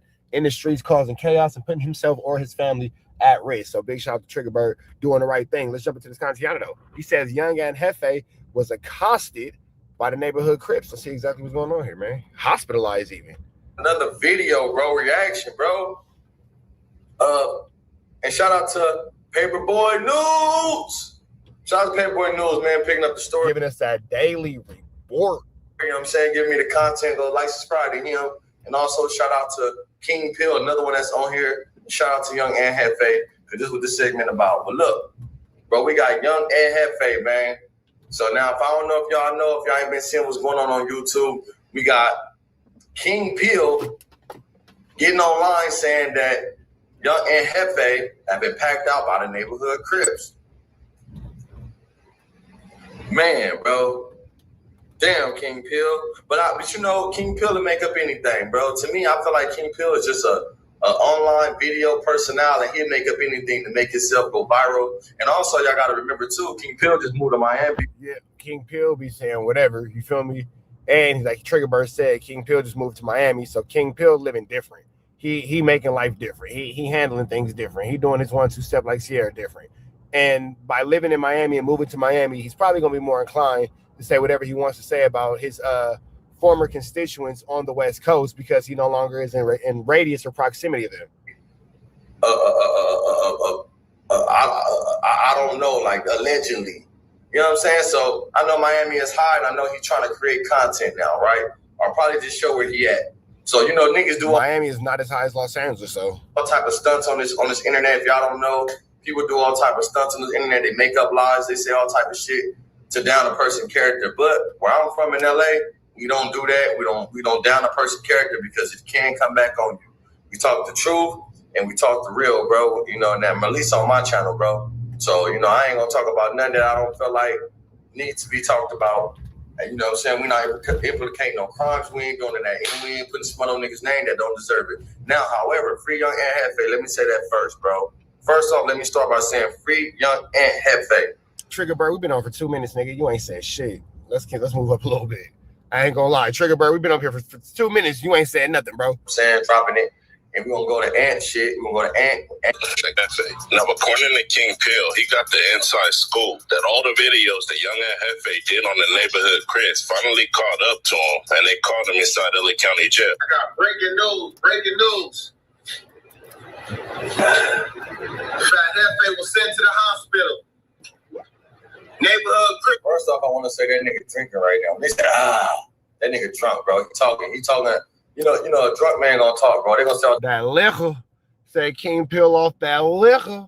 Type of shit. He drunk right now, you know. But the drunk, a drunk tongue is a truth tongue. So, but you know, tomato. It is what it is. Double back. Now, King Pill said for anybody who don't know who Young Ant Hefe is, he a no-jumper podcaster who currently got locked up for a DP gone bad. Who in King Pill's own words, he got into a fade with an old man. Now, King Pill said Young Ant was in LA County jail for 3 months and he ain't caught one fade. But according to King Pill, he finally got into a fade with a neighborhood crip that everybody knows. And the only reason he caught that fade was because his little brother got locked up and he... First off, shout out to Ghost, man. Shout out to all the Ghosts, bro. My cousin got a baby by Baby Ghost. You know what I'm saying? I don't know Lil Ghost, the one that's in jail allegedly. I know Big Ghost. I've been on the yard with Big Ghost, and I had the honor to be around Big Ghost. And Big Ghost is really like he not how everybody be saying it. He's a good dude, bro. Stay to himself. He don't fuck with a lot of dudes. You know what I'm saying? And all he do is work out, bro. You know what I'm saying? Like he just be minding his own business. I remember when I was on the yard with them, I had him and the homie Lil Black from 107 Crip walking against each other. I get him on this is a quick story before we go. I get back to No jumper podcaster inside the LA County jail, 90 days. He ain't catching no fades. He inside the jail cells with enemies in the jail cells, in the dorms. You know what I'm saying? When his little brother finally make it to that land over there, the dudes that's in the dorm with Fat Hefe want to squabble with his brother. But he ain't squabbled nobody this whole time he been there because when they asked him if everything good, he like, yeah, I'm good. I'm just trying to fight my case. You know what I'm saying? I ain't trying to fight my face. You know what I mean? So everything was cool. But when his little brother get there, he tripping. Oh, you know who it is. Yeah, you know what I'm saying? So I don't think that's the issue. I think that when it came down to it, Young Ant, I think that it's a bigger situation because Young Ant's brother has a more disrespectful name and a more disrespectful reputation than Young Ant, who has been carrying himself more like a gentleman. Don't confuse one being more dangerous with the other because we're using the words disrespect. That's not what I'm saying. It's not a matter of who's the more dangerous of the two. But what I am saying is Young Ant Hefe rumored, because I don't know, I'm not in jail, I'm free. But Young Ant Hefe is rumored to be more respectful and more of a gentleman about his situation than his brother. And being a gentleman about the situation will lead to a lot less conflicts. You feel me? Hefe been there and niggas ain't tripping on him, bro. See, you gotta know the LA County jail, bro. Now it's different. It's not the same, bro. It ain't the same as it used to be. The LA County jail ain't what it used to be, bro. So it ain't none of that. Niggas don't want to fight. Sometimes niggas know Young Ant been around for a long time. Been to YA. Young Ant have been in jail, the county jail, the feds, the prison. He been in every system that you can possibly name. So, of course, niggas know Young Ant. A lot of niggas not testing Young Ant. So this is the thing I don't understand about y'all. The streets, niggas not playing with Young Ant, only on this internet. If you know Young Ant, you know that he have a reputation of being somebody and he withheld that reputation very well, bro. So he don't get a lot of people playing with him. That's just so it's saying like the streets ain't gonna really test that situation like that. Like my crime meet. You know what I'm saying? TK, free TK. When they run into my boy, they not on that. You know what I'm saying? But by me being literal with his crime meet, I might get called out and the same nigga want to fight me in the cell or want to fight me in the court change before my crime meet get there, don't want to fight bro. But you gonna fight bro. Fuck is you talking about? You gonna fight the homie and the homie ain't let me fight nobody that he not getting down with. So, you know, it just what it is, bro. But I don't think that's the case, bro. We know it's bullshit. I don't believe nothing King Pill say when it comes to this because they got internal beef. They got situations going on. But let's get back to the content, bro. And I just feel like this is crazy for a person to just make some shit up like this, though. But, you know. They want to get up on him. Fat Hefe is like, hold on, man. I got to help my brother out. So he started fighting for his brother. That's another thing I want to say. But then, see, here go the thing, too. Like, I hate to hear jail stories from niggas that's on the streets because how the hell do you know what happened in jail if you free? That's one thing that I never understood. Like, how do niggas be so, no, I'm sure this happened. I'm sure this happened. I'm sure this happened. Nigga, you're free. How the fuck are you sure what happened in jail if you are free? I'm not letting my brother fight nobody else that's bigger, bro. Nigga want to fight my brother, and I know that I got a more squabble than him. You're not fighting my brother, bro. You're not going to fight my brother. You ain't doing none of that, bro. Oh, we ain't doing that. You're not finna fight my little brother when I could just squabble you, nigga. What are you talking about? Like, bro gonna fight, bro gonna do his thing. But then, see, here go the thing, though. Y'all gangbanging. So at what point, all right, I don't want to fight your brother. So what if he fights you and then still want to fight your brother? Like, how does that work? Because you guys are gang members. So like, what if his enemy see him and was like, yeah, I got a problem. Nigga, your name is blah, blah, blah. It's disrespectful. I got that issue. You feel me? And, you know, whatever. And he's like, no, that's my brother. About my brother. Okay, cool. I'll get down with you. And then get down with you. Okay, now I still want to get down with your brother. I mean, how does that work? But nigga, I hope I'm a squad with you, bro. Get back on the phone doing these phone calls, making it seem like he was winning the fight between these peoples. You know what I'm saying? So, what's the aftermath of that? The neighborhood Chris double. So now I'm trying to see if he was actually put into the hospital. That's actually what we're here for now at this point. I don't care anymore about King Pill. Let's get back into what Trigger Burn actually had to say about it. It's what I'm more interested in. I don't think it's going to, and it happened to anybody, but he conducted himself in a proper manner. It's just my opinion. That's how I know him. And that's how everything that I know of people that know him, right? But we gotta get out of this YouTube shit and just making up content, bro. You know what I'm saying? I'm starting to think that motherfuckers just like controversy. And then you gotta understand, bro, like, this shit will go, like, it'll be everywhere, bro. I didn't talk to some niggas in the county jail today. They said it's not true. It's false information. I also seen your Aunt Hefe page, which I'm about to post right now. Watch this.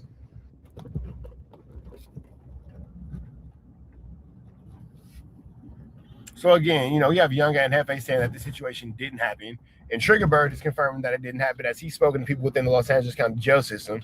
So I'm not really sure where King Pill got this information from about Young and Hefe being hospitalized, but it doesn't look like that's an accurate take.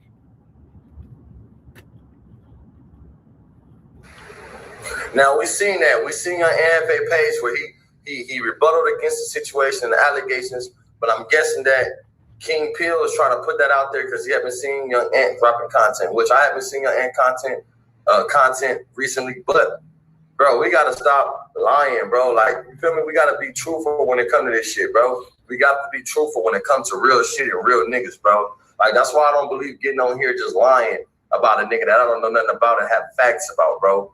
But I can't say it ain't happening to young Aunt Hefe, but most likely, bro, your Aunt Hefe gonna go all the way, bro. And if it was, it would have been something big, all in the county jail. And I know it's not true because the homie told me it's not true. He haven't heard of it. And your Aunt Hefe have also followed up with the same previous message I just sent y'all on this past one right here, right? Yeah, so I guess it's not really a thing, man. Again, I'm not really sure where King Pill is getting his information from about Young and Hefe, you know, being hospitalized. I'm not sure where that's coming in at all. I'm not sure why King Pill is saying these things, but it's a flu flammer, Skull Douglas, an extremely larceny situation, that's for sure. That all being said, man, red dot to the left, you know the rest. Said prayer and be blessed. We gone. So I'm not sure who this man is right here, or this young woman is, rather. I'm not sure if that's a man or a woman, but I'm not sure who this person is, but they're always with Jade and Alexis. And Jade and Alexis is going off about the situation with Pink Face's birthday party. It was a lot of flu flammy skullduggery around that. Not really sure why there was so much flu flammy skullduggery around that. But there was. Now, I just want to know, is that person next to Jane and Alexis identifying as a man or a woman? Because we would love to respect everybody's pronoun here at TNN Trap News Network, but I am unsure if that is a man or a woman. I'm not going to lie. That all being said, man, we're going to go ahead and jump right into this content and see exactly how the situation took place. And we love the fact that Pink Face had a good birthday party, man. We think that Pink Face should be allowed to have a good birthday party. She should be allowed to enjoy her mother and her father as she is a child, and we do not say anything negative or anything defamatory about children here at TNN Trap News Network. So please keep your mean and unspirited comments about children out of my comment, because should you talk about a child, we will ban you from the chat permanently. Let's jump into this content and see exactly what's going on, though. Journey's birthday party, because we had a fucking ball. I was in that motherfucker. And mind you, I'm not even a good swimmer like that. I was in that motherfucker. It was so hot. Charisma got in the pool. We was turned up. I had a fucking ball. It was bikini bottom, all right. It was fucking bikini bottom. It was so much fun. And how about this? How about this? I was thinking, this was a party full of zero drama. And guess who the people who weren't there are? Blueface family. There was zero problems. Nobody fought, nobody argued, nobody had. There was zero problems. The kids cried. There wasn't one problem. Oh. Isn't that hilarious? And then we all got, wait. And then we all got home and we all played games together. Dominoes, cards, all the whole nine. Like I was saying, yeah, there was no drama at this party. No one shoving a camera in anyone's face. No one talking shit. No one showing up late. Actually, everyone was on time. Yeah, so I think we should all do the math of that and dissect why that is. I think you all are smart enough You're saying that because the faces weren't in attendance. There was no blue face. for that.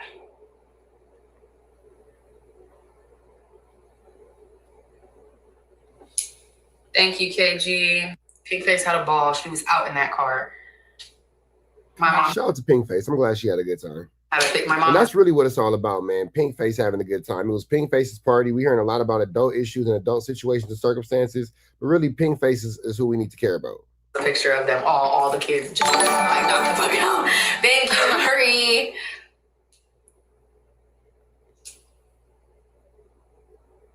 Yeah, chat. So Pinkface had a ball. She decided to open all of her gifts at the very beginning of the party. Pleasure girl with the 10 gifted. Pleasure girl, what is your question? She proceeded to play with them the entire rest of the party. She opened every toy. Literally. And had a fucking ball. And nobody stopped her. Hey, let's unpack Journey's birthday party because we had a fucking ball. Now, that's a beautiful thing, man. I'm glad that Journey had a good birthday party. I'm glad that little Pinkface had what she had going on, man, because, again, a child should be allowed to be a child, and a child should be allowed to enjoy the luxuries of being a child. But let's see how this goes, because Jade and Alexis had a little bit more to say about this. Also, the unwanted opinions got to go. Okay? Nobody cares. I don't take opinions from crackheads. Y'all gotta step up and I will go the fuck in. I promise you. I promise you. Waste any time going off on Krishan and Blueface. Guys, this is only part one, so you better come straight back. Take a look. Listen, here's my problem. They're over there. First of all, who gets in hot tubs in 100-degree weather? Crackheads. Maybe they wanted to hang out in the hot tub. Why you? Okay. You would have been in that same hot tub, Jane Alexis. You would have been in that same hot tub because one thing we all know is all y'all stupid over Blueface. All y'all stupid over Blueface. So at this point, I don't want to hear one say anything bad about the other being dumb over this man when y'all all, cuckoo for Cocoa Puffs over this boy. That pop pills and they're doing pills and potions and in hot tubs in 100-degree weather. I ain't never seen no shit like that in my life. And then you wanna talk about it. First of all, let's dissect this. Y'all getting pulled over, looking like Donald and fucking Whitney on the side of the road with your baby not in the fucking car seat, flailing around, looking left and right and up and down and south and west and east and north and south.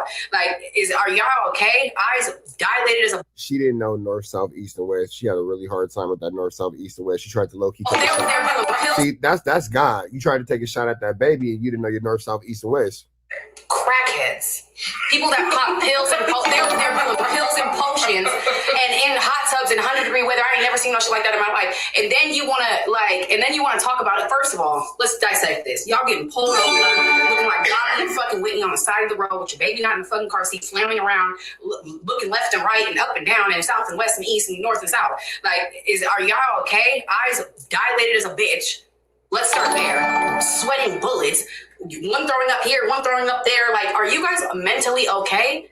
Let's really clock shit right now. This is not that's not alcohol. That's pure pills and potions. Okay? I'm really tired of you guys having something to say about what I do with my kids' party when this bitch literally flew to a fucking backyard boogie clinic to give birth in Baltimore. You live in LA. Why are you flying to a backyard boogie in Baltimore to give birth through an infected canal? I'm really confused. Because you're trying to hide something. Second of all, you're having your baby flop all around fucking all over the bed and you're worried about why this nigga's taking a shower because he was downstairs fucking that bitch in the green. Did you not see the clip, bitch? What the fuck? He went and fucked that bitch and then went back upstairs. What? Yes, run the clips back, everybody. Yes, she was upstairs asleep with the baby flopping all over the bed, and then he's downstairs having a party with Tiny and Bodine and them, and literally went off camera with the bitch in the green outfit. Tiny with the people who you were smacking, So Well, there's that. All right. Goes and looks for them. Then they come back to the camera. Bitch is fixing her outfit. He runs upstairs, takes a shower, and now you back with the bitch and the baby all over the fucking place. I'm confused. Why are we talking about my kid's birthday party when the first birthday of that baby, both the parents is in jail? Second birthday, you have some random gangbanger buying your kids gifts on live while your sister is throwing the party together, getting your kid ready. I'm confused. Can someone help me explain? And since we're talking about birthdays, ain't your kid's birthday in less than a month? Do you have plans, babe? Do you have your party together? Because by the time he gets back home to the other bitch, he gonna be saying fuck you and that baby. There will be no birthday party, babe. I'm sorry. Why you going off on the baby birthday, man? Why the man can't, Blueface did for his kid, he could do for your kid and all the kids. It seems like he doing for the kids. You feel me? That's all it seemed to me. But Jaden is going to continue to go off because now she got some things to say about Blueface and Krishan. So let's see about this situation right here. What are we talking about here? Like, is everybody okay? Like, what the fuck? She's sitting there doing a whole 4-page letter. I love you, baby. You like everything. What the. And he's still looking over there left and right. Still haven't said this to my son not one time.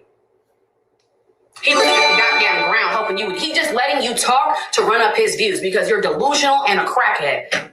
And you're his plug. Of course he's gonna let you sit there and talk, bitch. The fuck? Like, what? This is just off the dome. Like, stop playing with me. Don't talk about my kids must be really that cool. We must be really that cool that y'all want to talk about us all fucking day and night.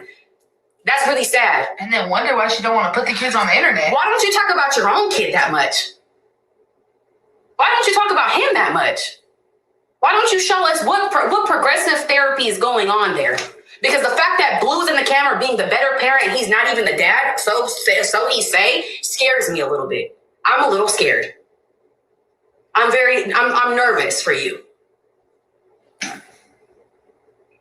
Anyway, any other fucking questions about that topic? I'm pretty sure I dotted all my I's and crossed my T's. I'm really confused.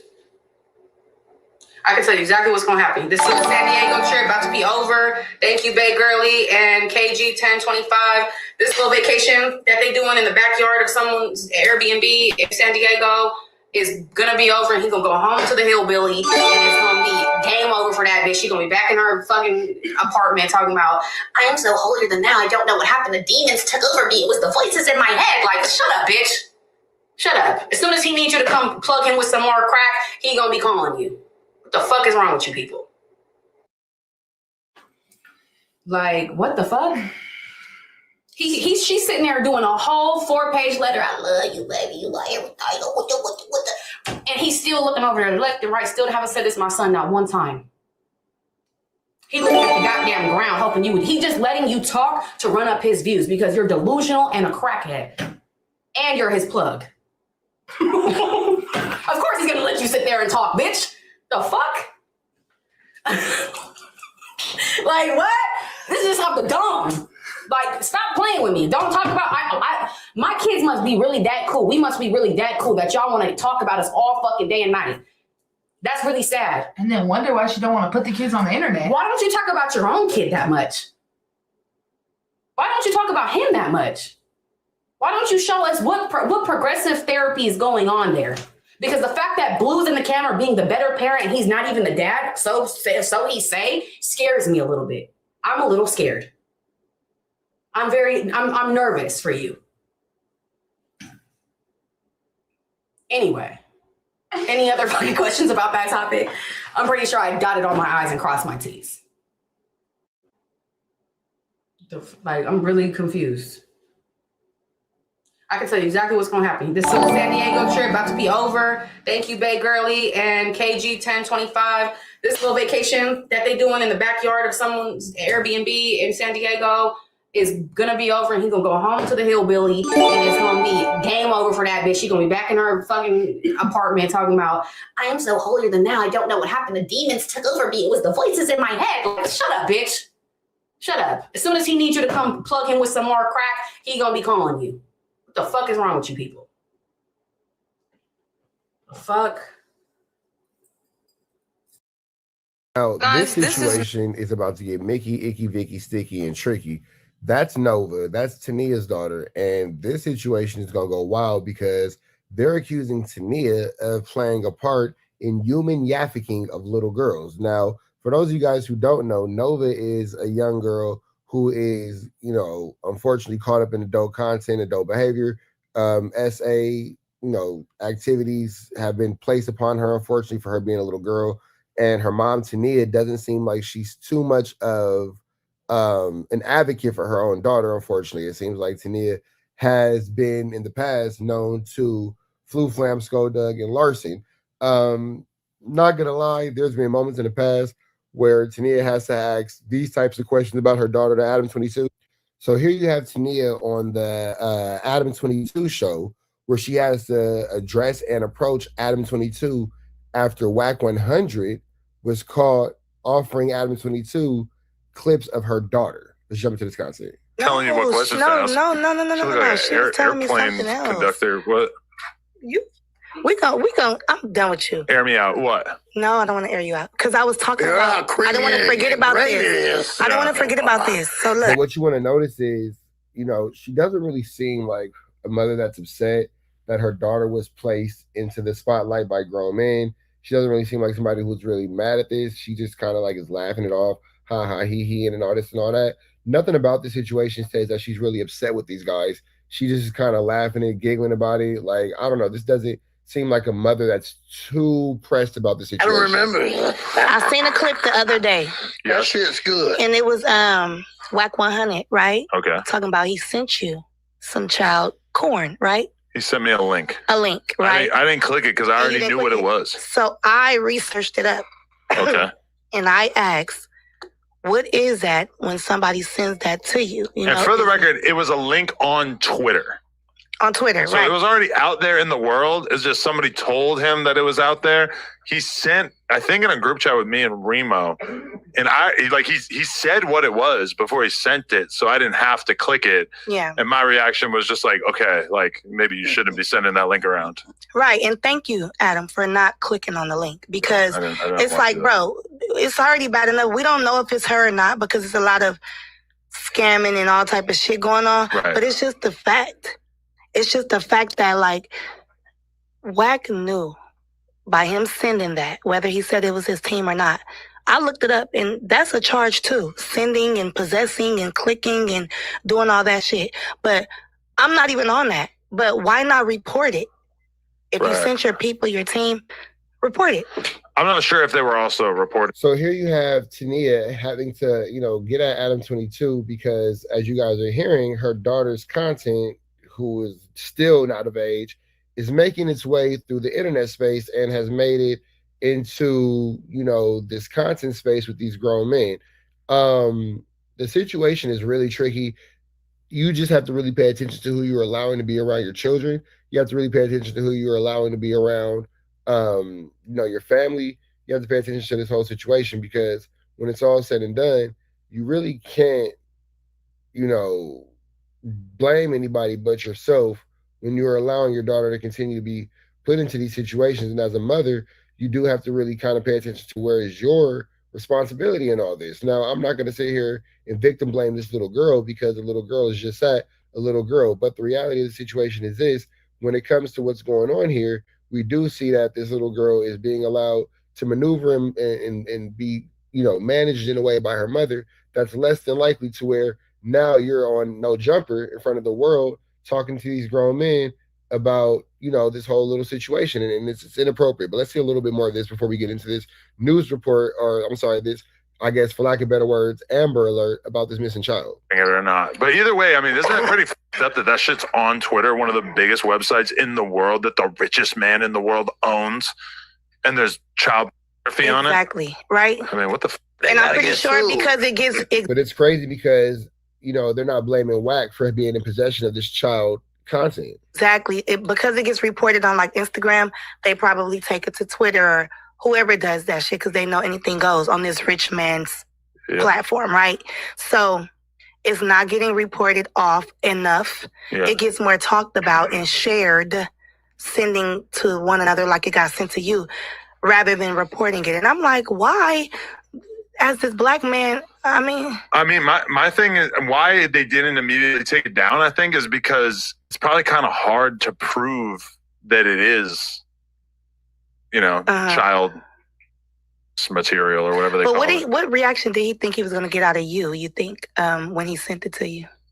I don't know. I think he was just telling me that it was out there. And I wonder what his team was doing. Like, were they snickering? Well, they're the exposers. They're all about exposing things. And that's the thing. Like, exposing what's already exposed. How about report and help and bring this to the Yeah, try to help her as a better mother. Yeah. I think that they were reporting it. I think that was part of it. Oh, my goodness. Oh. Yeah, it doesn't sound like they were trying to report it at all. It sounds like they're using this little girl for content. Oh, sweet Jesus. I know. Either way, you need a man who loves you. But then this is the part about this. The mom doesn't seem like she's too outraged or she's too, concerned about this. Tania seems like she's laughing, like she's joking. She wants to be laid up with Crip Mac. It's not really something that it seems like, is too much of a bother for her. So, yeah, let's get into this. This is Nova Wova. She's going back viral. If you don't know who she is and don't know why she's going viral now, let me tell you. Nova is a known SEX worker. She was known to walk Fig, and she also went on Black White Underbelly. If you don't know what the Fig is and what Black White Underbelly is, let me tell you. The Fig is the strip that basically Toots walk and soft white underbelly, and the Fig is not what it's called. It's called Fig. She's gonna say it's in Vegas, but it's in Los Angeles. She has a little bit of information wrong, but we're not here to talk about her geographic inaccuracies. We're actually here to listen to what this mother has to say about Tania, because somebody's mom is actually calling out Tania. Work, and I think Vegas. Soft white underbelly, whatever. He is known for interviewing people who basically had hard lives, people who are toots, people who basically went down, I guess, the wrong path, so we can find out how they got there. So I guess we won't go there. I think that's the purpose of his YouTube channel. But anyway, so she is known for walking Fig and doing all of this, but at a young age. She's a minor who does this. So for a while, everybody wanted to know where her mother was. And according to her daughter, for a time before she kind of changed her tune, she kept saying that her mother would constantly kick her out and put her in positions to basically have to toot and have to take care of herself. After some time, I think it's about a year or two, they were going on and off. She kept running away, according to her, and she kept getting put out, according to her. And she kept going online and basically telling her journey of being a toot who's not even 18 to this day yet. I think she's about 17, and we've been going through this with her for about 2-3 years. Yeah. Eventually, as you can see, she reunited with her mom and her siblings, and everything was calmed down for a while. I mean, I never thought that she changed her ways or anything like that, but I definitely was happy that she went back home. Now this, sorry if I say her name wrong, is Naimani Lyric. Now, what Naimani adds to this story, I'll tell you. This was a post by Naimani's mother as of today. You see my daughter Naimani Lyric, last seen in Los Angeles, California, lured by Nova Wova and her mom, Tania. Now, this is a total red flag. Last lured by Nova Wova and her mama Tania. Damn it, man, with a damn it plan. Damn it, man, with a damn it plan. They saying Tania out here luring you a little girl lure. Like, her daughter is 17 years old as of, I think, July. She just had a recent birthday. But this is a red flag because Nova and her mother are both known to be toots. And if Nova's mom let her go on the strip and end up in Vegas and, walking Fig and all of this, what's going to happen to her recently 17-year-old daughter? Apparently, the mother has not heard from her for a while. So this is also what the mother is saying online. She basically just wants to hear from her to figure out what's going on, because in her mind, she feels like her baby is being trafficked. This is Nova being talked to, I guess, by the sister, and basically getting caught in multiple lies about where this girl is, when the last time she's seen her, and who she possibly left the girl with. Oh, no. That's crazy. So with that all being said, man, you seen this little girl, please make sure you reach out to her family. Make sure you reach out to her people. Make sure you reach out to everybody who loves her, because this is something that we need to pay attention to, man. This is wild. Red dots to the left, you know the rest. Say a prayer and be blessed. We go. To that beautiful young woman that's with Jalise. If a girl like that attack a woman that I'm with. That's your version of beauty, then we all know that beauty is definitely in the eye of the beholder. For sure we know that beauty's in the eye of the beholder, but hey, man, we behold a Flacco, so here we are. You got to defend your woman, bruh. A woman like that is, she's a lethal weapon. Bruh. Oh, my God. Yo, why they tripping? One of the No Jumper employees, Jalise, she apparently pulled up on Yaya Mayweather for a fade. Now, you got to be brave to pull up on... Jalise, you better be careful. Get on Flacco bad side. It's going to be the next crime he investigating. Floyd Mayweather's daughter for a fight.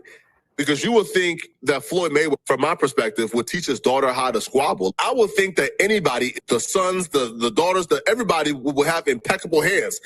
But she pulled up on Yaya to fight with no worries in the world that Yaya had a squabble. She didn't care at all. Now, apparently they said they're fighting over NBA YoungBoy.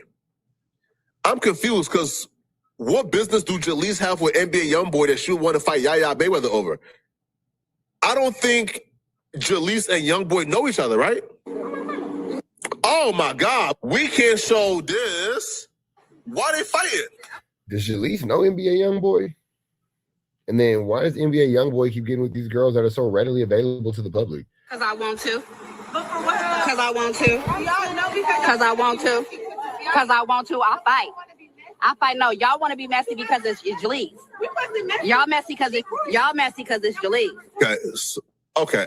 Yeah, as a female, you don't want no problems with her, man. Listen, a woman like this, a big old box butt, got impeccable squat. Listen, I've never seen in my life a woman built like this lose a fight.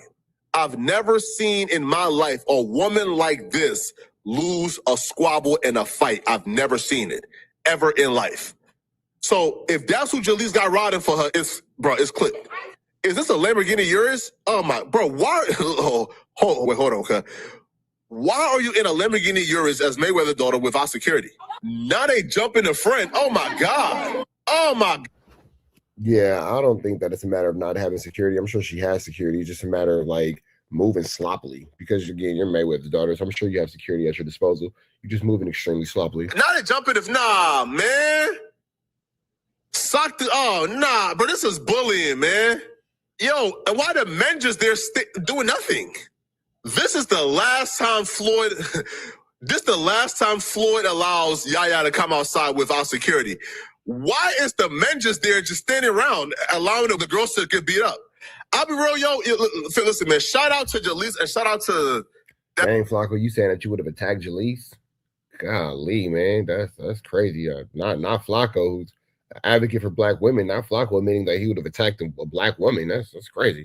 A beautiful young woman that's with Jalise. If a girl like that attack a woman that I'm with, you got to defend your woman, bruh.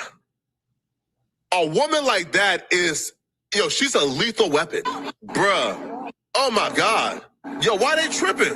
And also, why not just get in the car? Hold on, I'm so confused.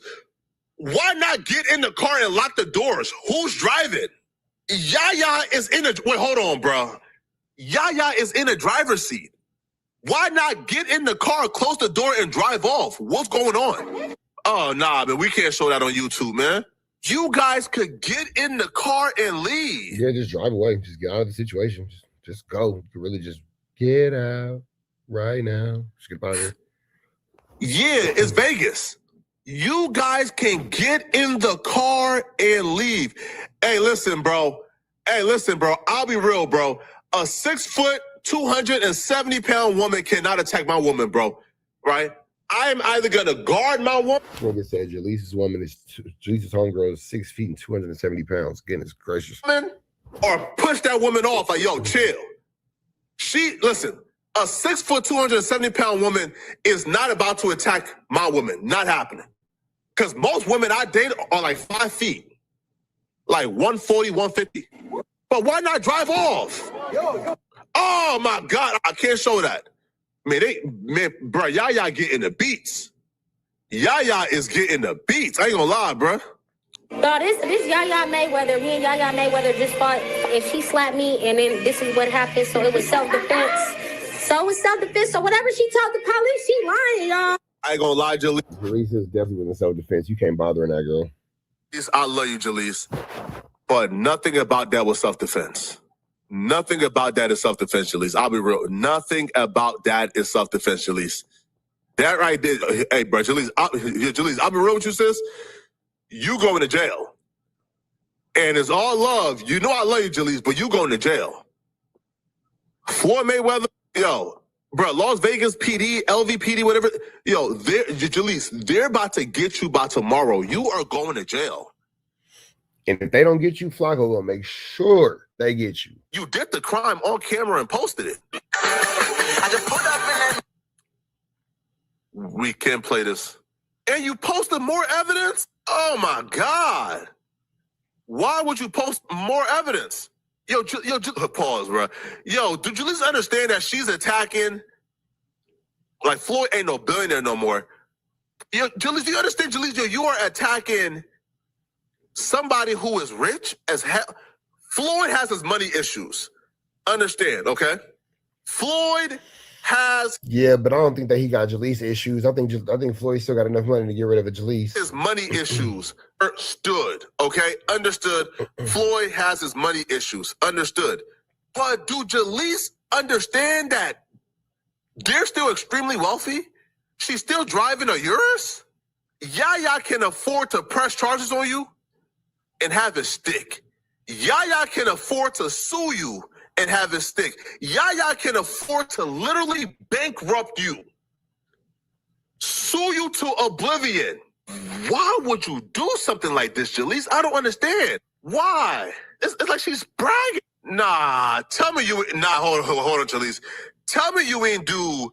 And she posted it for sure. Come on now, would Jalise be a hip-hopper, pill-popper, run-up, hill-pop you? If she didn't, come on now. That's Jalike. That's freak Jalike. A post-fight press conference, I'm into it all. Okay, come on, Jalise. Bro, we see Yaya on the internet all the time. She starts everything. She brought up my interview. She said that I brought her up in her interview. I said, what interview did I bring you up in? She talking about me and A-Buddy. Mind you, she never got brought up in me and A-Buddy interview. So I'm like, blood, what did I say? Come on. I said, so what did I say? She said, this is like me talking about a girl with a bun and a big forehead. I said, yeah. I just kept saying, yeah, because I'm like, my body language was telling it all. I really wanted to get on her. You feel me? But I'm like, okay, she got her little peoples with her. I'm outnumbered. I can't do too much. So I'm like, okay, I'm going to sit on it. And I sat on it. And it don't matter how y'all try to paint it out, but she really kicked it off first. So talk about that. Jalise, I love you, Jalise. Jalise, I got love for you too, baby, but it don't look like she started it. It looks like you started it. It looks like that girl was minding her business, trying to get away from the problem, and you kept being the problem. That's honestly how it appears. Saying you got a big forehead is not self-defense. Don't act like I did anything. She talked too much, bro. Jail. And you do got a big old forehead, girl. I ain't gonna lie. You got a little bun and a big forehead. This is jail. Y'all let me know in the comment section, man. What do you... Flacco gonna make sure you get sent to jail. With that all being said, red down to the left, you know the rest. Say a prayer and be blessed. We are gone. Some of y'all might have seen this. Young and Hefe allegedly gets packed out by the neighborhood Crips is what the headline is saying. But Young and Hefe has since spoke out and said that this situation is in fact not true. But before we jump into that, let's jump in and see exactly what Paperboy News has to say about this Kantiana. Let's see exactly what he has to got going on. If you haven't hit him with a like, comment, subscribe, please make sure you do hit him with a like, a comment, and a good subscribe. Let's get into it. Let's go. News here to deliver y'all that daily report.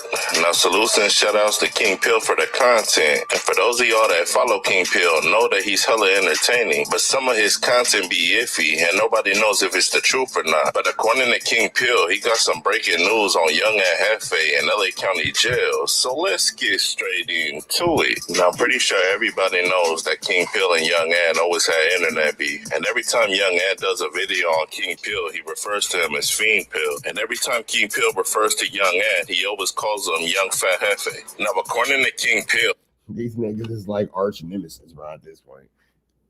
He got the inside scoop that all the videos that Young and Hefe did on the neighborhood Chris finally caught up to him, and they caught him inside LA County Jail. I got breaking news. Fat Hefe was sent to the hospital. Neighborhood Crips double back. Now, King Pill said for anybody who don't know who Young and Hefe is. Now, again, keep in mind as we're going over this content, Young and Hefe does have a response to this, which we will get into. But King Pill, not really sure where you're getting the information from. Not sure if it's fake. Not sure if it's real. I have no idea about this. But this is a Flu Flammer Skull Douglas, an extremely larceny situation.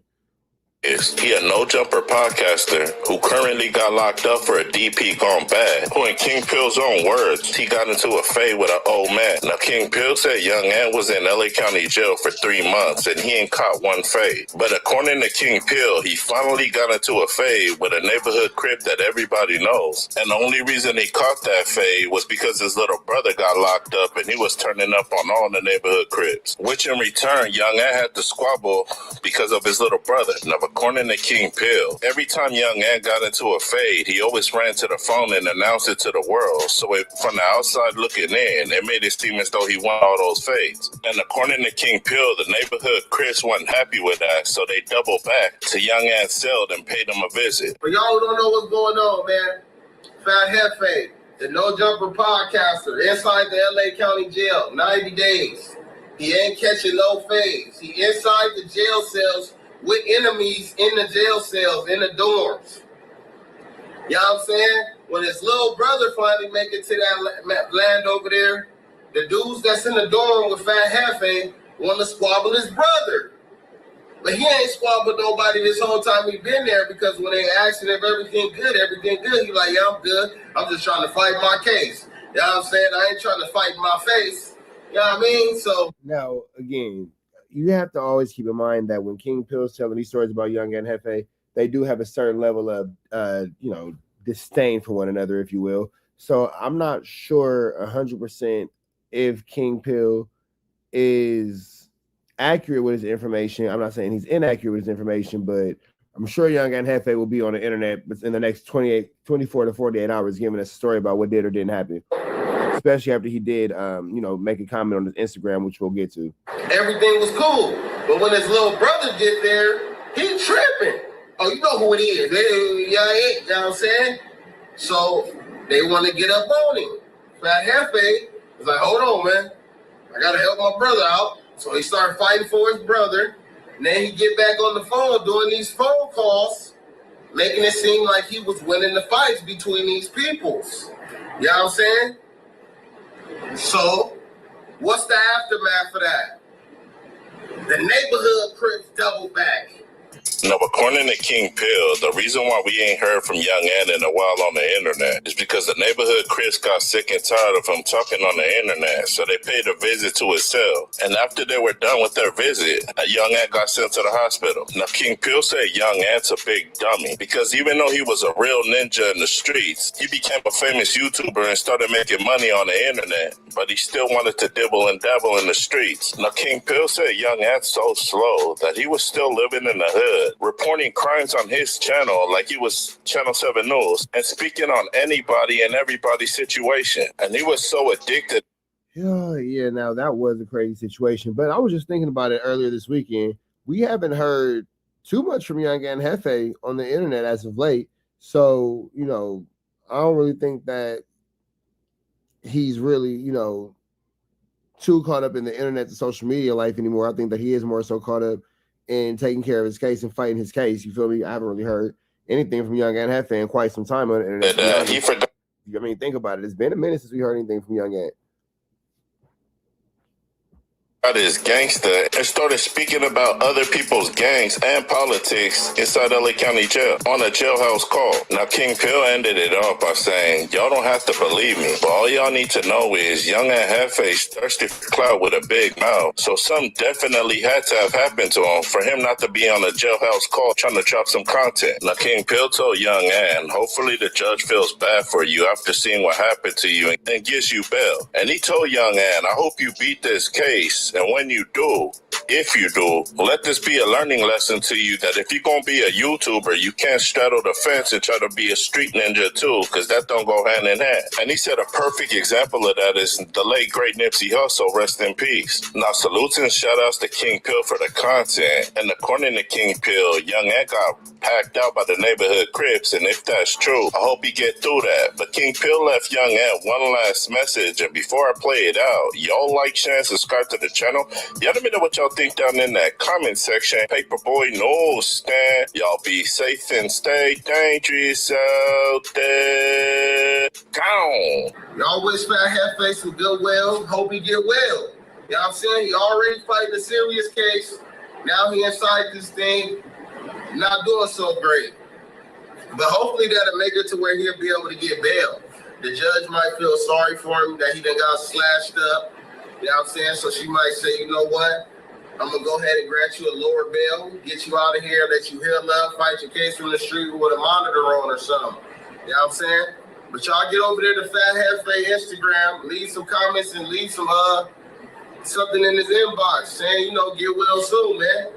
That's just how I go, man. When you try to straddle the fence, try to still hang out. How you gonna be a YouTube guy? You making a lot of money off of YouTube. How you gonna be the YouTube guy and still try to be the hood guy? You gotta pick a side. All right, so that's King Pill's dissertation. Let's take it over to Instagram and see what Young Ant Hefe has to say. So he goes, I'm not doing no back and forth with none. I'm not doing a back and forth with you ninjas. I ain't never been a victim, still in the same door program like a gangster supposed to. Stop the lies to help y'all content. I'm great. So there's, you know, Young Ant Hefe saying that he's great. And that's 3 hours ago, saying that there's nothing wrong with him, you know, making it clear that he's living fine. So that all being said, I don't think there's anything wrong with Young Ant Hefe. There you have him saying it for himself. Red dot to the left, you know the rest. Say a prayer and be blessed. We gone. He gave me a cigarette. I know you getting ready? Getting ready? Oh, you out there? Get ready, Abby. Hey, spare him out. Stall him out. Stall him out. You need to stall him out. Ain't nobody gonna stall me out. Oh, Ray J. Niggas talking way too much. Little date. I still love you. I'm gonna use one hand. Look how the universe works. I said I was gonna use one hand before I came here. So the small display, extra straps, extra hand straps. Yeah, that's what I like. Yeah, that's what I like. It's just content. Look, this is just a little content. That's all it is, y'all. I love Brandy. I love the whole Brandy don't feel that way. She feel. She feel. Brandy helped me feed my family, nigga. Brandy helped me feed my kids last month, nigga. Brandy, little brother, man. In the store near you. Thank you, Brandy. You ain't never talked to me about a percentage or none of that. Like, you know what I'm saying? Like, it's go ahead in the middle. Oh yeah, you have to protect yourself at all times. Get back. Both parties ready? Box. It's still time to stop this shit. It's still time to stop. Oh, I see the red. Oh, dude. Oh, I see it. Oh, I see it. Oh, right in front of us.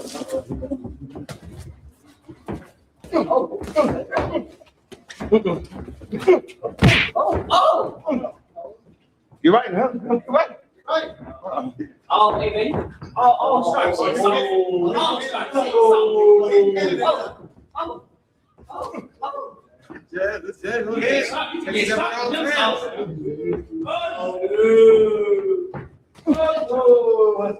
right.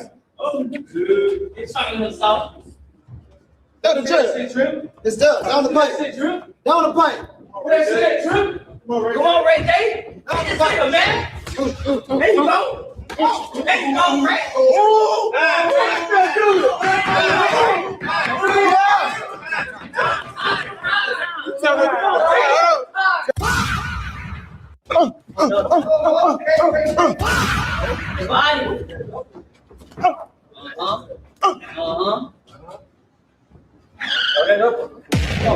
Come on, Trip. Say, I don't want to do something. Body. No. You take advantage over cocky. Take advantage. Take advantage. Go to his body, son. He did that all over for you, right? You can take the hit, man.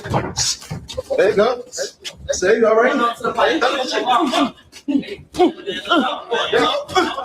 go, right? Oh, there you go. Oh, there you go.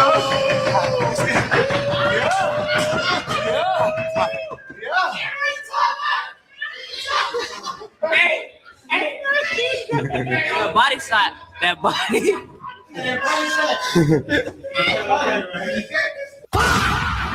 Man, I need my music played. This nigga's a bum. Nigga, don't play with me, man. You backstage dancing ass nigga. Can't sing ass nigga. Fuck you talking about, nigga. You branded little brother, nigga. What happened? I don't know what's going on around this bitch. But I get physical, nigga. Fuck, I crash out for real. I'm a real crash out boy. In real life. So I had to tell my brother here earlier, talking about some snaking and shit. Go ahead, in the middle. Go ahead. You protect yourself at all times. Get back. Whole party's ready. Box.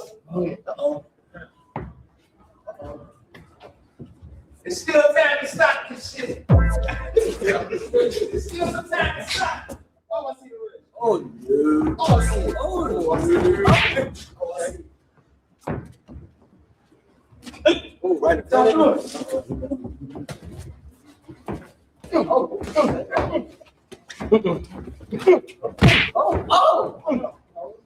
You right, huh? You right. Oh, hey, baby. Oh, strike. Oh, strike. Yeah, that's it. Go ahead.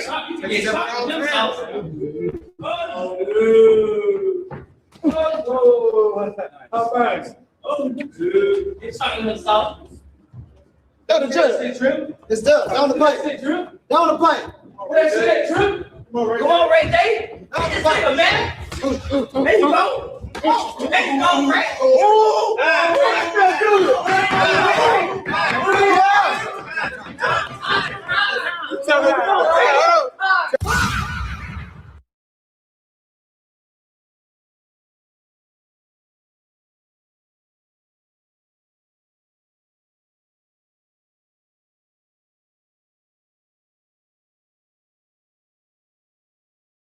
30 seconds. 30 seconds. What? Go again. Bro, I got a fight coming up. All I got is a little bit in my tank. For your fight coming up, you can't do 30. I can't overtrain. I gotta give that. How long your rounds gonna be for your fight? Overtrain. I overtrained the other day and fucked my back up. You know what I'm saying? We going. We not tripping. We want you to win. Yeah, I'm saying 30 seconds. I can't overtrain. Same with me. Hey, you get the kind of time, y'all. Time. Go ahead. Same with me. Two.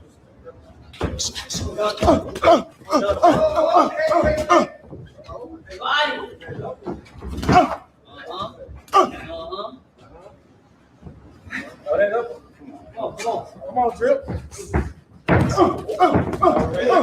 See, I don't want to do something. Body. No. You take advantage over cocky. Take advantage. Take advantage. Go to his body, son. He did that all over for you, right? You can take the hit, man. There you go. That's it. You all right? There you go, right? There you go. Oh, there you go. Come on. There you go.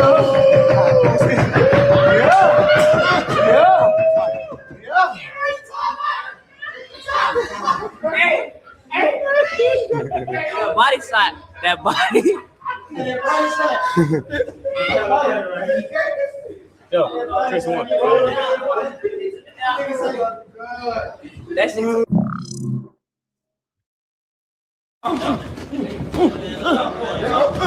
There you go, right?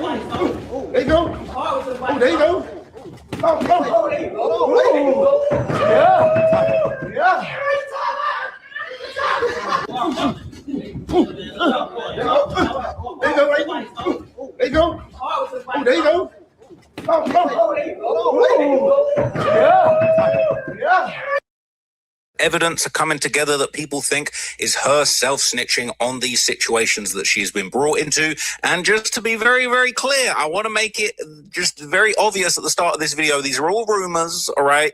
Nobody knows for sure if Krishan Rock is actually responsible for the things that they're saying that she might have done. These are all internet rumors that should be taken with a pinch of salt. At least Traveler Ross is finally prefacing his videos that these are all rumors instead of making it seem like they're facts. This is a bunch of opinions and third-party, theories that are going around. I'm not saying definitively that she did it, but it's very interesting, the information that's going around. And it paints a picture that could make you believe that she might be responsible for some of these things. Now, I think that there will be an update soon from the authorities. She said that she'd spoken to detectives. She said that they said she wasn't a person of interest, but then again, I don't think the detectives are under any obligation to tell the truth, especially if you are the subject of an investigation. So I think that when we find out what is going on from the official authorities, we're going to know for sure. But without further ado, the theories that are going around are pretty crazy. So the first thing that I want to show you is this very kind of dark clip that is going around. They're saying that Krishan Rock actually talks about a apparent dream that she had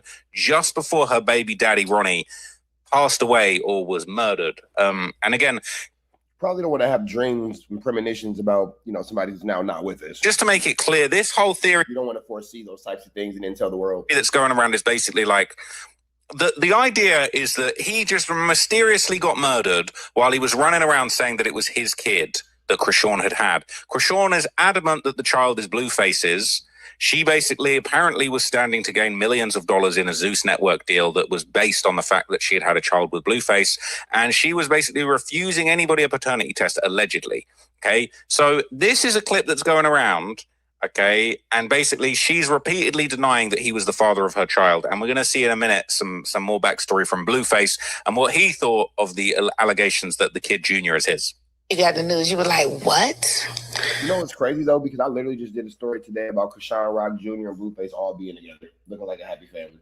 So I'm not sure when Traveler Ross made this video, but as recently as today, as it being Sunday, August the 9th at 6 p.m. on the West Coast, they were all on a family vacation, and poor little Nevada is over at the house crying.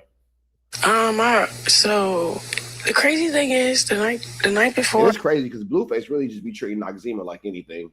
She just got to figure it out, but Nitrogen gonna be okay. I never told nobody this, but my little brother, he called me. My little brother called me and was like, Karan died. I'm like, damn. But when I said damn, it felt like deja vu because that night I had a dream. And it was about, it was this guy, he was sitting on the front step, and he was like talking crap at me. I'm like, leave me alone, what are you doing? And then Karan comes around the corner and shoots him.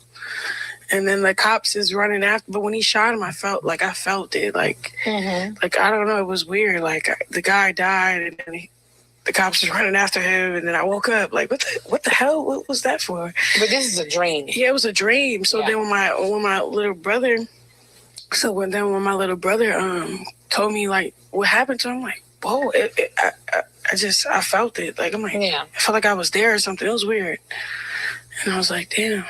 That was messed up. Like he left soon, too soon. Did you know right his before family? His birthday. Yeah, I did. He's the only boy in his family. Oh wow. Like his mom, he got 2 sisters. His mom, his grandma. They all love him. Wow. Yeah. I hate that. So he passed away. You got the news. You were like, So she talking about the day before he was killed, she had a dream that she was with him when he killed somebody, was getting chased by the cops. And then when her brother told her that he'd been murdered, she was like, she said she had deja vu. She said she had deja vu. What? You mean she felt like she heard that news before? Like she already knew? What? What? Okay. So in another... Like when Loose Cannon lied and said Big Nipsey Hussle called him, or he called Nipsey Hussle right before Big U and the whole blah, blah, blah. Same flu flavor. Clip that I've shown you guys previously, all right? Blueface alleged that Krishan had actually talked on the phone right before Ronnie's death. Listen to this. So Tasiki was here on the show. We interviewed her, and I think she said she kind of like hinted at she thought Krishan may have had something to do with Ronnie dying. What do you think about that? I don't know about that. To be honest, I don't know anything about that. All I know is she said that he called her. They were in contact before this happened. That's the only red flag I could see. Somebody comes out and says, hey, before this person died, they called me. And this and that. That's just kind of like, Well, because you said she's a setup artist. So that's what from my knowledge, yeah, she's known to give addresses and do things and spare the moment, be very impulsive. That's from my knowledge. But I mean, you was just laid up with her and all that kind of stuff. The whole back and forth with Blueface and, you know, this whole, it's wild. That's whole wild. The back and forth with Blueface and Krishan is just something that's just 100% flu flammers at this point. Because you're calling her a setup artist, but you laid up with her. So you must not feel like your life is in too much of danger because you all up under the girl. No. As far as him calling her and then talking the night he died, So what is the thing that makes all of you want to still be with her? Is it right? It's a bit all right. She having deja vu, all right, and apparently they're having a conversation right before they talk about giving addresses. And look, I don't want to get the blame, all right. Jason Lee is on here asking questions, talking about I did a previous interview and they told me that they thought that she had something to do with it. So this is nothing new. I'm not the first person to speculate on this, okay? Now, interestingly enough, someone who also spoke about Ronnie following his death in February 2025 was Blueface's manager, friend of the channel, all right? Somebody that I respect very much, Mr. WACK100, all right? I don't want this to go the wrong way, but this is what he had to say. Listen to this. You need to give them both a blood test. But since you want a clout chase, somebody played with your ass. So at the end of the day, I'm not no sheep. Because everybody else is, oh, his mama is, hey, listen. Anybody think about Wax's mama and daddy? Screaming out my name, folks. Somebody played with you. And you got your TV turned them off. They played with your ass. The cable man showed up, and you didn't. Now, do you think that Wack and Krishan Rock conspired to get Ronnie out of here? Do you think that's the situation? For Bill, that's it. You know what I'm saying? The cable man showed up, and you didn't pay your bill. And let me let y'all know what happened. When you don't pay your bill, turn the TV off, turn the TV off. Turn the TV off, turn the TV off. And I'm letting everybody know out there, you slandered my name for no reason. You speak against me, disrespect me. I'm not going to have nothing but disrespect for you. I don't give a who he is. I don't give a who know it. I ain't got no condolences or nothing. Straight up. He said the kid. So Wag said he got his TV turned off. Very disrespectful, okay? And he was saying that since he wanted to clout chase on him and disrespect him, he threw it back the same way. Now, that don't mean WACK100 had nothing to do with nothing, but clearly Ronnie had upset a few people. Honestly, it definitely sounds like Wack has something to do with it. It sounds like maybe Wack and Krishan might be working in cahoots. Now, just a few days after this, Wack and Adam would talk about Ronnie and the alleged beef between him and Wack and exactly, what that was all about. So let's see. I don't know. I'm going through it now. This dude, Ronnie. That was your up. And yeah, you were. But he wasn't. When you posted about his death, you were basically like, I told him not to be playing with me. No, listen, this is the thing. It's a lady the other day sent me some recordings. Mm-hmm. Now, I didn't know the dude. Mm-hmm. He wasn't my op. I was like agreeing with him. I'm like, yo, he deserved to get a DNA test. Uh-huh. I can't have this dude was there, before we even knew who she was. He called her murder, right? He did. Yeah. Who did he kill? Killed somebody behind Krishan. Oh, well, I didn't even know that. Yeah, right. So for me to, shit. Hey, that's what that is. So, but it's crazy. But you just noticed you saw that thing. Yeah, but they sent me. I wasn't gonna say they sent me this recording. So once I get the recording, bro, it's up. You know what I'm saying? The worms can eat your bitch ass up. So he was going off on you? Do you really want to get into it with the nigga that caught a body behind Krishan? Leave that man alone. Bro. You had something planned for you? Bro called me all kind of crazy ass names. And I'm like, God damn, what'd I do to him? I had no one. So the lady sent me the recording. So once I heard the recording, I'm like, oh shit, I didn't know he felt like that about me. All I ever did was I agreed with him. Like, bro, yeah, you should give him a blood test. But, they feel like, well, Wack, I'm not sympathetic about none of that. You talking crazy while we both alive and you beat me to the grave, I'm going to have my day. So do you think that it's reasonable to expect that he actually was the father of this kid? I'm not really that deep in this lore. Listen, I do know he was involved with her at the same time. Okay, so he was clapping her cheeks. Definitely. Okay. She never denied that. Actually, he put out some footage. And but you know, at the end of the day, I know they was going to court on the 10th of this month. Really? And they had to go to court. And I know he was kind of begging her to drop that case. And I'm hearing that he was kind of saying, if you don't drop this case, I'm going to have to expose the real on the murder. Oh, okay, yeah, because he was posting a bunch of shit about threatening. Yes, but this is what I heard. Well, check it out. And I ain't said nothing, but he has his history. Yeah, he's saying he never said nothing bad about you, which he hasn't. He's been advocating the same thing you have, and you dragged this man for nothing. Burning unnecessary bridges, dumbass. And I'm going to wring your fucking neck. You're going to get it together. What? Oh, I got to kiss his bitch ass. Like, Karan, and when you look at it that way, you're 24, and this is where you need to grow up. Bro, that nigga kiss a rat ass, bro. That nigga a rat, bro.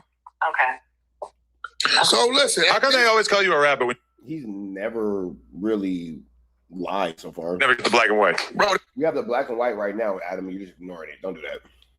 They say all kind of shit. So at that point, it's like, Lil Ronnie, I hope the maggots is weighing your ass out. I hope they chomping on you the same way we were just chomping on this blue-faced seafood at that point. So look, anyone that's ever called Wack a rat, all right, no one's ever brought forward any paperwork, any proof. It's very easy to throw around. Isn't it crazy how they just will blatantly ignore the paperwork? Like, just blatantly ignore it. Nobody's ever brought it out. But then they'll like reference Trap News Network and like use like quotes and shit like that tells you that you're clearly watching the same video that had the paperwork. It's crazy. It's like honey in your bag. It's wild. Round Wack accusations. And I know that is obviously something that Wack and anyone from the streets really takes as the utmost disrespect. And if you call someone a rat, you got to come at them with paperwork. Otherwise, you're just talking nonsense. Now, obviously, Ronnie was one of those people on the list of people that had leveled these, you know, as far as we're aware, baseless accusations towards Wack. And so when he died, he really was not bothered at all. He was quite happy to mock and make fun of him and basically say he got his TV turned off, he can get eaten by the worms, which is very disrespectful. At the end of the day, he was a human being. But hey, he poked the bear, man. He played with the wrong one. If you say Wack's a rat, you got to deal with the smoke that comes with it. Now, here's the thing. There's literally no smoke calling Wack a rat. He inferred in that clip that, you know, the murder that Ronnie took under his belt, that he ended up beating on self-defense. The rumor was that Krishan might have been the one responsible. Rumor, she's in an interview talking about the N-word I killed. I killed the N-word. Oops, I mean my boyfriend killed the N-word. So there's she herself has accidentally admitted this murder, right? You can't really say anything other than she has accidentally claimed responsibility for this murder. Now, towards the end of 2025, during a Clubhouse call, and WACK100 is the king of Clubhouse, of course, he talked about how, in his opinion, eventually somebody would be snitching on Krishan. Listen to this one. Look, right? Plot twist. Krishan is the next person Wack snitches on. This is why it's not crazy. The Armenian mobsters. With that being said, do I got a point? Because who saw the Armenian mobsters coming? So is Krishan Rock really that far-fetched? He hates her. We know this. Blueface. Your manager might tell your baby mama, bro. He was in the delivery room when she had the baby. This is why she went back to Baltimore to have a baby. Ronnie was dead, bro. Look at that baby. And look at Ronnie, nigga. I'm talking about down to the 2 front teeth. It's crazy. Look, bro, there's gonna come a day where one of them little niggas gonna get caught and they're gonna use her as a get out of jail free card and they're gonna arrest Krishan for the murder of Ronnie. Believe that. That's a fact. One of these little niggas, just like they did Jimmy Ishmael.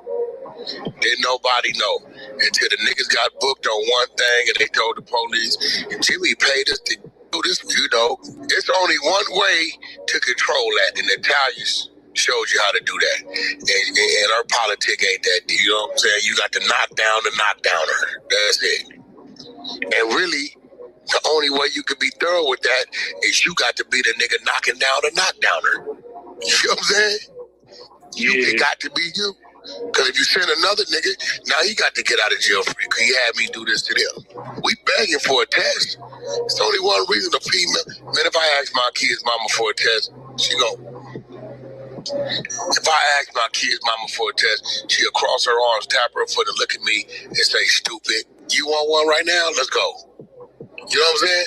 Yeah. It's only one. So elsewhere in this interview, he would also say, all right, that No, that's real. But we all know that Blueface took the test, and it's his baby. Blueface daddy snuck the test. basically he talked to he basically touched on the fact that Krishan Rock and Ronnie had a court date right before his death, and as he said, he doesn't believe the kid is Blueface's. He thinks the kid looks like Ronnie, got the same front teeth, and the fact that she was refusing to give the paternity test is a humongous red flag. Day long. Remember Ronnie went to jail? He was in the mall with her. Like, that's my baby, this, that, and other, right?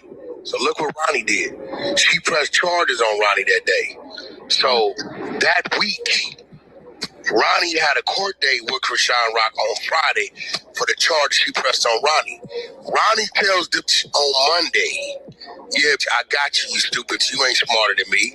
Now that we gonna be in court, I can serve you the DNA subpoena." Right? He said, "I don't give a fuck about the case you filed on me.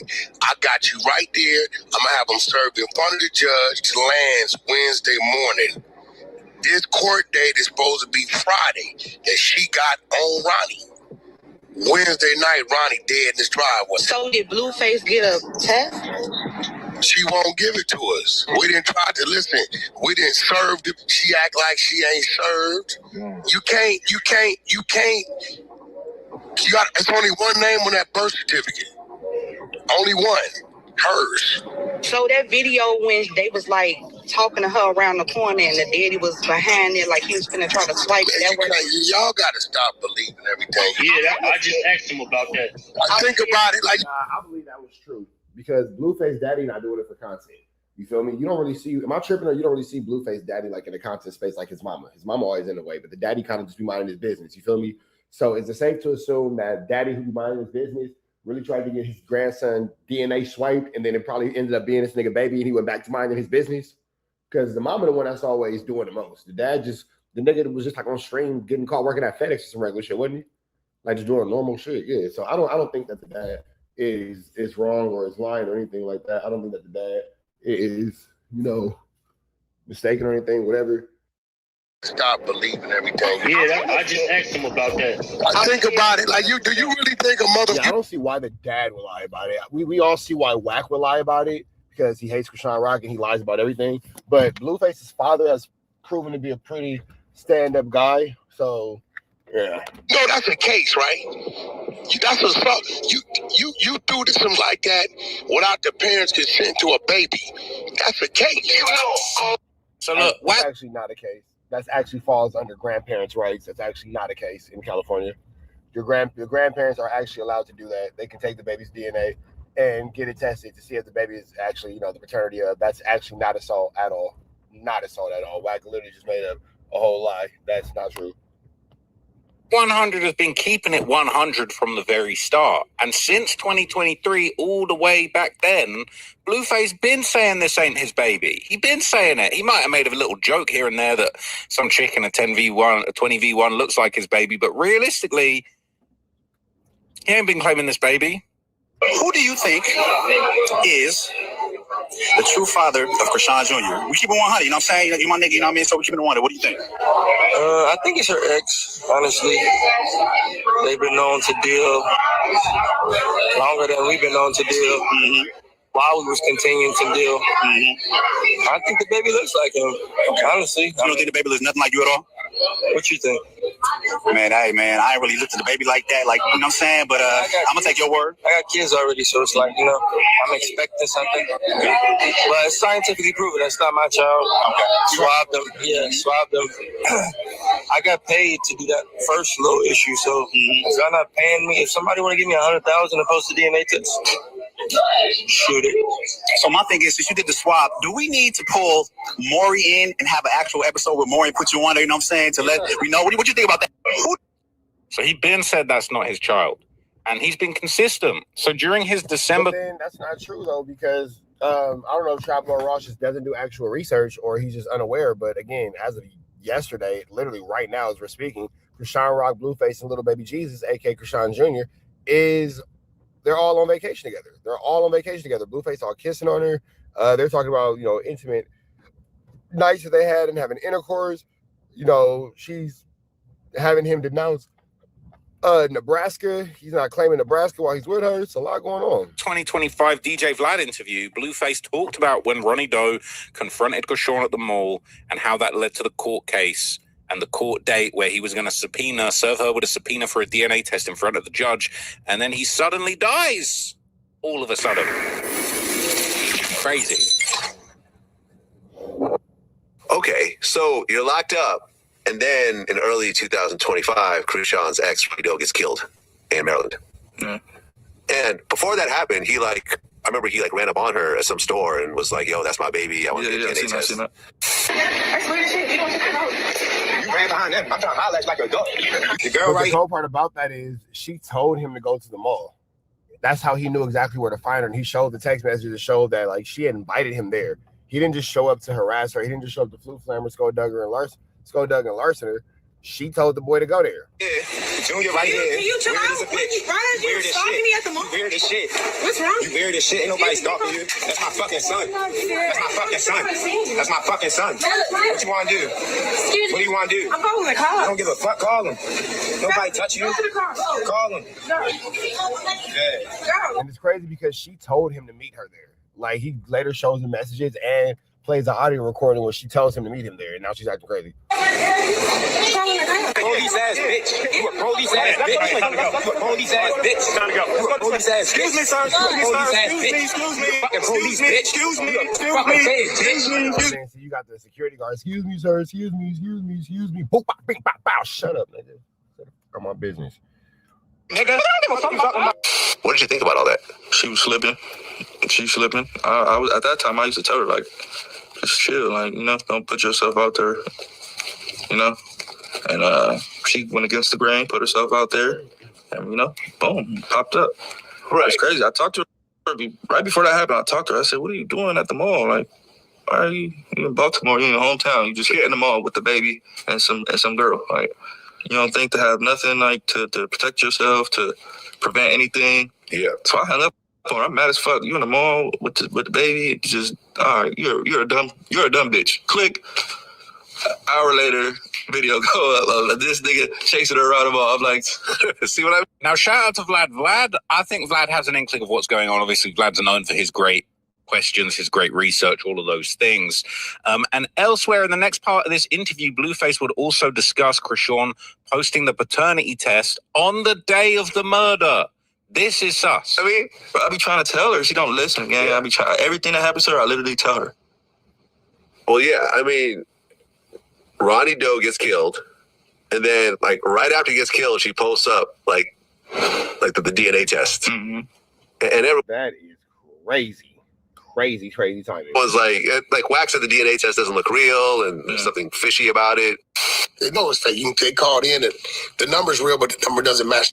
Man, that's Blueface's baby. Wack is a liar. If Wack says it's not true, then we know it is true. The names. That's the thing they did on Zeus. The bullshit they did on Zeus. The baby was born in September. That test was done in May. Okay. Wait, hold on. But DNA. Oh, wait, maybe before she was born. Yeah, the baby was born. That was supposed to be a test they did on the baby while still in the womb. I think that was a name change type thing. I don't think that was a DNA test. Okay, but she made it look like that. No. And then now he's not there, so I think when she went to go change his last name to Porter, she put the alleged father's name, that's why it says that, because they don't know for sure, because you just come in here and trying to change somebody's last name, but you don't have the person here with you that you're trying to change the name to. Yeah. So I think that's what that paper was. Sus, right? Very, very sus. People in the comments, even 8 months ago, sent the baby. Nah, but Blueface, she was just with that baby this weekend, so I don't know. He looked like the guy who died. Flat said, I went to the mall before. The security guard almost tripped on full. He said his face looks like the side of a subway train. Justice for Geronimo Vasquez and Karen Khan. That baby ain't yours, man. Stop playing. Says you can tell as soon as you see Ronnie that that's his baby. It's simple. She named him Krishan Rock Jr. because if she named him after one of them, the other dude would know what's up. One lie after another, Blue. That was the fake DNA test. Dudes don't chase behind kids that's not theirs. Ronnie was killed 2 days before his court date with Krishan, People saying there never was a court date. That's bogus information. He says that's the story everyone got. Ronnie passed away before the court date to get a paternity test done through the court since Rashawn wanted to play game. People are saying there's no evidence. All right, so when Traveler has nothing else to say, he starts reading the comments. So with that all being said, we finna get up out of the next one, man. Y'all know the deal's right down to the left. Said prayer and be blessed. Let me know what y'all think, man. The WACK100 has something to do with this, or even deeper than that, is WACK100 helping Krishan Rock get set up to get sent to the Pinta? Jump out of here, man. We out of here right down to the left. You know the rest. Said prayer and be blessed. We go. That was his woman. She's that powerful? He said she was squeezing him. Said he tried to turn sideways. Do you support Travis Ford rolling around Inglewood talking about Munchie B? I told you guys up here 2 weeks ago, Travis just moved to Inglewood. Y'all, I told y'all. All right, okay. Y'all think I was capping. So now he's not only moved to Inglewood, but he's now trolling the mayor. Well, yeah, man. Travis Ford is definitely, sliding around Inglewood, doing whatever it is he's doing, peanut butter and doors and whatnot. Now that's a tricky, icky, mickey, vicky, sticky situation, but it is what it is. We finna jump into this content and say exactly what's going on in this No Jumper universe as more drama unfolds. I cashed out them $7.85 for the peanut butter. When he went over there, Alex Alonso put it on the doorknob. I did pay for the peanut butter. That sounds like a Rico right there. Peanut butter Rico? Just PBR. Just you sending him money to commit an act of vandalism. Sending him money to commit an act of peanut buttering is absolutely barnacles.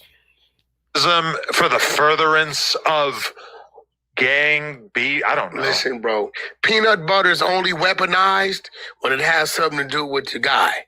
Other than that, it's just peanut butter. That's a fake rumor.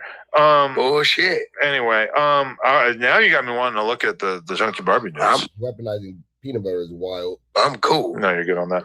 Okay. Yeah, but anyway, so perhaps I should consult the question list. Did the pictures have a scent? The pictures? Yeah. Well, it's on a phone. That's what I'm saying. Sometimes shit get a little tricky. No, it wasn't. It wasn't that kind of picture. No scent? No scent. No purple smoke came through the bottom of your iPhone? Absolutely not, my friend. Yeah, that ain't what old boy told me. That is disgusting. That is gross.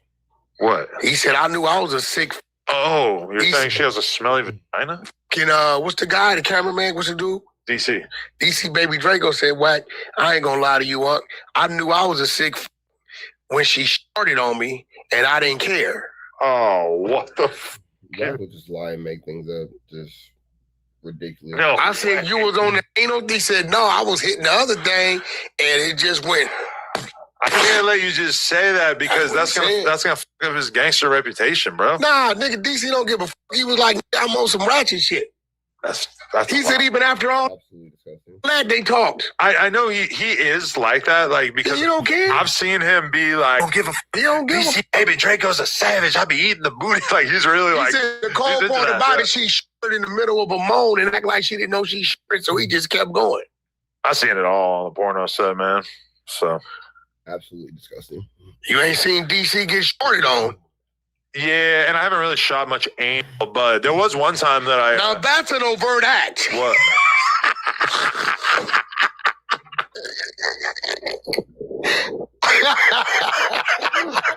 No, but that was my craziest poop experience in porn because I haven't done it that much in like recent years, but I did an anal threesome with my wife and another girl, and at one point, they both had different kinds of like diarrhea on me. They both had. That is absolutely disgusting. That is absolutely disgusting. I'm sure your wife would not want you to share this with the class. Why would you embarrass your wife like weird, like liquid things going on? And I had to. I think you trying to pick up Lena's action of where she's going right now. That's what you're trying to do, bro. I've told this story before. Yeah, but you're trying to, but for you saying it now, she's in the air headed down there to them wolves she headed to. Because I'm telling you right now, I think her alter ego, something gonna happen. No, man. I was gonna go, but then she flew out. Yeah, man. I don't think that Lena would be happy that Adam's telling that the one time they were engaging in, backdoor activities as a couple, she released, that on him. That's gross. That's absolutely disgusting. Y'all gonna say, yo, Adam, something's happened. Listen, I was going to go with her, but it was so last minute that I would have had to cancel this podcast. It would have been hard as to get a flight. The flight was gonna be like $2,000, and then it would have been a pain in the ass with my kid because my kid, like, we didn't know who was gonna pick her up tomorrow and stuff. So I'm taking over. I'm dad. But then at a certain point, I'm going to give the kid to the babysitter, and then I'm going to come here and I'm going to stream the thing that we're talking about. So I'm going to stream it. You're going to get to see my reaction live. So you're not going to watch their stream. You're going to wait to stream it. I'm going to sit in my office and watch the stream and react to it live. Yes. Got you. Yeah. I mean, listen, I trust my woman. But Adam... No, you don't. You're on Clubhouse yelling at her. Go look at my video list. You'll see the video of Wack going crazy on R&B because he doesn't actually trust her. Your woman has got kind of prone to, being able to do things, bro. It's not that kind of trip. Hey, if you didn't think it was, you would have asked her, baby, don't cheat on me. The fact that you had to ask her that, you're subconscious and you're a pretty intelligent guy. You know what her reaction was? Telling you some shit. Her reaction was... So is this Adam's way of like get back at his wife because she's somewhere where he doesn't want her to be or somewhere where she might cheat on him? So you're like humiliating her on no jumper? Would never cheat on you. I'm anti-cheating. I don't cheat. That's what they all say. Well, hey, if you are right, then I'll just have to deal with it. But I trust my woman and I believe in her. Let's put it like this. Look, bro, we're just going to keep this on ice for now. Okay. We're going to keep... That's how you feel about your relationship, as you should. With that's your wife. I would imagine you wouldn't have married her and given her a child if you didn't trust her, especially considering the type of lifestyle that you guys engage in. It's going to need some ice. She might need some ice. We're going to keep this on ice, man. Okay. Top Dog confirms... Yeah, I don't see why, this situation... would be number one. I just want to take away to the fact that, again, it is extremely disgusting that Adam said that he was experiencing that moment with his wife and another woman, and at one point in time he had that upon him. And then even deeper than that, Wack having this conversation about Sydney Starr and going into such gross details about this, despite it being involved in a child, is absolutely barbaric. You kind of got to pay attention to kind of what these guys are doing, and it makes you wonder what these guys are thinking.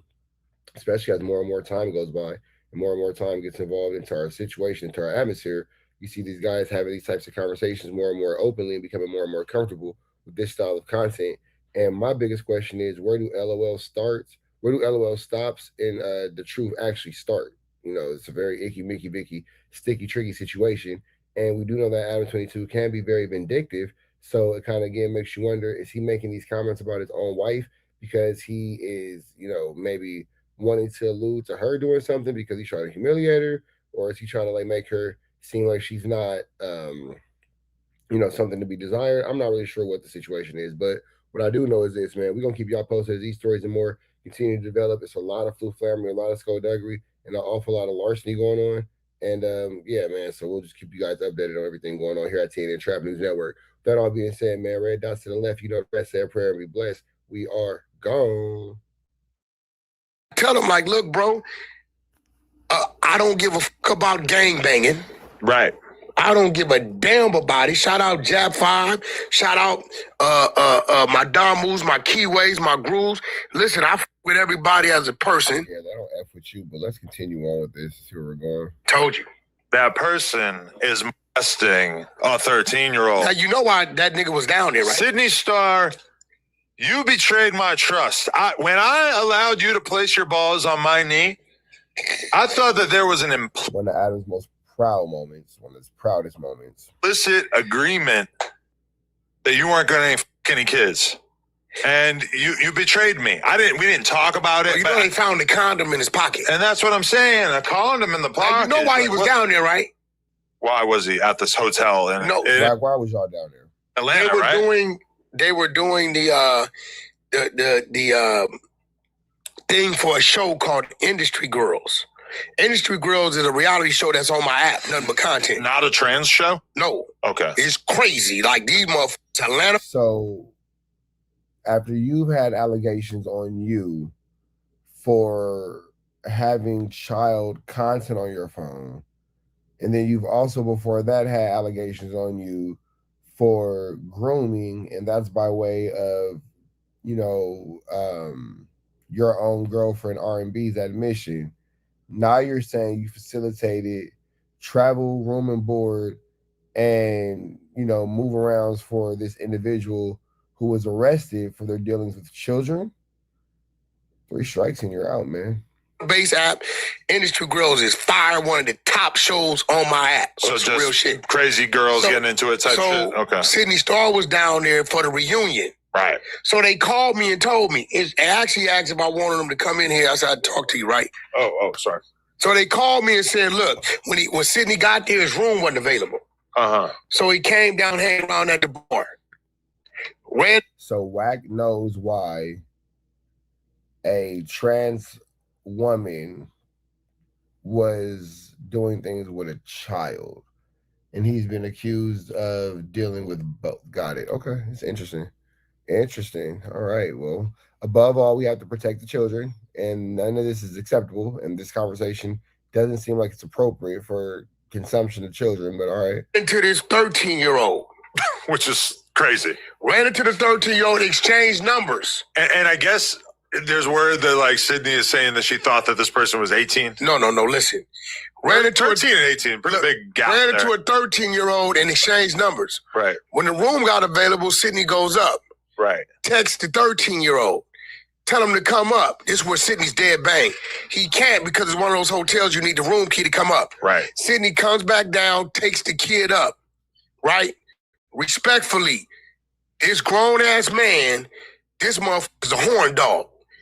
He's blowing the kid's back out. That's Sydney. The kid tries to get away. Sydney grabs the kid by the leg. Come back. I'm not done. I want some. How does WACK know? Like, bro, how are you so aware? It's too specific. Yeah, like, bro, where are the feds at? Like, is any other parent uncomfortable with this? Is any other parent looking at this like this is not acceptable conversation? More. What the? The kid gets away, tells whoever he's there with, here come the police. When they come get Sydney, Sydney got the used condom with the boys Munchie B. We gotta like this guy right here. Bad for business, man. We gotta figure something about this guy because this is you guys aren't watching what's going on in front of you of what they're normalizing, what they're trying to make acceptable.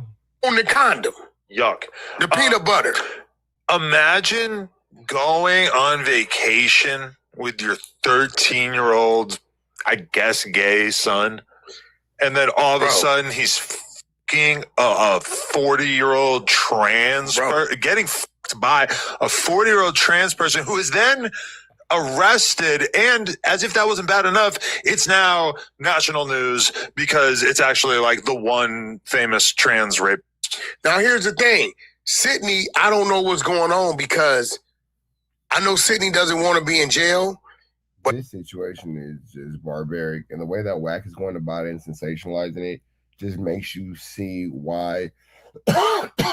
It kind of makes you see why his daughter, who's currently pregnant, doesn't want him around her newborn baby. You know, when that baby comes, and why he's not welcome at things like the baby shower and things of that nature, because his idealisms and his ways of going about things are extremely barbaric and less than admirable. This is in heaven right now, right? Because he's in the men facility. Sydney Starr is in heaven. Okay. In the men facility, right?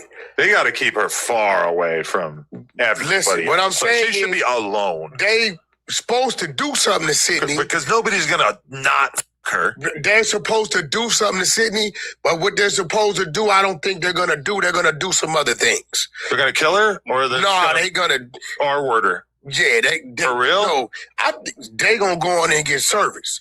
Like just get some top. They gonna go all the way, probably.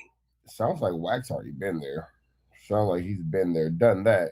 What it just kind of sounds like to me. I don't know what you guys think, but to me it sounds like he's already He's already played in that pond. That's what it sounds like. So Sydney ain't gonna get no bond, bro. Sydney probably looking at 20, 30 years, bro. I feel like the rules are different in jail. Like in jail, you're just gonna get head from the trans chick, right? Bro, Sydney's probably looking at 20, 30 years. 20, 30 years is insane. For real, why do you think it would be that much?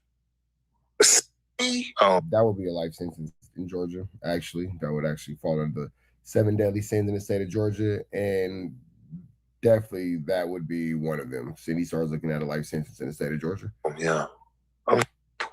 Minor? Yeah. Bro, that shit, and you... It's another deadly sin in Georgia. She's knocked off 2 of the 7. In the South.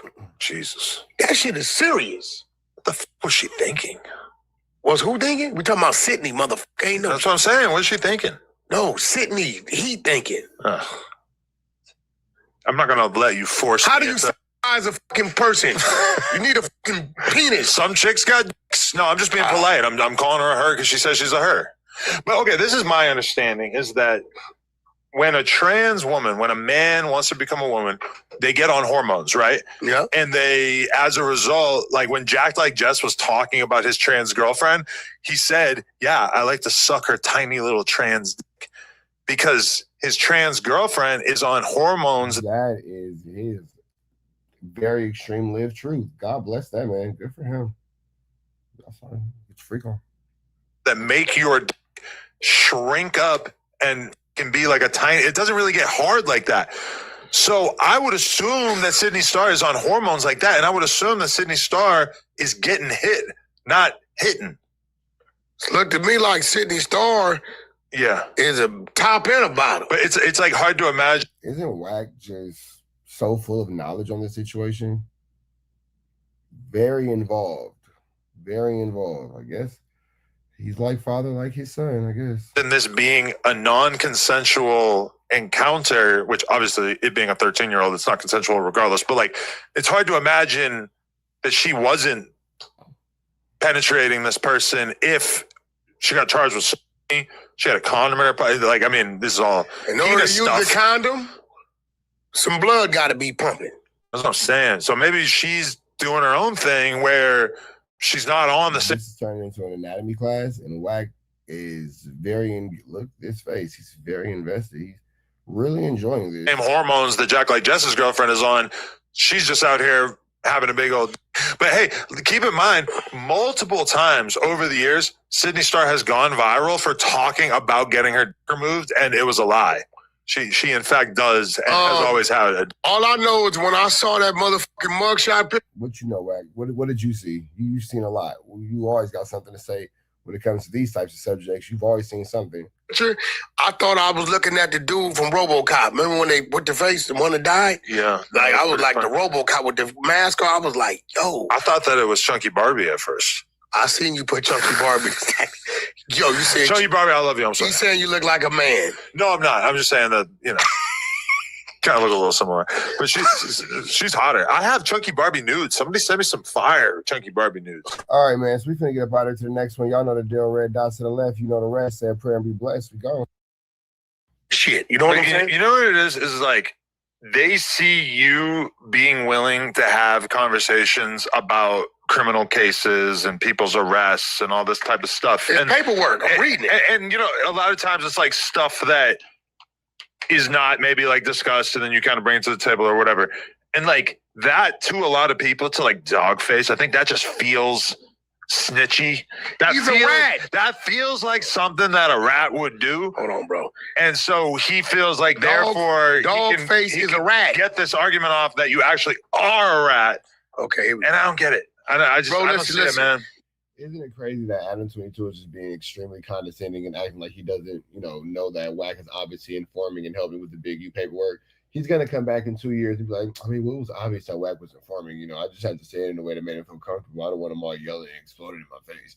That's what Adam's going to say in 2 years. Watch, I'm predicting it. This was crazy. What?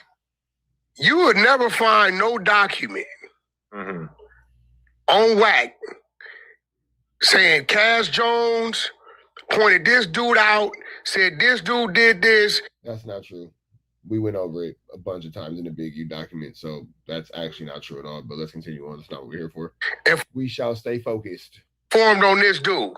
But it's really hard not to go off on side missions and showing like documents and paperwork where he's lying because there's just so many. But we're here to talk about Dogface. I just sent it to you, right? We all know Dogface's name, Austin. Okay. Right? After interviewing Sharkey and Moore, detective interviewed Austin a little further. Detectives obtained consent to search Austin's cell phone.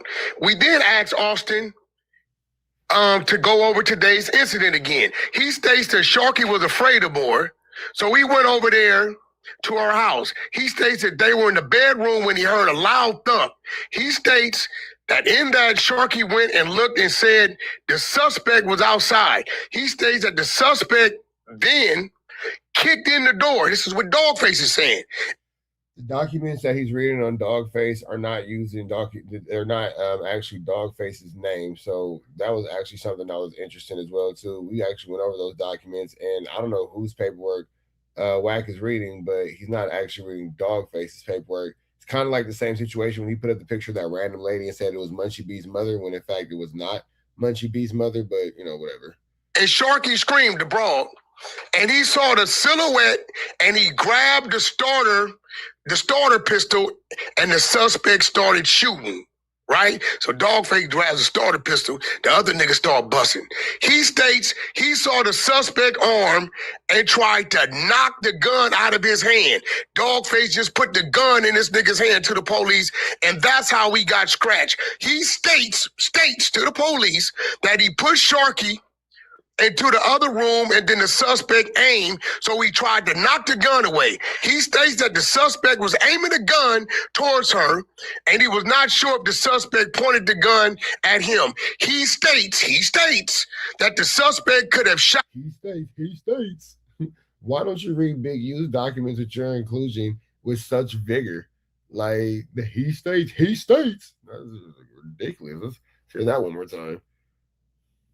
He states that the suspect was aiming the gun towards her, and he was not sure if the suspect pointed the gun at him. He states that the suspect could have that was funny, bro. I'm not gonna lie. That was funny. Shot either one of them when he was firing down the hallway. This is documented in paperwork. I just sent it to. But why can't we read Wack's involvement in the Big U documents like this? Like, why can't we just get the exact same things?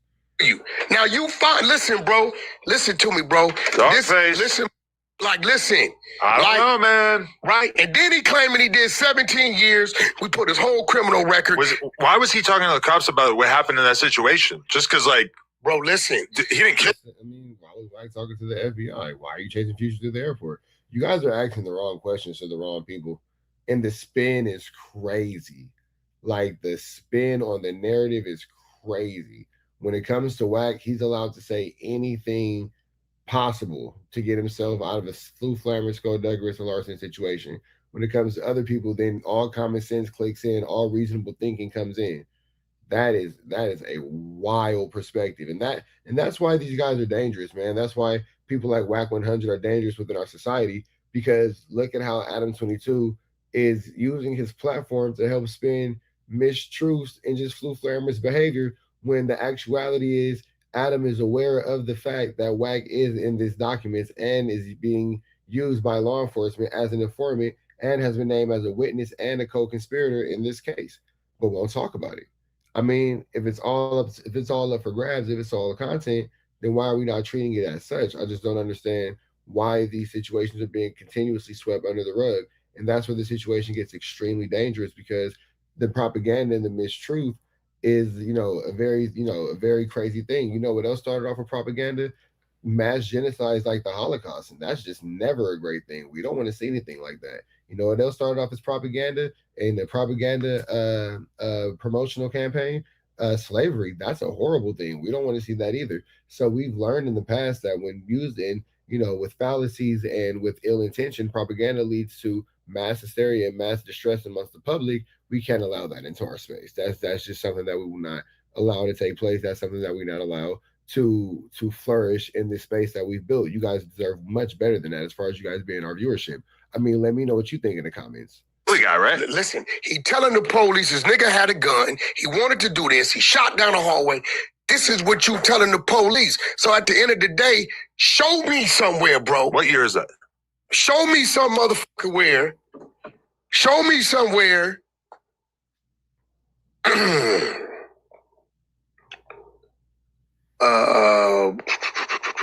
Take your time. I feel like 2018. Oh, okay, that's news. 8/6/2018. I feel like you used to be able to tell the cops if somebody tried to do something. Not if you from these streets. I know. Not if you from these I streets. feel like it's kind of new school that like you can't tell the cops anything. Even No, if that ain't somebody- no new school. No? This nigga 54 years old. Damn, all right. He 5 years older than me. I'm trying to think of an excuse for here you, go my dog face. point. What's he gonna say? What's his Bro, you got to work, Adam. I sent it to you. What's his rebuttal gonna be? Has he spoke about this? Bro, no, bro, listen to me. Ain't no motherfucking rebuttal. The rebuttal is everybody says WACK is this and that. I didn't did too much time. You ain't never had a motherfucker who did a day with me say WACK was a mark, a buster, got rolled up, none of that. They'll tell you the nigga was a goddamn fool. You ain't got nobody. The paper, the fake shit, they come with the CS2 back. And what I do, I sued World Star. You know it's a bag over there, right? I won. Yeah. For defamation, I won 6 figures. Right. Right? There is no document where it says Cash Jones or WACK100 or WACK identified, pointed, said this dude did this, none of that. So when y'all popping it, all WACK do is say, I'm not gonna argue with you. I'm gonna put the paperwork in front of you. This is you. It's no argument. Either you rat it or you. So why doesn't that apply to the Big U situation? Why is it different? Why can't we uphold you to the same concepts? Didn't. T Grizzly, Vad put a clip up, right? The clip, he probably got a D-. He didn't snitch, but he did too much talking. He should have just got his ass whooped, but he didn't snitch. He did too much talking. He act like he was pondering. Maybe I may want to tell, and you know, he might have mentioned the name and like, y'all know that dude. Oh yeah, he's in it. Whatever. He didn't snitch. You talking about T Grizzly? Yeah, he didn't snitch like a 45-minute clip Vlad put up. Oh, really? But he did too much talking to where his homie should have DP'd him, right? But he didn't snitch. It didn't lead to nobody getting arrested or none of that shit, right? Right? But this, nigga, you told. And if y'all want to see it, it's up on the Honey Show Instagram is up. So when people be saying WACK this, when I say a nigga told, I tell you and I show you. It's that simple. What they do is just do this. Right. Adam, I'm too loud. Man, if that's the case, I challenge ADAM22 to bring me up to no jumper so I can show this whole situation. And I challenge WACK to a $30,000 bet. Better yet, he likes to talk big money. Let's make it $100. An easy $100, a little honey, but nothing crazy. $100,000 bet to prove me wrong. I challenge you. Let's see it. Out. I've been here too long. Yeah, because let's see what happens. Because you know I have everything to disprove that. A whacked arrangement going on. I'm not gonna lie.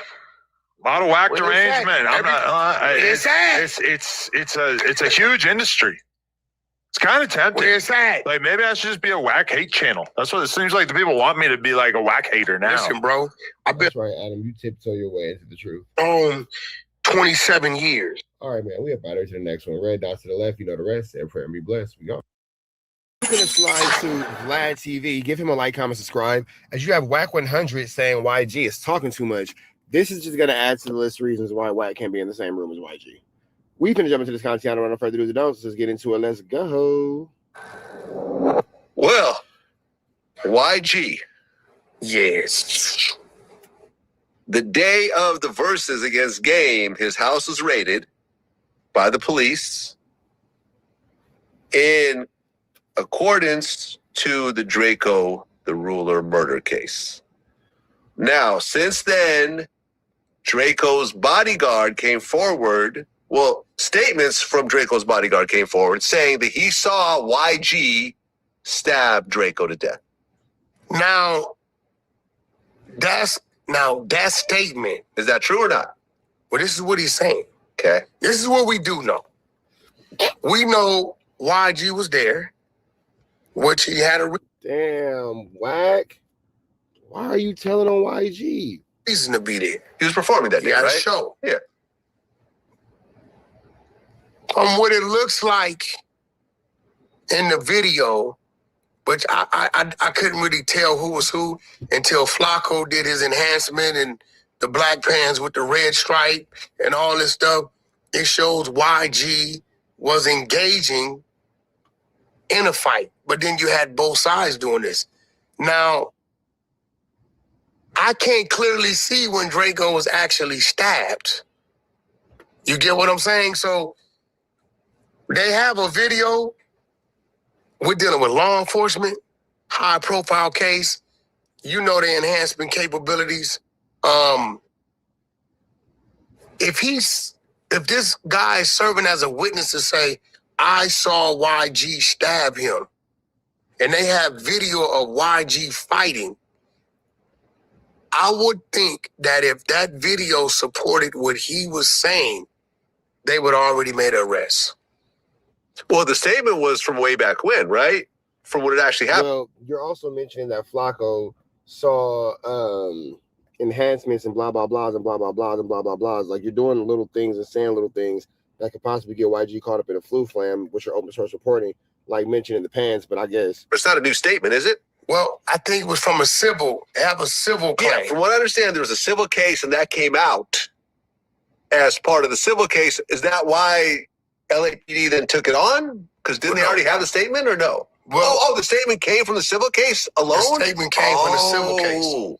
It was never told to the police. So, but if that action was in the video, which they have the video, I think it would have been an arrest on YG. Now, where I think YG has to get a little smarter is understanding that what's with you can't be held against you. You get what I'm saying? What's with you can be held against you, right?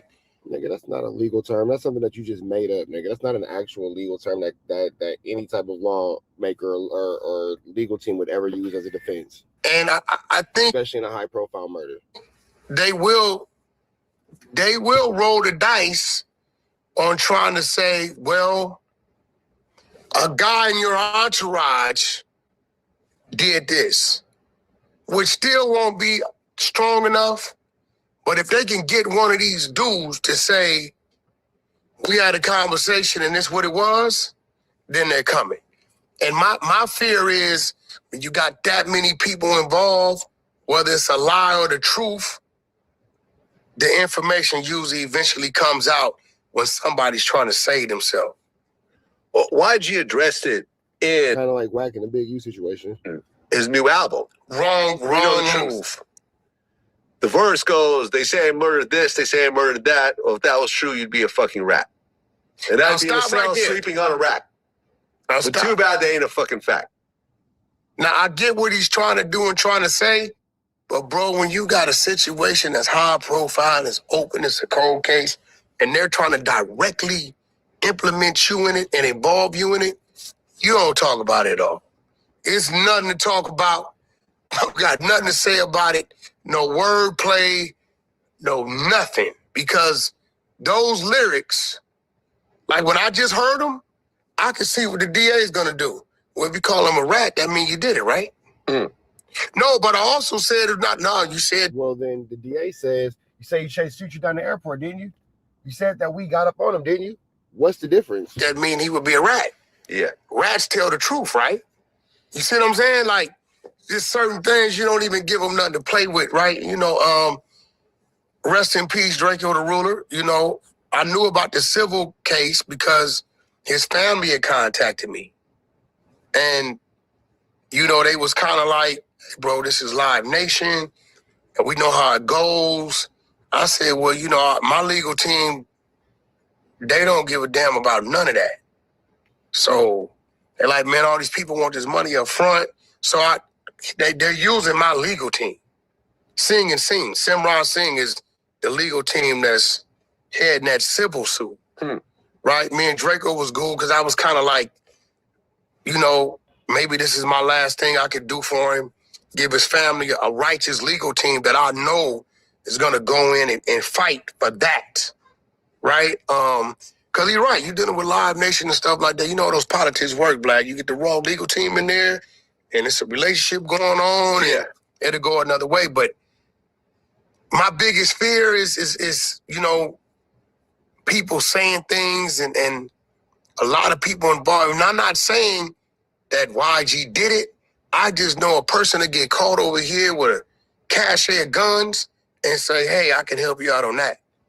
If I can help you on that, will you let me go on this? That sounds very similar to the case that WACK has in Texas when he got caught with a cache of guns and they said that he started working with law enforcement. Sounds very reminiscent. And a person to say, and they might have really been there, Vlad. You get what I'm saying?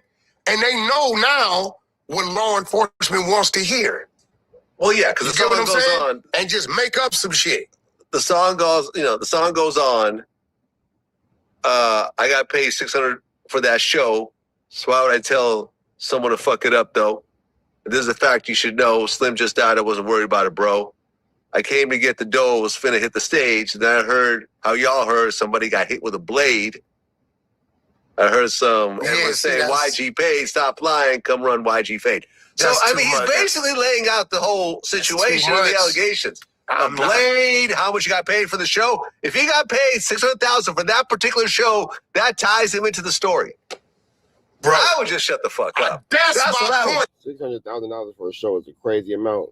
But well, you know what the best thing to always do is exercise your right to remain silent. I'm not, hey, bro. I'm not entertaining nobody with that. Right. It's too much. It's too much going on.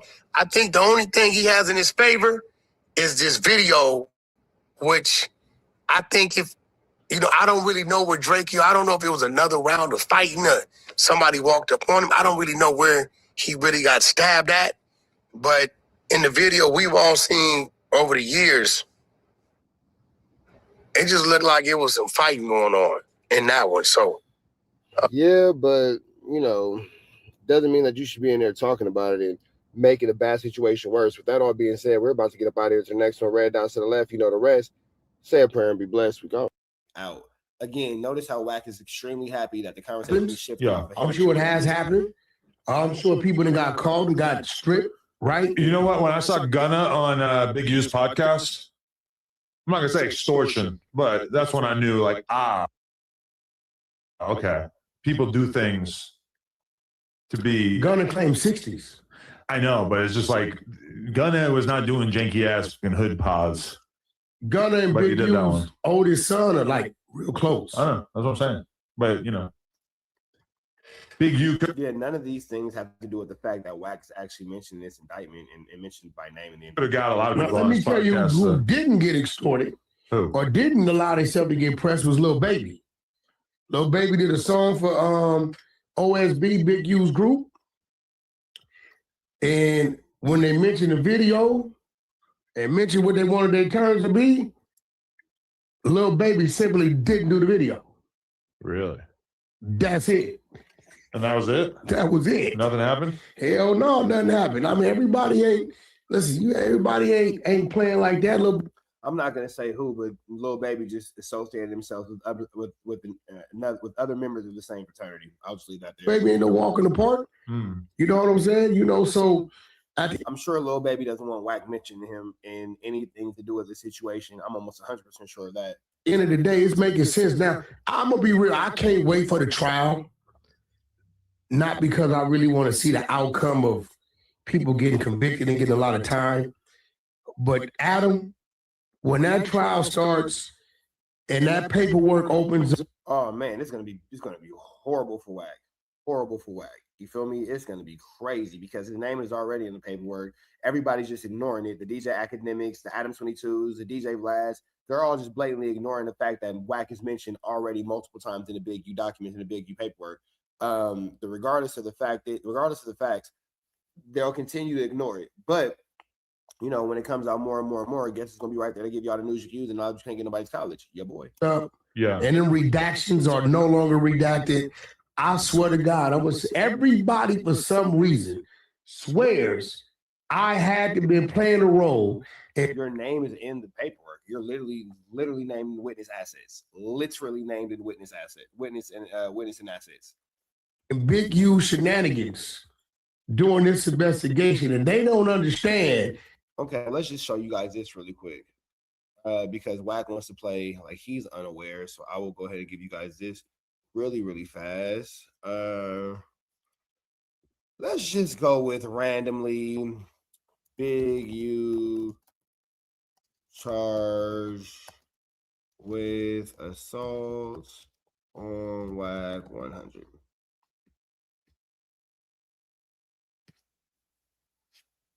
Let me see. Bridge Trapper.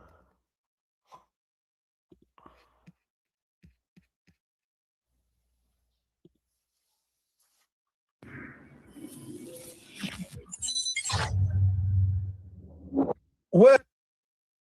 Let's see. Big U officially charged with assault on WACK100. Where is it?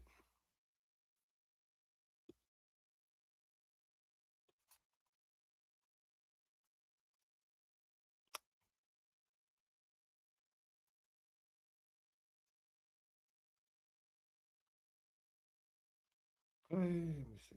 Here it is. Boom. Niggas trying, oh, he was trapper, he was the. I keep trying to tell you that. I'm not charged with that. Y'all saying that I said I wanted to beat up WACK100. I'm not charged with that. The government is now coming back and saying that, yes, you are. The fear and control. Big U is being charged with wanting to whoop WACK100. Tenderism. Pick the blind up, put the blind down, pick the blind up, put the blind down, pick the blind up, put the blind down. Big U is Reg Dog. Big U has officially been charged with man, WACK is a victim in the case. I said it. I told y'all. WACK was a victim in the case. Nigga, I beat the feds, nigga. I beat the feds, nigga. I keep trying to tell you niggas, bro. I keep trying to tell you niggas. Yeah, so there's that where WACK is mentioned in the court paperwork. I could go through this all day, but you know, whatever. So what was that, WACK? Swears I had to be playing a role in Big U shenanigans during this investigation, and they don't understand what you. Well, you're the one that said you chased Future through the airport.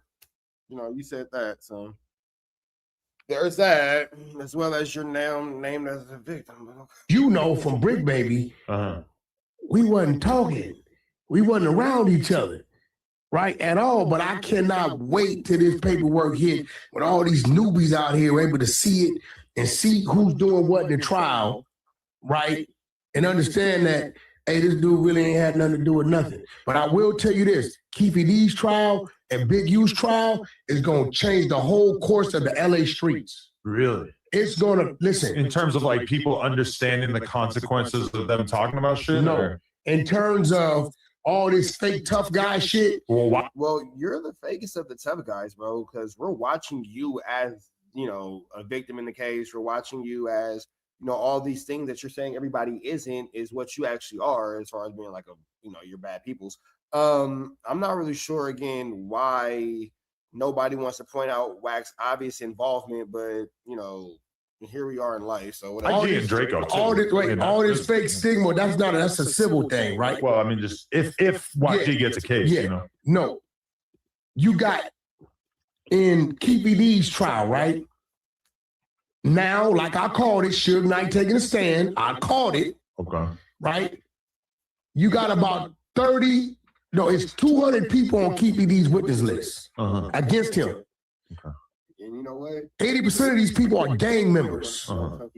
Right? Big U. He got his Cody's and about. And then you got him like, oh, what the hell? Cloud chasing. What else is playing? And she replies, you're gonna be looking crazy like somebody who had a plate on the edge of a table trying to cut their eggs and it fell up. My bad, y'all. Hold on, I don't know what else is playing. You feel me? It just looked wild. So I'm just trying to say, you know, don't bring the girl. What the hell is going on here? You know what I'm saying? Later on in life, this is just giving them more clout and more of an. I'm not sure. He's so fired, dude. Like you killed it. Like you were honestly like the.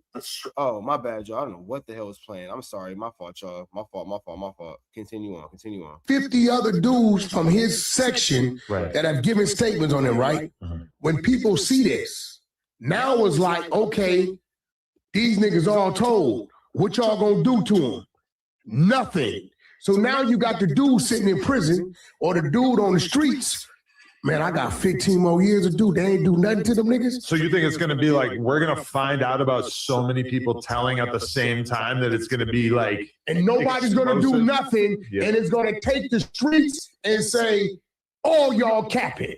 Because y'all didn't do nothing to none of these dudes. They still walking around. WACK knows that he's going to be exposed as an informant, and he's trying to brace the world for it.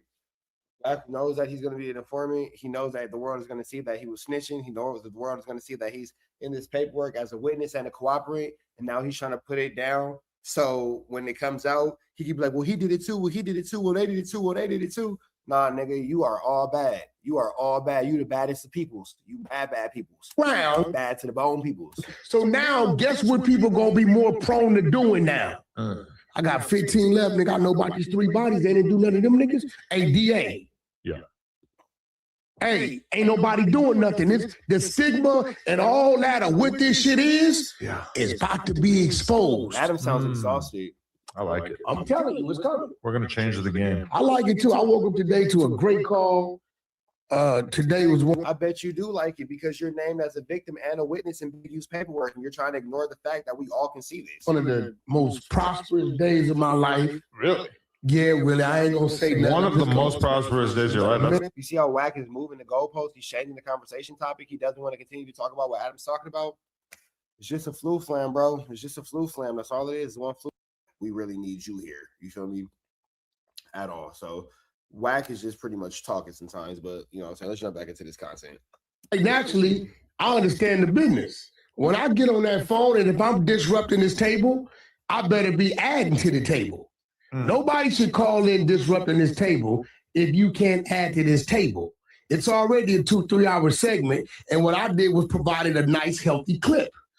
You get what I'm saying? But you can't just defend everything by saying, I did a clip. It's like, oh, Adam, why'd you call this guy the N-word? Oh, well, it was a clip. No. Okay, it was a clip. You have to give me reason. See, I could have just waited till he got off and talked to him. But that, since it's content, this is wrestling. Let's make some content. Yeah.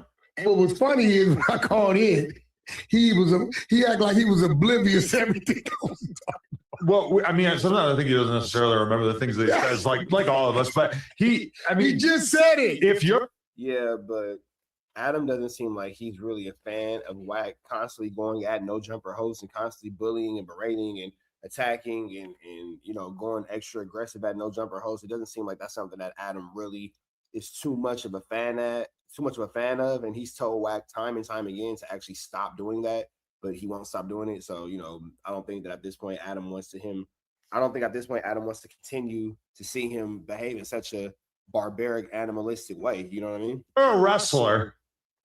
You don't like when the wrestler is out in the middle of the ring talking shit about you. You don't say, I'm talking to this guy after the show. I'm going to get on his ass for running his mouth about me. No, you run out there and you can smack him in the back of the head when he's not looking. And then you jump down and you give him an elbow and you do all this other bullshit. You know, you're a wrestler. We're wrestlers. Yo, let me tell you. Ooh, Adam said that WACK not a real blood. He a wrestler. You a WWE blood. Okay. Here we go. We cooking. Okay. Wrestler do. That's what I'm going to say. That's my motto. That's my new podcasting course. What would a wrestler do? Listen. That's really I didn't know Lo had the female in him, though. He went victim. No, bro. He said, yo, bro, you want to take advantage of me? Why are you bullying me? Me bullying you? Fool, what you think you were just doing to me? Watch, you're such a cornball. This guy's like the corniest guy ever. You go to victim when you sit there telling me some dumb shit, comparing me to Munchie B, saying he passed the bottle to the motherfucker that unalive Draco every Munchie B was right there, and he said the same thing. You literally didn't say anything to him. week. And you're saying what WACK said on Clubhouse and what you said there is the same. And now when I call in and what WACK said is actually worse because you admitted to being in commission of a crime. Munchie B said that he knows who committed said crime. You said that you did said crime. Totally different things. dress you, you're bullying me. I said, bro, that is some Karen shit if I've never seen it. Okay. If we suspend reality and we adopt the narrative that Future getting chased around LAX was in fact a crime, which I absolutely don't think it was based on what you said about it. Or at least I don't think what you said was enough to constitute a crime. But if we were to look at it and say that it was a crime, then you could understand how it would be almost identical with what Munchie B Well, here's said. the thing. I sent it in. I think I sent it to you too the other day, but I sent it in the act. And because I was still trying to figure out why they kept saying Future got hands put on. And I guess Future really did get hands put on. Because even in like the clip that Rich Trapper sent me when I was on stream, it's like, I just don't know about it. But there's a clip of you talking about Future getting beat up in a. That's not true. I know exactly what I'm talking about. I know exactly what I'm talking about, which is why there's no on power. Let me explain something to you guys. You guys might not recognize this. You guys might not see this. Go back a little bit. You guys might not recognize this. You guys might not see this. But as you notice, when my name comes up, WACK is very respectful. You notice I ain't never been a BAN. I ain't never been to this. You know how he threatens to do things to people and all that kind of stuff. You know the threats. I'll do this and blah blah. They don't exist for me. That type of engagement from WACK100 that doesn't apply to me. He would never in a billion years dare to ever disrespect me the way that he plays with all the rest of these motherfuckers. It's not gonna happen, because should he ever engage in said levels of disrespect, then it just is what it is, and we're gonna just all be disrespectful around this motherfucker. Let's crash.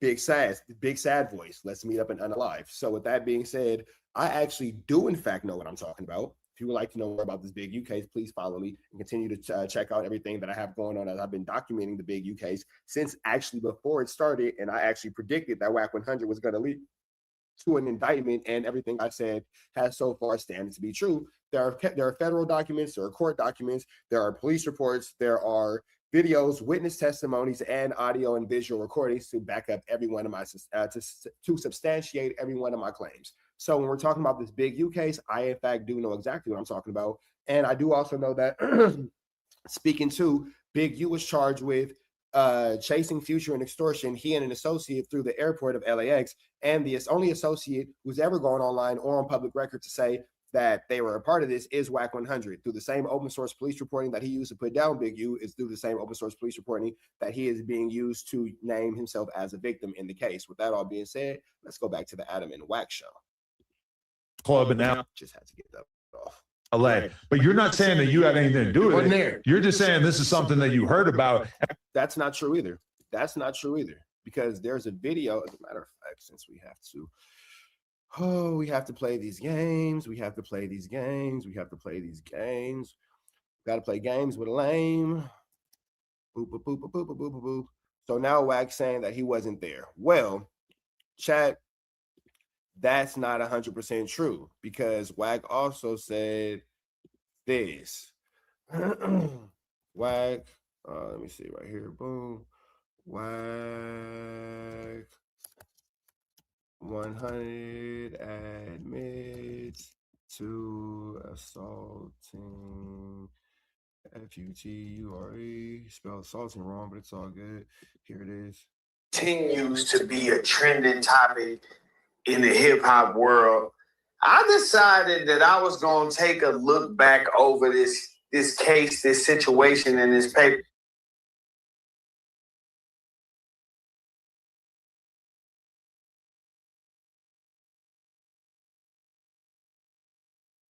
In this paper. Let me see. So this is the audio where WACK admits to assaulting Future.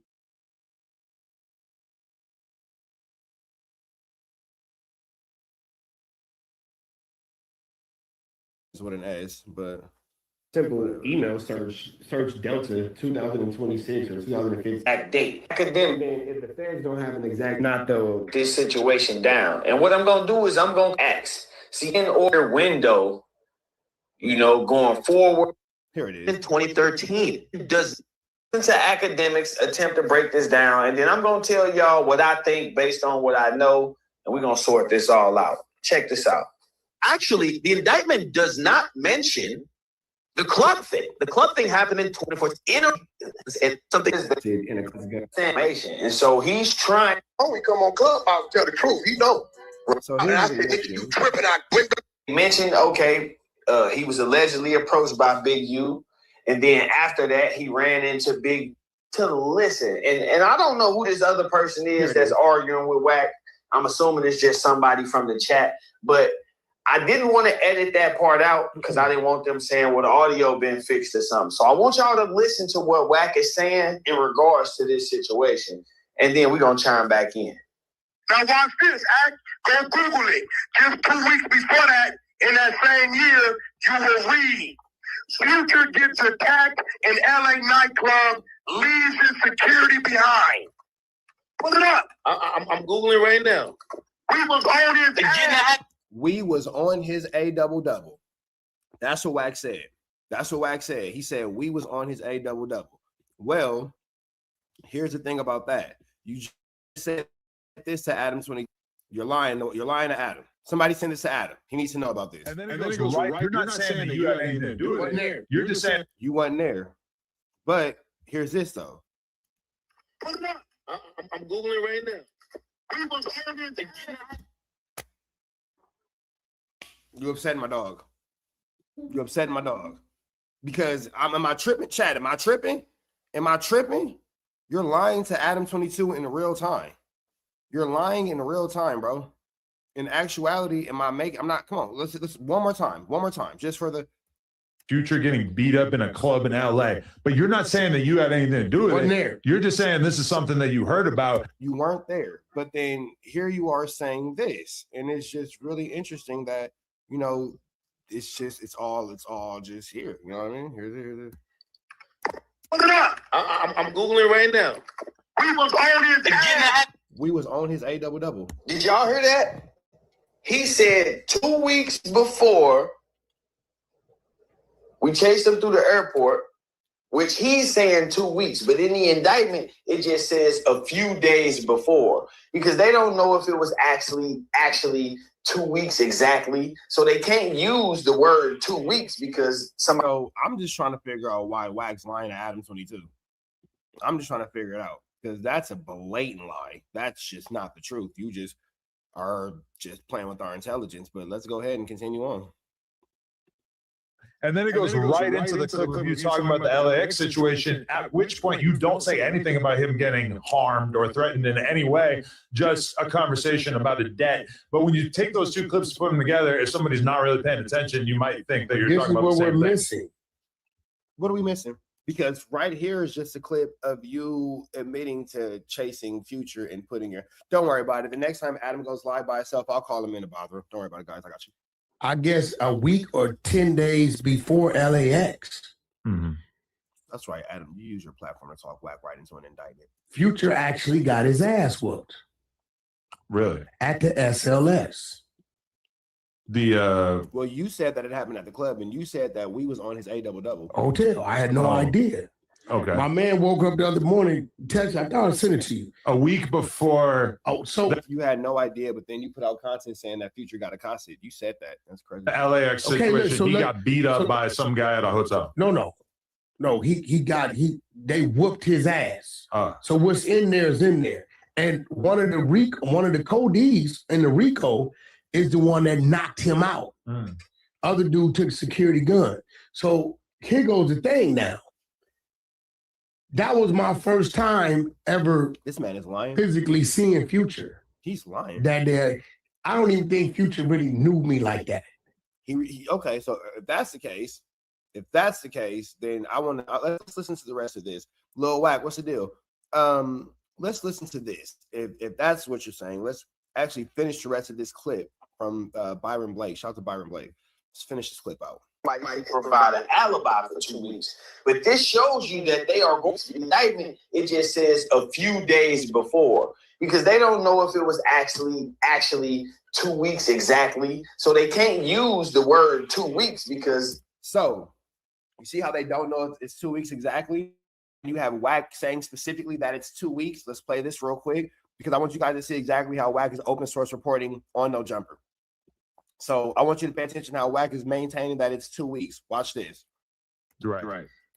That was my first time ever physically seeing Future.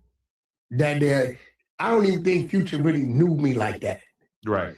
So in 2012, WACK was still, you were like becoming. One of the Codees in the RICO is the one that knocked him out. So the LAX situation, he got beat up by some guy at a hotel. No, they whooped his ass. So what's in there is in there. And one of the Codees in the RICO is the one that knocked him out. Other dude took a security gun. So here goes the thing now. That was my first time ever physically seeing Future. I don't even think Future really knew me like that. Right. So in 2012, WACK was still, you were like becoming known, but it was still kind of early. Yeah, right. So now it makes sense when he looked up and he started to trot off. No. Wait, hold on. We need to go back a little bit more because WACK, we need to pay attention. I know had the female in him. You get what me said on Clubhouse and what you said there's a drink.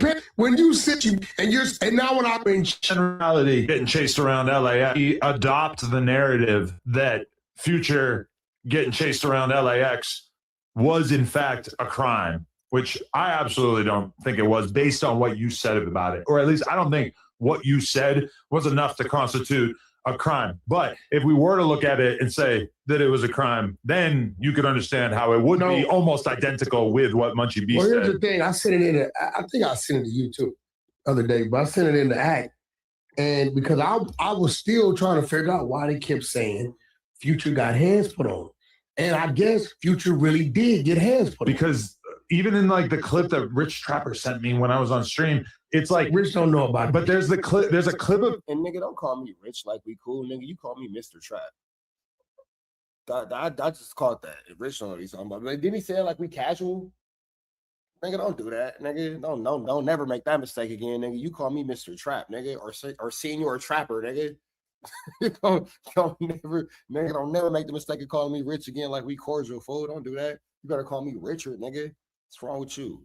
Nigga, you ain't family and friends. Nigga, you're tripping. You talking about Future getting beat up in a club in LA, but you're not saying that you had anything to do with it. You're just saying this is something that you've already proved that you said that, but I'm something else I want to see you about. And then it goes right into the clip of you talking about the LAX situation, at which point you don't say anything about him getting harmed or threatened in any way, just a conversation about a debt. But when you take those two clips and put them together, if somebody's not really paying attention, you might think that you're talking about the same thing. Missing. I guess a week or 10 days before LAX, Future actually got his ass whooped. Really? At the SLS. The hotel. I had no idea. Okay. My man woke up the other morning, text. I thought I sent it to you. A week before the LAX situation. Okay, so boom, a week before. That's where it came in at. So open source reporting. Pay attention to this. A week before the LAX situation, mind you, the feds are trying to charge Big U with the situation with Future. They don't know exactly when it happened, so they have a roundabout time. Back to the Byron Blake clip. I'm sorry, y'all. My bad. Check this out. Somebody says a few days before, because they don't know if it was actually 2 weeks exactly. So they can't use the word 2 weeks because somebody could provide an alibi for 2 weeks. But this shows you. But so the feds don't know. They said on or about a week before or 2 weeks before. So the feds aren't sure. So to make sure the feds are sure, this is what WACK says on No Jumper. Listen to this. So the hotel. I had no idea. Okay. My man woke up the other morning, text. I thought I sent it to you. A week before the LAX situation, he got beat up by some guy at a hotel. No. Open source reporting, bro. Open source reporting. And then WACK's gonna sit here and pretend like he doesn't know what they're talking about. He doesn't know what Adam's talking about, and all this kind of stuff. And I'm gonna let this clip from Byron Blake finish out so you guys can see exactly what's going on. It's a cold game, man. It's a cold game, man. It's a cold world. It's a cold world. It's a cold world. That they are going off of his word because they don't have an exact date, which is why they're saying in or around 2014. Anyway, sticking to the main points, he's saying we was on his ass. So he's including himself in the party of people who attacked Future in the club. He's including himself in that party of people. If you have any doubts, definitely including himself in that party of people. He's definitely including himself in that party of people. WACK100 has just admitted that he attacked Future. Let's hear it one more time. What Wack is saying in regards to this situation, and then we're gonna chime back in. Now watch this, Act. Go Google it. Just 2 weeks before that, in that same year, you will read. Future gets attacked in LA nightclub, leaves his security behind. Pull it up. I'm Googling right now. We was on his ass. We was on his A double is a 6 statement. It's a 666 statement. We was on his A double. We was on his A double. One more time. Future gets attacked in LA nightclub, leaves his security behind. Pull it up. I'm Googling right now. We was on his ass. Did y'all hear that? He said 2 weeks before we chased him through the airport, which he's saying 2 weeks, but in the indictment, it just says a few days before, because they don't know if it was actually 2 weeks exactly. So they can't use the word 2 weeks because somebody could provide an alibi for 2 weeks. But this shows you that they are going off of his word because they don't have an exact date, which is why they're saying in or around 2014. Anyway, sticking to the main points. That is wild work, man. We're going to get back out of here, man. Shout out to Byron Blake.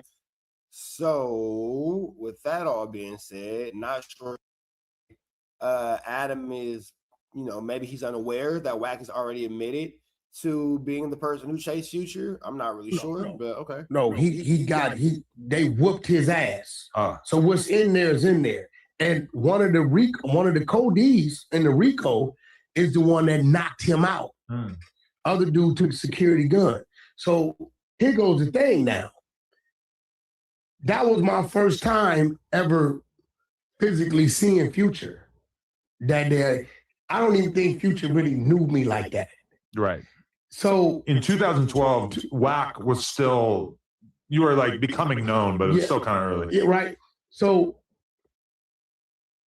now it makes sense when he looked up and he started to trot off. My man tells me, he said, Wack, what you not knowing is about a week and a half prior to y'all running to LAX, Future just got knocked out at the SLS hotel by the dude that's in Big U's RICO. Big U was there. Notice that the dude who he's finna mention is not actually mentioned in Big U's RICO anywhere outside of like basic petty money laundering and PPP scams and frauds and shit like that. Like that's really all he's in there for.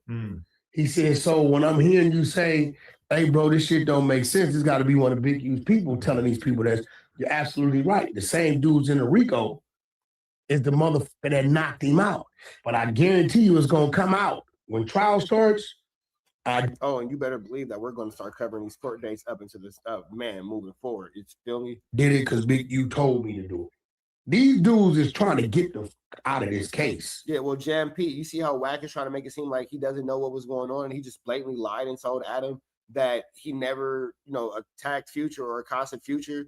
But I just played a clip where he's admitting that he did. That's crazy. He doesn't even respect Adam. Now, I've never thought Future had hands put on him, heard the security guard rush shit like that. Again, you said that you put your hands on him. It's all in the same clip, but it's cool. But now it makes sense because think about it. If I don't really know you and you don't really know me, why would you look up and take off? Right. Because nobody said, hey, bitch ass. Now he's trying to clear up the whole chasing him through the airport thing. Now he's trying to clear that up, but no, you've already said what you said. You know what I'm saying? And I'm wondering if I could send these documents and these tapes to Big U's law team. I'm gonna look into that because I think Big U's law team would be interested to hear some of these things that Wack's been saying and Wack has been doing. I'm not, saying that I'm a legal expert or anything like that, but I'm just wondering if they might be interested in some of these videos because, it seems like there's a cleanup campaign going on, and not saying that everybody shouldn't have a right to clean up what they're doing, but excuse me, Chad. I just feel like maybe, both sides should be afforded the same opportunity to clean up the mess. Don't you guys think so? considering that WACK is now telling ADAM22 he never put his hands on Future, but we just played a clip where he proved that he said he did. Come here, right? It was just, hey, homie, let me holler at you. Maybe you just have that much of like a extortionist gangster vibe. Oh, I'm gonna tell you why that can't be so. Because I could kind of sniff that out of somebody, you know. Let me tell you why that can't be so. You can't never find nowhere, no situation to where anybody has ever said, WACK tried to extort me. That's not my MO. I don't give a damn who come into town, who do what. I don't give a damn. If me and you got an issue, we just got an issue. Right. I believe in checking in, but my form of checking in is just letting my team know I'm coming. I'm so green to the music game that I don't even know about anybody extorting anybody, really. I mean, actually, I heard about one. Yeah. He quit rapping. I'm sure it happens. Yeah. I'm sure it has happened. I'm sure people that got called and got stripped, right? You know what? When I saw Gunna on Big U's podcast, it's interesting that now ADAM22 is going to try to shift the blame and talk negatively about Big U, but the actuality and the tangibility is WACK's the one who's actually on the paperwork, admitting to a bunch of different things and admitting to a bunch of different crimes, and it's crazy how they're just playing it off. I'm not gonna say extortion, but that's when I knew, like, okay, people do things to be. Gunna claims 60s. I know, but it's just like Gunna was not doing janky ass fucking hood pop. Now, look how happy WACK is to get off this topic of himself and to talk about Gunna. Gunna's not mentioned in this indictment. Gunna's not mentioned in the RICO. Gunna's not mentioned anywhere saying that he chased Future through the airport. So I'm not really sure why you're so like gun-ho on Gunna. Get what I did there, but regardless of the facts, man, let's keep it in rotation. Let's keep it in. What don't you get? No man would do. You've allowed other things to happen, but I know your trust is there. But bro, so this is when they're gonna start promoting, hyping up whatever promotion Leonard the Plug has going on with Drake. Got it. This is one that's too tempting. Another country, another type of. This is by far. This individual probably had the most influence that she's been around. And you're sitting here now. What if Adam, like, it comes out later that he was human trafficking Leonard? With her. It's like, I mean, you pimping her out to Drake. Like you sending her into the lion's den with a bunch of little slits on her body and saying, hey, come eat me.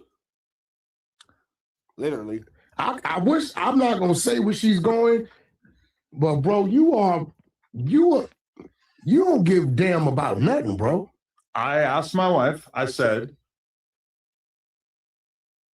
please don't cheat on me. Something along those lines. Don't cheat on me. I forget exactly how I phrased it.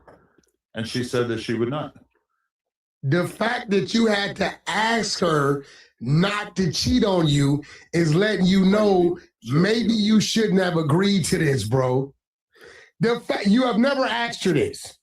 You've never asked Lena not to cheat on you going into a situation. That's true. The fact that your mind said you have to ask Lena, who's been loyal, faithful, not to cheat on you, is because you yourself know this. You made a decision, bro, that is on the land. Yeah, Leonard's like on a 20B1 or a dating show with Drake or something like that. So, Adam, you may never get your chick back. You may never get your chick back. Edge.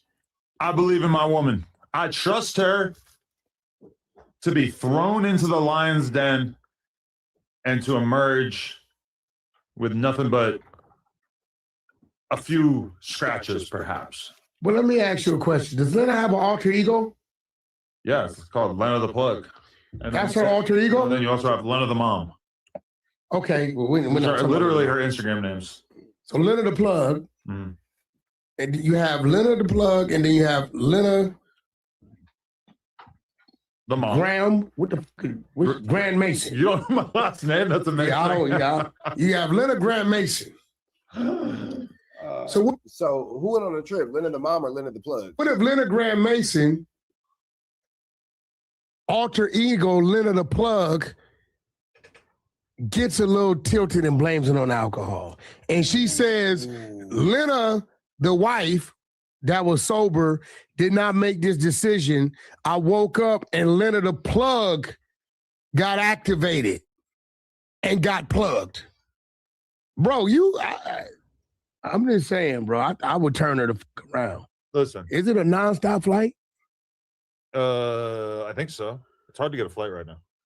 What you mean? I was gonna go, but then she had to leave tonight, last minute. She had to leave. Are you flexing your pec muscles? No, she had to leave. Yes, they like super last minute said they were gonna fly her out. She thought she was gonna leave tomorrow. I thought I was gonna leave tomorrow. And you didn't pay for the ticket? No, I didn't pay for the You ticket. let her get flown out? Flew out? Flown out. Listen. You didn't boss up and pay for your wife's ticket. Bro, hey, it's a free ticket. What the fuck am I gonna pay for? Are you crazy? And again, it's been all over the No Jumper channel about whatever this little promotion Linda the Plug and Drake have going on is. Adam is a very trusting individual. Or, that's how they get their freak on. Hey man, they might be a little Will Smith and Jada Pinkett like August.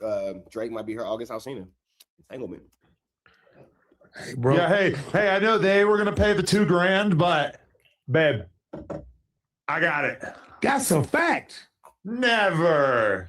You already sent her into a situation like she owes them something. Bro, the fact that you had to tell your wife for the first time in your life, please don't cheat on me, let you know this was a bad decision. Hey, listen, you done did some shit, and I already know that you really don't care about nothing when it comes to the content. This let me know you don't care about nothing. You know what it is? It's like it's breeding season. Mm-hmm. Meaning I'm starting to get in the mood for a baby. Another baby. A little baby. So you pimping? A little. No, I'm talking like a little 0-year-old, like a newborn. You trying to go get the money? I want to get my girl pregnant. I want to pump out a baby. You want to get her pregnant, right? And then I want to hang out with like a fucking funny ass little. You want to get her pregnant? Yes. Who else would get her pregnant besides me? Shit, the person you asking her not to cheat on you with? No. Lena the Plug might fuck around alter ego. All right. No. There's no chance. So you. But what I'm saying is, this opportunity arose, and it just seemed like, you know what? Let's go mega viral and just knock this one out of the park, and then maybe we could reproduce. This shit is definitely about. So I know a lot of you guys are kind of like wondering what the hell are these two steppers talking about. I'm going to show you. Let me see right here. Wrong button. No Joe. Pump it up. Get it, you get it. Don't worry about it if you don't. It's this right here. Linda the Plug throws away her wedding ring and gives Drake a hall pass to use whenever he wants. Pointers for me? Wow, I've had this dream before. Hi, how are you? What's going on? Wow, good. This is probably not going to go over well. Hi. How are you? Lena. Nice to finally meet you. I recognize you. Hello. So do I. How's everyone? Wow. That was a weirdly long hug. I just like that moment. It's been kind It's been lingering. Well, you have a husband. Why are you here? Wait, hold on. Actually, can someone hold this for me? I can. Yeah. Oh, wow. Okay. Okay. All right. Well, All right. Lena, right this way. Oh, thank you so much. Yeah. It's just yeah. the intro. You guys are When gonna have a going date on later. Bye. Wow. The plug. Shit. Hello again. Hi. Let me get all this Other stuff from these girls out of here. Have you Yeah. seen my stuff? Wow. Wow, I've had this. Have I seen your Yeah. stuff? Do you have any pointers for me? I actually have never watched, to be honest with you. I haven't watched. I only see like aftermath photos. Oh, okay. He's in the Reddit, guys. Yeah.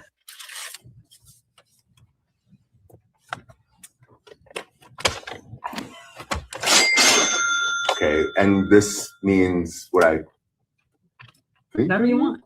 I keep this? Yeah, it's yours. Thanks. Cash it in.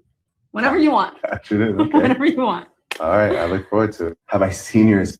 So it looks like Drake has in fact cashed it in because she's on a flight and Draco got it in the book bag. Never get your chick back. This is crazy. And again, when you guys look for empathy and sympathy out of ADAM22, this is why I say it doesn't really make sense to me because this is what he does with his wife. So what chance would any of these niggas got? He don't have no boundaries. So, you know, hey man. To go mega viral. And Viral. I even think the black dude you gave a green light to, he's gonna be jealous. Jason Love? Jason's gonna be I jealous. think Jason Love is going to be jealous. Jason gonna want to whoop dude's ass. That's a beef I could go for. Him being mad at, yeah. He calling him out. That would be funny. Brand risk. That's actually a good one, yeah. Yeah, that Jason's gonna. That's a good one. He should do that real. There's something there. I'll put my team on it. See, what's crazy about you, bro? Whenever you start something, it always elevates. Right. So what's stopping you from saying no to the $5-10 million check of a Lena session with this individual as you approve with Jason Love? $5 million? You know that's fucking doable. Think about it. Listen. Every man has his price. This nigga said he'd sell his wife. He sell Drake his wife for $5 million. Never in life. I am a very, very, very, very, very, very money hungry individual. Never in life. I'll kill this bitch. Anyway, that is wild. That is wild. That is no boundaries, man. I don't know. Turns out my price is $5 million. So you would let it happen? Of course.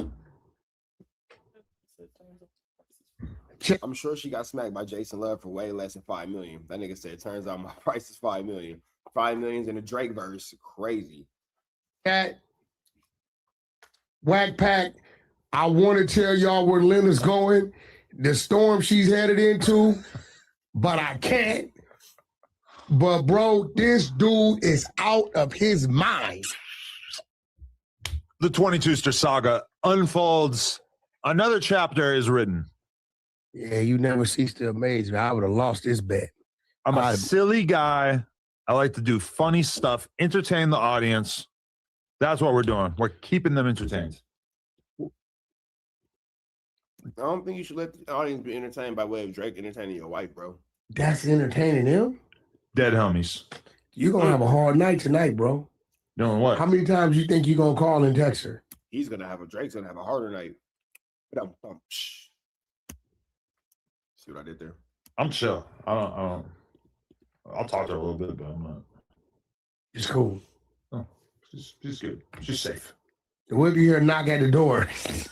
So I might have a knock at the door. I might call up Redacted.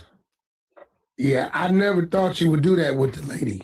You never thought I would have a girl over on a Thursday night? I never thought you would do that with the Mace lady. That shit was crazy. Mace Lush lady? told me what she would call. Yeah, that's Who's great. the Mace lady? I don't say her name, bro. Who? Chunky Barbie. Bro, like you was really in the office and she tried to squeeze under your desk.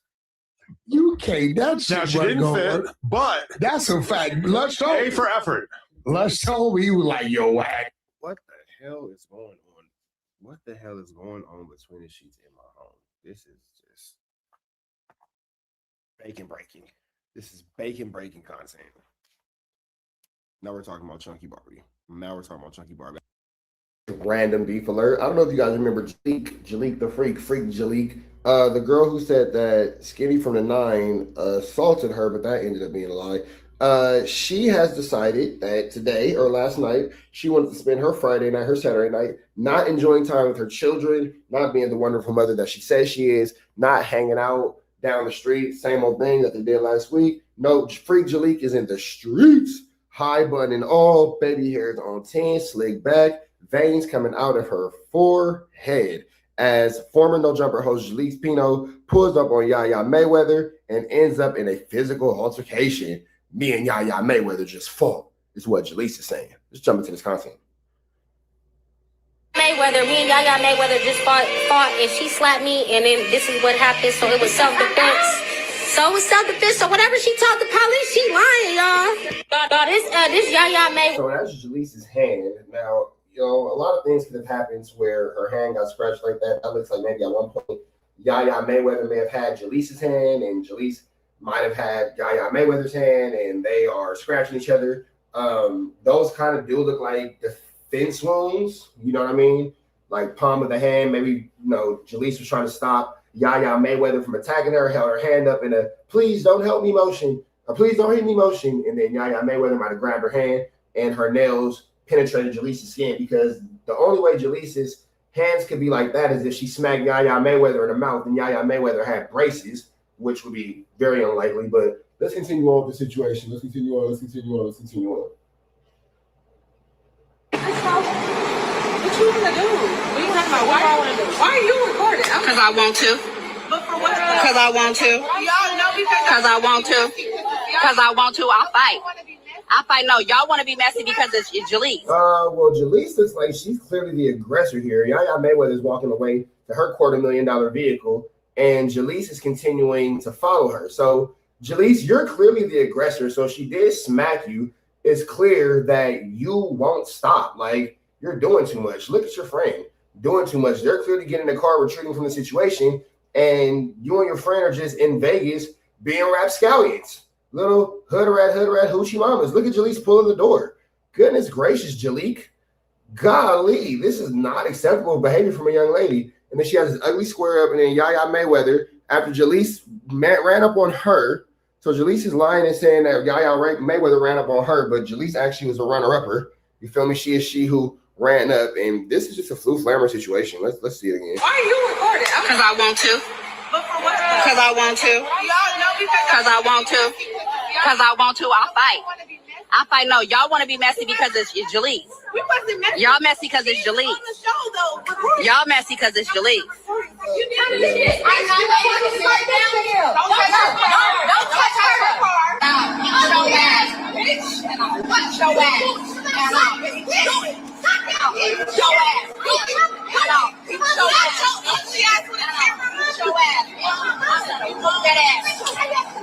Let's go.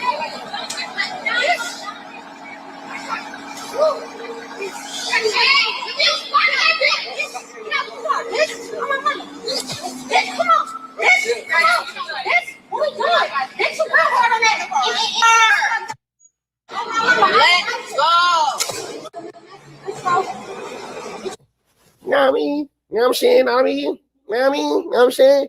I don't know, man. You know what I'm saying? It don't look like Jalise was trying to get away from the problem. You know what I'm saying? Look like Jalise out there starting problems with Yaya Mayweather. You feel me?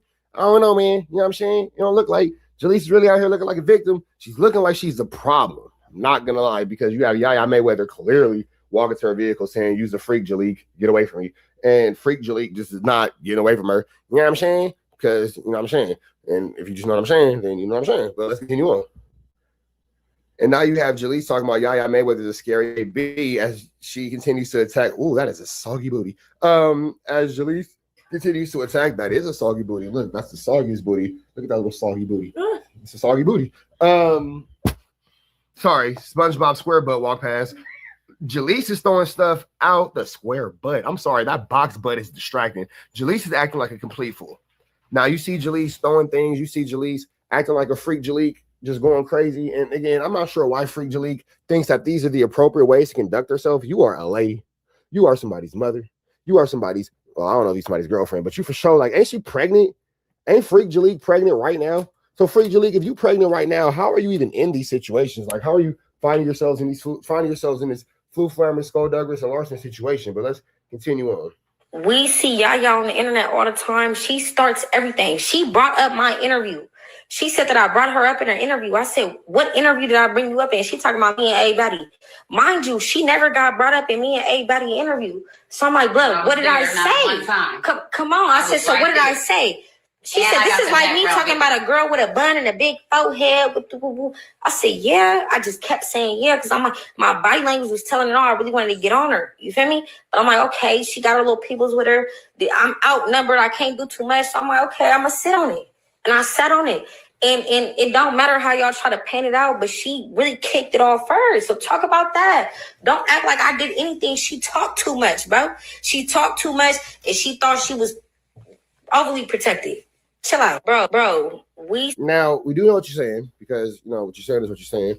But the reality of the situation is this: you are looking crazy on the video. I don't know what goes on in the conversation between you and Yaya Mayweather, because the conversation between Jalise and Yaya Mayweather are not the top of my I give a F about list at all. The top list of the things that I give a F about do not consist Freak Jalike and Yaya Mayweather at all. But with that all being said, you look at the situation in totality, you look at the situation in reality, you look at the situation as what it's supposed to be, and all you can really see from our perspective is Jalise acting extremely irrationally.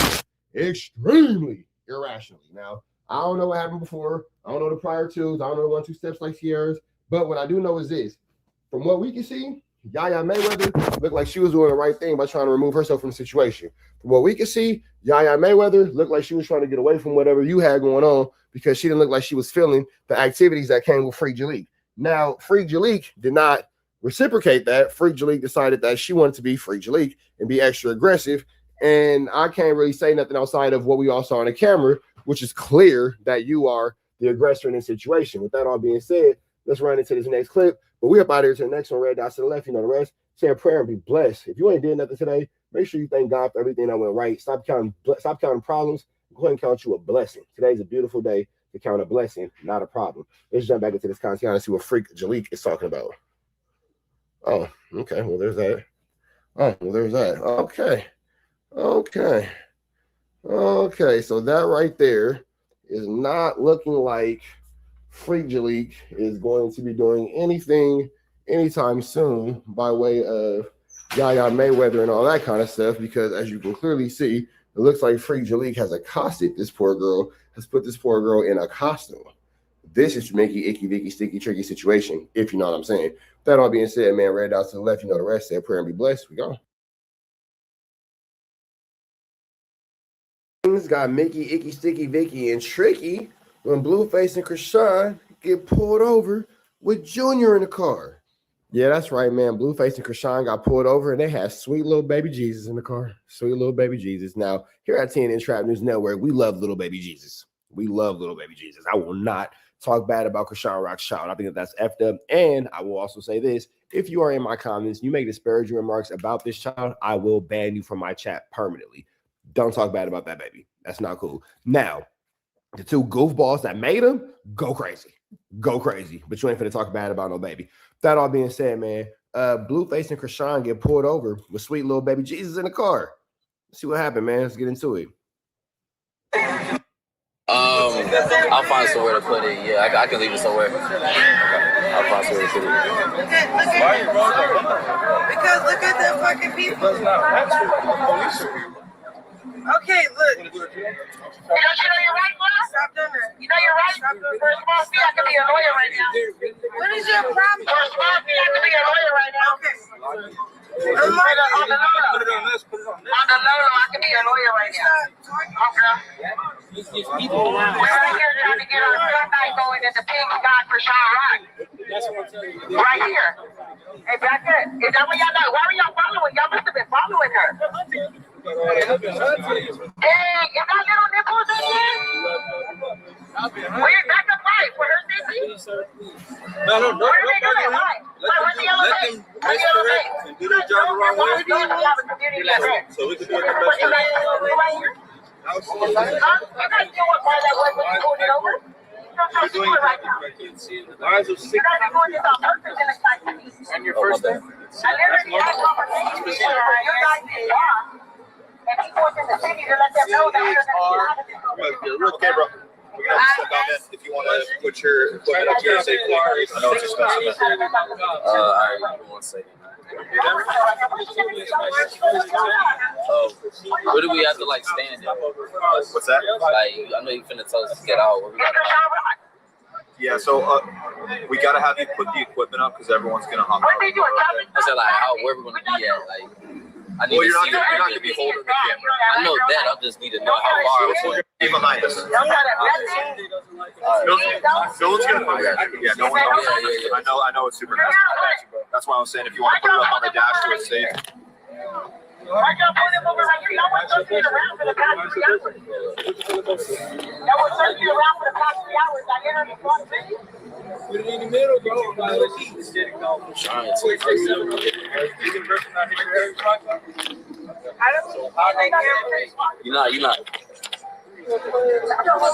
Where is he?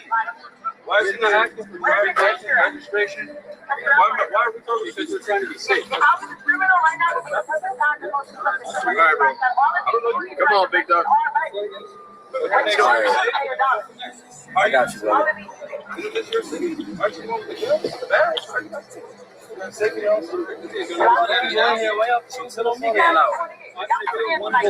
at a time.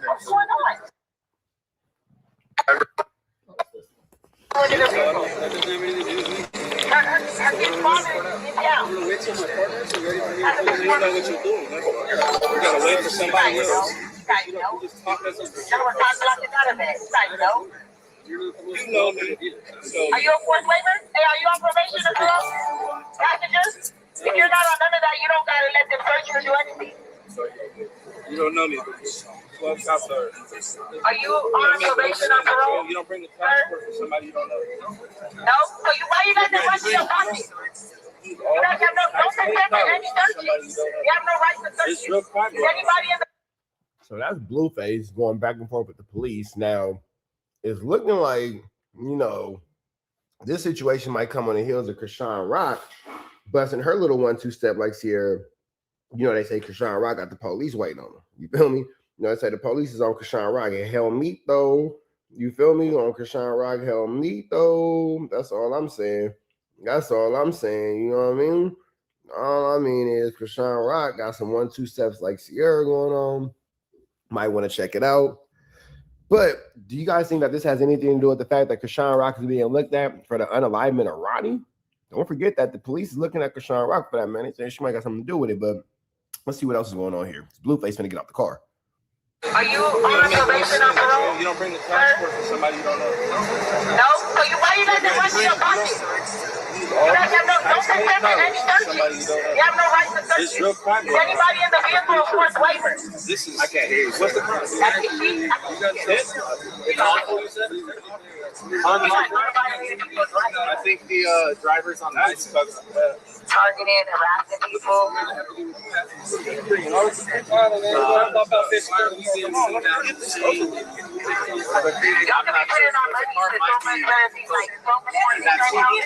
don't know if that's usually what happens when somebody else has somebody else drives. I don't know if that's what's happening. But I'm just letting you know. Okay, but I'm not here. That should happen like a block away from your own. Where is it easier for you to get out? This side or that side? This side? No, they are there. They get them little bags. They get them big bags. Okay, hold on. We'll wait.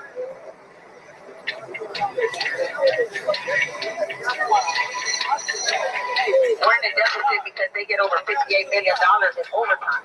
Do you guys know? $58 million in overtime cost alone last year. You can. Who's about to get that $9 right now? Who's about to get overtime? Because wasn't it almost going to be 15? And now you guys get a stand around getting overtime. Yes. They're fine. But I'm just letting you know. Okay, but I'm not here. That should happen like a block away from your own. Where is it easier for you to get out? This side or that side? This side? No, they are there. They get them little bags. They get them big bags. Okay, hold on. We'll wait.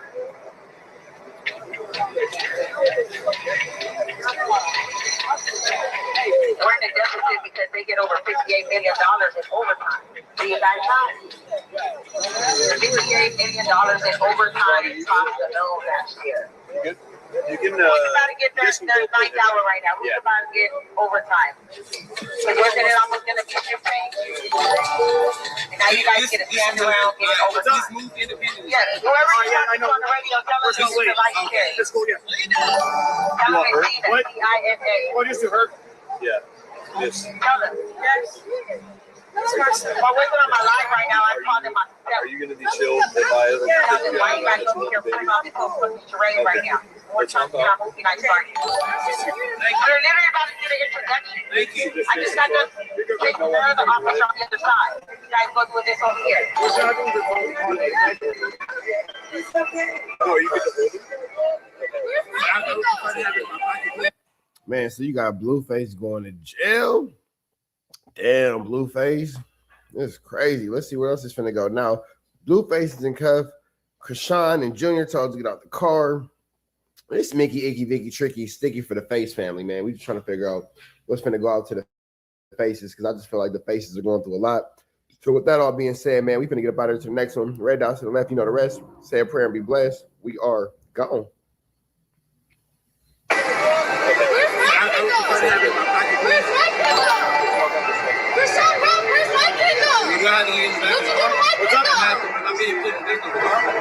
Yeah, see them, see right there. They take the car and they take the phone. What? They tell me to take the car and they take our stuff out here. Then it's easier for them to get out.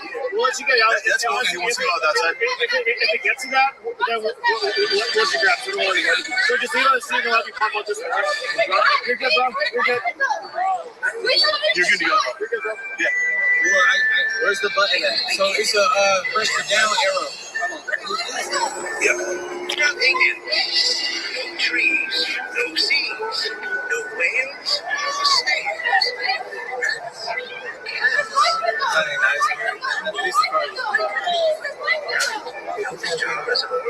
No human beings, not anything.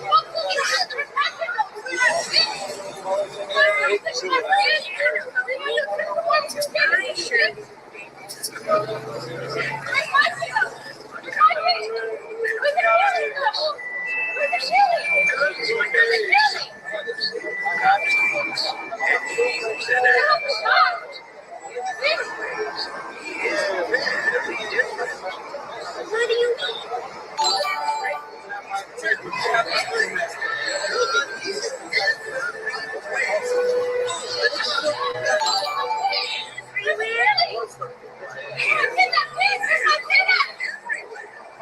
At the same time.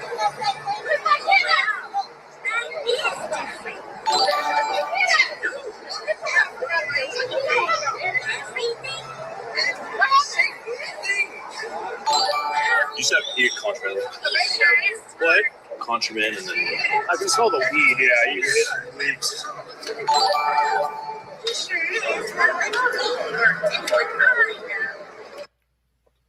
Oh no, that one looked like she might be choosing up in front of her man. That one might sound like R&B might be doing a little bit choosing. I don't me. You run it back. Hold on. What's up, blood? What happened? It's G1. What you want, Hardwick? Why you tell me to come back here? What do you want? Was it Hardwick? Because they saying I told you that about somebody dropping something. Oh, and then they didn't say that. Them niggas asked the question. So you want me to take up for you? That's what you want. It ain't no take up. Did I tell you? I'm just saying. Whoa. I don't know who this deep voice fellow is. Putting all that Barry White R&B's here. Oh no, that nigga. Whoa. And then meanwhile, the nigga with the deep voice is the reason why she came back to the room. Because she starts by saying, "Oh, you wanted me to come back." And then you got Wack trying to say whatever he's saying. Everybody's ignoring him. You got Mr. Deep Voice over here, making sure everybody is deep back there. So he got going, and it sounded like that made the hairs on R&B's ooh-op stand right up. That's all I'm saying.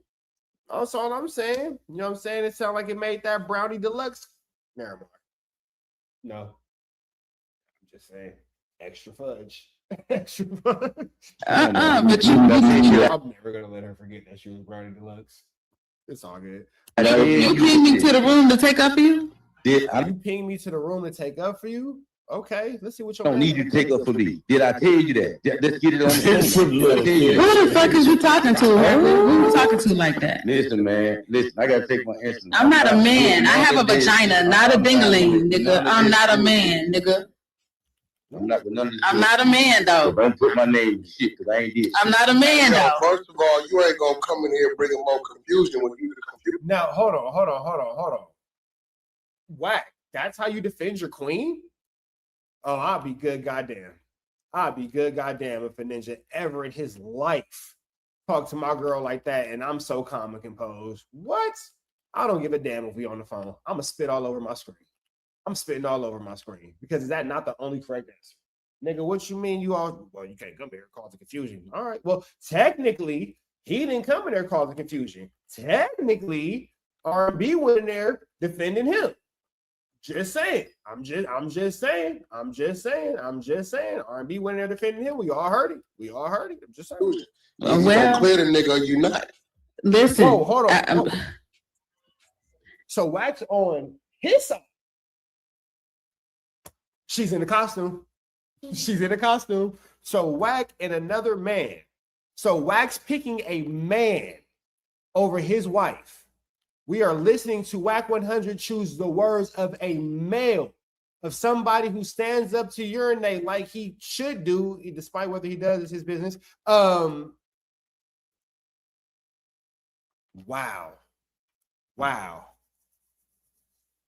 Huh. Okay. He said he didn't tell me. I don't know. Oh, so what you saying? He said he didn't tell me. I'm just saying. He said he didn't tell me, so he's telling the truth. Sound like she said whatever he said. It sound like he's lying. It sound like she's lying and he's lying for her. And then he took like the right route and said the lie that's not gonna get her whooped out. So she's like, yeah, that's what it is. I don't know. Am I tripping? Am I kind of reading this right? True. He didn't tell me nothing. I got it from the Discord. Man, get the fuck out of here from the Discord. Well, then go screenshot it where you got it from there, nigga. I don't feel like Now he's calling her a ninja. like doing all that. That's a You're a lot. liar because you're lying. I'm not lying. I got it from the You're Discord. lying. You're lying. The Hell's Angels. Glorilla told You're me. lying. Glorilla told me. Now we blame it on Glow. You're lying. Glorilla. That ain't working. You and Pink. Don't you bring Glorilla into this. Don't you bring Glorilla into this.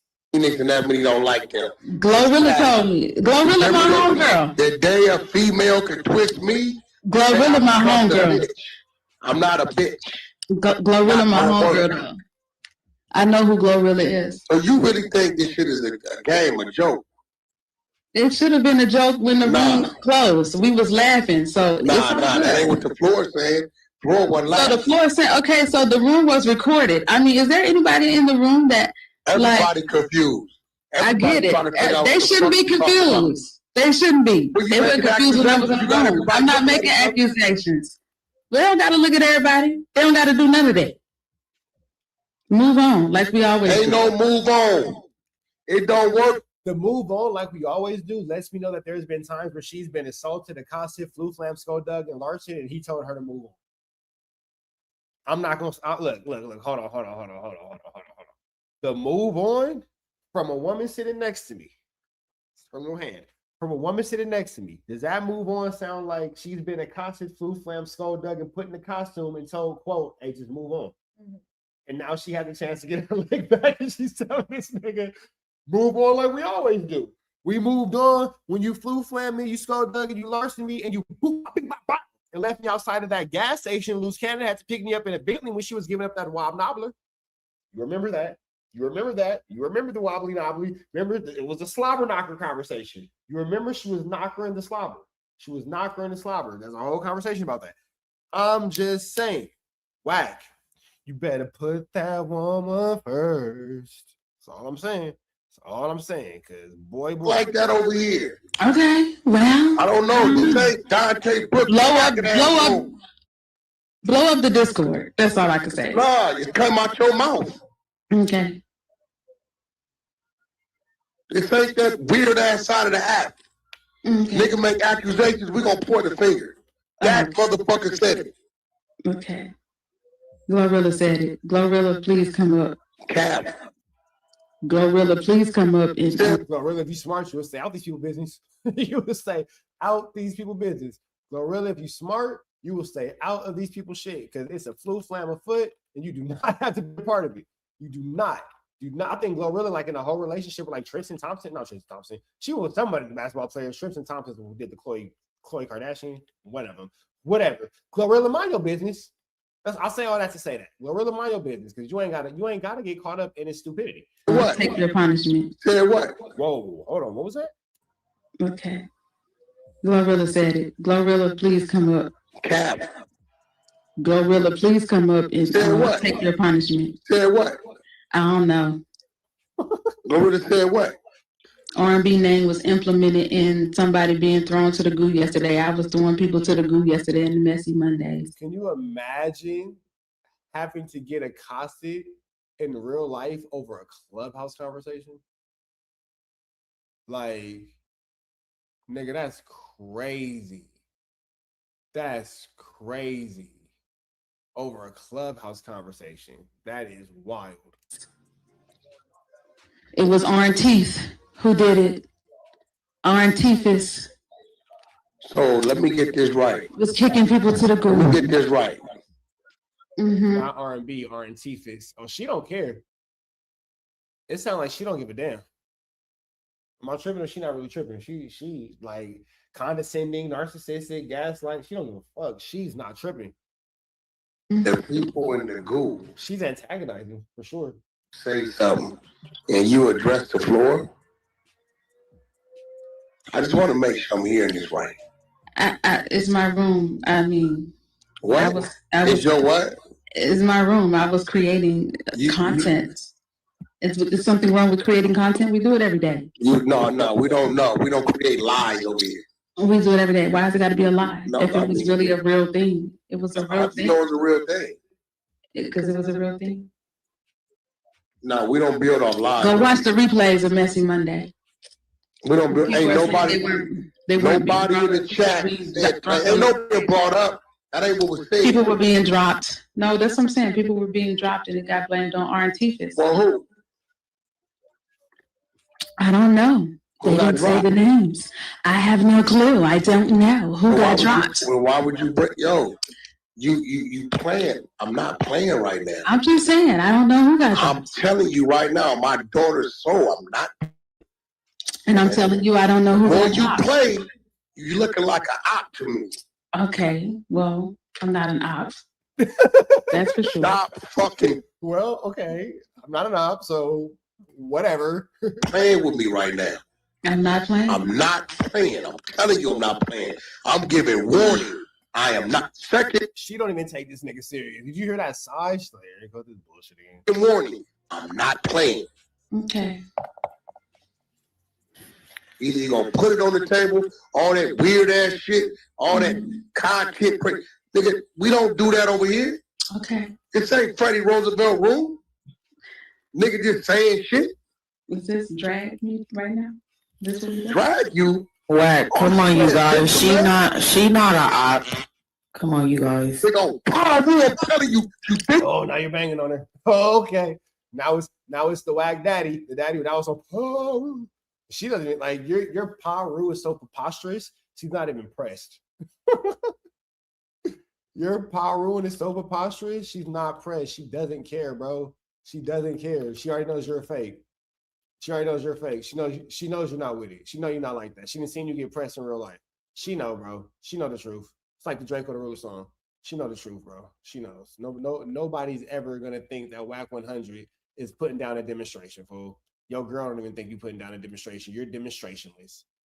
Just let it go, my brother. Let it go, my brother. You really making yourself look dumb. That's really all you're doing is making yourself look foolish. And you really embarrassing this poor girl for nothing. I never feel bad for R&B, but every time I hear this clip, I'd be like, nah, I still don't feel bad for her. I'm playing. I'm not fucking. I don't feel bad for anyone who puts themselves into the situation willingly. Again, hear what I say. What I say?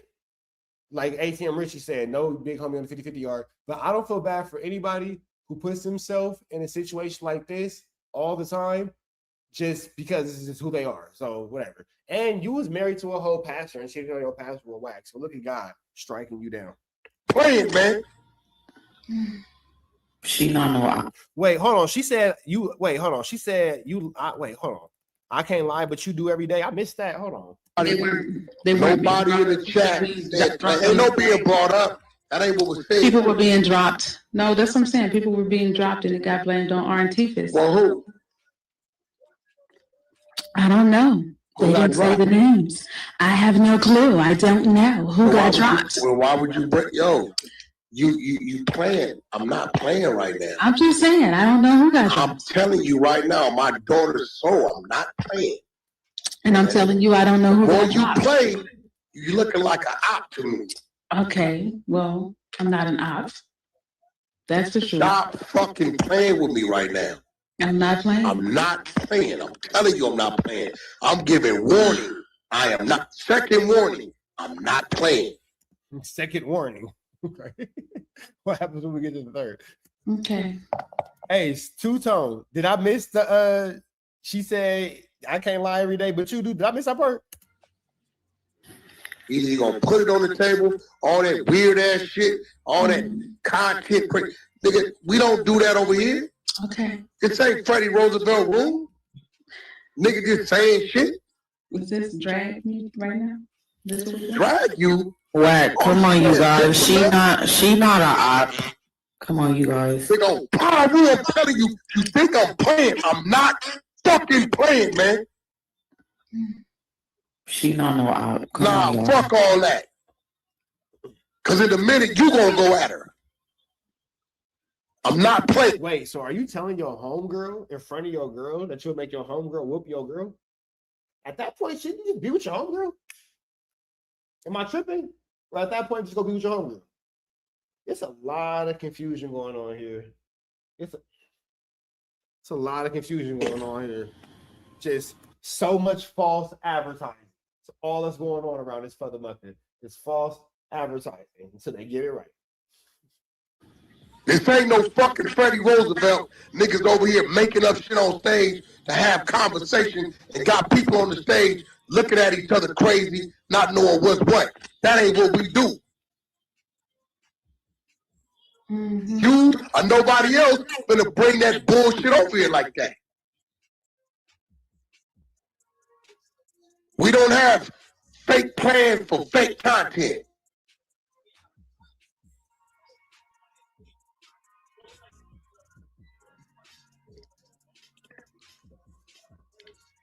So again, who said it? Discord. You bring some Discord shit to the team? Mm-hmm. People that we don't even talk to?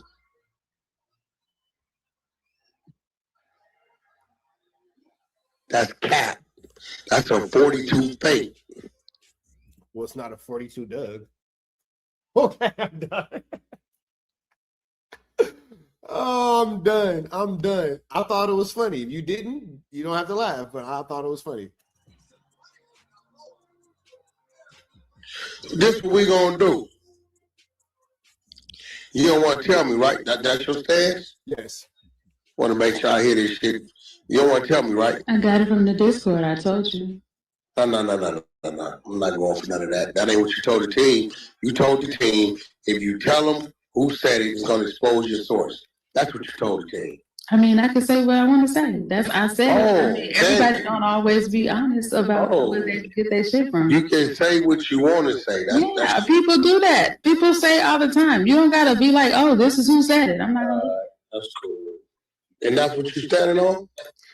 It was a Discord.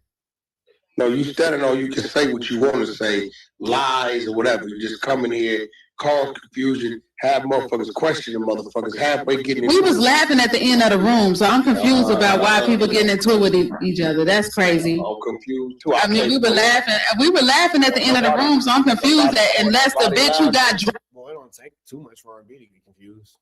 You all know that R&B being confused is not like top of the oh my god list.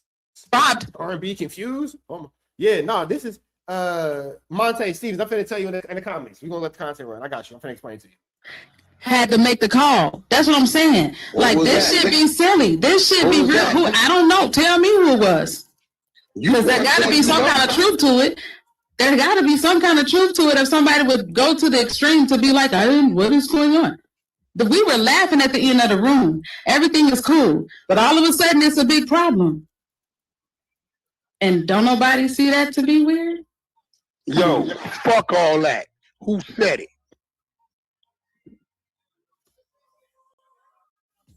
Motherfucking Jedi mind tricks don't work on me. Fuck out of here. Like I Doesn't take much, does it? I sit down to piss. You got me. Wait, like you what, Wack? Motherfucking Jedi mind tricks don't work on me. Fuck out of here. Like I sit down to piss. You got me fucked up. All of a sudden it's the Discord. All of a sudden you don't know. But you didn't ran a whole motherfucking room over there accusing motherfuckers. Half a room. It was a half a room. Listen, man. We didn't even talk about that half the time. We laughed half the time. So, I mean, come on. Wasn't that serious, but okay.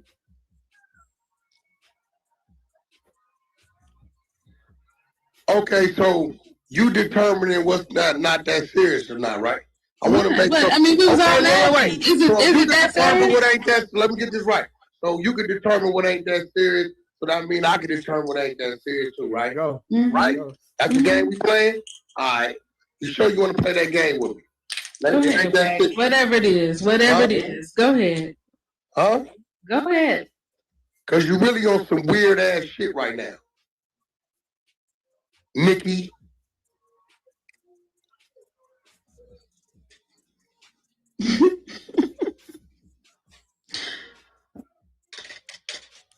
The way she's laughing is a little scary. This is crazy. I can't call you that because one thing about Nikki, she gonna put it on the floor. So I definitely can't call you that. Let me retract that. You really on some weird ass shit right now. Gigi, yeah, your punk bitch name. Thanks. I can't read the Nikki name because that crazy bitch gonna say it. She ain't scared. So Scared gang don't win. That's for sure. See, you think this shit is a game, right? Right. You just said I was scared. I said that's all right. Where my room at? I'm gonna make it a game. It's a game. It's cool. Since you want to play the game, I'm gonna play the game right back with you. I don't think that you could beat R&B in this game because I don't know. I'm gonna play this audio next. But Jaleese had actually said something about R&B and WACK too. I don't know if you guys remember when Jaleese mentioned that they were playing like Diddy parties and like playing Diddy games and things like that. I don't know if you guys remember the Diddy Doc, but Jaleese said that WACK and R&B be doing some things. They doing them things. I hope whatever this motherfucker is worth it. Since you want to go up, let's go up. Fuck it. It's all good. All right, it's all good. That's where we at with it. We find my house. It's all good, right? We playing the game. Cool. There we go. 100 ENT show.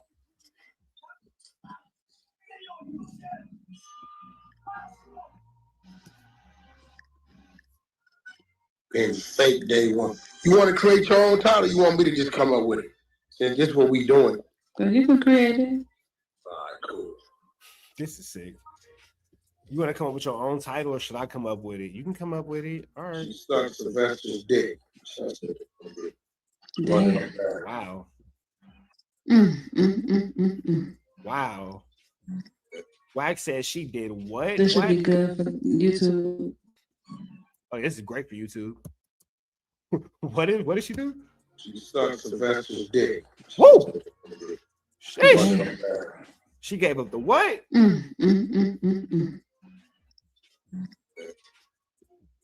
This should be good for YouTube. The slobber knocker. Damn. You really want me to make some real YouTube shit? I'm just saying, just for one more time. WACK, what did you say she did? How do you want me to just come up with it? What did she do? This is what we doing. So you can create it. Okay. So what did she do, WACK? Let us know. Come on, talk to us. She sucked Sylvester's dick. Well, that's just incredible. is just incredible. R&B. Why would you do such a thing? Damn. Damn. I know, right? Shit's so crazy. Even R&B saying damn.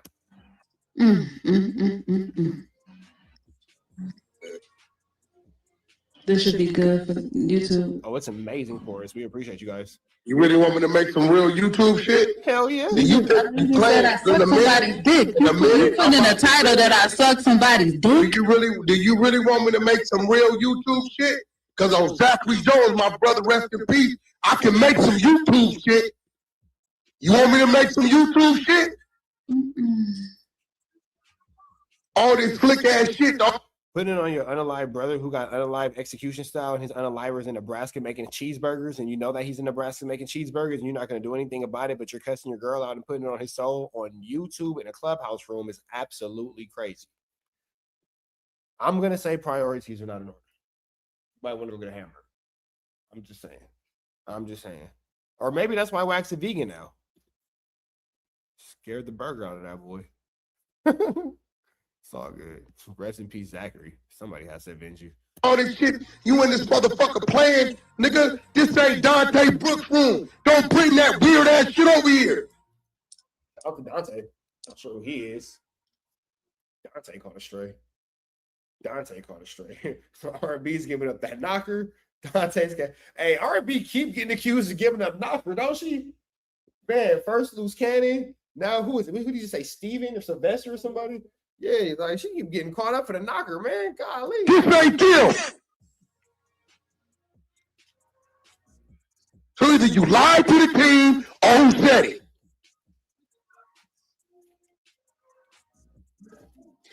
I keep telling you, I got it from Discord. That's right, girl. Stick to your story. Right. Stick to your story, baby. You can't trust your word no more. I get it. That's where we at. Can't trust your word no more, right? Nigga, you don't want to leave her. You don't want to leave her. She disrespected you and playing in your face. You ain't gonna do nothing. You ain't gonna check that. You gonna let it fly. You gonna let it fly. You ain't finna do nothing about it. Yeah, so that's what we're doing now, right? All right, nigga. Yes, nigga. Yes, nigga, that's what she doing. That's what she making clear. She's playing in your face. Nigga, you are a jungle gym. You are a PlayStation. You are an Xbox. Nigga, you Jax. Whatever you got, whatever you can compare it to your life, nigga, you're Atari. Nigga, use Pac-Man, Game Boy, Super Sonic, nigga, Sega Genesis, Game Gear, whatever you want to call it, nigga, you are that. You are Angry Birds. Whatever, brother. Whatever, brother. She is playing in your face. Either you're going to check her or you not, but it don't look like you're going to check her because she don't look like she can be checked. She looks uncheckable. She's not a Nike. She's just not a Nike, bro. She's just not a Nike. Right? I told you I got it from Discord. You don't believe me. All right. I ain't gonna ask you no more. I just do what I do. Then do what you do. We've been waiting on you to do it. You got it from Discord. That's what she said, bro. Keep saying. Hey, yo, go get her profile, put it up top. Okay, that's right. Got me fucked up. You think you gonna disrespect me? Okay, Get at me like I'm some fucking bozo. Nigga, I ain't no. I'm not sure what's going on in this room too, telling to be stoned, but I'm scared too. I'm terrified. I'm terrified. Nobody bigger than the program. Everybody's bigger than the program. Go get her shit, pin it up top. Discord.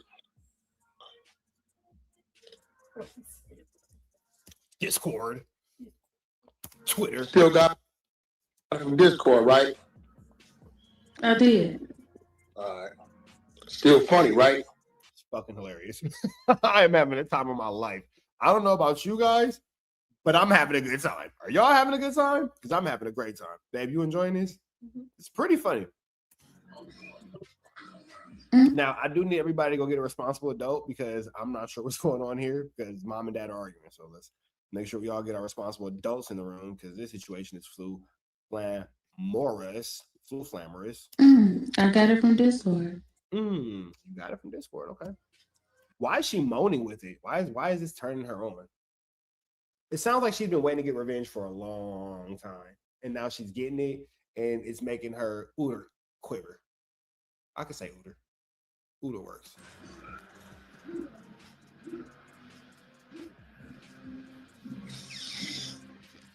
So you bring some Discord shit to our floor and accuse the team.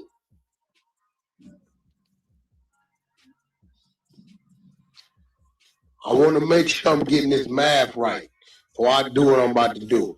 You bring some Discord shit to our floor and accuse the team of it. And you find that right.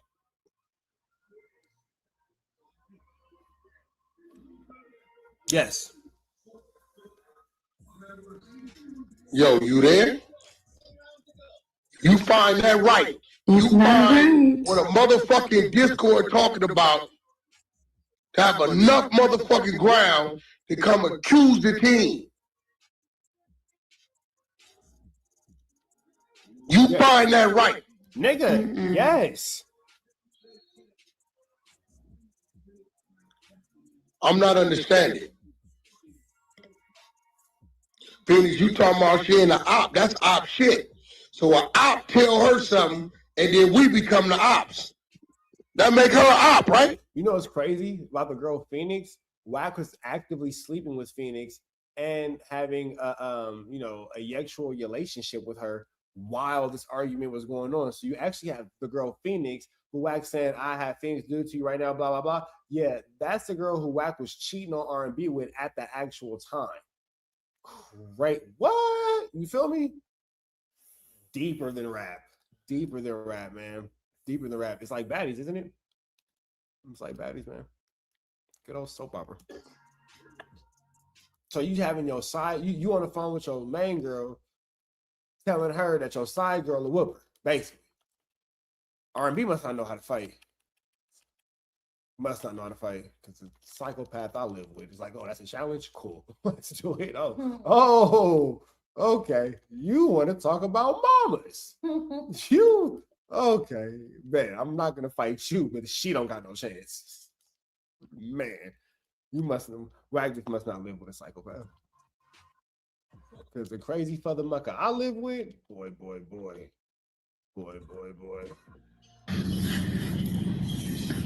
You said she ain't an op? She just said an op in Discord told her something, and she comes to our stage and make us the ops. I mean, you said, Isn't it crazy that he's trying to get another woman to go against his girl? Even the side chick is like, she's not an op. Like, even your side chick is telling me that your main chick is not an op. And you still going to get, no, she is. Like, nigga, you trying to get you're sick. That is a sick move, bro. Like, really think about this. Your side chick is telling you to chill on your main chick. Your side chick is telling you to chill on your main chick. Like, nigga, and you're still like, no, she is. So you telling me she not, like, nigga, relax, Paw. You are goodness gracious, old man. Like, you cannot, nigga. Bingo night at the senior city? Nigga, who took this man's fucking pudding cup? Like, what's going on here? Goodness, put this man in the fucking home, bro. Put this man in the fucking home. With all this going on, makes you just kind of wonder, like, WACK, what's up with your daughter baby shower? Why you wasn't there? Why you wasn't at your daughter baby shower? Because you too busy getting into this type of stupidity, bro? That's why you went at your daughter baby shower? That's why you wasn't welcome? That's why you went with Kim, your daughter, your son, and the family? This is wild, bro.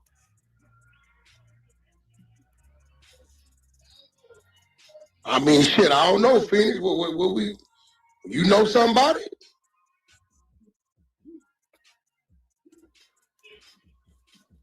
Side chick, quiet as hell. She don't know what to say. Look, if this was the main chick getting, I don't got a chance. Being WACK side chick is wild. Somebody knows something. This shit get weird.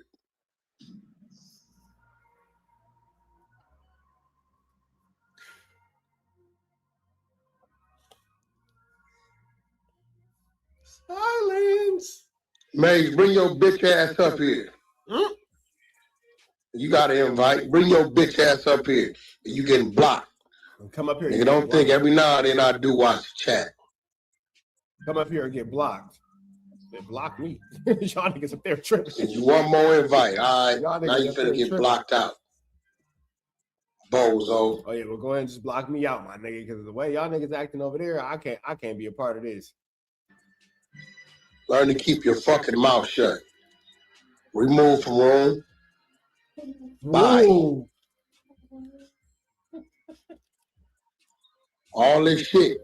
Motherfuckers be doing shit. Ha, blocked you, removed from room. That nigga rolled his eyes and snapped his neck on that one, didn't he? Boy, didn't he? That nigga, what? All right. That nigga did everything. Hey, I'm sure he probably snapped his fingers on that one too. A little flick of the wrist. And then there's some motherfucking like father, like son. Domino effect. Now all of a sudden they come from Discord. I don't know.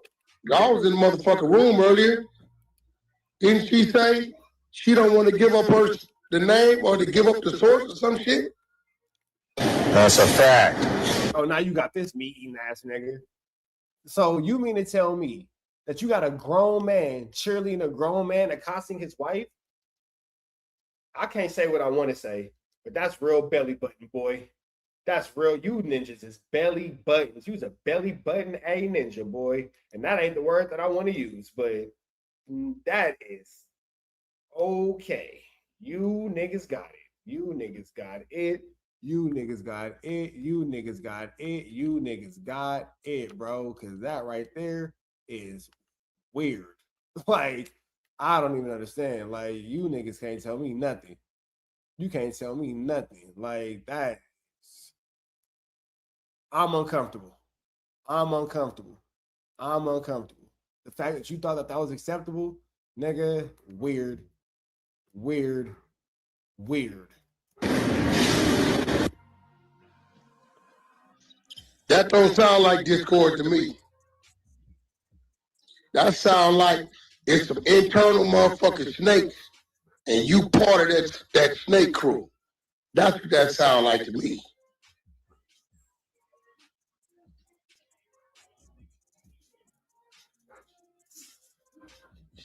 Now it's mute up.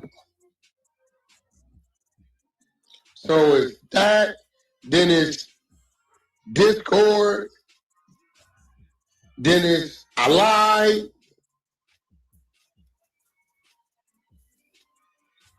Or you was just trying to center yourself. It was an attention move. Which one was it? All of the above.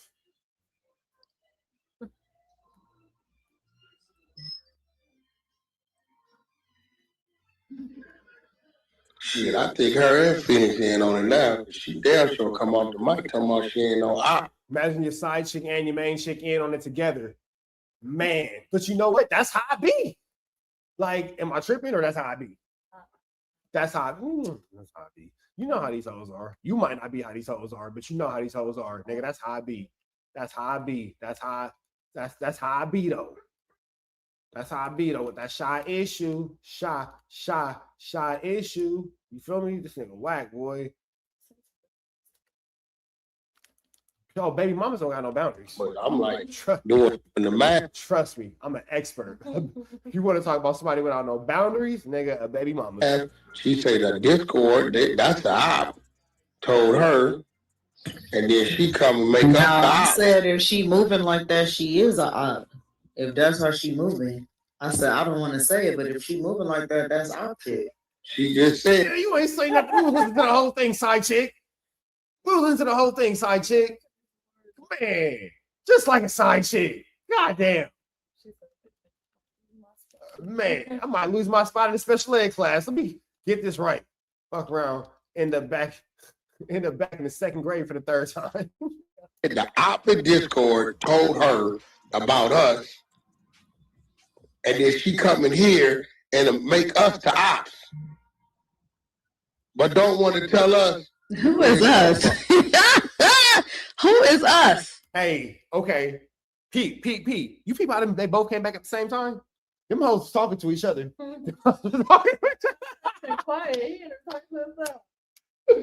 Bro, did y'all people I got quiet, bro? And then they both come in talking at the same time. Oh no, them hoes talking to each other, bro. Get your chicks, bro. They wilding. They wilding. Nigga. Go get them, bro. They flew flam. They flew flamming right under your nose, big dog. They flew flamming it right under, and that shows how smart this nigga's not, because he did not peep that. First thing I would have been like, wait, hold on. Why both you 1-2 steppers just came back in here like Sierra? Oh, hell no. Hell no. I'm tripping on both y'all. The flow, motherfucker. There ain't no way you would have got that past me. You're right. And she, oh shit. Is she Man, laughing? This shit crazy. She laughing because she knows she working the fuck out this nigga. Is she not laughing at somebody who just came off the phone with the side chick and this nigga's been talking himself this whole time, and they probably even said something to the likes of, "Girl, don't worry, you know he long-winded. He gonna just keep talking." Oh my god, bro! I'm gonna show you crazy. No, you not. No, you're not. That's a lie. You're not gonna do nothing, nigga. You're not gonna do nothing. Hey, go get that link. I'm gonna show you crazy. No, you think this shit is a game? I do. think you bigger than the program. That's what's going on. Yeah, you think you bigger than the program. I don't. Yeah. And she's so like soft and sensual with it. She don't take you serious, nigga. She don't take nothing you say serious. She's not worried about you. Yeah, she's for sure talking to you in her OnlyFans voice. Like, nigga, she doing it for the subs. Think you bigger than the program.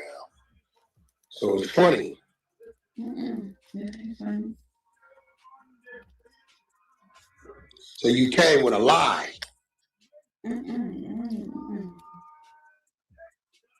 So now all of a sudden you believe the people that you say is the ops.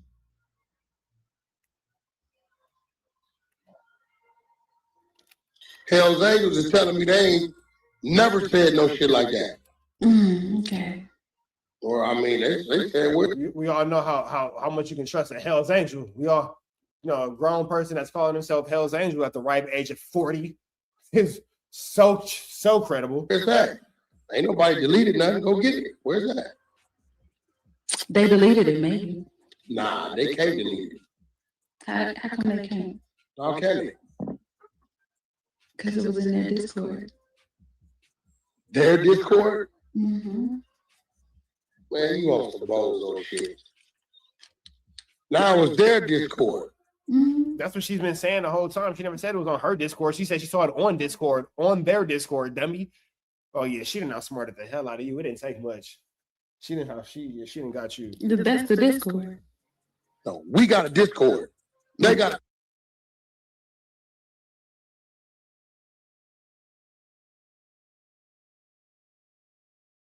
Discord. They got a Discord. They got a Discord too. I'm in the Discord. This bozo shit. I think you did it. This had something.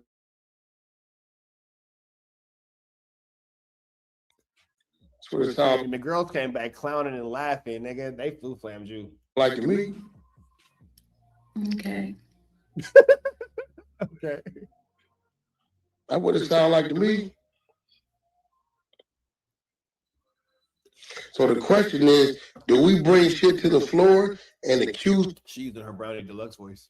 people of something? And It makes sense though. Do it not make sense?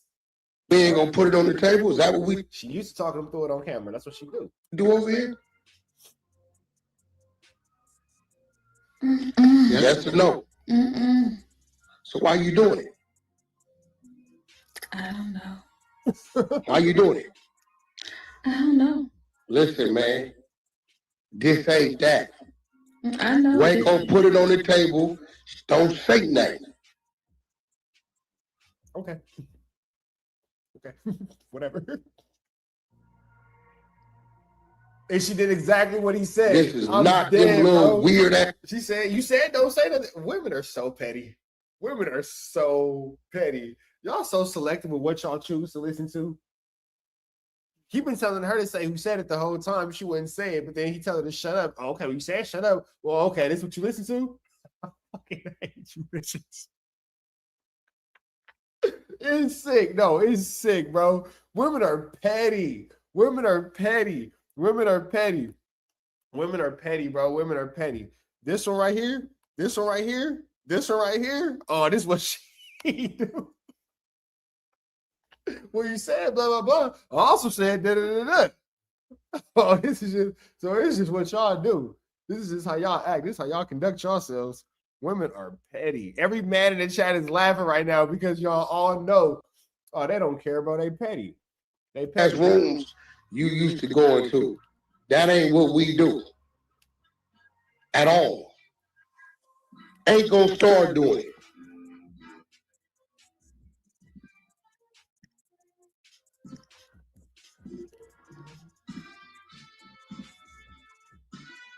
Not the Rocky music in the background. The Rocky music in the background is sick. The Rocky music in the background is sick, bro. Y'all niggas is wild. Y'all some wild boys around this motherfucker. That's what I know for sure. For sure, y'all some wild boys.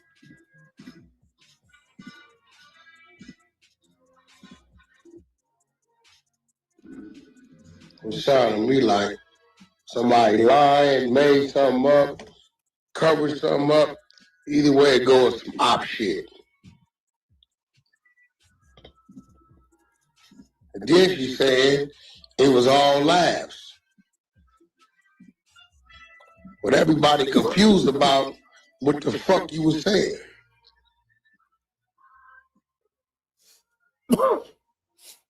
Nigga, the Rocky music is R&B going for the kill, nigga. That's a champion.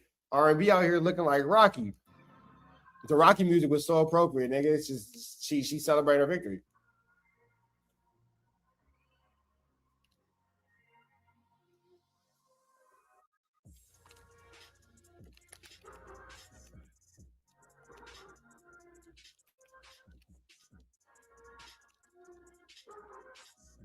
Hey, yo, what 4, 5, 6 at? He on stage? The girls is back talking again. The girl who's back talking again. Nah, he not on stage.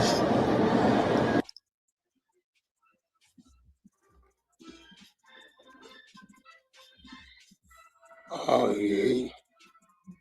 Why they keep telling me to look at 4, 5, 6 PTR? What he got in the PTR? Where's his PTR at? He trolling Zane. Because Zane had his picture up earlier today. Zane found his kid picture when he was a baby. Oh.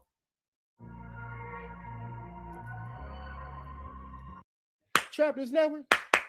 Good news you can use. Good knowledge you thought you ain't finna get nobody's college though. Hit that like, hit that comment, hit that good subscribe button. Everything we got going on here at TNN Trap News Network. It's that news you can use. It's that knowledge though you can't get nobody's college though, big dog. Tap in with the tap in and make sure you are in fact tapped in with that good tap in. Man at the Garden Freestyle. Please don't touch my